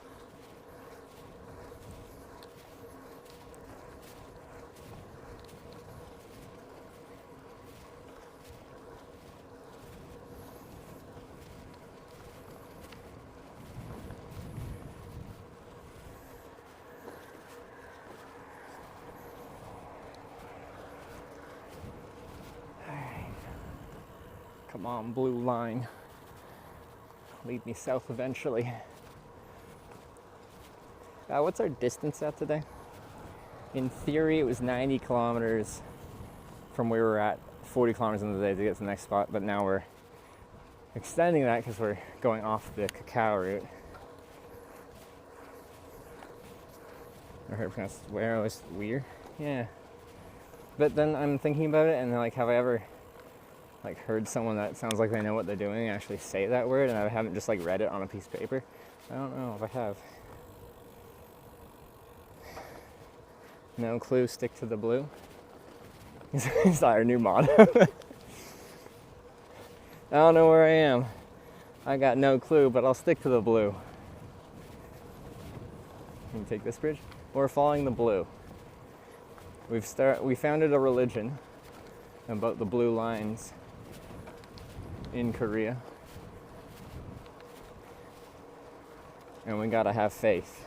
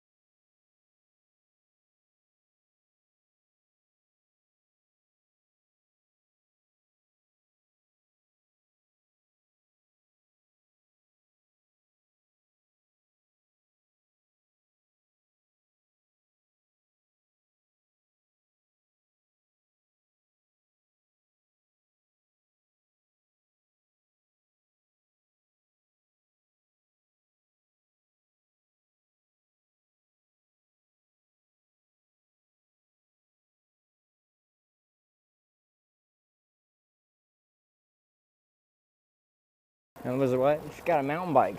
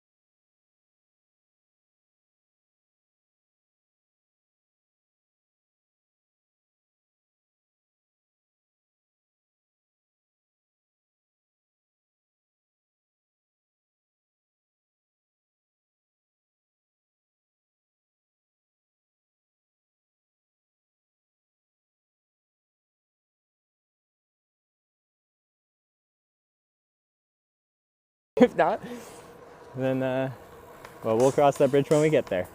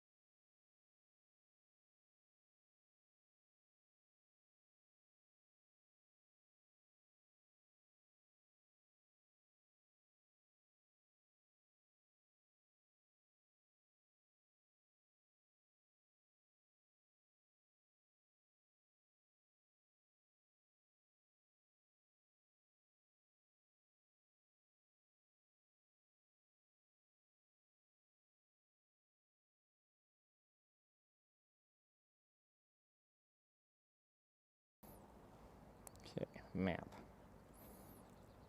Okay. Yeah, we've now gone straight east, which is fine if we go south soon, but we have to like go south now, otherwise we're just going north. Let's see if it reroutes me. What does it do? Its rerouting is just being like, go back to the spot we told you to cross at and and do that. I think the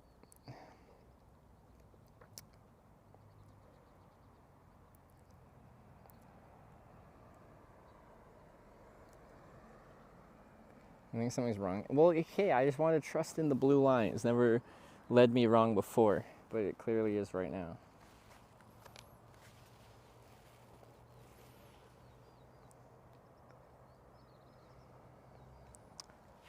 We might have to backtrack however many kilometers to that bridge crossing.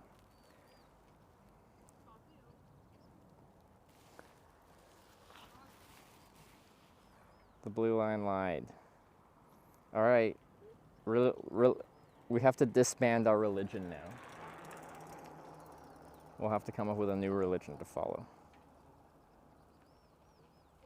Wasn't that far? No, it's an enjoyable ride, so it's fine. Well, I asked you guys what you thought I should do, and we all wanted to practice a new religion of blue lineism. And we're going to register for a charity for tax purposes. Save a bunch of money. I want to see if I can still do a pull-up.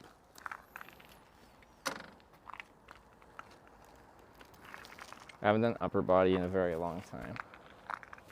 There's a lot of bugs. And a spider on the bar. Let's see. Ugh.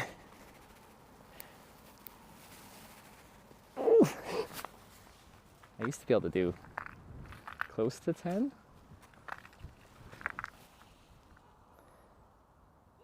Maybe I could do 3. That's about it.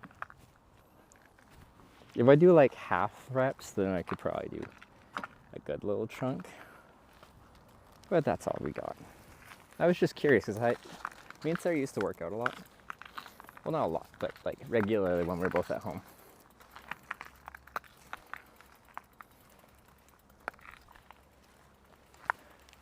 You know what? Let me sit at this bench. I'm gonna eat my kimbap here at this turnaround point.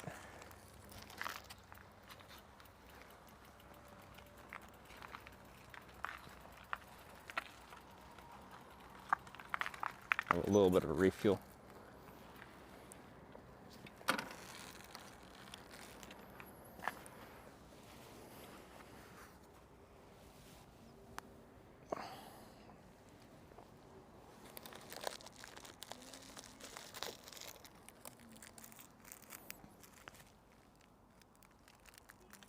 Yeah. Maybe I'll have to go to like Camp Canute at some point. Get properly in shape in other ways other than endurance.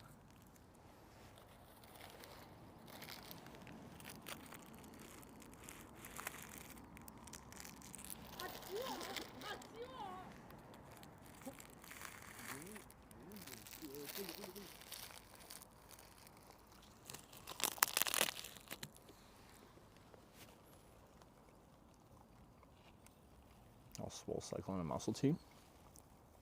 Yeah, then the third person camera would be that much more enjoyable.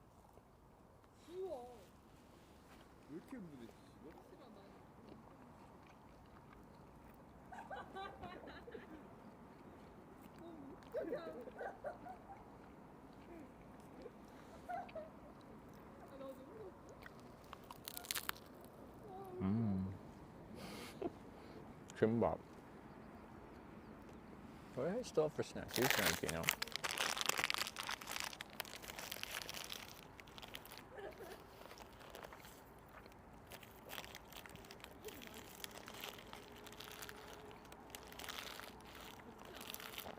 Well, now our 100 kilometers or 90 kilometers between checkpoints is going to be more like over 100 with this detour.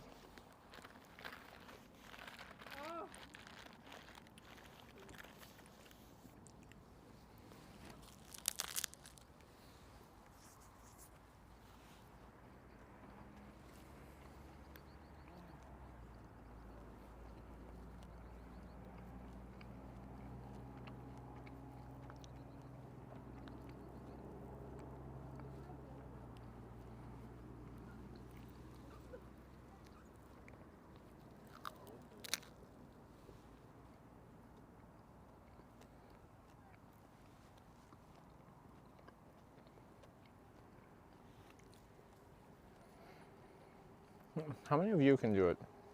Pull up.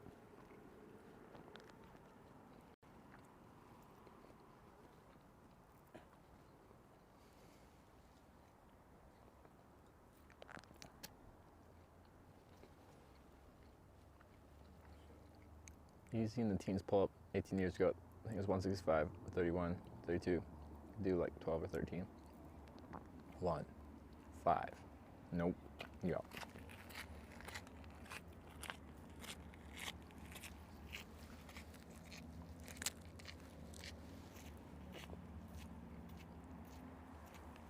I don't think I was ever able to do more like. What's the most I cranked out? Did I get to 10? I was close to.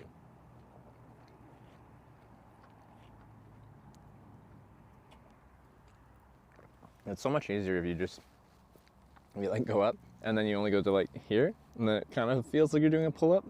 But once you like extend your arms out all the way, that first little bit at the bottom is just like. Ugh.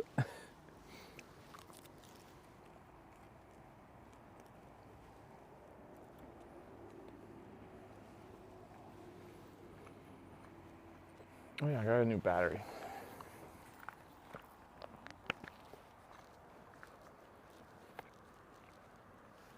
I think this one's dead.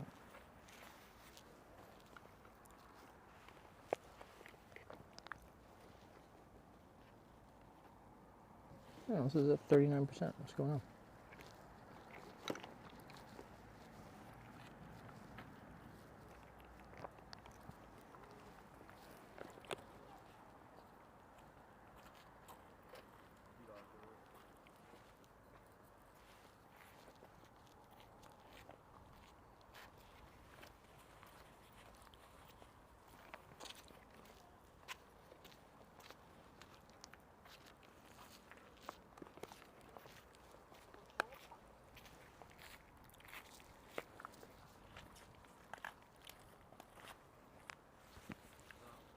I think I have a chocolate bar.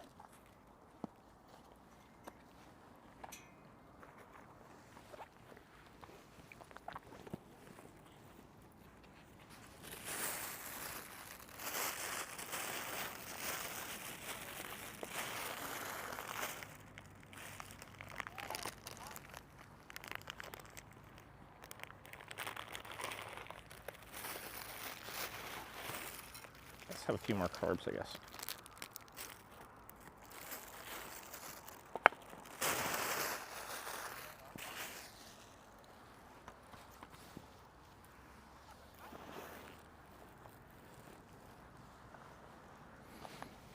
No. We're at 3:30. We got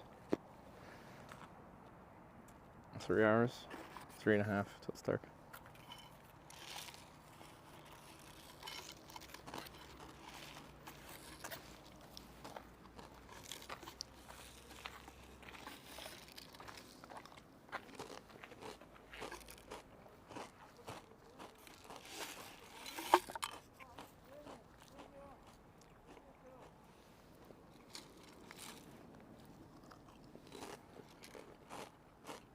What's up at Pobolam? Is that a real place?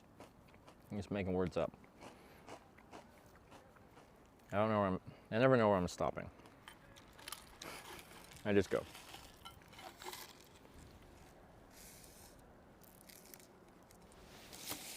Oh. I got chipped down my shirt. Do some pull-ups? I did 2. And maybe squeeze out 3, but that'd definitely be it. It's the triangle bibimbap when you're home. You can buy them at H Mart. Dude. H Mart, okay. Was there in Edmonton?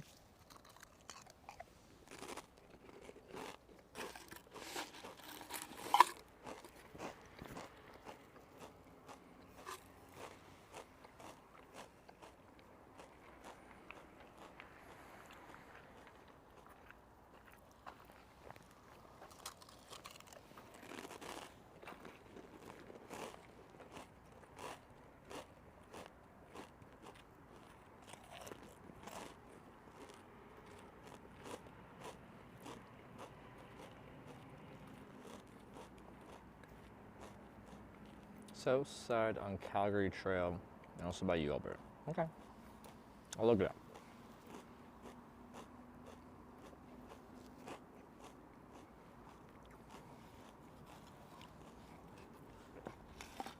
As I do like them, they're good.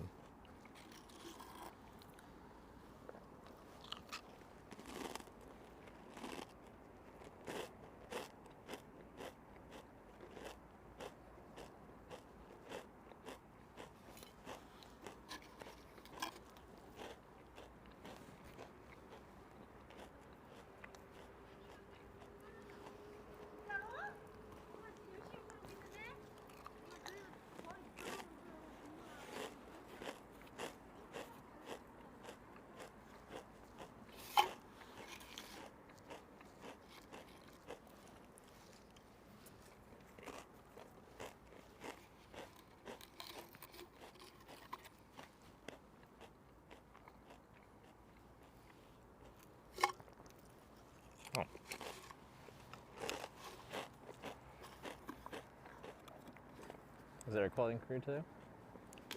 Like, the sky looks pretty smoggy, but at a higher elevation, lower, it looks okay by my eye.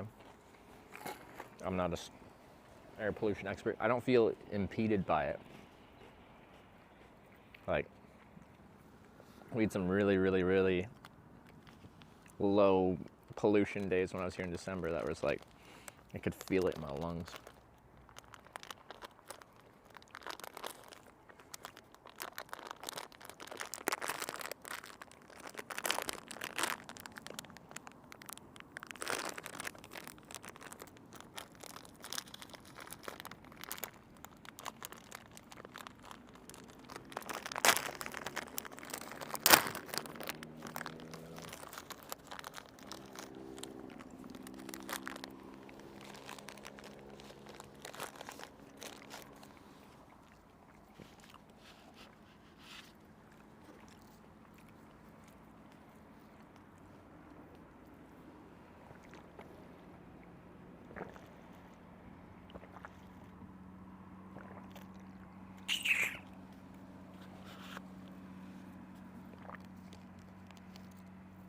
Rowing needs to start using again. I've heard rowing is like one of the best workouts you can do. It's like full body workout and a ton of cardio. But I've never really done it.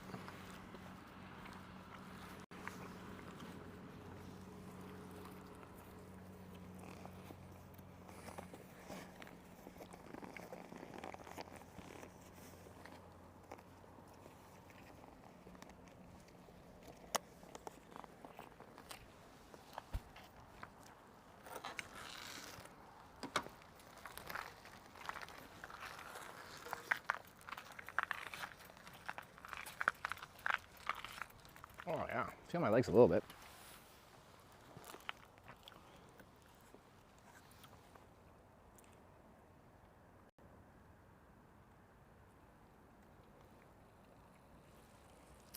All right, I think it's 4.5 kilometers, is that right? To go back. I think it says 4.5 kilometers, then a bridge. So I feel like that's probably that. Or is it the bridge that I crossed along here? We went across, I feel like a couple small little bridges. Once we decided to put our faith in the blue line, potentially unfoundedly.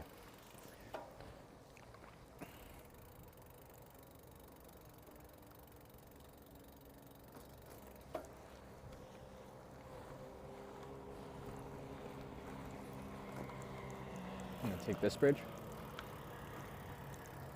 I don't know if it's a path or not, but like, it's just gonna put me in a weird part of town probably.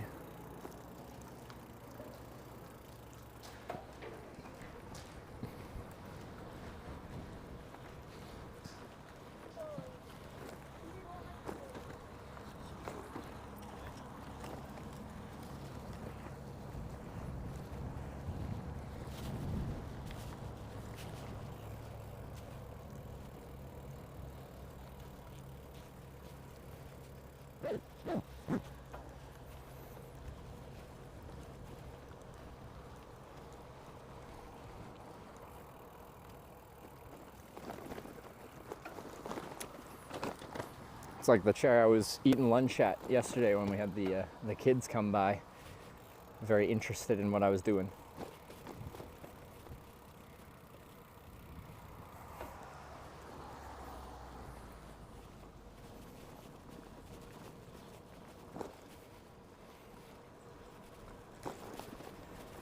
Take on me, take me out, I'll be gone.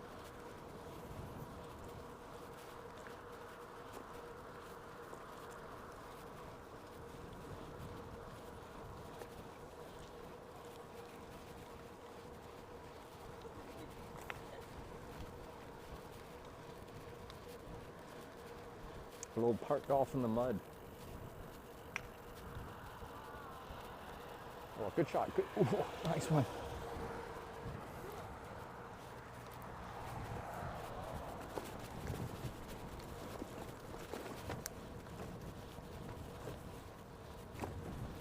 Candy straight is not a smart move. It's fine. It's kids. What's the worst that could happen?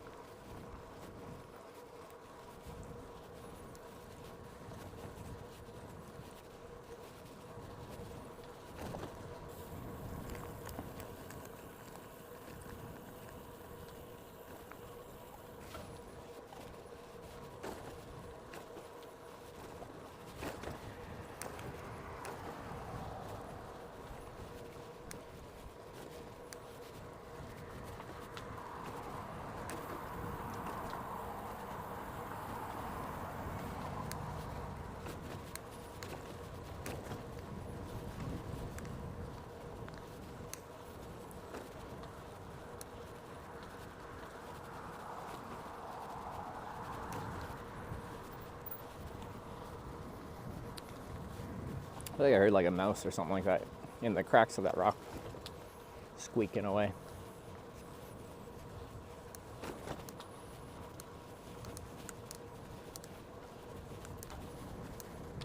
I have to tighten up this bolts on one of my aero bar pads. It's squeaking a bit.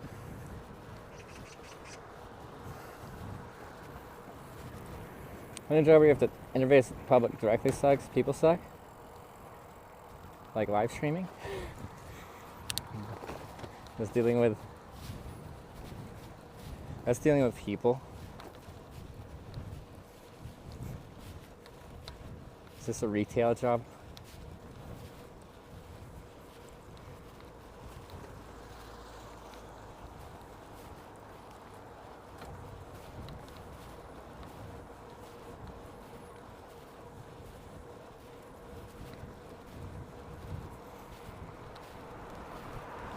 Jazz knows, right? Like, cause there's the, it's true.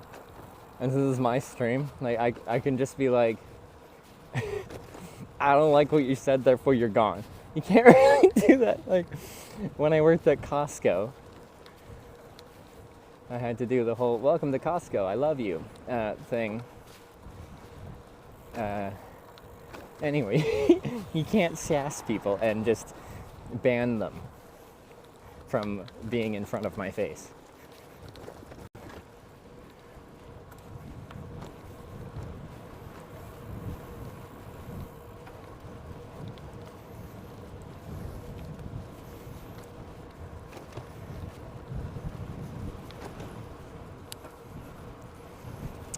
The Idiocracy. It's a fun film. What do you do at Costco? I was a front-end assistant and cashier. Started just being like the person that would, box up your groceries. How they'd have two people on a till for efficiency's sake. because they just churn through people. Very efficient process they have. And then if they close down the till, they just send us to like fold close if the tills weren't busy enough to need all the front assistance. Then they train me on till, and then I just go where needed, whether that's on cash or assisting.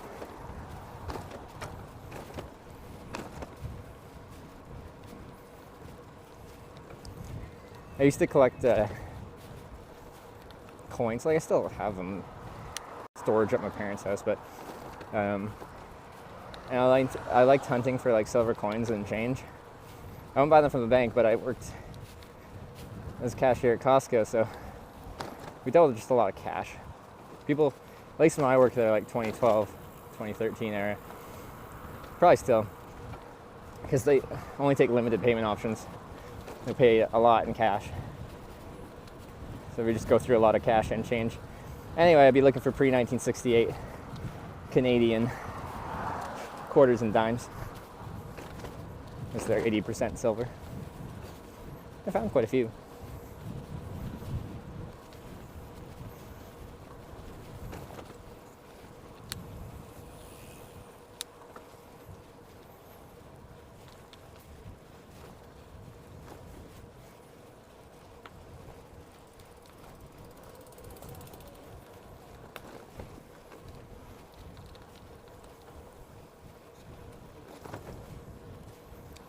Early 1900s silver quarters, working in a restaurant. That's cool. This was exciting. Like, they're not worth that much unless you find like a random key date. And even then, generally you get a coin in well circulated condition. And condition is very important when it comes to the value of a coin. But it's just kind of fun.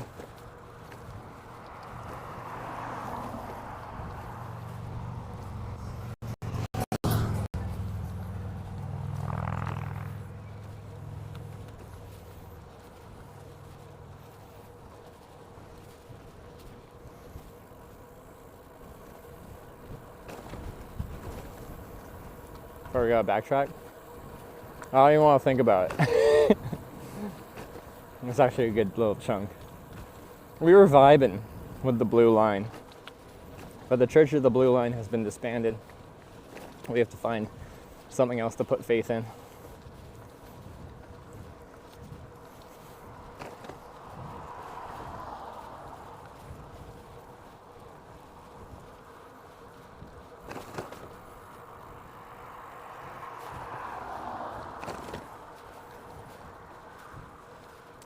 Sorry, Garfunkel. I think that's when we got all. Ooh. Didn't notice till I was right up on it and didn't feel like swerving. That's where we started to get all like spiritual about our ride. Yeah, I was with the Cherry Blossoms and Simon and Garfunkel, and we just decided to have faith in the Blue Line.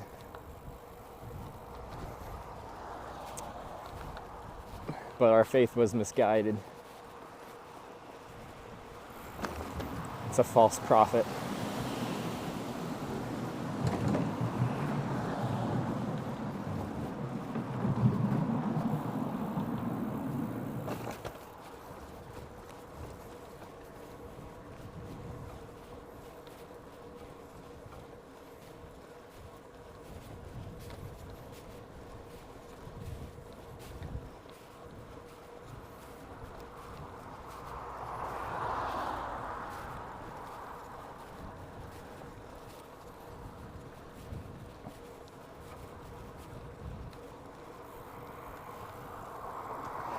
Yeah, we heading through the city. I think we still have like passed mostly through the city.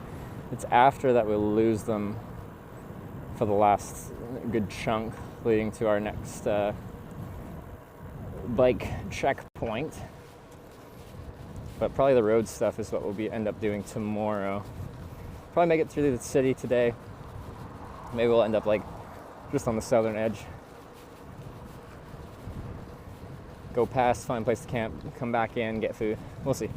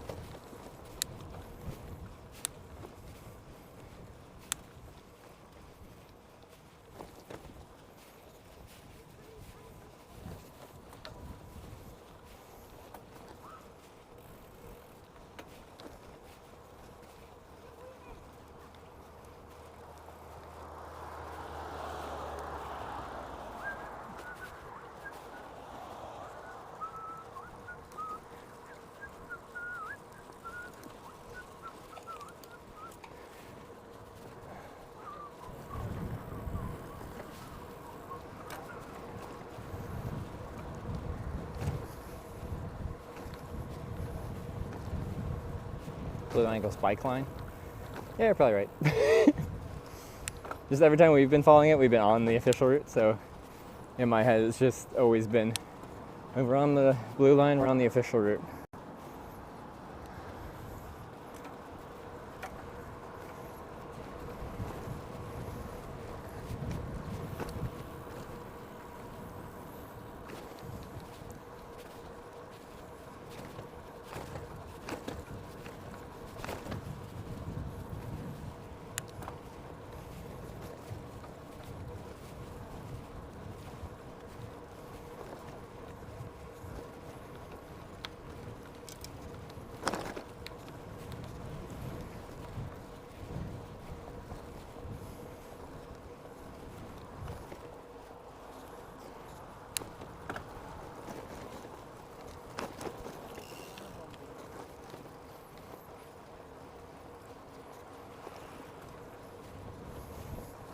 Worked so far? Yeah, it's just now failed me here. I thought like maybe I'd just take a little circuitous route, like avoiding the city, like going to the next bridge and around. That was not the case. Oh wait. Wait.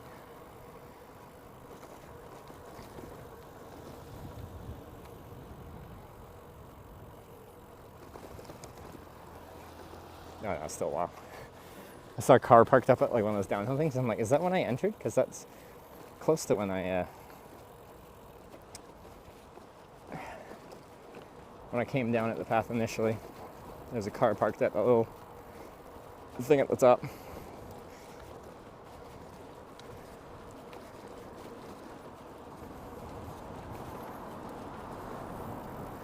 Again, probably why so many bikes are out.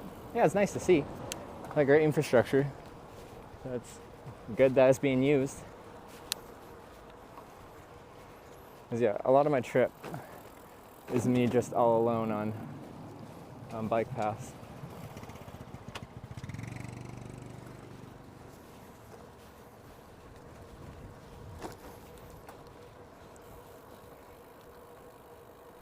Is the finish of this when you get medal? I have to take my passport back to Seoul to get it verified in person.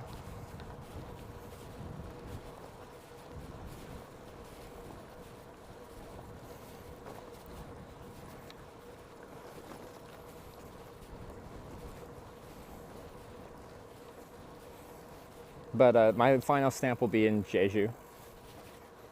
So we should have them all done and then take the ferry to Jeju, do the 10 on Jeju, and then I'll finish it. Going to bed? Alright. Stuck here last night. It was still 6:30 a.m. Whew, that's late. Or early. Anyway, have a good sleep.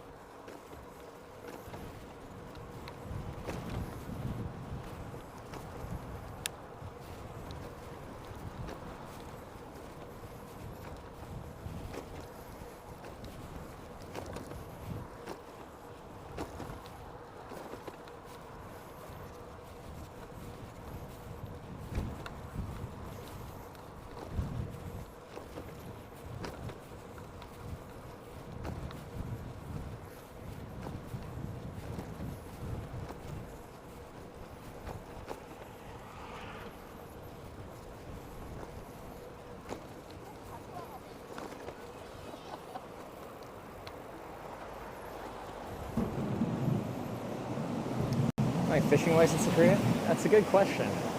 I think I was asking that yesterday because people were asking if I bring a fishing pole with me. I said I didn't.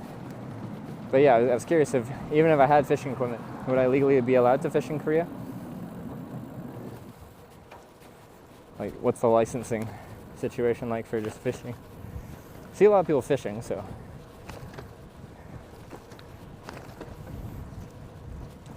Usually in the more rural areas.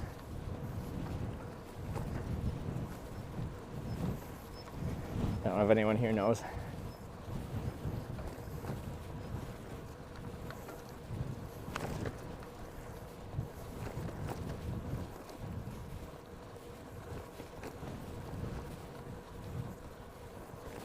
Watch a hitch fishing stream.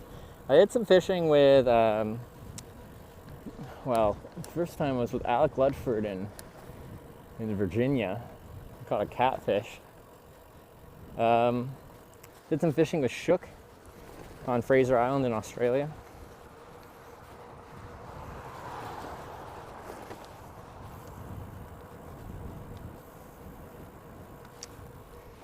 Don't need a permit to fish at sea or in inland waters.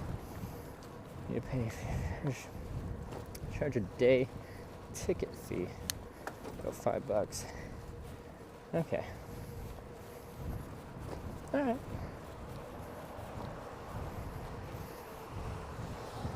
It's 1 hour. This is the spot. Here's a crankbait. Like, since I'm not an experienced fisherman, like, I'm more open to people being like, suggesting ways to be better. So, depending on the circumstances, I might be open to a certain amount of backseating. But like, it gets a little wild with chat because you'll get very conflicting answers. Like, read one, it's like, do this, and then you do that, and then a bunch of other people are like, no, that's wrong. Do this, and you do that, and then a bunch of other people are like, no, that's wrong too. You can like never do it something right.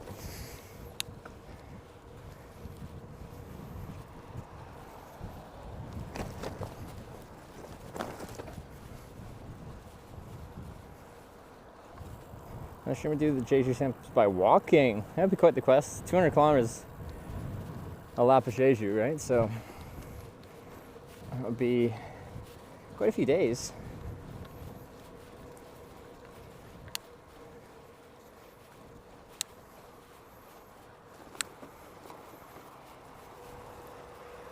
Like, every one of these little downhill little sections has a car parked right at the top of it, kind of blocking it. You can get around it, but it's still just like probably not supposed to be where you're parking.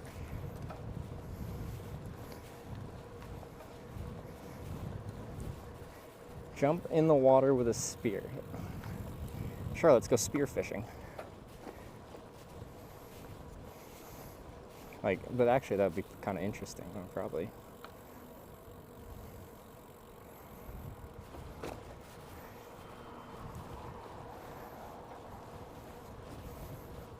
I'd probably be very bad at it. I feel like that's a very like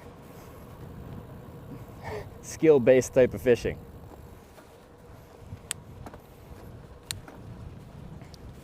Was white band where we start off route? It actually might have been, but I'd already passed where I was supposed to. I think it might have been this bridge. I think this bridge, so this next one, this next little uphill off to the right, is where I first came down onto our route here.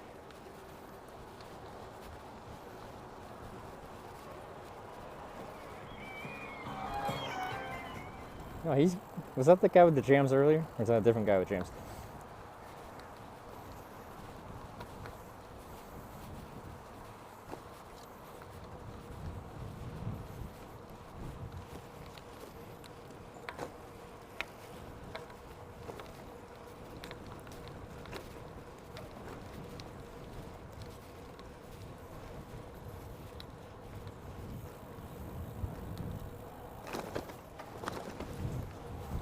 He's just patrolling here, up and down, with jams.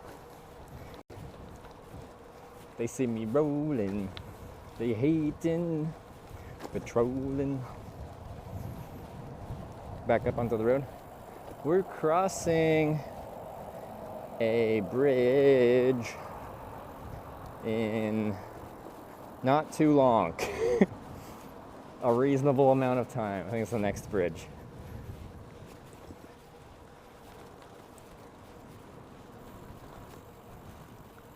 We can go back up to the to the cherry blossoms again, I guess. That's nice. I wanna roll with the gangsters.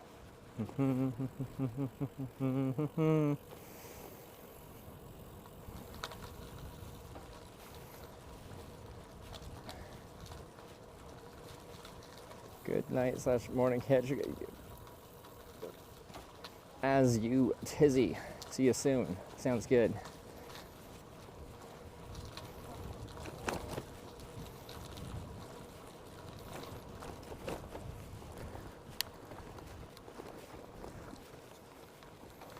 I didn't get copyrighted for my singing that is just indecipherable from the actual copyrighted recording.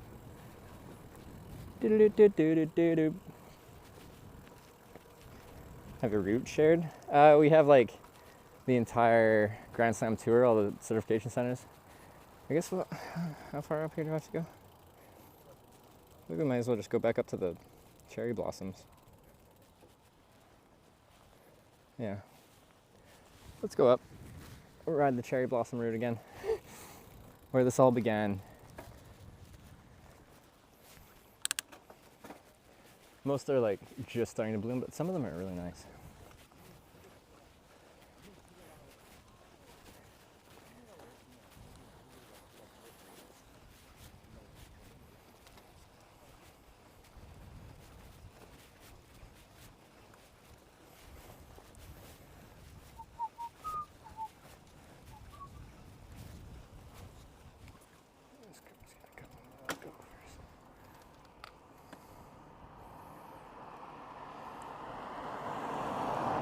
How many kilos on your back / packing?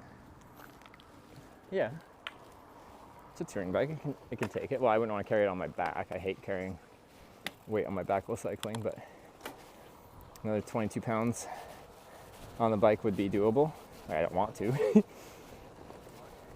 Makes everything a bit slower, a little more sluggish, a little more awkward.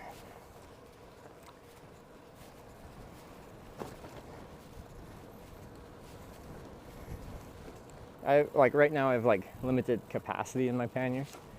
So I got the small front panniers and the medium back ones.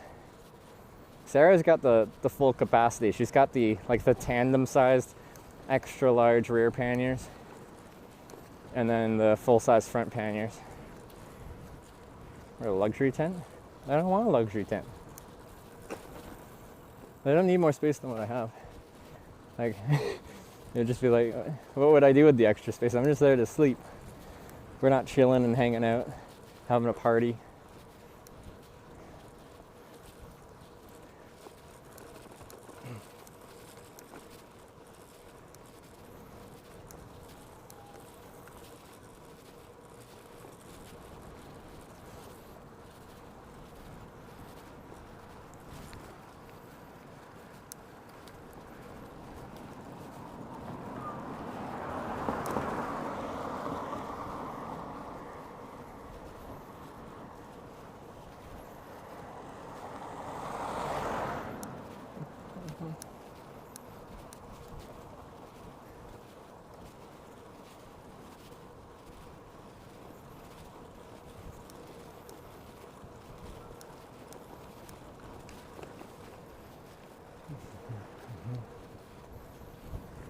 Key tents, location, location, location. Yeah, I agree for camping, yeah. Location, location, location, especially in inclement weather. When we're talking like heavy rains or high winds, like poor location can make your night pretty miserable and or dangerous.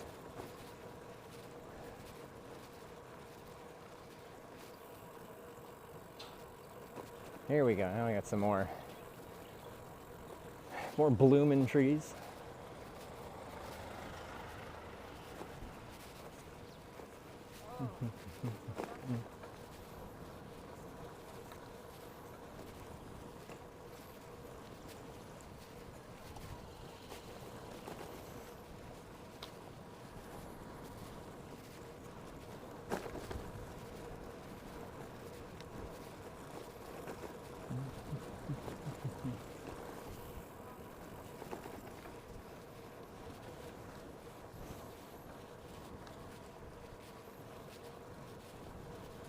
See after you're right. I don't know. Someone pointed out and they said it's a city of 300,000 people, but I don't know what it's called. Jamie Jams just subscribed with Twitch Prime. We got Jamie Jams with the Prime. Thank you very much. Welcome to the Twitch Bikers.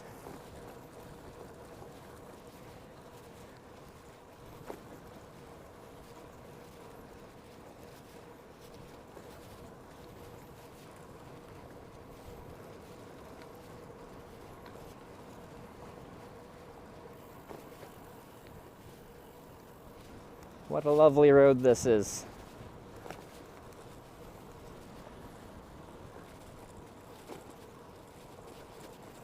Does anyone know, like, randomly there'll be another tree that's in full bloom that, like, has huge petals on it? There's another one coming up here. It's, like, very, very white. Or are those just... I think that's it. Yeah, this one's up on the right here. I don't know, it's too far away to see. It's just like, you can tell it's a different tree.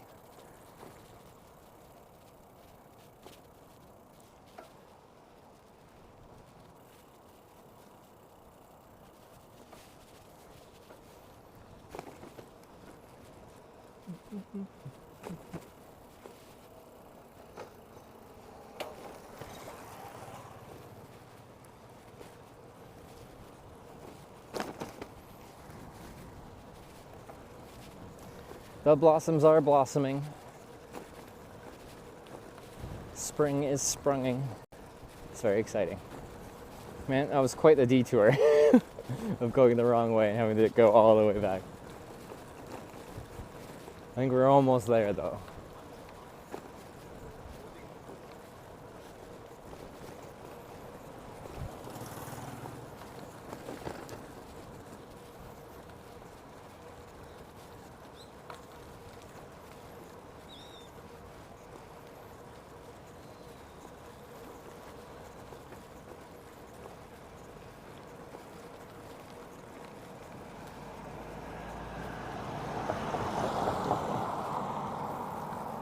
When they shoot stop biking typically? Around sunset. But order of operations generally in the evening is while it's still light out and we're considering finishing for the day, I scout out a place to camp close to a town or city or point of civilization. And then with that in mind, ooh,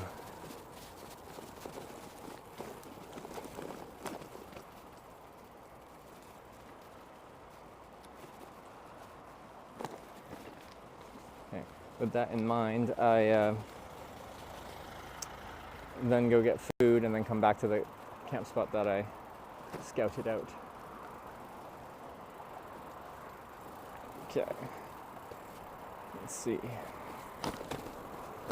So we cross the other side and then we cross on this bridge once we're on the other side of it. It seems. Potentially. Or do we on this side? It says to go on that side. So in Cacao Maps we trust apparently, because Blue Line is not trustworthy anymore. Also, that was very steep. Jeez.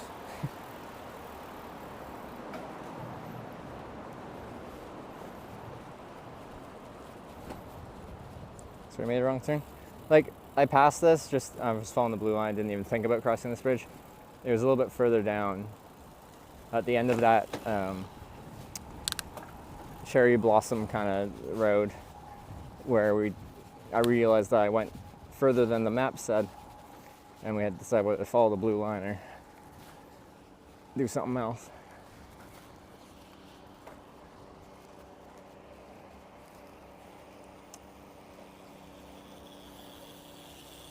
or there's something else has come back here and like go back en route. Well, that guy's biking across there. That's a good sign.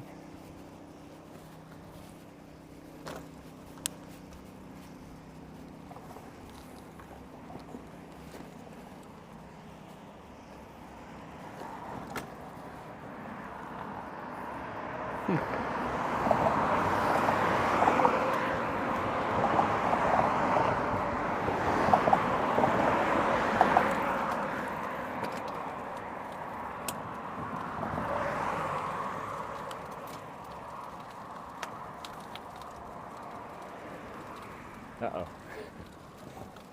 Oh, this is gonna be tight.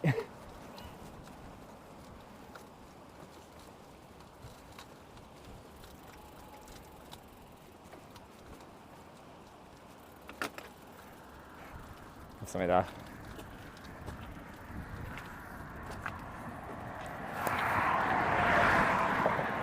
Lost his hat.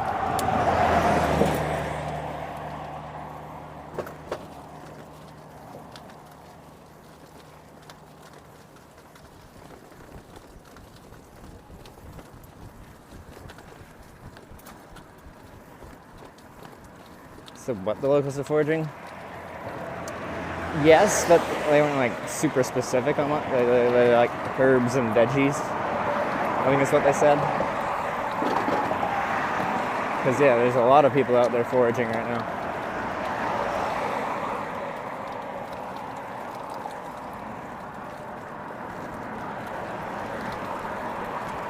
There's just a rough sidewalk thing. This is narrow. Yeah.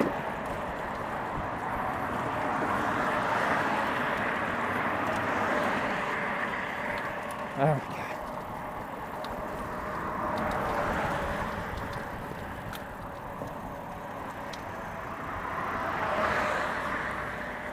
Sorry. The bouncing my phone was complaining about the USB.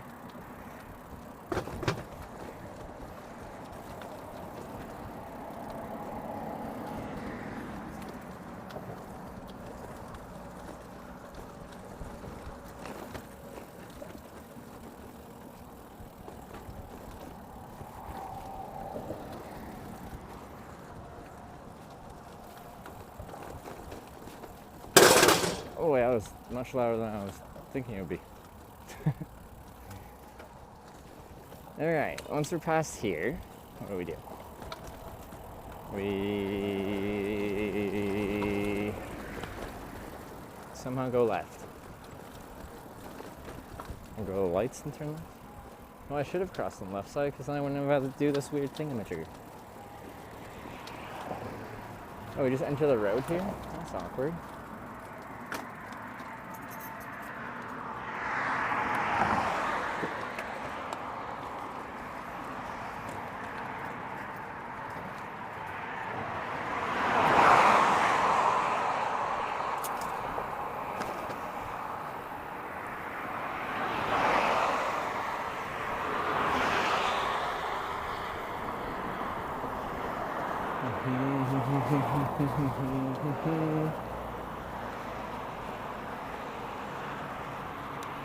Oof.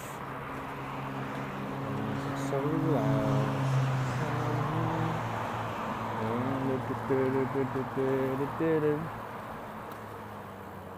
Cross over here and go around.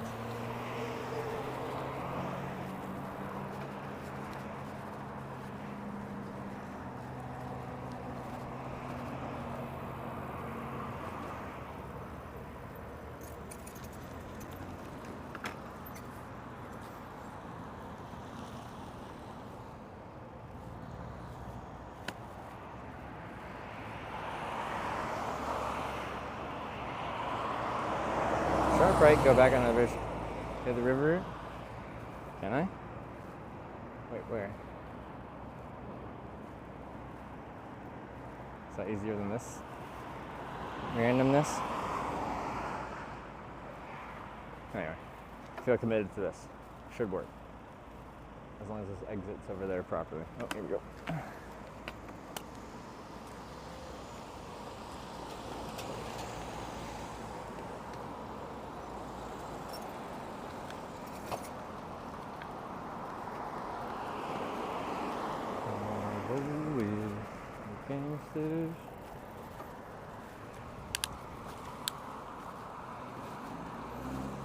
Alright.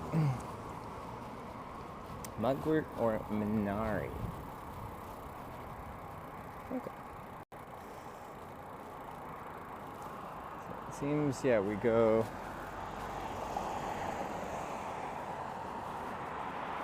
back awkwardly on the busy road, briefly. And it should be able to exit. Yeah, cars are turning up here, I guess. Is that right? Yeah.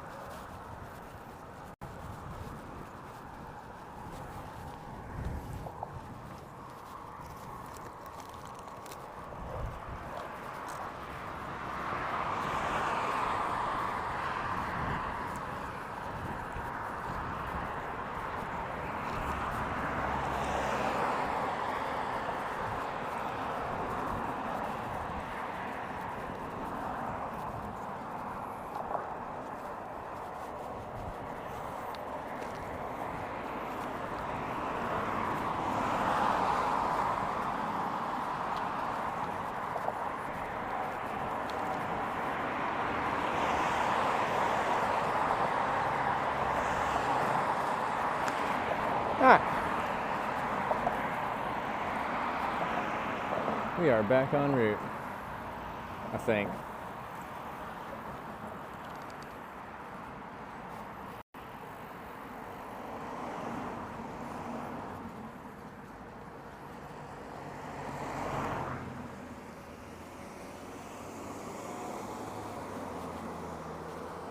Oh, looks like there's a route down there. Okay, well, I should probably go down there. How do I get down there?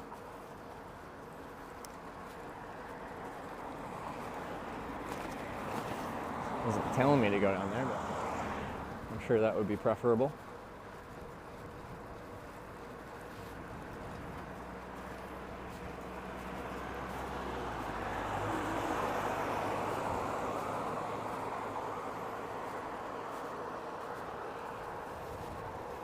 Didn't see an entrance at the bridge. There probably was one somewhere. I just didn't see it. I don't even know what the speed limit is. It's probably 50 at most.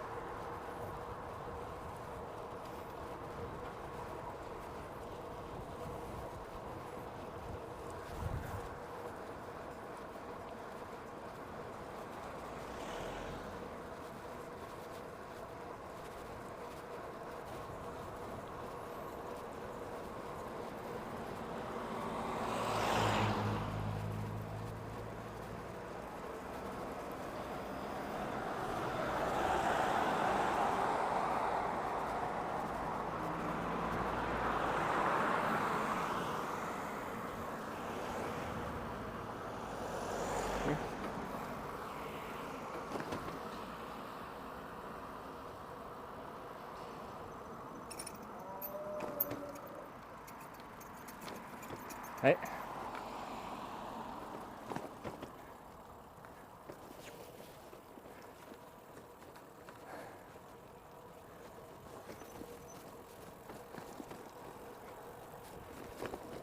Oh, I see a new blue line.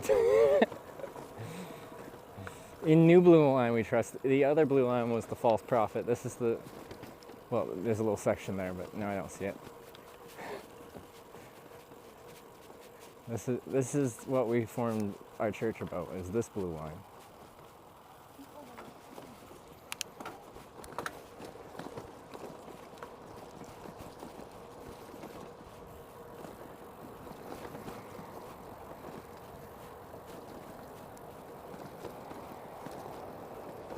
Oh, the path down there ends anyway? Well, this says go straight for 5 kilometers, but maybe straight involves getting back up onto that road. The road will be a lot faster. It's smooth asphalt. This is, well, it was smooth asphalt at some point.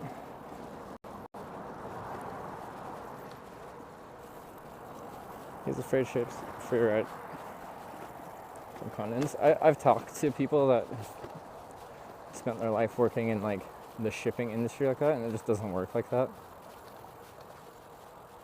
Like with enough following, like I think like Yes Theory or something did that. We don't know the specifics. They could have just straight up paid, because you can pay for crossing on certain cargo ships. But in general, like they don't want the liability of just like having some random person on board. It's a commercial vessel out for profit, and having random people on there is just a liability.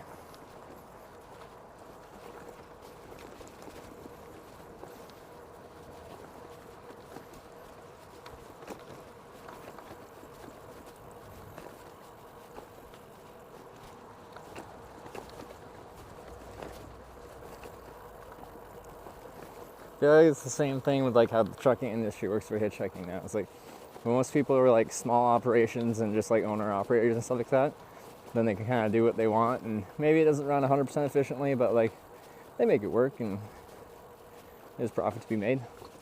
But once you get into the huge mega corps and stuff like that, they tighten everything up for like insurance reasons, for safety reasons, which then saves them money because there's, on a large enough scale, less incidents so they follow certain rules.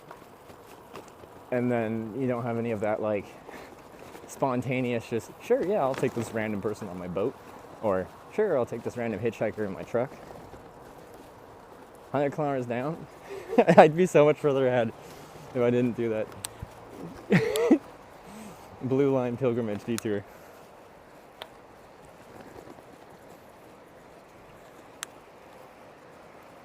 Content streamer for them. Yeah, but like a large shipping line doesn't really need like a social media influencer so much, because who am I influence? like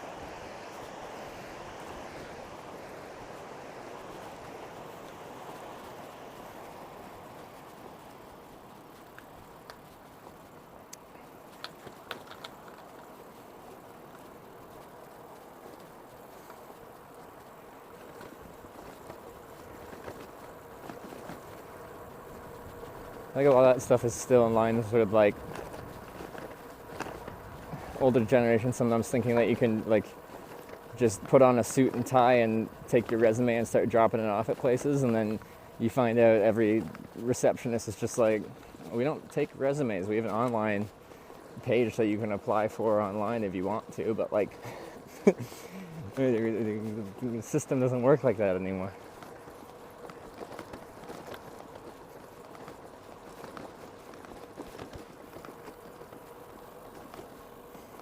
Because the people I did talk to did say like when they were getting started, like rules were a bit more lax and people did just kind of tag along at times.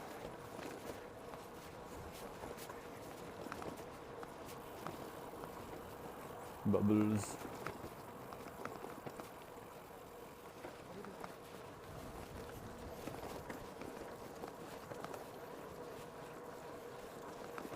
A picnic? That's nice.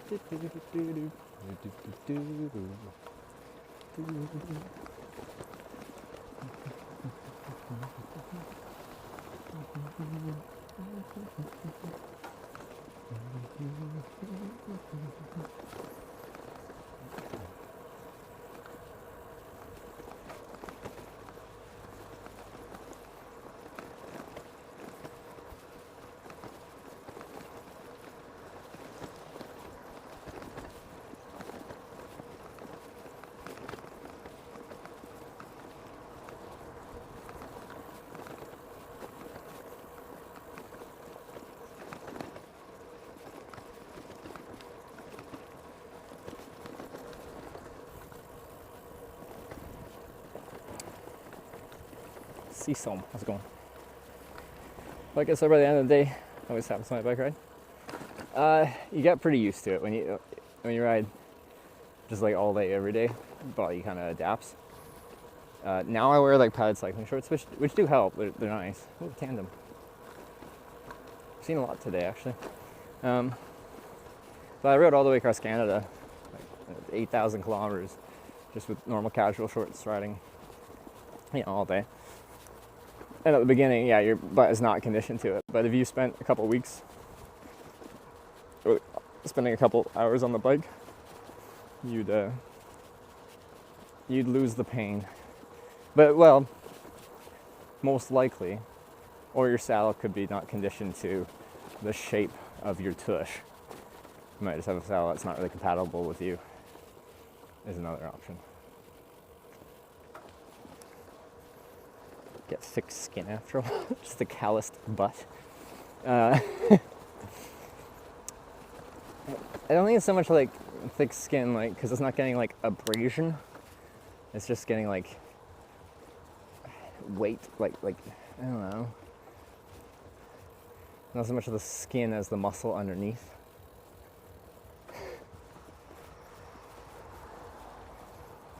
Probably super used to it. Yes, but like if I take several months off riding and I go back to a tour, so I haven't rode a bike for months, and then like actually on this trip I'd been like 3 months off the bike. That first couple days I felt a little tender, and now we're back into it. Feels fine. Our bodies are fairly quick to condition, but we're also just as quick to decondition.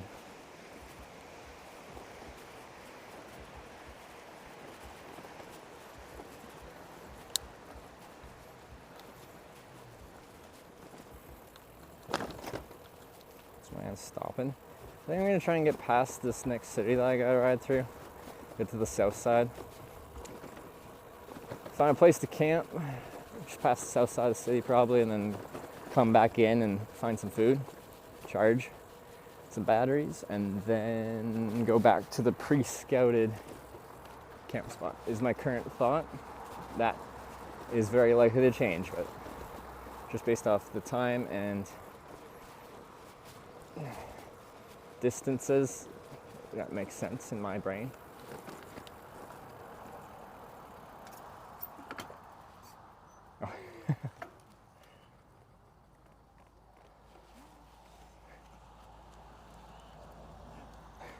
Sorry. I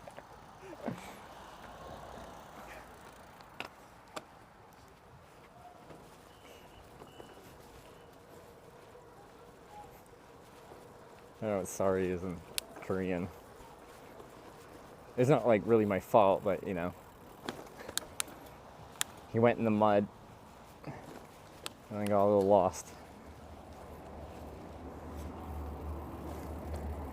There's like one single track of like decent path through that in the middle. No one really had right of way.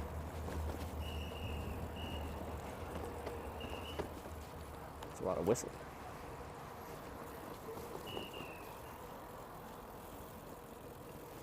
Like ever there passing that?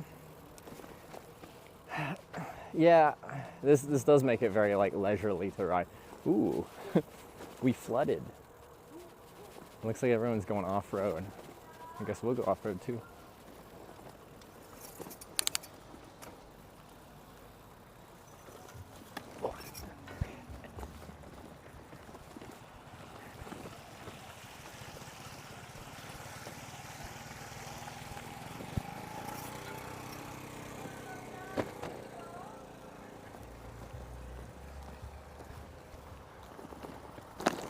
Okay, not everyone went off-road.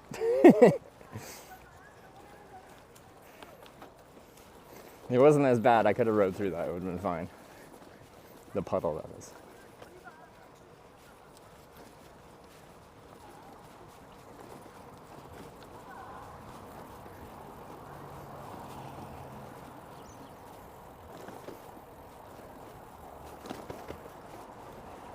It's funny, I appreciate having slightly wider tires. If I had like something silly like 28 mil tires on my touring bike through that, would have been a not so successful ordeal.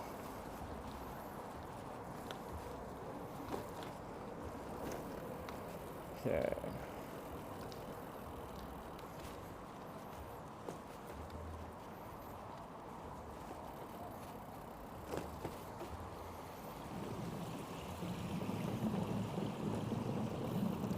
My mountain bike trip. Like it'd be tough to find a mountain bike trip that would be streamable.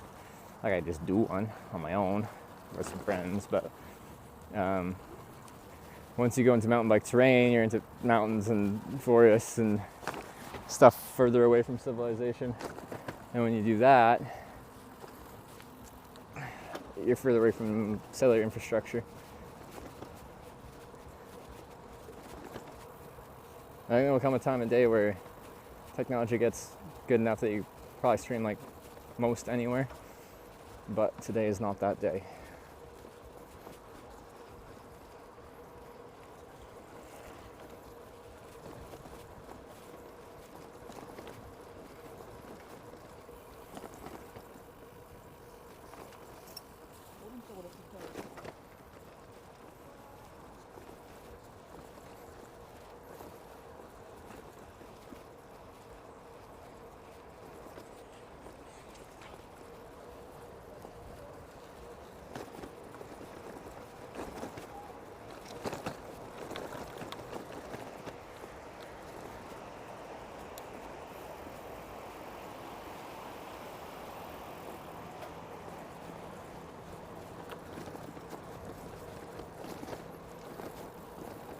Like you might be able to carry Starlink. Like I've researched this quite a bit, and my issue is technically, well, Starlink keeps flip-flopping on whether they're going to enforce it or not. The only Starlink dish certified for in-motion use above 10 miles an hour or 16 kilometers an hour is the in-motion dish, the high-performance flat in-motion dish, which draws over, on average, over 100 watts, weighs twice the weight of the standard one, and is like twice the size of the standard one. The standard one, I could probably swing on the bike with the trailer specifically with my 225 watt solar panel. Draws probably on average about 50 watts if I convert it to DC power. But if I can't go more than 16 kilometers an hour, like right now I'm probably going under that, but it just wouldn't really work. They're coming with like a mini Starlink, but it would probably have the same like in motion limit, at least in theory. Whether they again enforce that or is another thing. So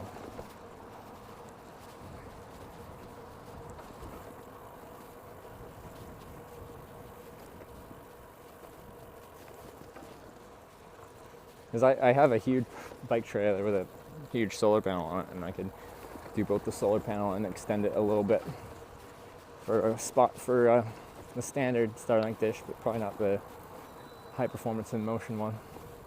And I'm powering at 100 watts for say 12 hours a day, 1.2 kilowatts just for the internet, and then I also need to run my broadcasting equipment on top of that. Be looking at, well, in comparison, my broadcasting equipment is pretty power sipping, like probably 1.4 kilowatt hours or 1400 watt hours. So when I show you those big brick batteries, there's 14 of those. Well, more than that, because you don't actually get 100 watt hours out of a 100 watt hour battery.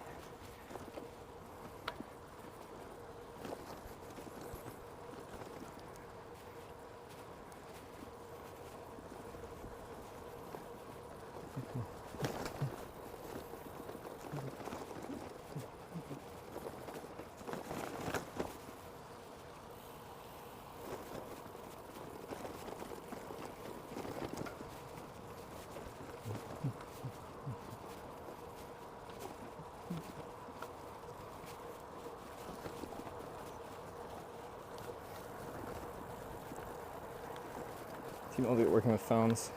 I think I've got it working for basic like data or like text packages. Like you can send a message via phone via satellite, and like iPhone I think can send emergency SOS pings via satellite.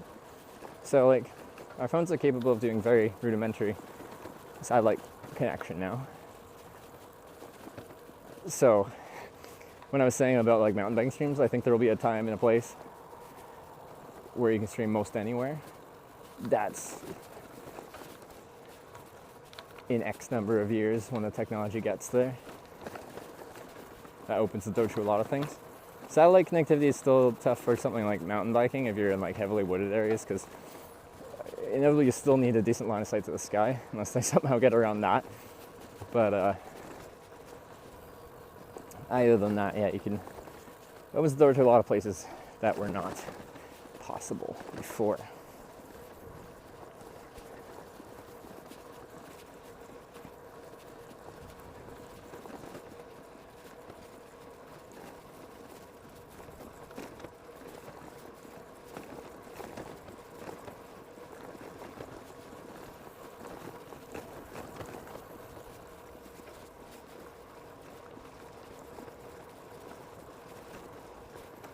Yeah, goal is to get past this city because, you know, I won't be camping in the middle of said city.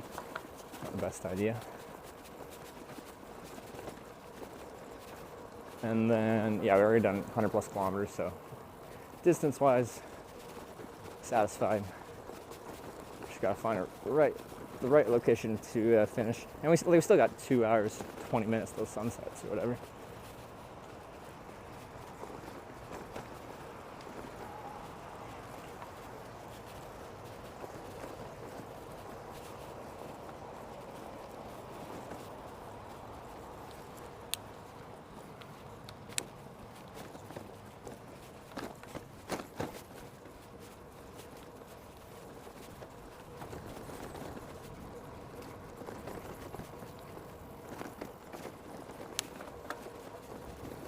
It's a little rugged.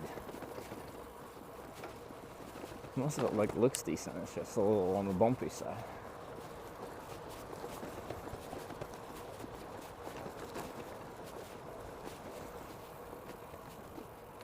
It's alright. It's still nice though.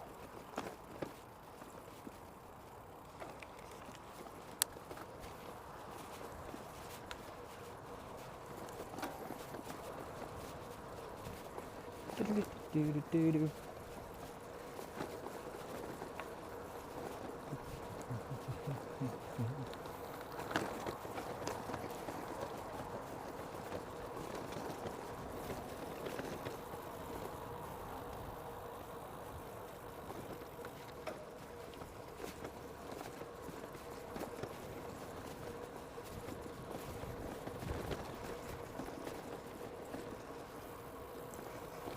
Okay, we're getting close to a turn.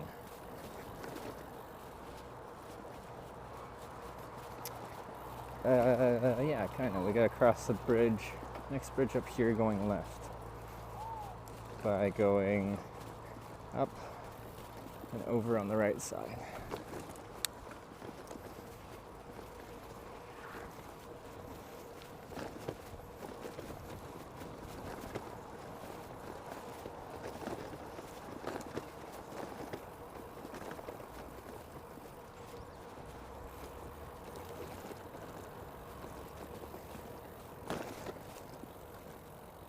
Being so much for calibrant? Yes, absolutely. So, yeah, 4,000 plus calories is what I should be eating. It totally depends on the day and how hard I'm cycling and how far I'm cycling, but I should be eating a lot. We're only day 6 back, so my appetite usually takes like a couple weeks to fully ramp up. It's ramping up, but it's not at the level I want it to be. Because until my appetite ramps up, as much as I know I need to eat, I need to be able to force feed myself.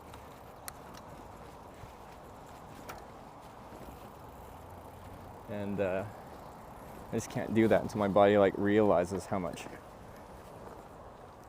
of a caloric deficit we're at, how much energy we're burning.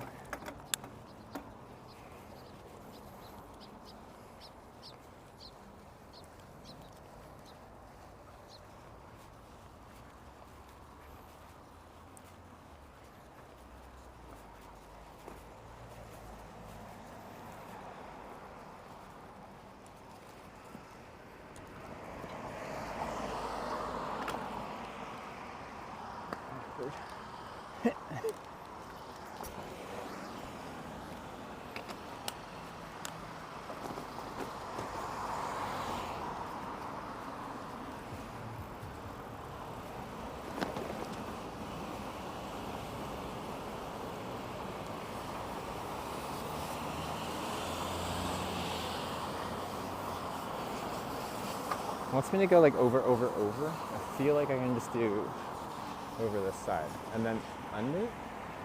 This might be a mistake. It just seems super inefficient, but because then we're going on the river path on that side for however long. I feel like we can get. Yeah, I can get down there if I need to.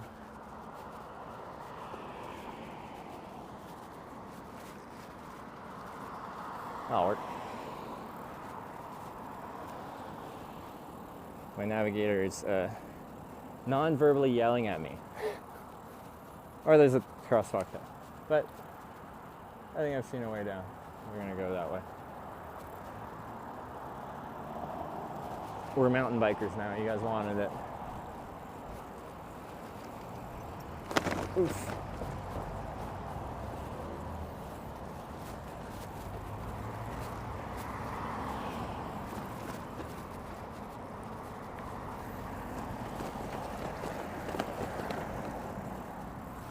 Mercedes and Mazda? I feel like I haven't been noticing Mazdas. It's Hyundai, Kia, Samsung even makes cars, apparently. The main ones I see, but yeah, or this way. There's like an off-road way down that way, but I guess we'll... No, I want to do the off-road one, it's more fun.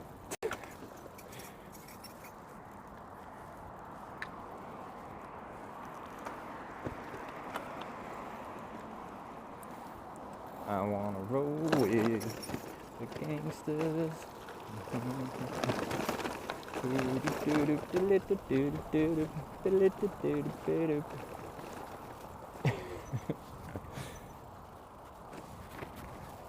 Mountain biking.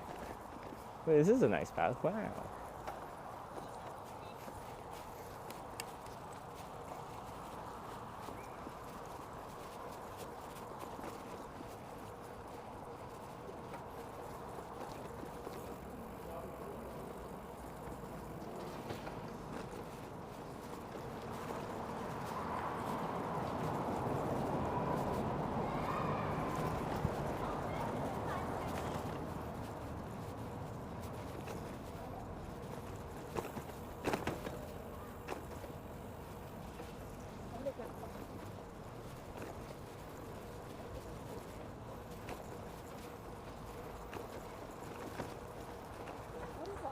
Everyone's out on a Sunday. Good to see it.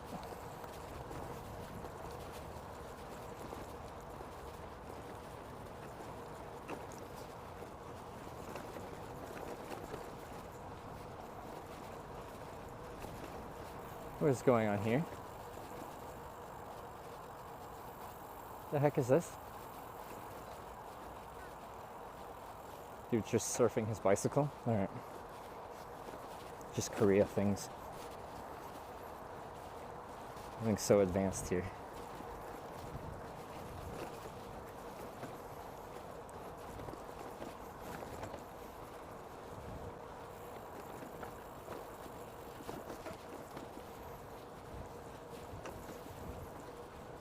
Been to singing room in Korea. I haven't done karaoke.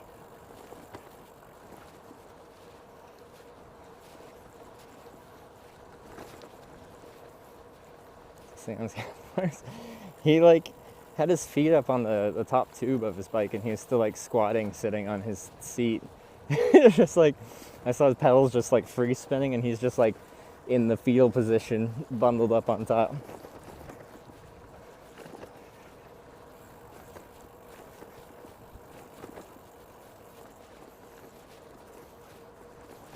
At least I think that's what he's doing.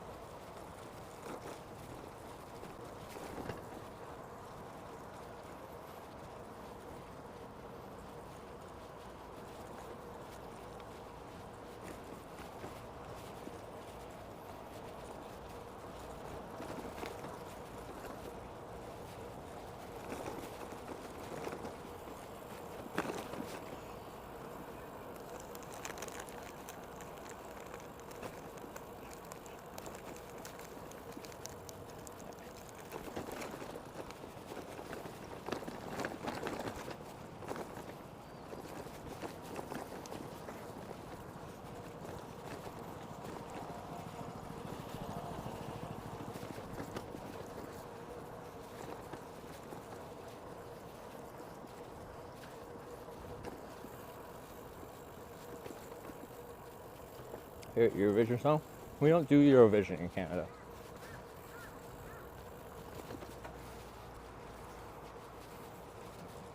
We don't do that here.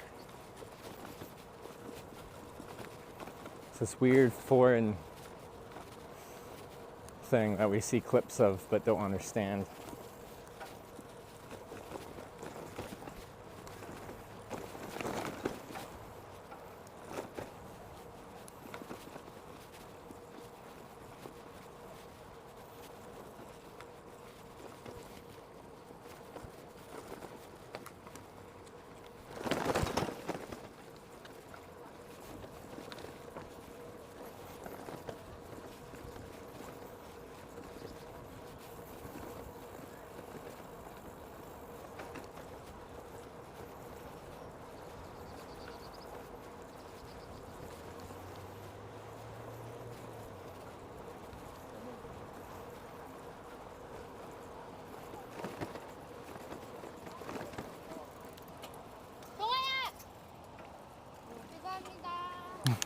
감사합니다.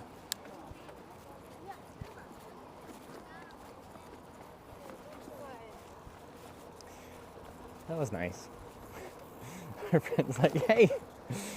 And then I slowed down so I didn't just smack into her friend, and she's like, thank you.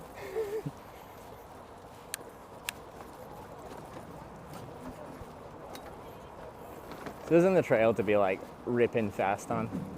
I'm not going fast, I'm just going faster than most because it's a nice city, leisurely trail.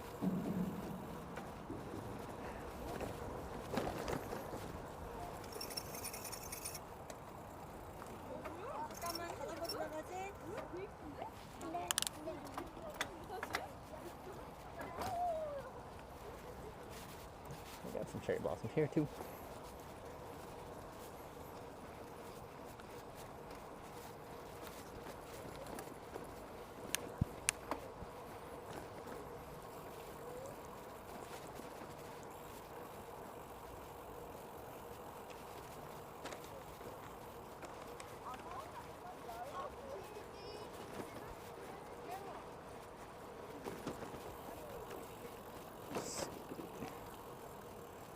Oh crap. I was supposed to cross a while ago, god damn it. I have alerts turned off because I can't understand it, it's not in English.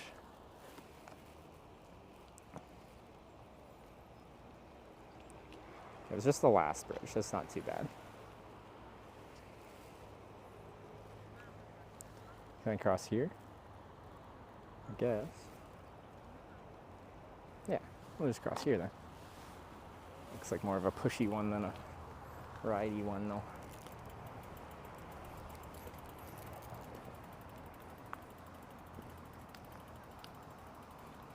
I want to roll. It's quite the bike.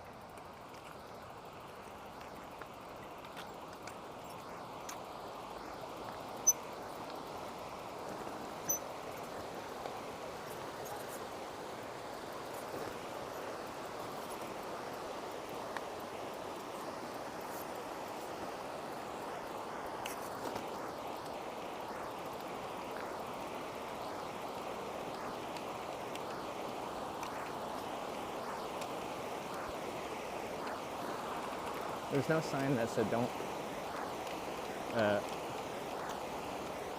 ride your bike into the water. How am I supposed to know not to ride my bike into the water?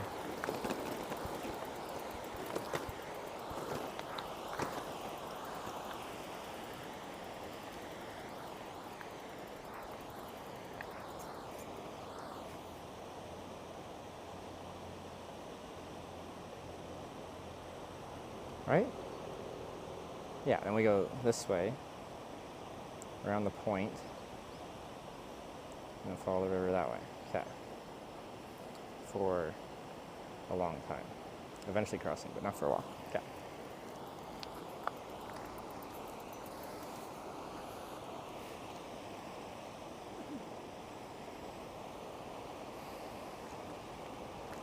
Common sense? Well, it's just this funny thing I've noticed in Korea is it'll be like in places where it's literally impossible to fall into the water, like yes, there's water there, but there's like a 5-foot metal rail fence that you would have to like orchestrate a very elaborate and acrobatic crash into fence and like choose to like launch off your bike over the bars into the water to even attempt to potentially fall into the water. And they'll have every 100 meters like, don't ride your bike into the water, don't ride your bike into the water.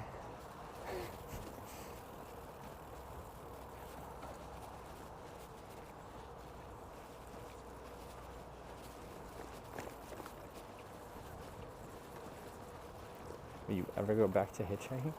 Like literally every other trip is hitchhiking. We go hitchhiking, then biking, then hitchhiking, then biking. Last trip was hitchhiking. This trip is biking. Next trip will probably be hitchhiking.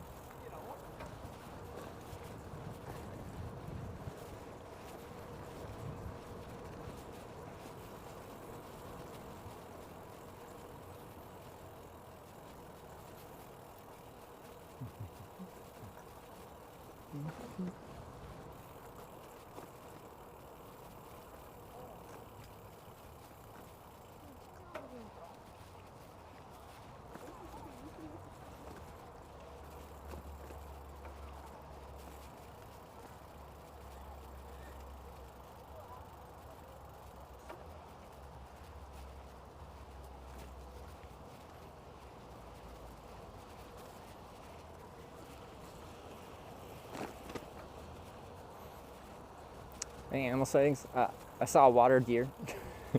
I see lots of birds. There's lots of neat birds in the river that you guys can't really see that well.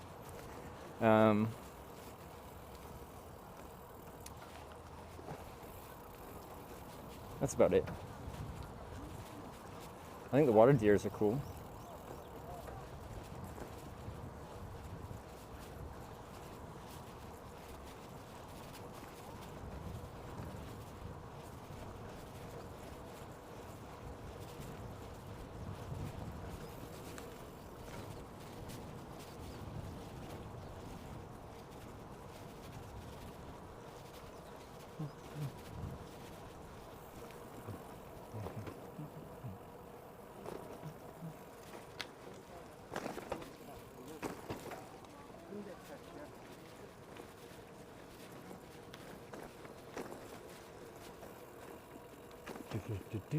I don't know if one side, I think it says the right side is biking, but it's very faded. Not that, no, left side's biking. Not that anyone pays attention to that here.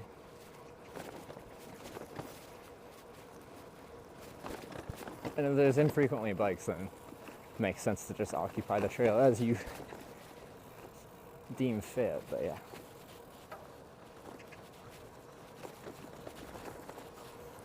Between trips? Well, hopefully hang out with my girlfriend, because we don't get much time to hang out together because we're both traveling all the time. Visit family, visit friends. Try to figure out what I want to do next.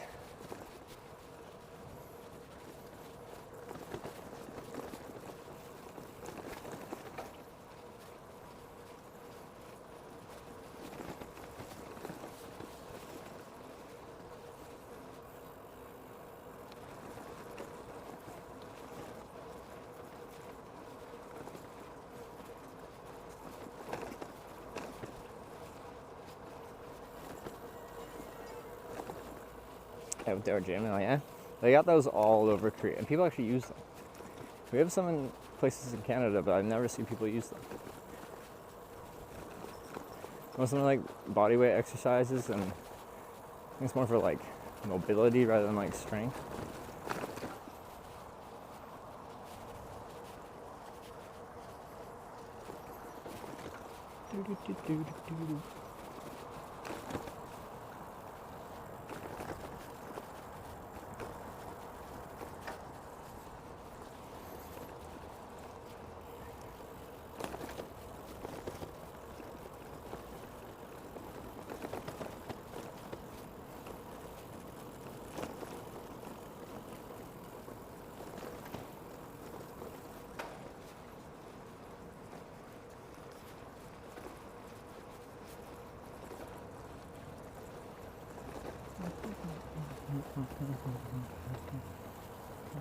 Okay.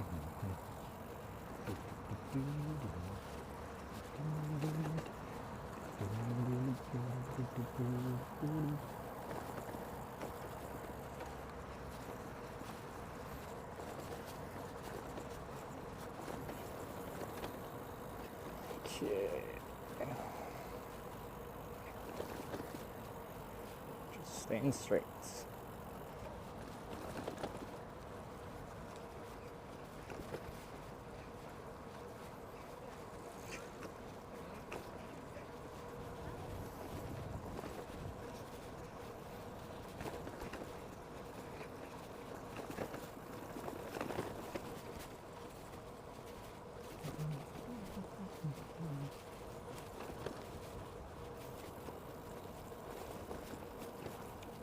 Park expansion construction.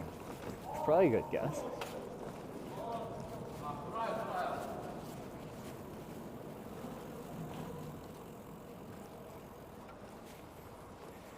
Wherever we go in Korea, they're building a lot. It's bridges, parks, buildings. Do a lot of building.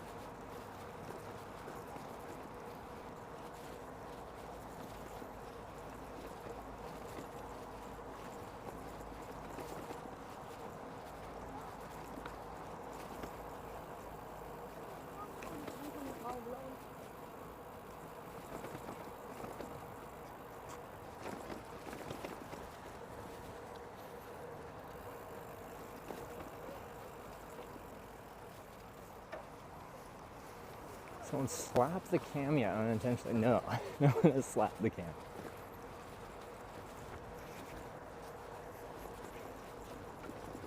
We are slap free.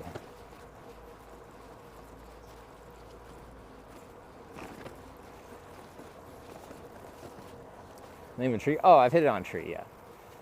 It's just not a someone. Unless we get back to what we were talking about with like talking to trees earlier. Personifying them.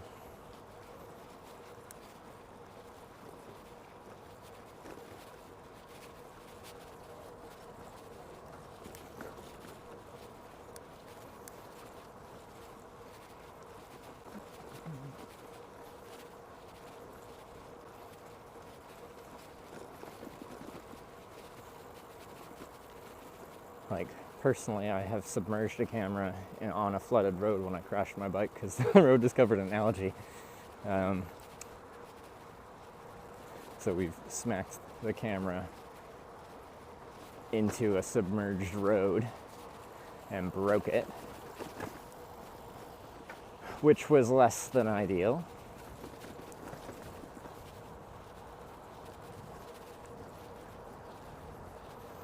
I've also scratched a lens by literally smacking into a branch. Now we use like kind of these like 3D printed cases that this one like won't protect the lens from like something that's like pointy and pokes out into, but if I like smack it face first into a wall, it'll hit the case rather than the lens.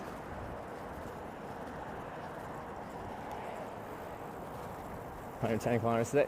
Yeah, we'd be so much closer to our next stamp if we didn't do that nice little detour.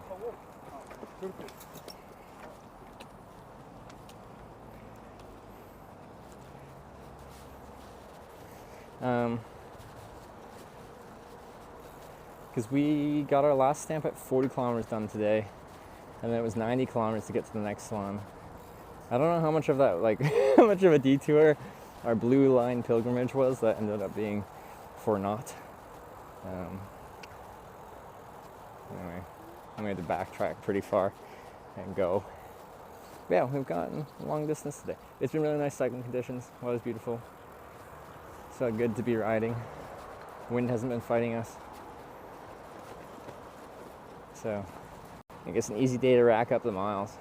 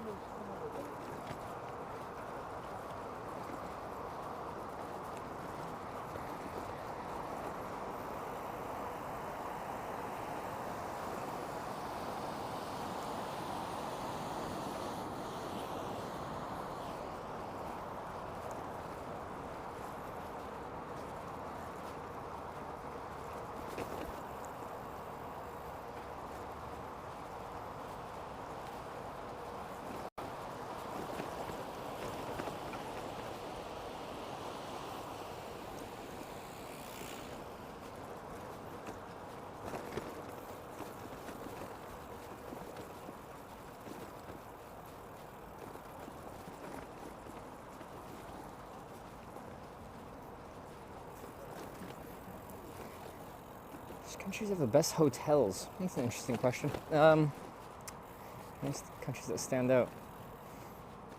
I really think they're like good value in Korea. I mean, the last one was like 40,000 won, and it's, you know, it was clean enough. It's like 30-ish bucks American. Can't find a hotel at all in America for 30 bucks, or 40 bucks, or 50 bucks. Seems like everywhere I go, everything starts at 100 bucks. Even in places that you think wouldn't have expensive motels. Most recently, a Motel 6 in Little Rock, Arkansas on like a random day, on a weekend or anything like that. 100 bucks. It's Little Rock. Not LA.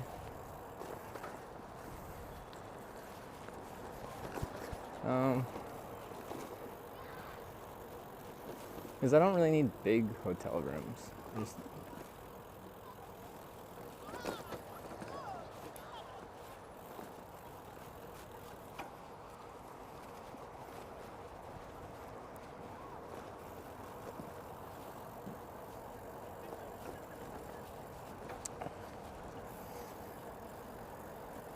that's what caused a big rock, exactly.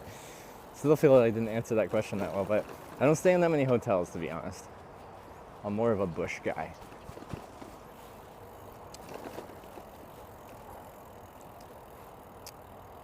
Ichabod, let's go.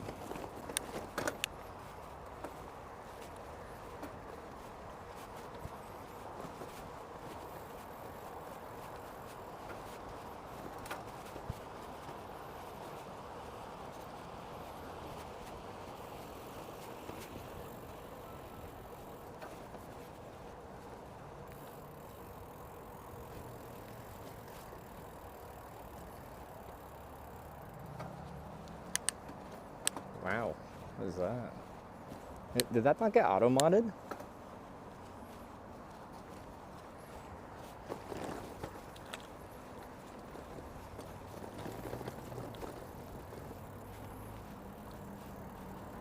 Or did it?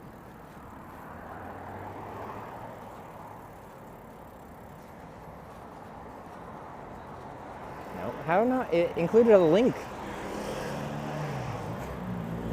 Yeah, people get like auto-modded when they end a sentence with a period and forget to put a space because our bot thinks it's a link. Am I eating? I want to try and get south out of the city to the very edge. And then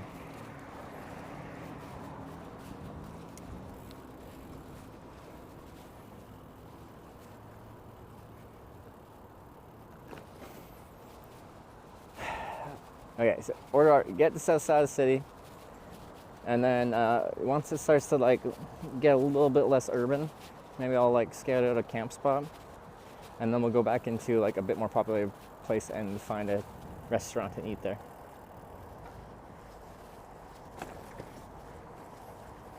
That's weird that that whole message would link and L made it through. I've never seen that.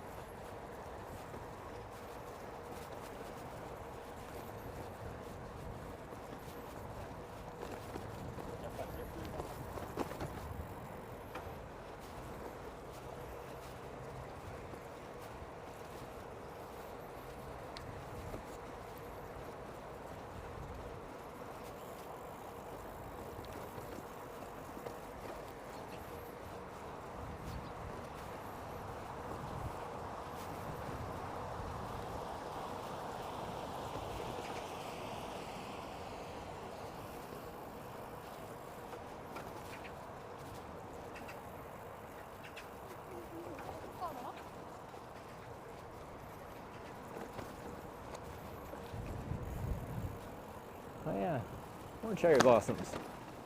These ones are looking pretty blooming.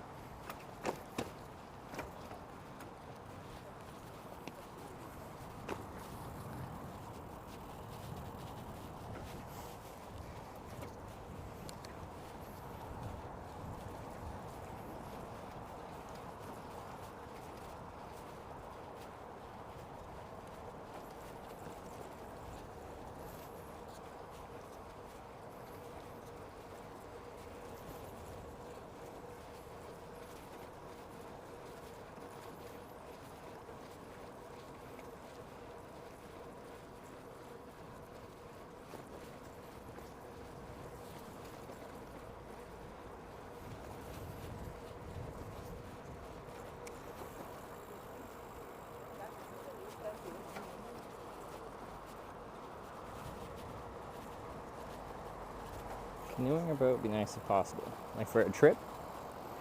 They were talking about the potential for like a canoe trip in Canada. And it's very difficult network-wise. Because most of the places that you, especially if you're doing like for distance, it'd be very difficult to stream that kind of thing. But then we come back to like, we were just talking like 30 minutes ago about mountain biking and how a longer mountain bike trip would be difficult to do now, but in the not too distant future, the tech might change and make it much more viable. People stream from boats, like Aquas Travel will do sailing in the Mediterranean, stuff like that, and they get pretty far offshore with their the setup they have. They have a pretty high-end streaming setup.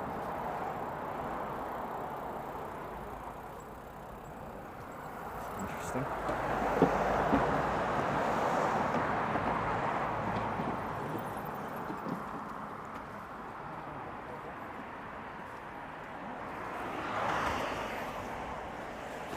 Mississippi, Colorado. Yeah, something more developed upon, yeah, could be possible. And probably only in sections.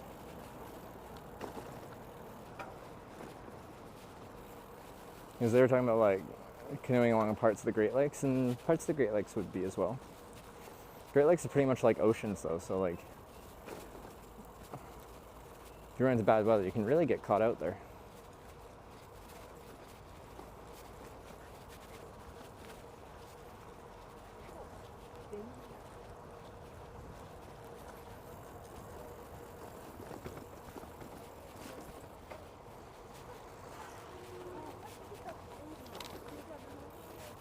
British guy flying who cycling around Lithuania on hiking trails. Imagine hitching cycles across Canada. Oh god, that would suck. Like there's a guy on YouTube that he cycled like all the way around the world, which is quite the feat. He said you can do it, but that sounds very difficult. Because like a unicycle, kind of like how you balance is it being essentially a fixed gear, right? Like so you can pedal forwards and it rolls forward, you can pedal backwards and it pedals backwards. That means there's no coasting. Like like what I'm doing every X number of pedals, I'm just like, I'll just take a little break, coast.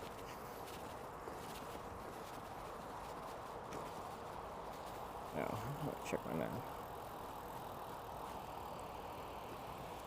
As we continue.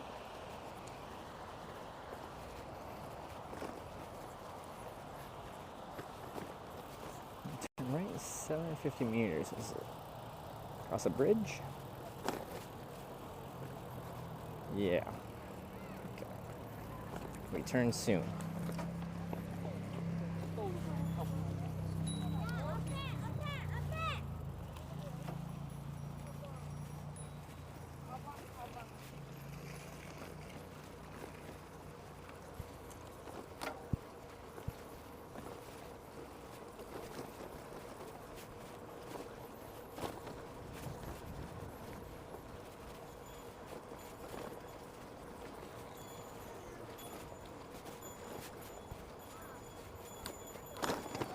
This is the first Korean I've seen that actively uses a bike bow.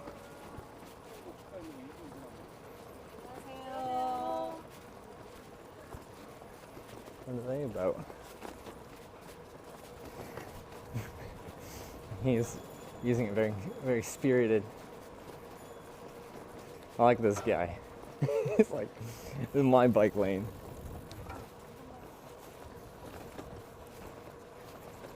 I just haven't seen anyone in Korea use bike bells, so I'm hesitant to use it because I feel like it's gonna be like seen as like aggressive foreigner rings bell at me.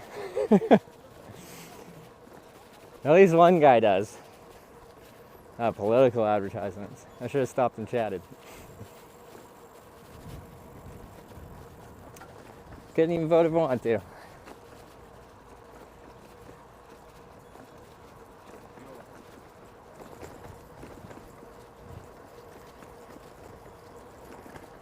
Bike Master Street.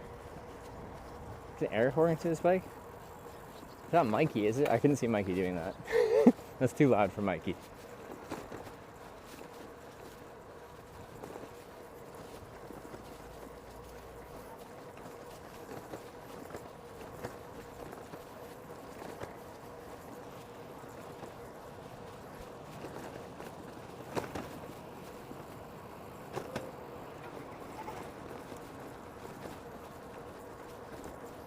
No, not Mikey. All right.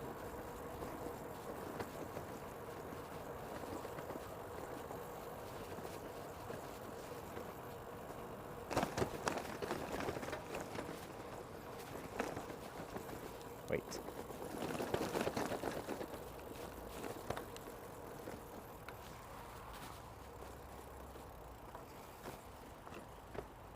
Hold up. What? What's that guy doing? Did I just pass the bridge?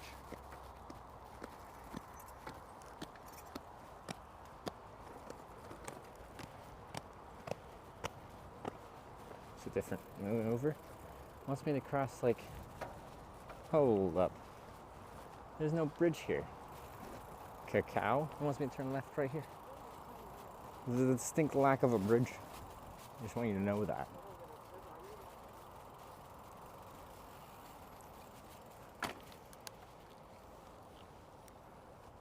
So, that's rude. There's a bridge right there. Can I cross that bridge?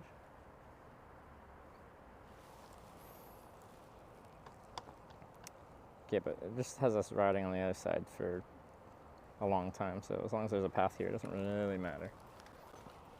We should follow the same river.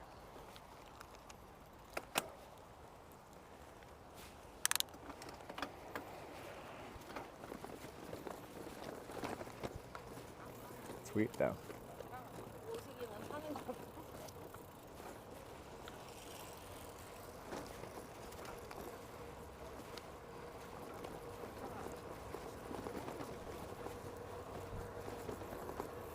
Yeah, there's a bridge coming out, but like, I don't think there's any reason I need to be on that side rather than this side. Well, I know there isn't because I looked at the map.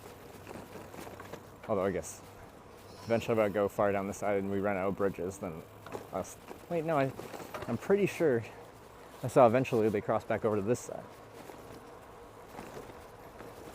So, I don't know why it wanted me over there. Is the bike path better? I mean, it's less busy. It does look very busy over here, actually.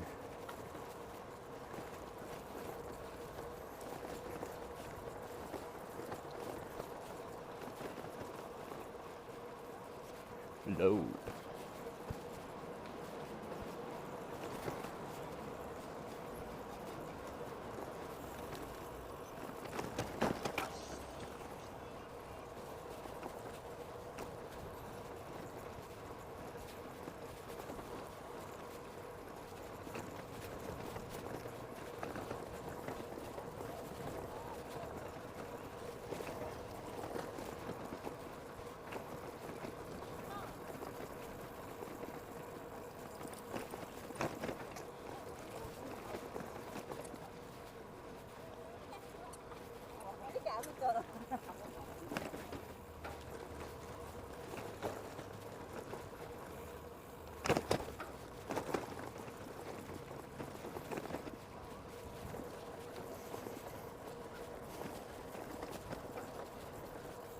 Back for a second.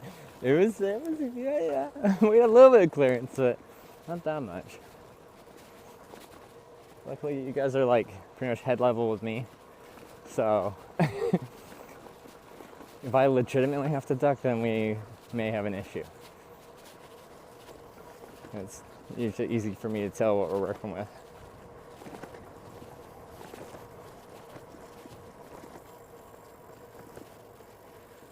One more bridge, a bridge on the path for a while. Okay, well let me look again, because I feel like eventually it crosses onto my current side again.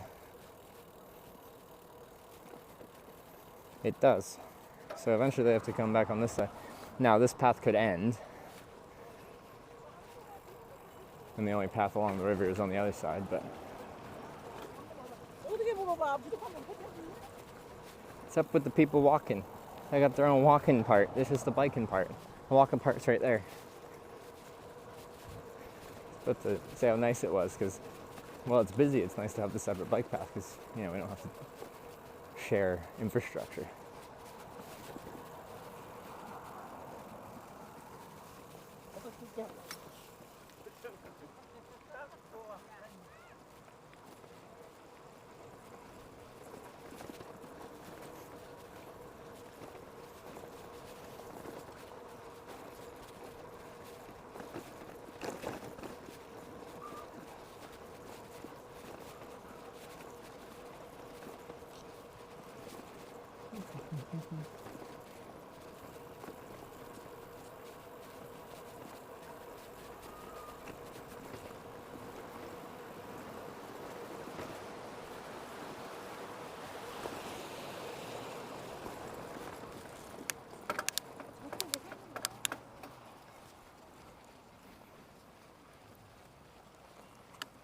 Oh, this looks nice.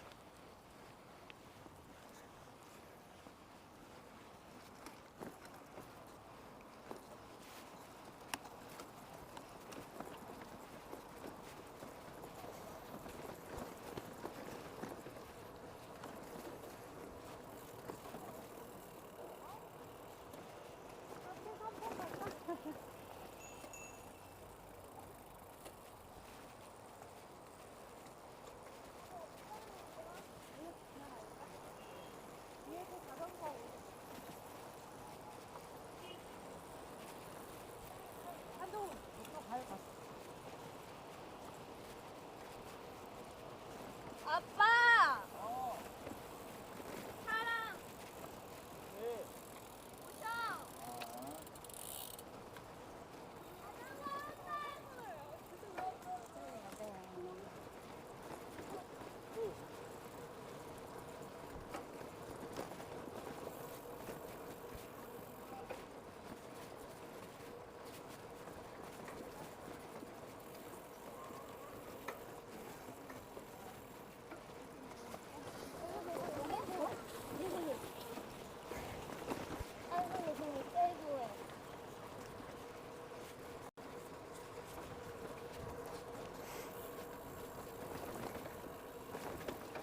I like this path. Like, it's narrow and busy. Gotta take her easy, but it's nice. And as these trees start to blossom, this will get real nice.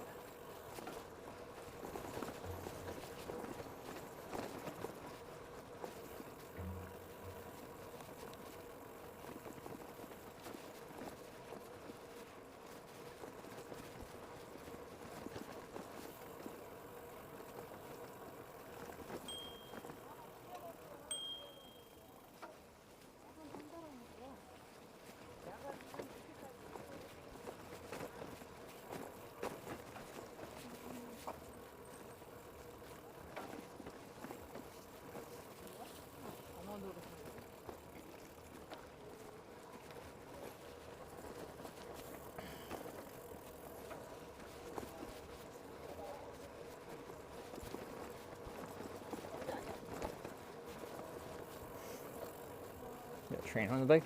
Like, this is a multi-use path. Like, you don't have to be rude to people that are using the infrastructure as intended.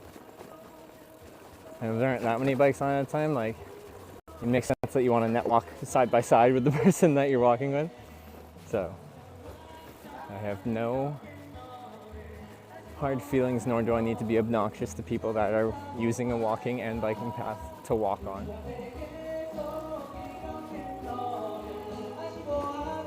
Live music, nice.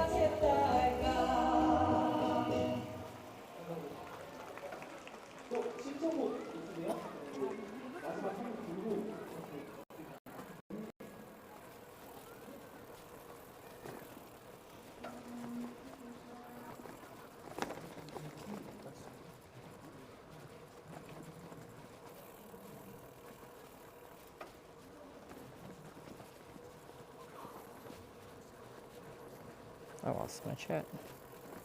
Why has it been doing that today?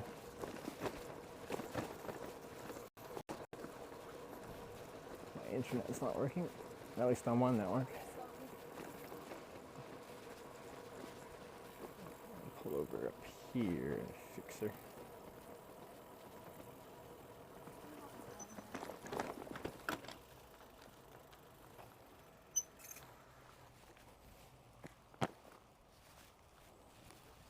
What you doing?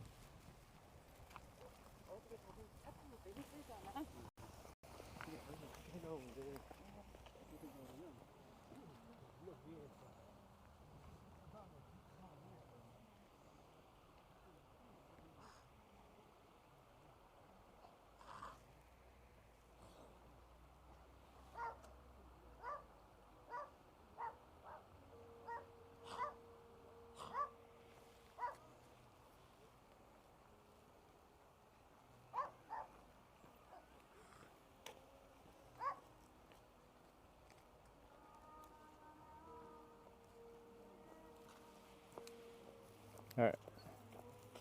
Turn hotspot off and on its back. All right.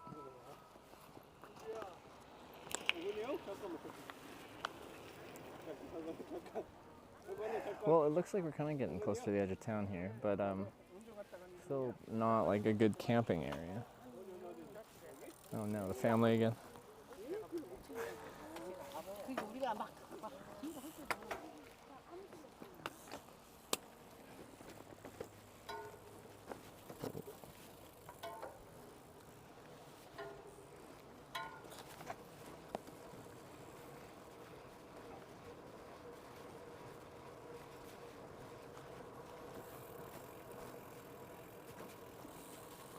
Maybe on the other side. It still doesn't look really camping zone-y.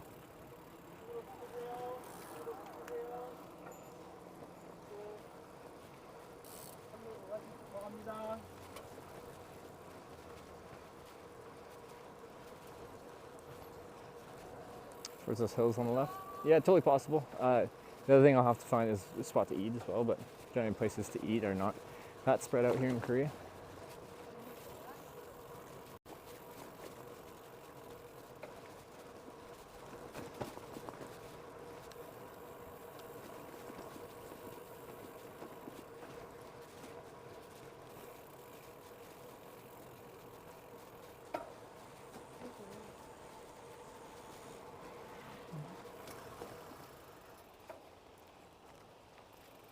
누나 왜 이렇게 빨리 좀 와? Times the average per day? Totally depends on the day. Like, we would have quite a few today, but there's a 90-kilometer gap between, well, more than that because we took some navigational detours, between the last stamp we had, which ended one specific bike route, and the start of the next route. There's a 90-kilometer gap of being off route, which is what we're doing right now. And we still got a good ways before we get to it, so should get back on route tomorrow. But yeah, there'll be multiple days in a row where we're trying to get to the next route. That kind of course, slow things down.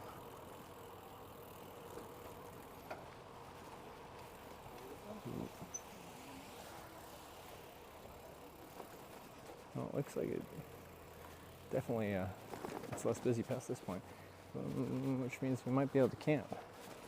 Maybe not too long.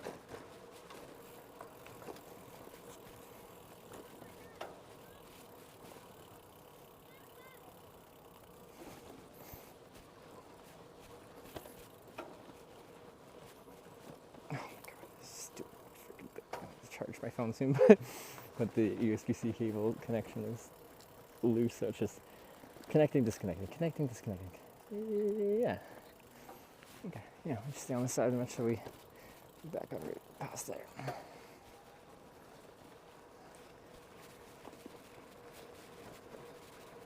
I can stay in that little hut up there. Oh, is it? No, is it?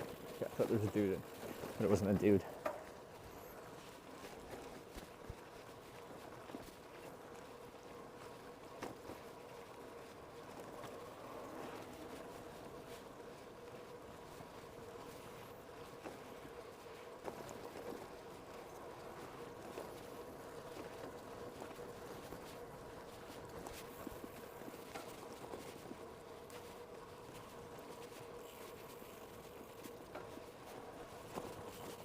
But we're definitely out into farmland now, so we're at 5:26 hour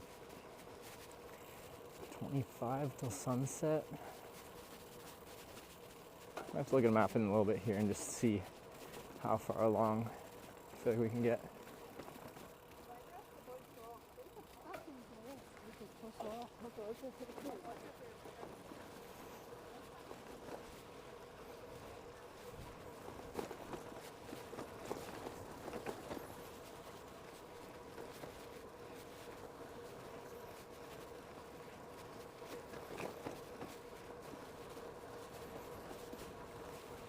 These bushes smell good.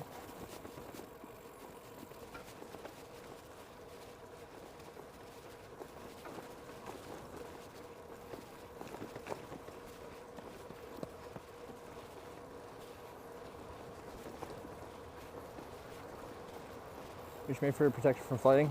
I believe so. These will be lining, yeah, pretty much both sides of all the rivers that I've been riding along. It's these elevated like dikes or whatever. So, you know, river on one side, sometimes like some floodplains, like some low-lying ground. So it'll be kind of just a low-lying area, dike, and then farmland, towns and stuff on the other side. So, oh, is this well paved? No. You know, I'm not even on an official bike route right now. Well, I guess a certified bike route with stamps and everything on it.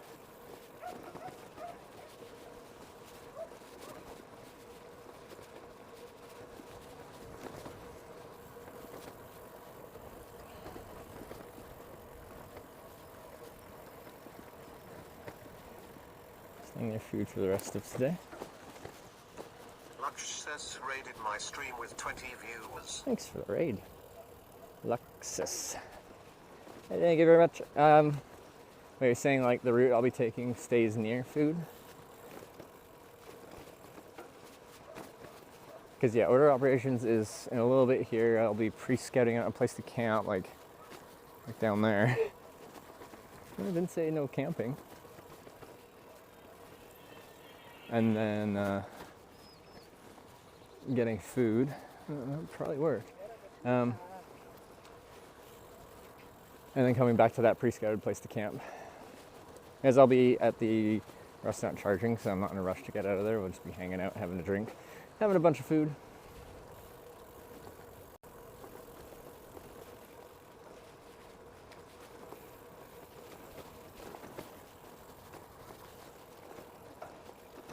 Chair's seen better days.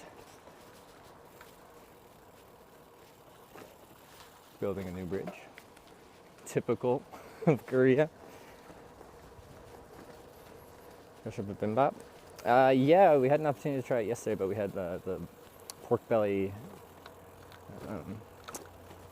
barbecue instead. It's definitely on the list.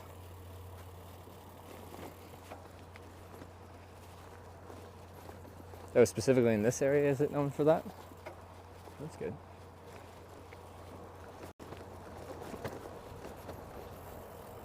Comes up to a town, a couple restaurants, 2 grocery stores, and a city park. Oh, that sounds perfect. And then we're still following along like river valley like this, then there's probably a good spot up to jut out off of this path onto the riverside.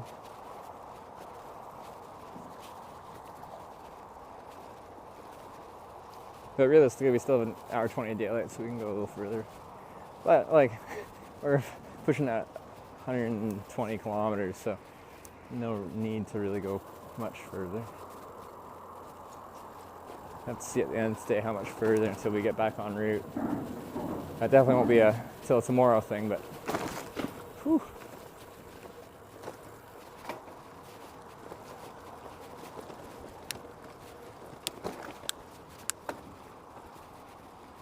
There's a big bridge up here, and that's also being built. Man, they love building bridges. I want to see a stamp. Someone do the math on how far that is? It's real freaking far still.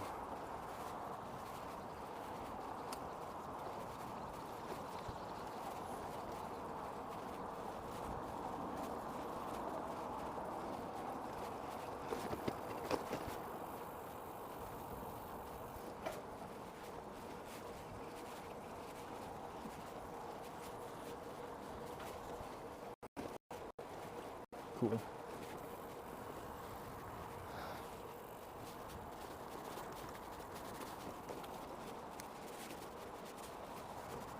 Cool.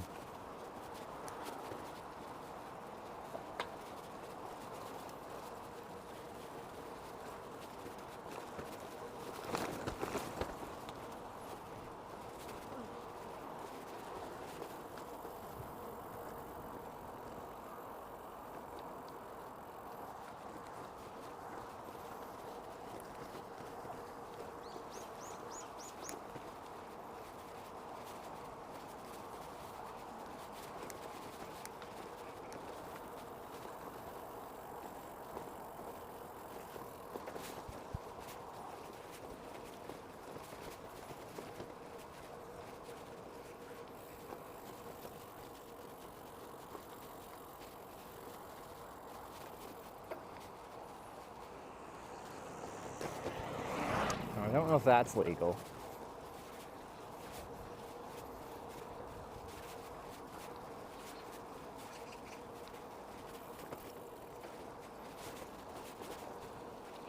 Are you taking a day off? Maybe tonight at dinner or something like that, we'll look at the forecast and see. Because yeah, if I can work it around a rain day, then I'd like to do that. If we've got a week of solid weather, then I shouldn't just go without taking a break. But since it's very much a rest stay, any size town is fine enough, because I won't be doing like, you know, tourist things. I'll just be hanging out in my motel, eating food, you know, watch a show.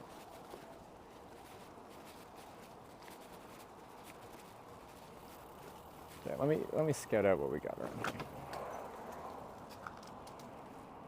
I think now must be when we turn left.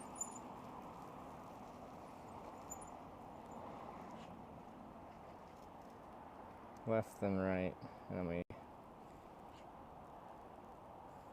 Oh yeah, this route takes us right through a town. Okay.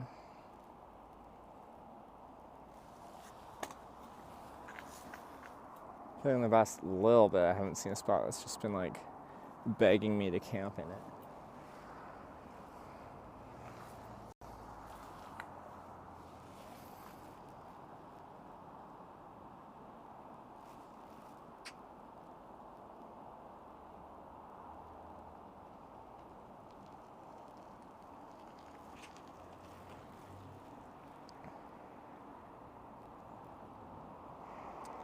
It does look like we actually are, according to the Cacao maps, we've just finished the last of the bike pass, and now we're going to be on roads for the rest of the way to the new route. Greg Stuck just subscribed with Twitch Prime. Great Duck with the 4-month prime. Thank you very much.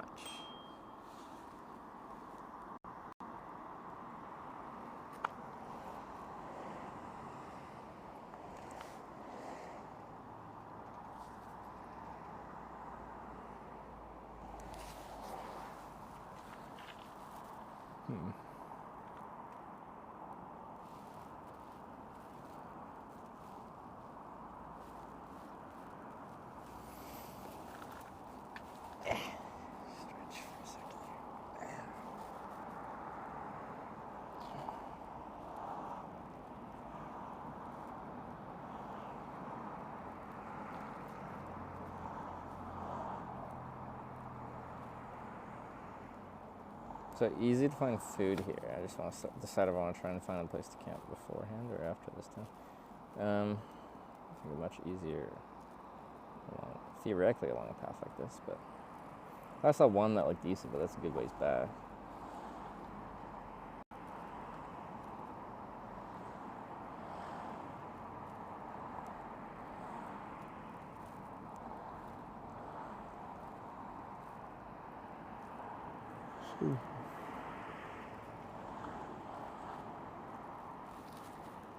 But yeah, without unnecessarily pushing real far, I think we should probably eat in this town here coming up.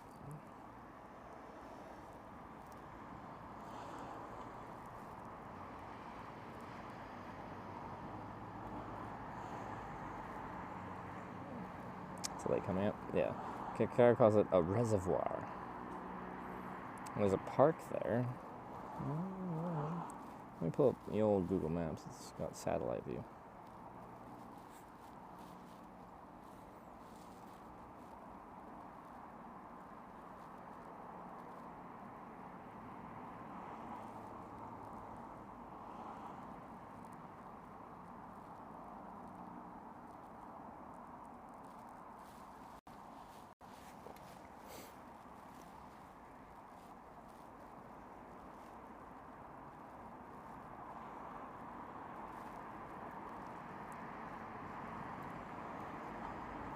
So there's a waterfront park, but it looks very much in town where it's populated.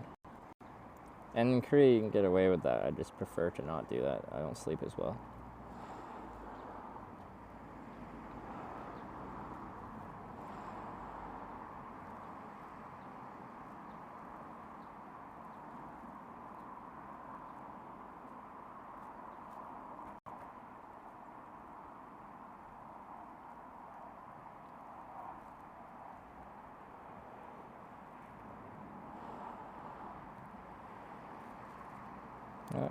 I guess we're just riding to town and see. What's this place? A tourist attraction. Is that just a lake? Maybe. I'll go to the lake and just scout it out. There's some flat spots off to the side of the main path. Be busy today, but shouldn't be as busy tomorrow, being a Monday, and they don't do holiday, like Easter holiday weekend.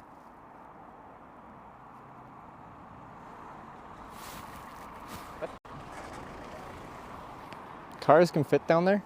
That one I'm surprised about. The other roads where people are like, cars are allowed? Or like, yeah, no, it makes sense that cars are allowed. That one surprises me though. Near the dam? Like the next checkpoint? Like that's too far. We're at like 120 kilometers today. I don't want to go that far. And I'd have to ride a bit in the dark. There could be another dam near there that you might be talking about, though I just haven't seen. Anyway, let's do this. So we are just going left to the first road, then immediately right, and following that road into town. Okay, easy enough.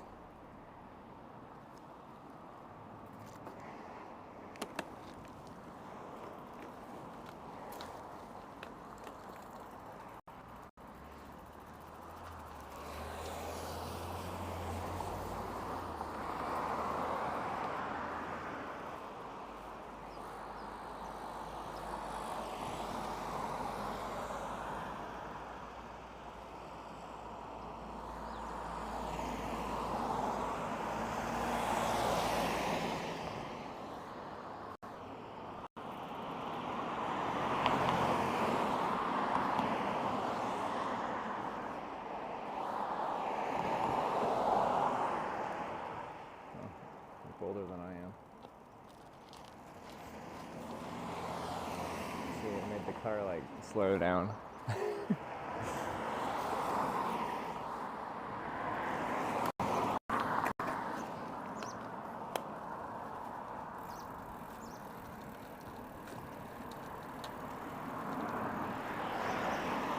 Hear some moans when you sleep in a motel? Are you like, as in it's a love motel? How do you know which motel? Like some motels might have that vibe, but well, I guess I'm just looking for a cheap motel, and then if it's a cheap motel, then it's more likely to be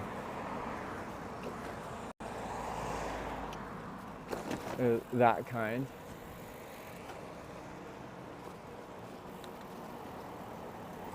What are you turning left? It must be, because it's just a, yeah.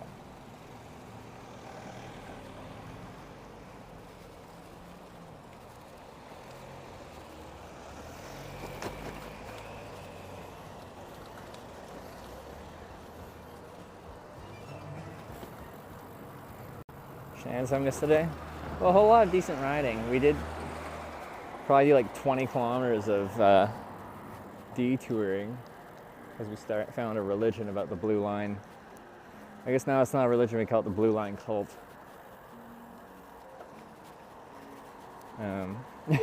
We ran off my navigation because I was following a blue line, and we decided, let's just follow the blue line and see where it goes. It turns out the wrong way. Anyway, then we had to backtrack all of that.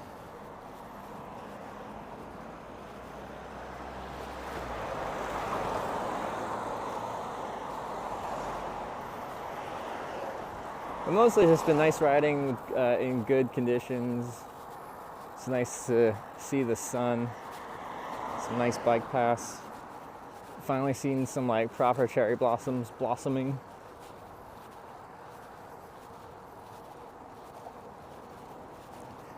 The 120k is impressive. Oh yeah, like I'm happy with it. And the mentality today wasn't even like I want to go super far. It's just like it's nice out today. Let's have a nice ride on the bike. So I think we've accomplished that.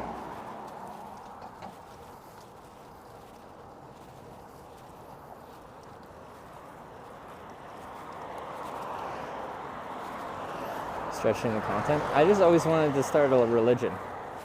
It lasted for all of like 30 minutes, but I gave it the old college try.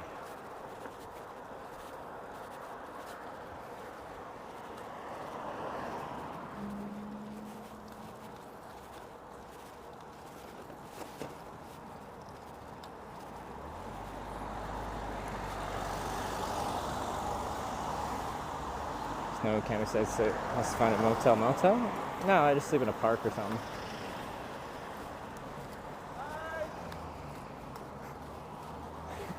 That was a big high, I like that.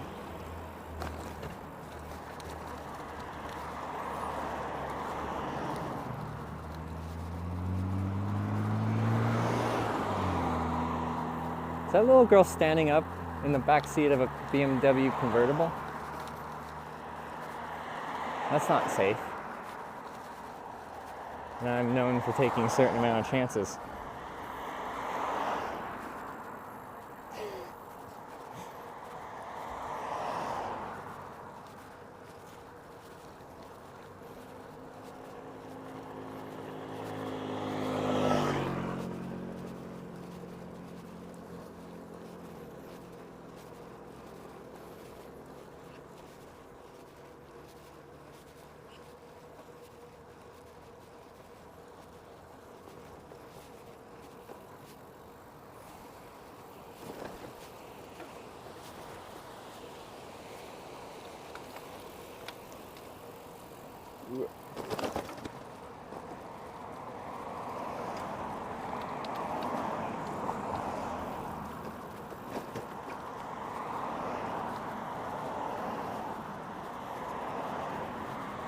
Got some mini cherry trees here.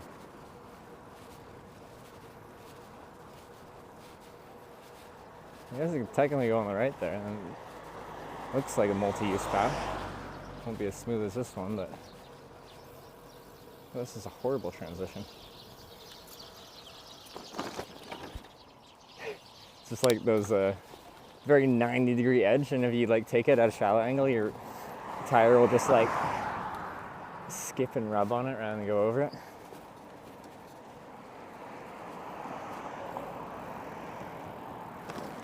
I already missed the road. Why did I come over here?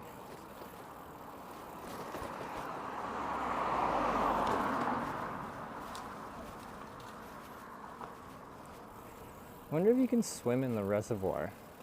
Could use a shower. Okay. This is ridiculous. Okay, I'm going back on the road. Screw that.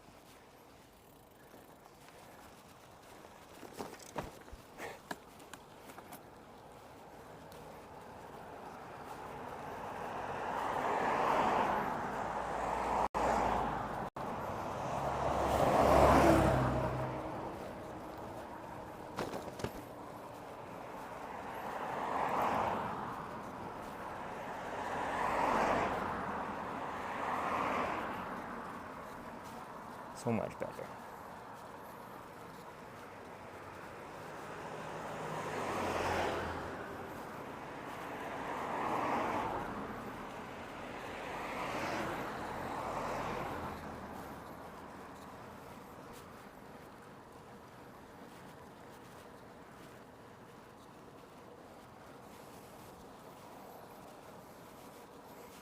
So like Eastern Korea, I don't think, well, it's not a holiday, like a national holiday thing. So I don't know. I haven't really seen anything Easter themed.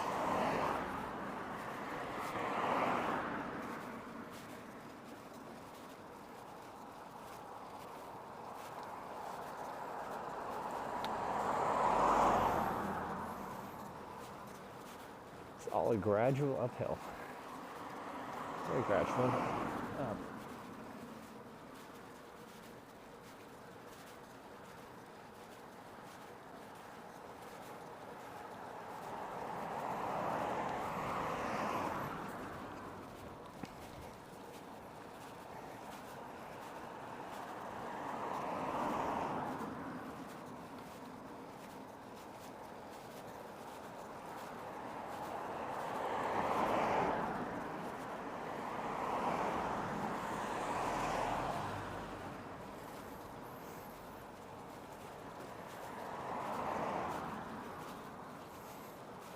Wait, 50% more Christian? Really? I think Korea was rather like non-religious. But like, what do I know?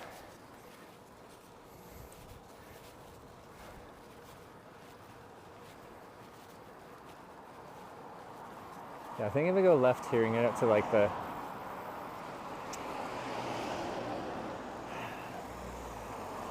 kind of reservoir, I just peruse over here.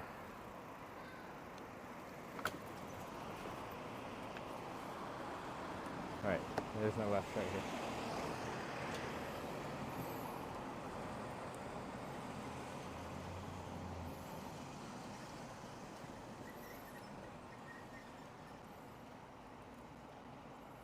Oh, just back there.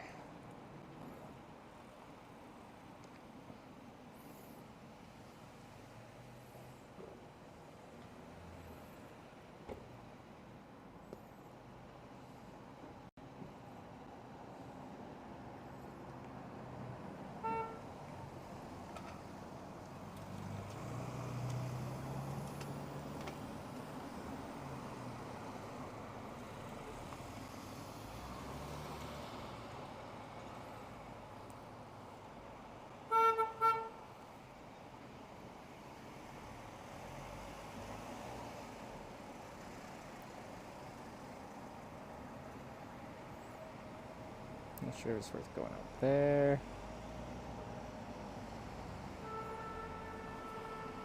Guess we can. Oh, it's busy now.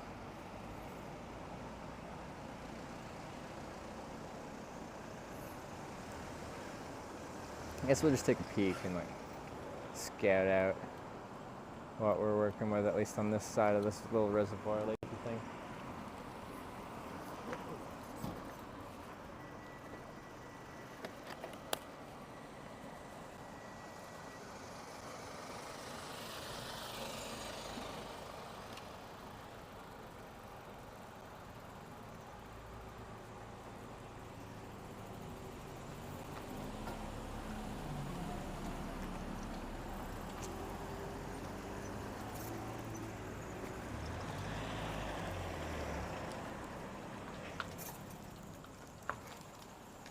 What are you doing?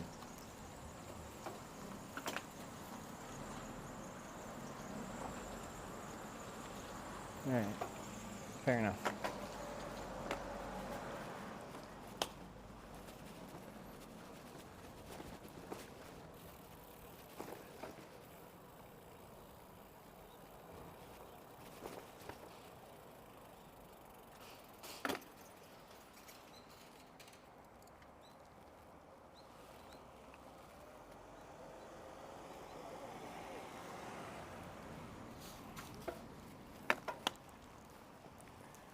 little scouty scout.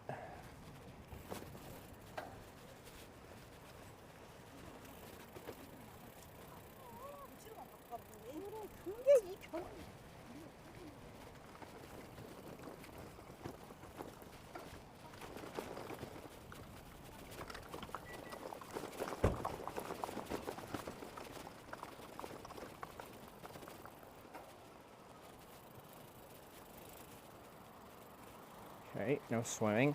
There goes my bathing idea.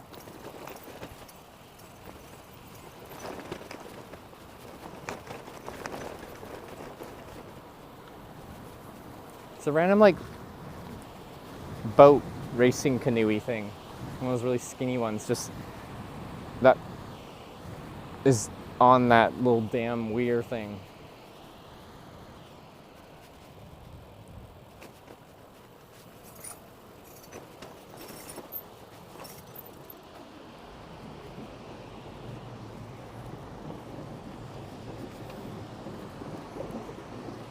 How long that's been there?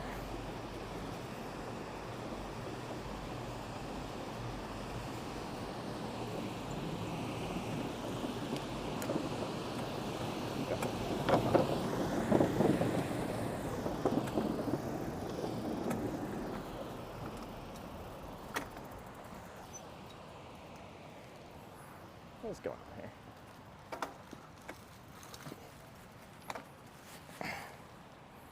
What's my chain doing?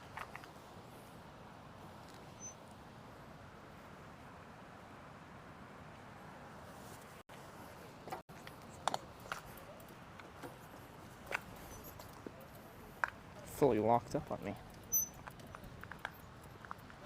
Those are nice trees. I need to be able to pedal my bike though. See if it'll go again this time. But I'm not in the right gear now.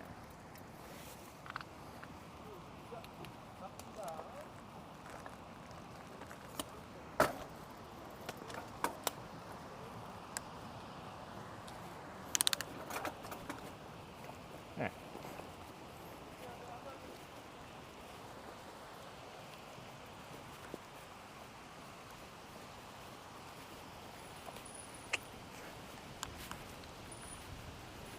Steep. Sure, how are you? Doing good, Mikey. Just about to finish up my day here. We're doing a little scout of some areas. I hope to be able to find a place to camp at. See how that goes.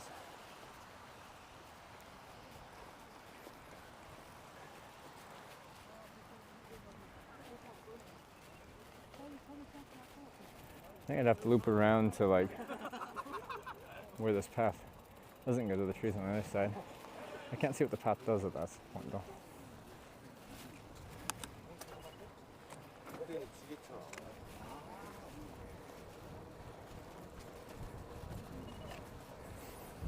Like you remembered your setup. It's, yeah, it gets people's attention. Those cherry blossoms are going quite good on the left there. There's a nice spot.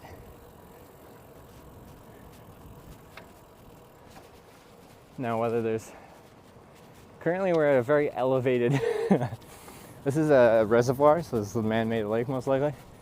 So there's no natural like kind of floodplains on this side, and we're quite elevated from either side here. So we're gonna have to get past this and potentially find something not on this top point to eventually camp at. And swimming lake back there had no swimming sign, like, but that was closer to like the dam part of it. I don't know if you can here.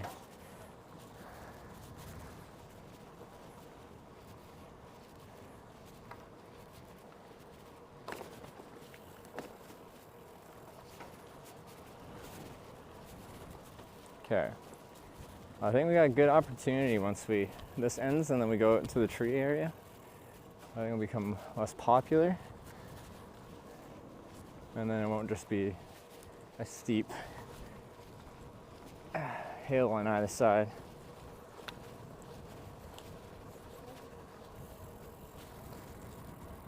These suburbs part is clear forest. Like in parts, including this part, it gets quite hilly on the other side. So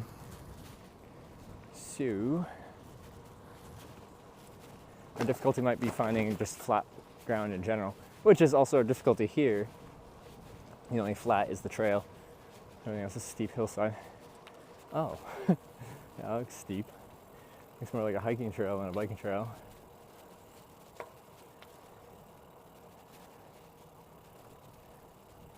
Hiking.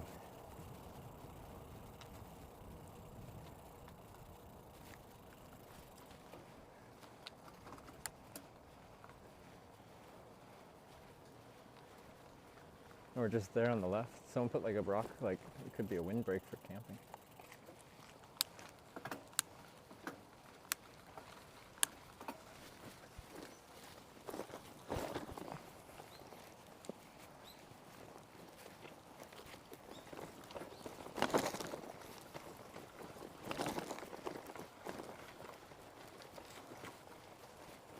I think we're gonna find some great success up here.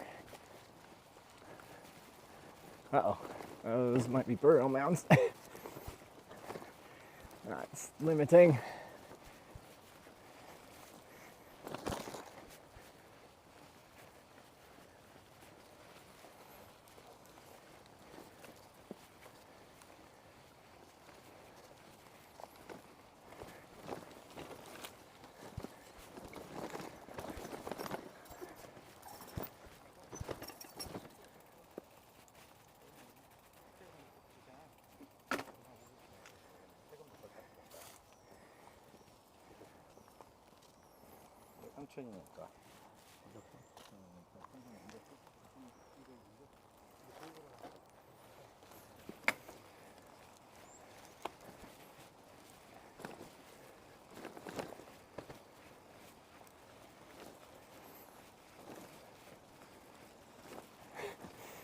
Again, we're running into flat ground problems. Just knock my water bottle off.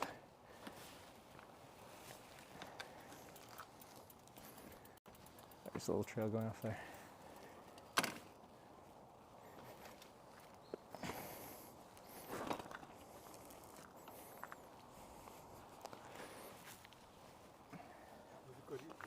Right.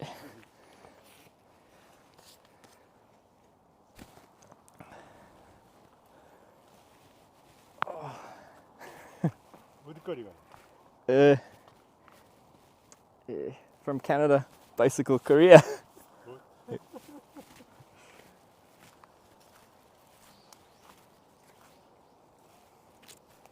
Need to learn some more Korean. So we're gonna answer basic questions. So that probably wasn't a difficult question. Thank you. You said have a good time.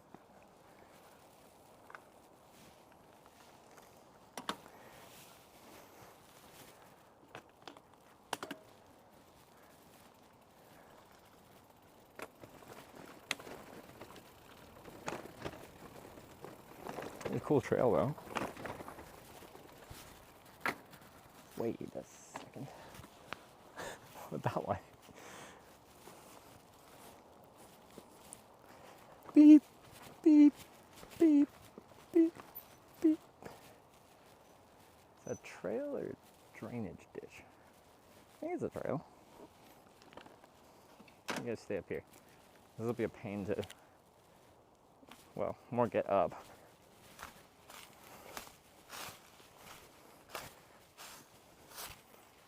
But there's a flat point in the ground.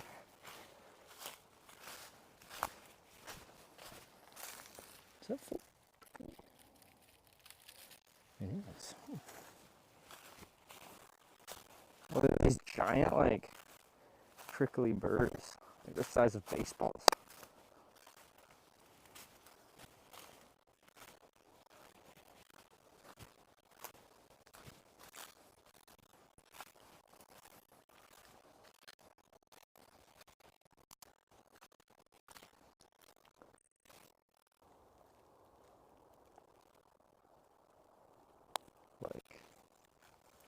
Maybe. Really down here. I'm just like, I bet we could find this like a really amazing camp spot. And I just want to find it. Yeah, I'll show you guys what I'm talking about here.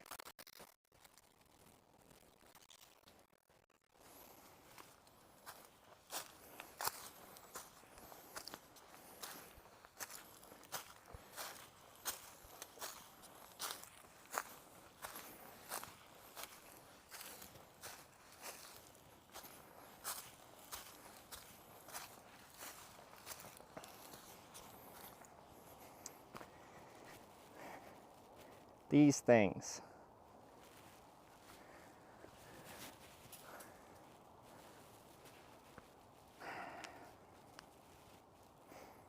I was looking at what's a safe place to camp here. Oh, like be safe. I just gotta find a place that is easy enough to get to. Go a little further.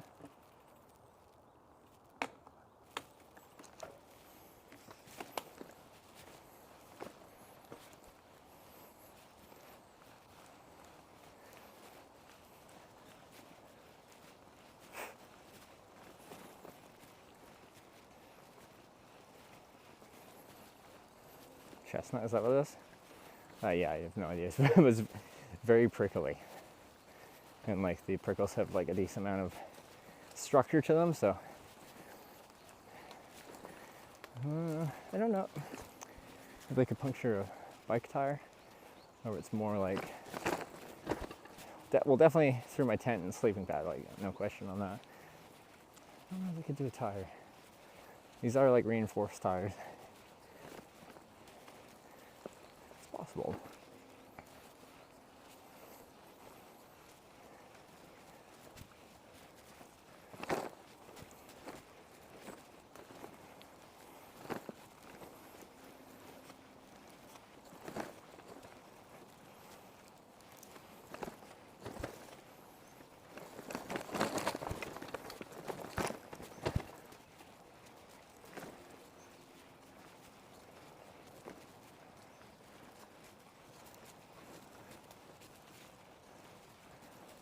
Near the top here.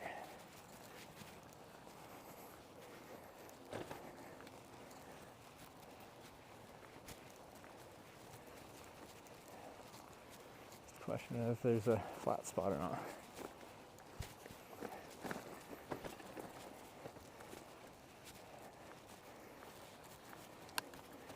Is your mountain bike cyclist? Yeah, we all wanted to see some mountain biking. You've got it.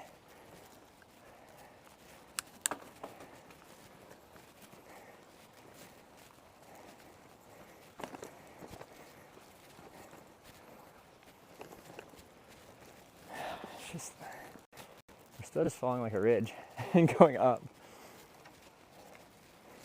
Now I feel so committed.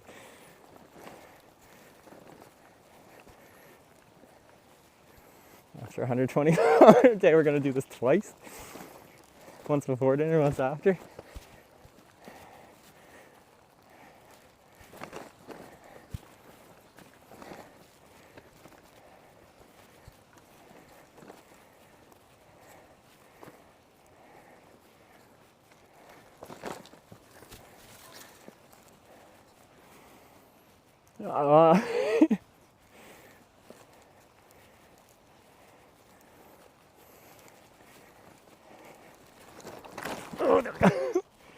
The dirt got muddy. Tire slipped, rear tire, which is usually where we fail on climbs. Not early enough for a tire. I don't know if I can start on this. This was a mistake.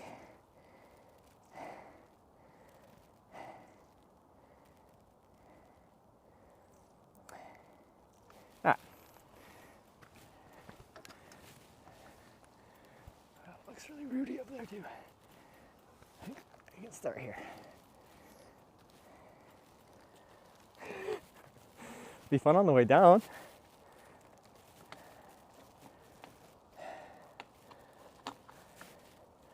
And we still gotta eat.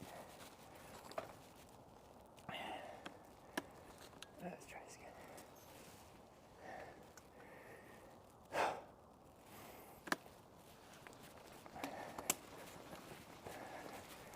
Oh, these roots look rough. Oh, oh baby!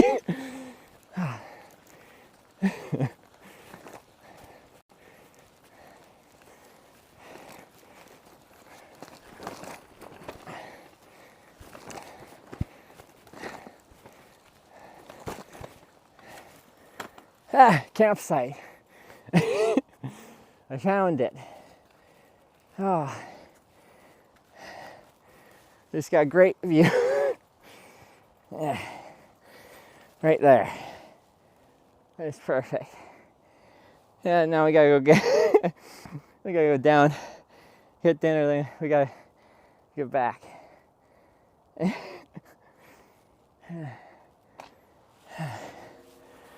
This spot, right there.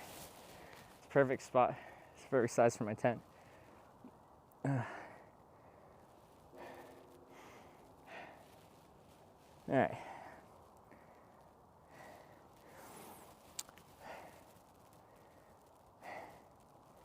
Overeat the meal.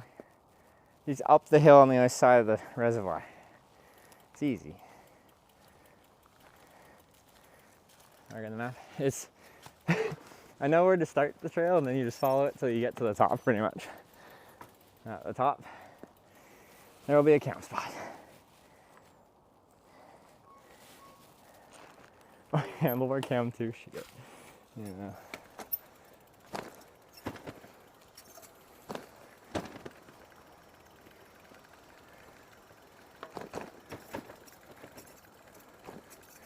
This bit of roots here is like, I nearly lost on that one. This is where I did spin out. It got muddy.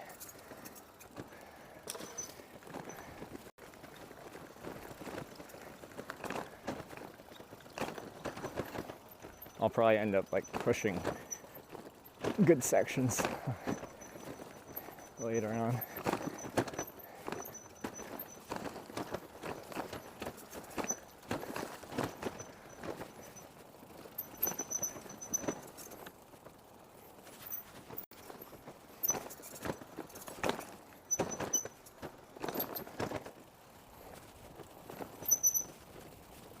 Front brakes are getting a little loud.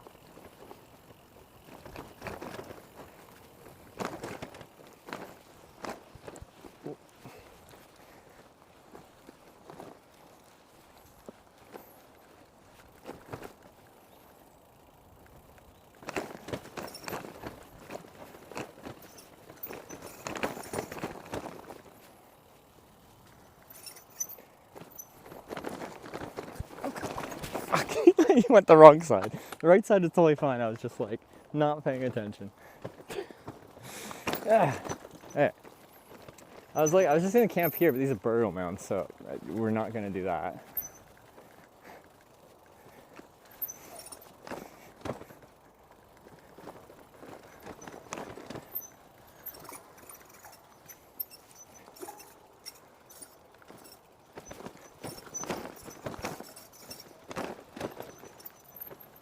But realistically, I could probably, if I got up early, if I'm feeling lazy, camp with it like right there. Most people aren't gonna come out here. Well, they don't come out here at night for sure. Actually, little trail that goes right there. Let me just see what that does. There might just be a really easy.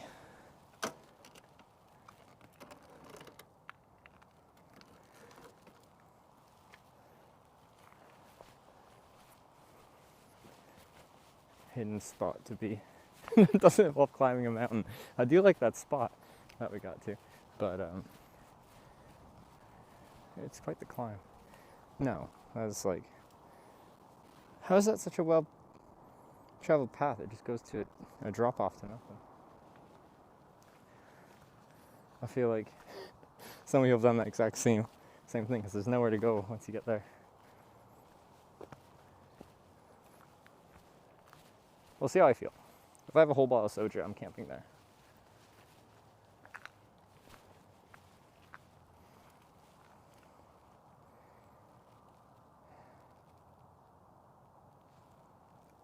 Much better about this is right here. It's just much more public, right? And people will be up here like walking and doing their exercise and stuff like that early, but it's really not a big deal here in Korea. So I might actually just go there. I followed main road 3 meters more south. Nice secluded park with foresty bits on the west coast of the lake. Okay.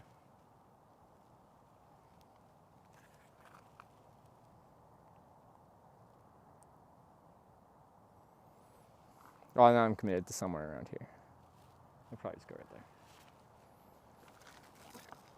I have a feeling I'm not going to want to do this climb. It was fun to do right now, though. Oh, my battery's at 5%. But this battery still has charge, but it's being a pain in the butt.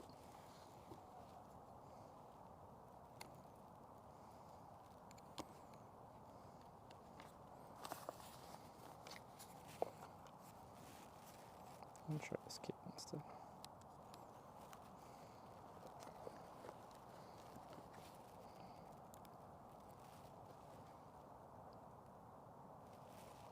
Is the battery dead? Swear it's dead now. Yeah, 60%. That's fine.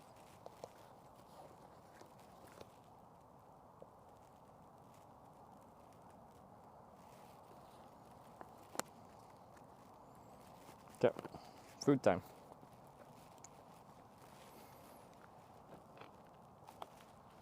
What a strenuous, like, what's our distance now traveled? That was a good climb.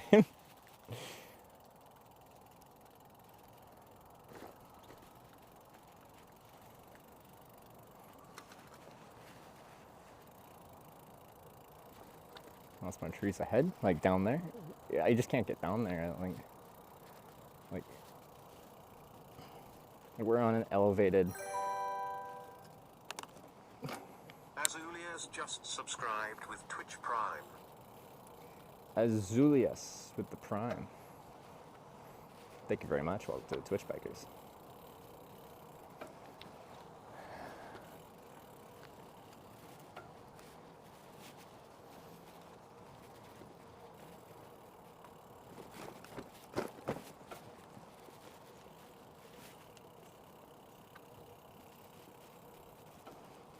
It feels like you're riding about it. Yeah, now this is super smooth. Ah, this is so pretty.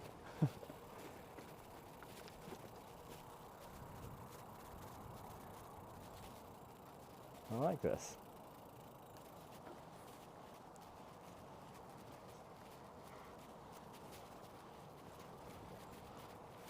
Got the cherry trees in blossom. I don't know what that little thing is out on the water. That's nice. Where are you from? Canada, West Coast, Vancouver Island, British Columbia. Ow.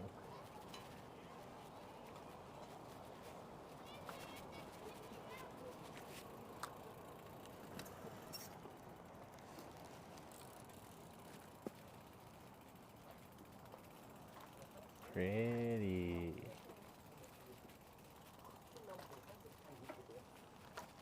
Right.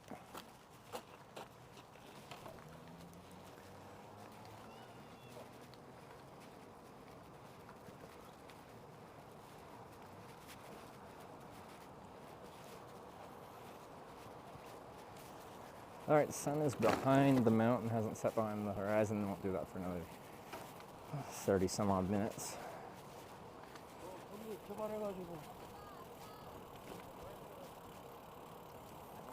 Final 3 week visit my friends up in Comox. That's my hometown. Born and raised, Comox.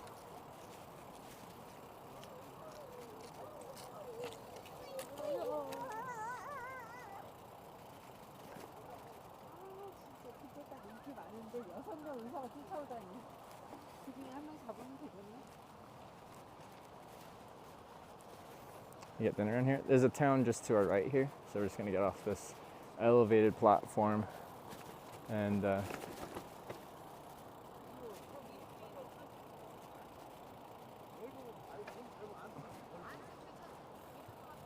get some food. 금방 부자 되거든.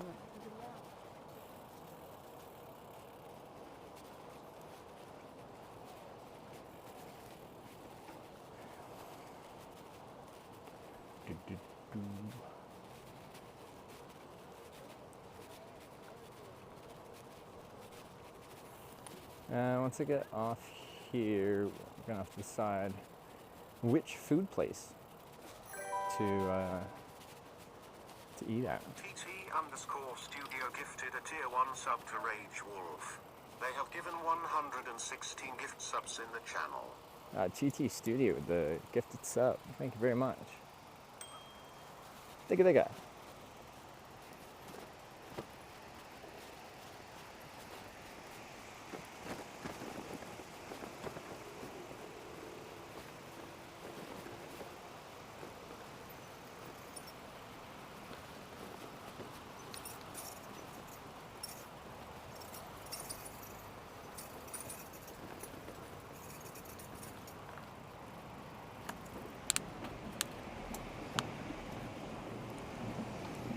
Cycle 2.1k kilometers in 6 days? No, so the in brackets number, what is it now, 25 days?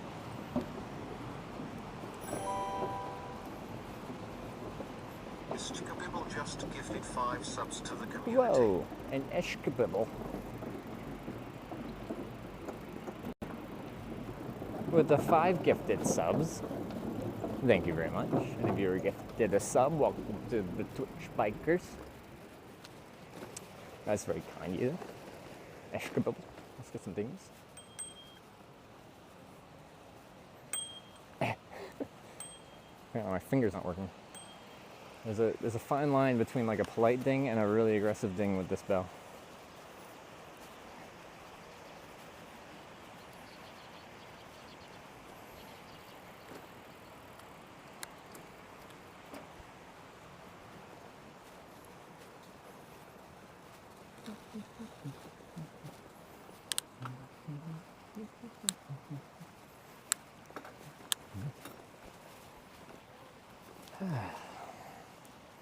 It's maintenance down there. Our shop's available. You bring your own tools.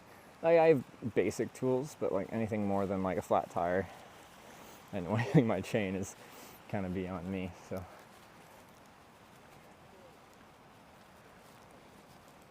Oh my god, what are they doing?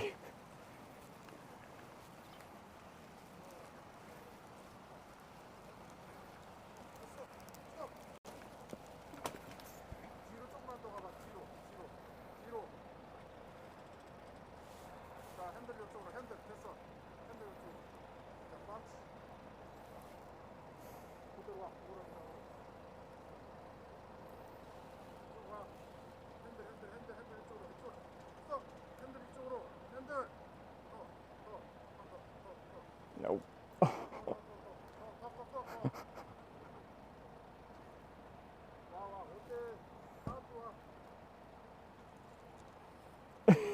Yeah, they're definitely rubbed up against that car, but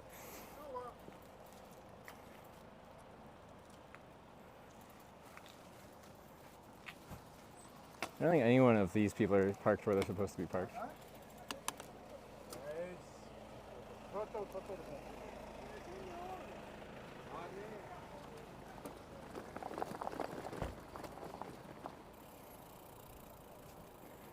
Poor Benz. I got rocked in by the little Chevy, but I don't think they're supposed to park back there anyway. Have the other cars back in there? Those aren't.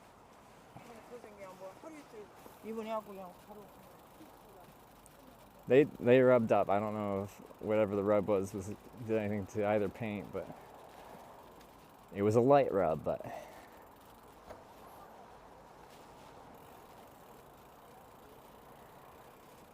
cats.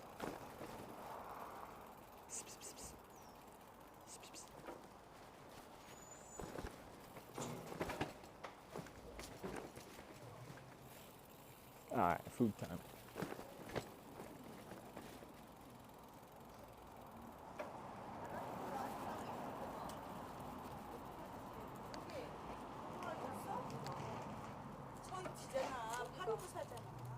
어, 8호 사 8로 시작한 것만 봤더니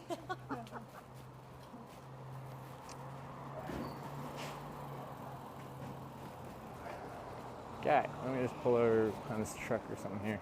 Look at a map, see what we got for foods.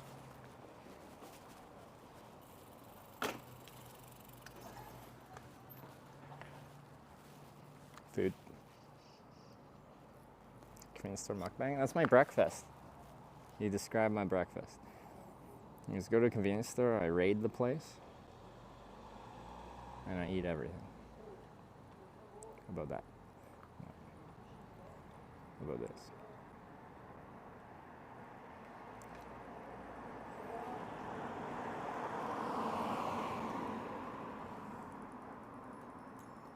What do I want to eat?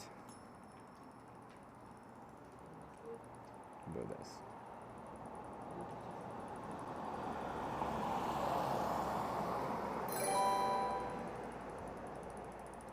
Robotron25 just resubscribed for 4 months. Robotron, thank you for the 4 months.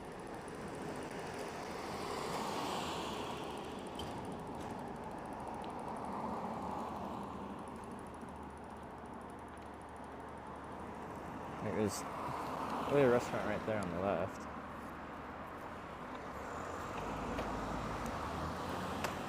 Yeah, it's for Robotron.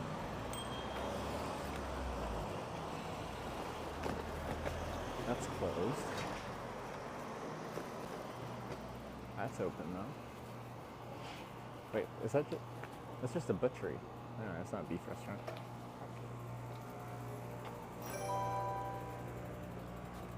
That's not a restaurant. Pandas just subscribed. Thank you. Is that a restaurant? Is this a restaurant? That's a chicken place. We could do fried chicken again. Who was that? They're pandas. Thank you for the sub. Welcome to the Twitch Bikers. Yeah, it's probably a fried chicken joint right there. You can inspect that. We had fried chicken. Well, wasn't it the first day on this trip? Maybe second day. It was the first day.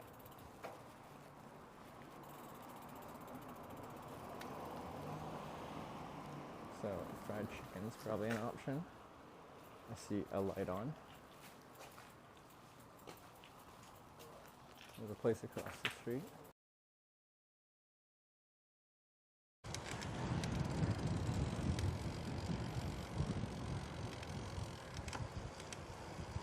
Oh, I got matching shirts. Did you guys need a beer? A beer? No way! A Belgian one. A Belgian one? Really? Dude! What's up, brother? No way! I'm Jay. This is Jay Streezy. Hey, Streezy. Hi. Oh, to do it. Yeah, whatever. Sorry, okay, I'm gonna put this on stand here and then we'll do it. Oh my god. I did not expect this. Oh my, okay. Oh, this is very exciting. Such an obscure road. I didn't expect to see anyone until we got to Amsterdam. This setup is crazy. You like it? You might need a Yeah, I'm gonna move bike. this more off the trail here. Dude, this is so crazy. Oh my god. You can't even imagine unless you see it in person. What a beast this is. It is quite the beast. Mm-hmm. Okay, I'm gonna switch over to this input and turn this off.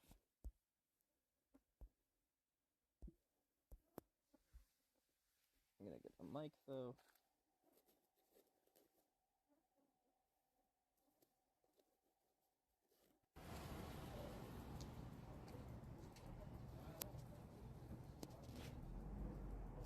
I figured we'd just go to my handlebar cam to find a place to eat, probably pretty soon here. Because we'd be switching off the bike camera at that point anyway.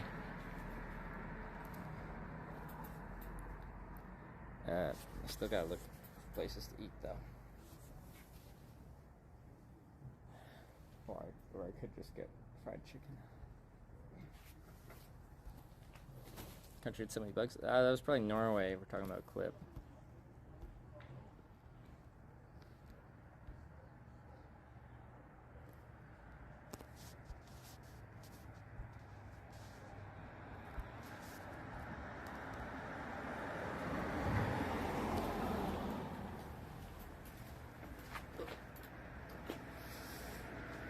Stamps today? Just 2. We spent most of the day not being on an official bike route because we finished a route and then we had 90 kilometers between the end of that route and the start of the next one. So, yeah, when we sit down to eat, I'll see.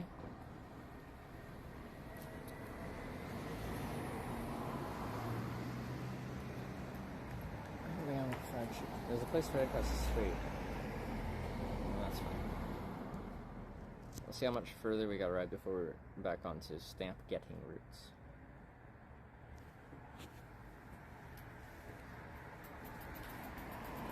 You guys get to experience what no image stabilization looks like.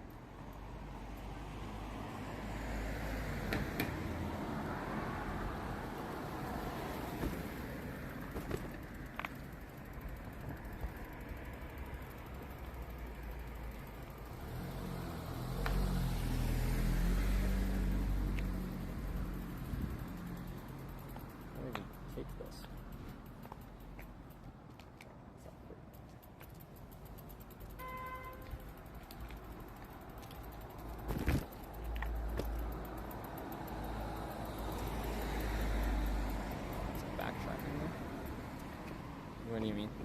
We did because we went down we put faith in the blue line. The rest of us down the road, 1% 9 out of 10. Probably. Those look closed. I don't know if those are the ones who charge with that. Sorry.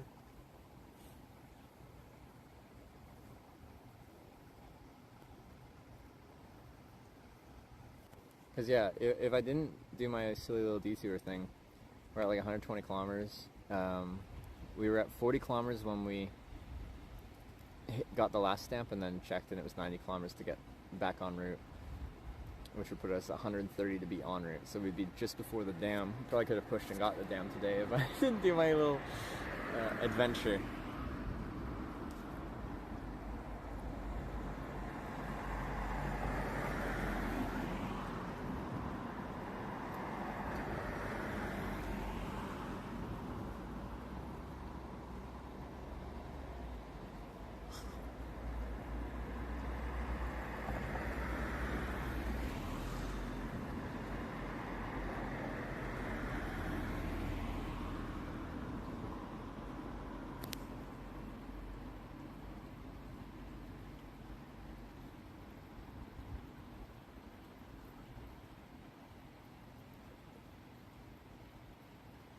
Restaurant specializing in grilled catfish and catfish soup.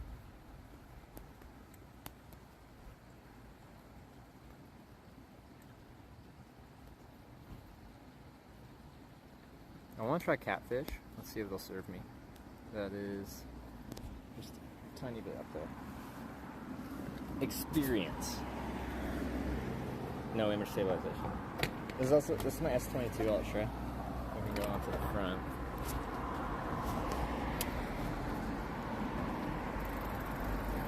Oh, these are big transitions. Sorry.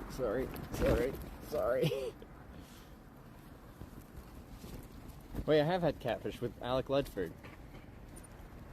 But I don't know, like Korean style catfish.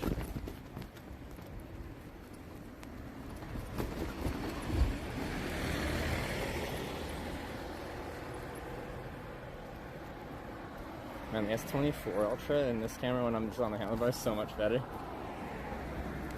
The stabilization, that is. Is it this one? Hope not, because it's closed.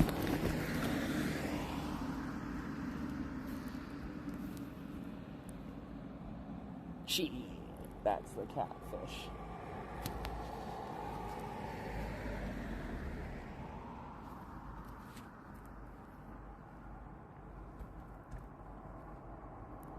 Oh wait, maybe not. Maybe it's the next one.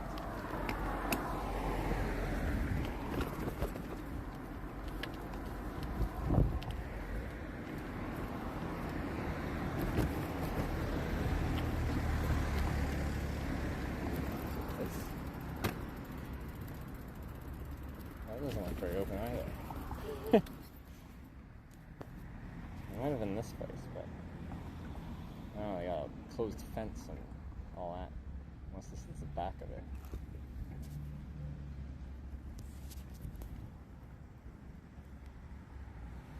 Haven't you bent a rim? You gotta fix it or buy a new one? New wheel? What was this made of bike in the day? 200 something in Norway. On my birthday last year. Going for catfish? I think it's closed. I think it's this building right here. But like,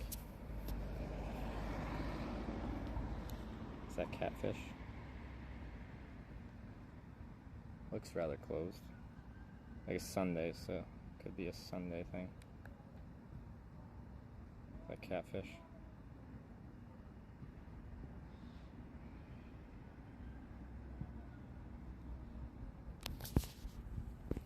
That's catfish. Yeah, I'm pretty sure that's not open. Okay, well, back to looking at the map. We already went past, like, at least that fried chicken place is open. I guess, you know, Sundays being Sunday and all. Yeah, we kind of run out of food places at this point.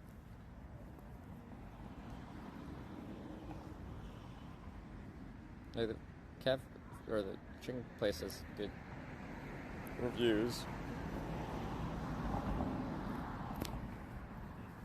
Yeah, we'll just do that. Small town Sunday. I guess it's kind of predictable.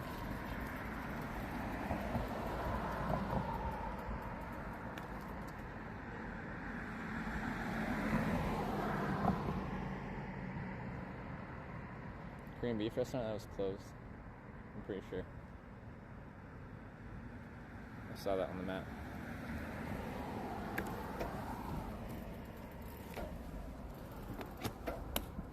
Korean fried chicken though, ain't bad. I just like variety.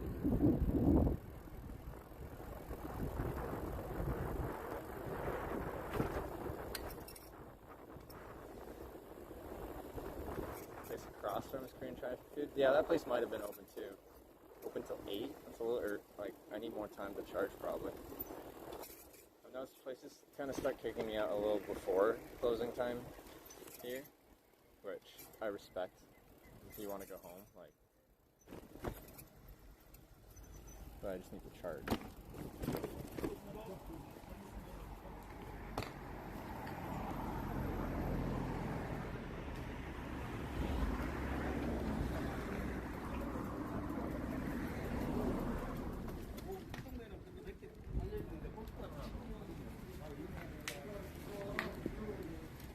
So it's happened a couple times.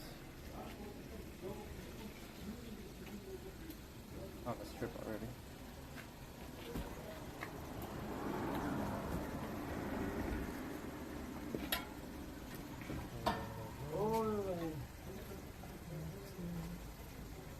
Just want to pick up this parking spot. Well, if I turn it the other way, then I won't.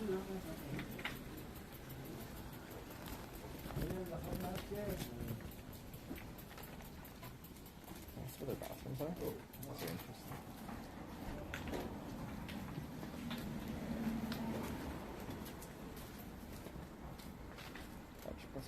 Yeah, that's enough. We can work with that.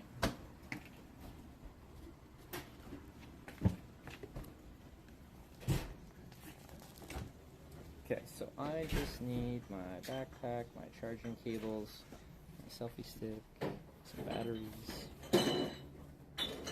Sorry, I know this isn't the best view, but bear with me.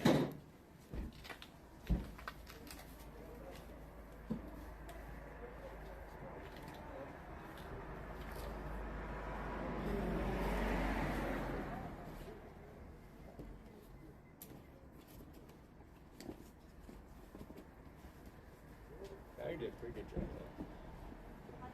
Right till we were done cycling and looking for food.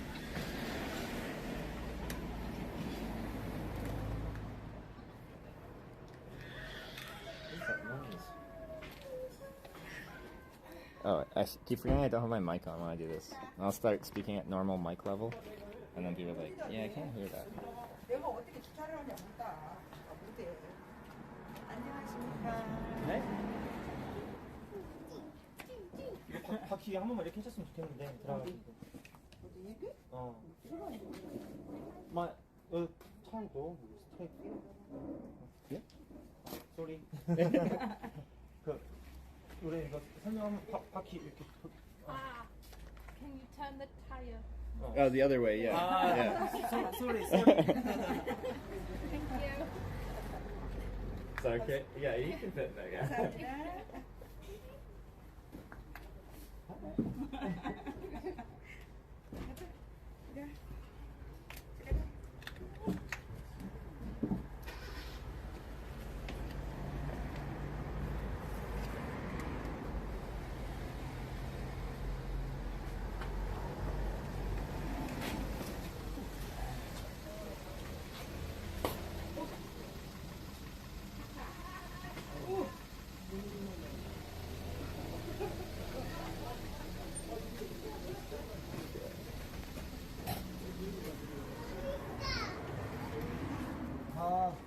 Thank you.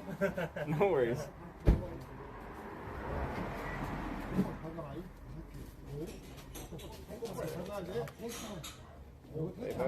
They're trying to park there. They had enough room with regardless of what the direction my tire was going, but that gave them more room, so fair enough.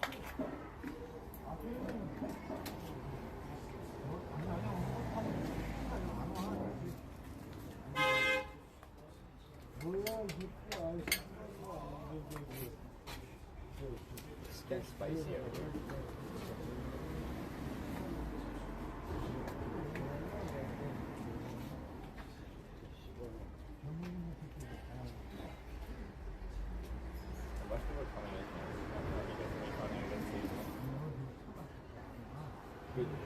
Being a table where I don't bother people, like I'm not having everyone in front of me.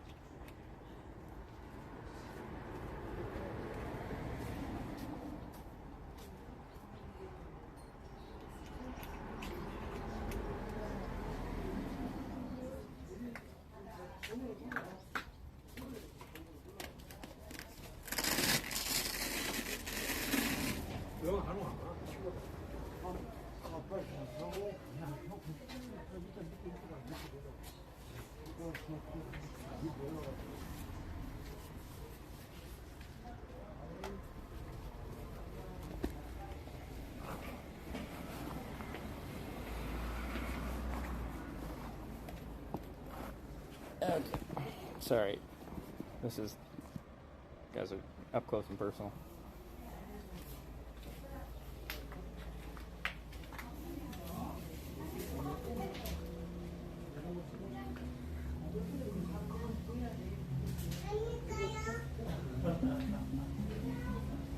There's one there, that's a big table.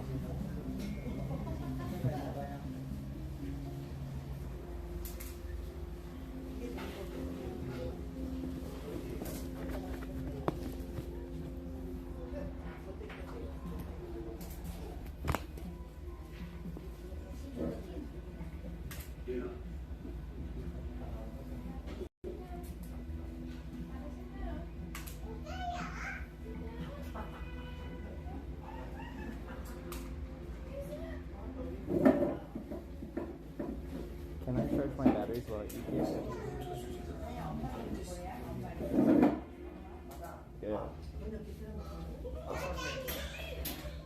Yeah. At the tarjeta?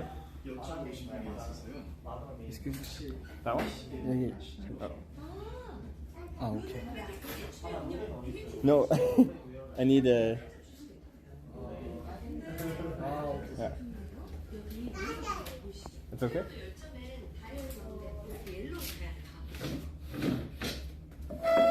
네? 감사합니다. Thank you. 리스트를 좀 구할 수 있을까요? 어려워도 해야죠. 지난번 저희 어머니 의료사고 분쟁 때 누가 도와주셨는데. 스위스 본사 팀장이랑 친해요. 걱정 마세요. 감사합니다. 봅니다. 멀리 보고 천천히. 네.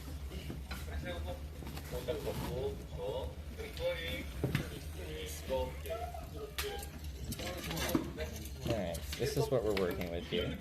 네, 맞습니다. 아, 너무 잘하고 계세요. 알겠어요. 자기 너무 잘 탄다. 처음 타는 거 맞아요? 아니, 난 이거 안 달고도 탄다는데 자꾸 저 선생님 달아댄다고. 알지? 저 선생님 아시안게임 동메달리스트. 전문가 말 들어야지. 그리고 처음 일주일은 누구나 가는 거야. 지금이라도 이거 때문에 나 진짜 막 날아가는 거야. 봐봐. 선생님, 그것도 좀 누비게요. 네, 흥분하면. 네, 맞습니다.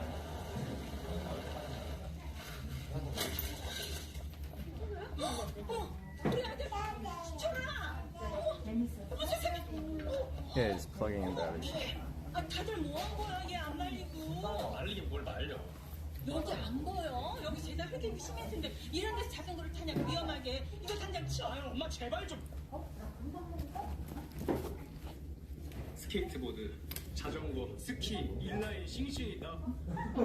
어렸을 때부터 엄마가 무료역에서 이런 거 하나도 못 배워봤어. 속도 바꾼 거는 미끄럼틀도 못하게 해서 나 진짜 아무것도 못하겠어. 그거야 넘어지니까. 그러니까 나 넘어져 본 적이 없다고. 그래. 내가 널 얼마나 애지중지 키웠는지 알겠지? 네가 왜 넘어져야 되니? 우리 건우 자전거 정도는 내가 가르쳐줘야 하잖아. 아니 너 고작 네 아들 자전거 가르치고 싶어서 이러고 있다는 거야? 우리 건우는 자전거, 인라인, 싱싱이, 스케이트보드, 스키 전부 다 내가 가르쳐줄 거야. 아 얘 정 그러면 나중에 손상 붙여. 네가 뭘 직접 가르치겠다는 거야 위험하게. 아, 이런 건 원래 아빠가 가르치는 거라고. 학교 선생님. 안돼 수정아 너무.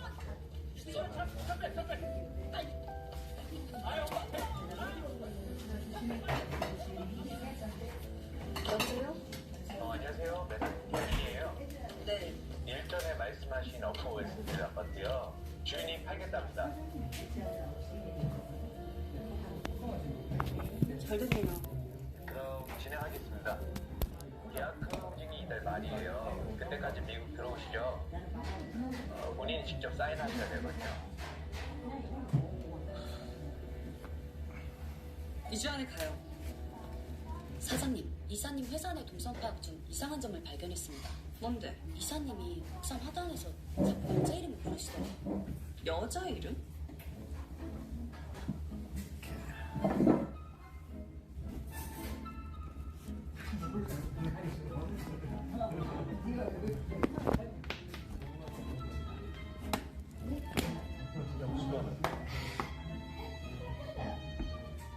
What are you guys talking about?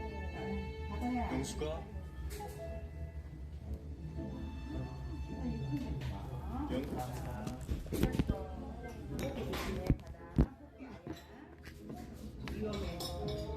있으면 좀 나와봐. 영숙이라고? 아, 그거 아는 중. 영숙. 네.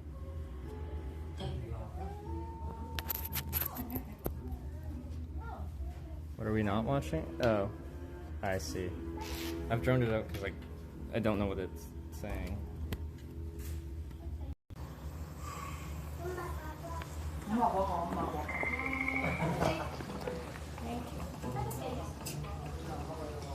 Your beginner gear was giving off very friendly vibes. Now you're serious like this? Is that so? 그리고 지금 백화점장님 나와서 24시간 동선 감시되고 시간대별 동선에서 이렇게 엑셀을 쭉 보고 있습니다. 그런데 동선이 It's very distracting. I'm sorry. 특이했습니다. 주시 장난이 아니라 I'm sorry. Forgive me.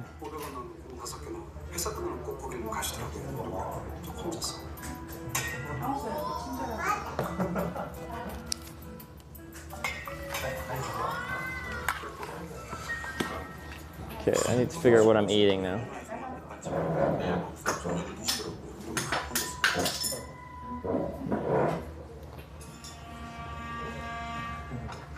자료 조사 차원에서 저도 한번 먹어봤는데요. 맛있었습니다. 할만하더라고요. 얘는 왜 있어요?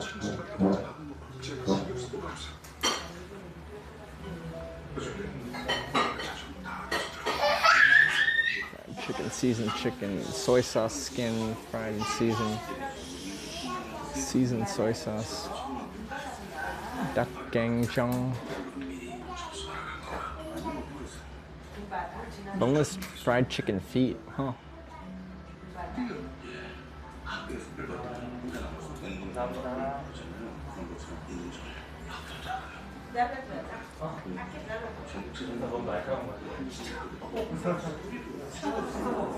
살짝 좀 무서웠던가? 어떤 한번 보시겠습니다.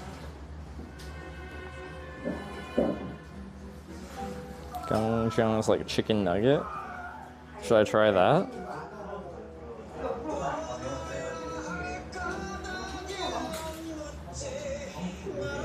Chicken nugget but more country? That sounds good. Ganggyeong. Alright, that sounds good. Where was that?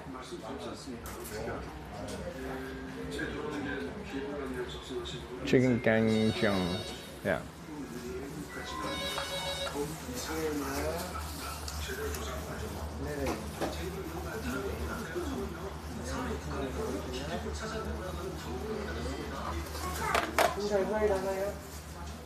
See that? Ganggyeong? 주시오. And 맥주 주시오. Yeah. And beer, 맥주. Yeah, okay. Okay. 감사합니다.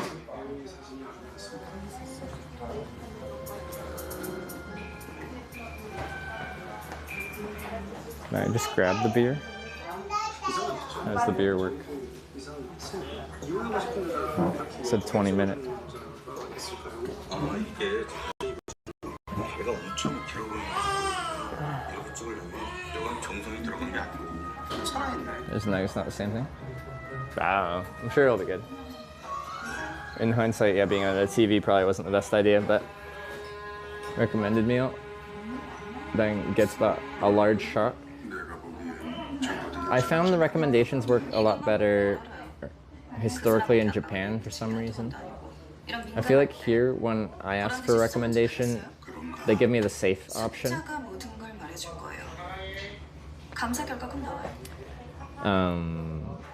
In Japan, they got really experimental.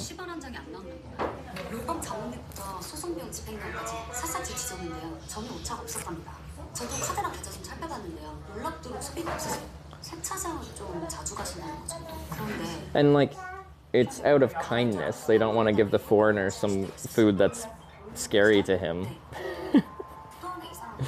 But I want to be scared. The place last night gave me worms. I was stoked.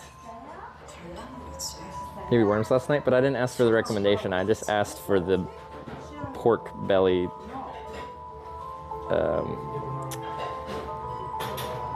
barbecue. Like silkworms, yeah.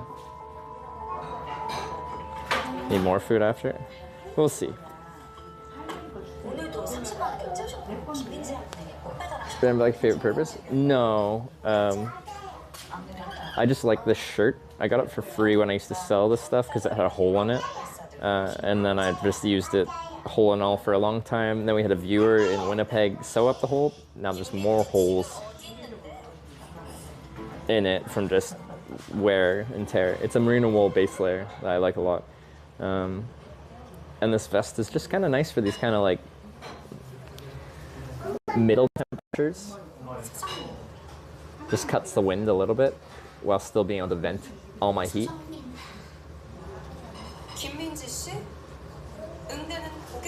Most popular item.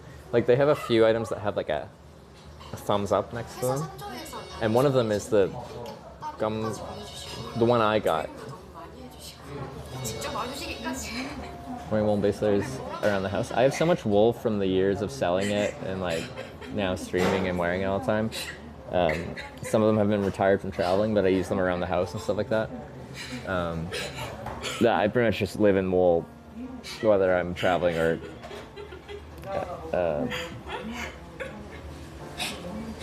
We're getting a chicken. Don't be sad. And beer. Why are they watching a drama? Wool is superior, but like, some people still find merino wool scratchy. They're just really susceptible to like itchiness from wool, I guess. Because like traditional wool is quite a scratchy material. It's still a very good material, but objectively scratchy. Merino wool is something else entirely. To me, it just feels like a nice natural fabric.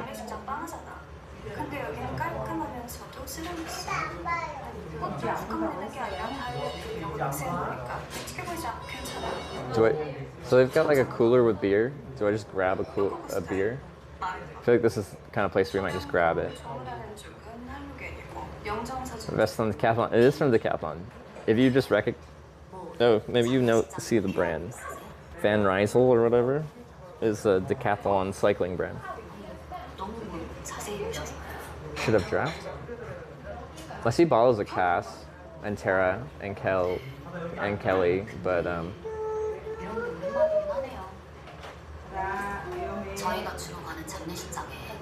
lock your bike when you camp out. In Korea, I don't. I just put it behind my tent and not worry about it ever. At most places when I'm camping, I put it behind my tent and don't worry about it. I'm wild camping in a place where there shouldn't really be people. In Korea, sometimes I'm camping a bit more publicly, so there might be people. Realistically, not in the middle of the night, but very early in the morning, people will be walking by. I'm just not worried about them taking my bike. Bad hair day.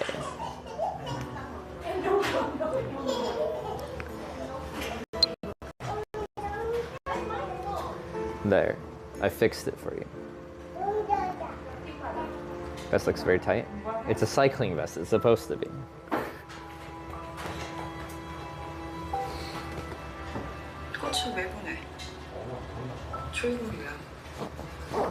But I don't need this fully zipped up.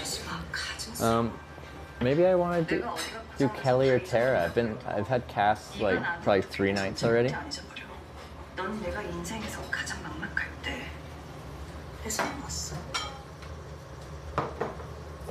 그래서 넌 나한테 용서받을 시간이 없을 거야. 네가 앞으로 나한테 어떻게 해도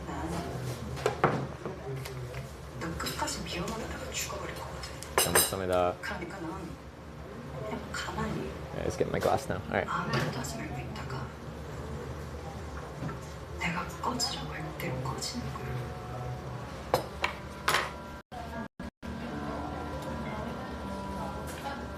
감사합니다.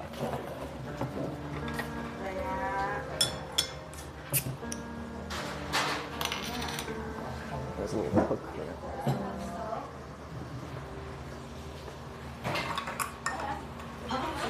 바로 오줌이라.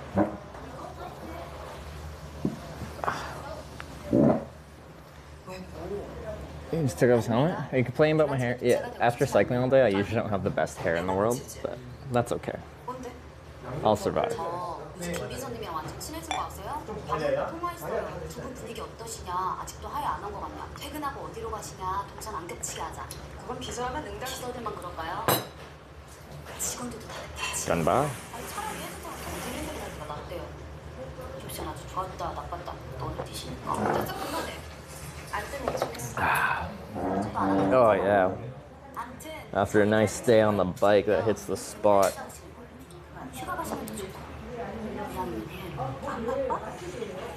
Yeah, that'll do it. 저녁 식사 윤현 선배님이랑 하시나요? 좀 자주 보시네.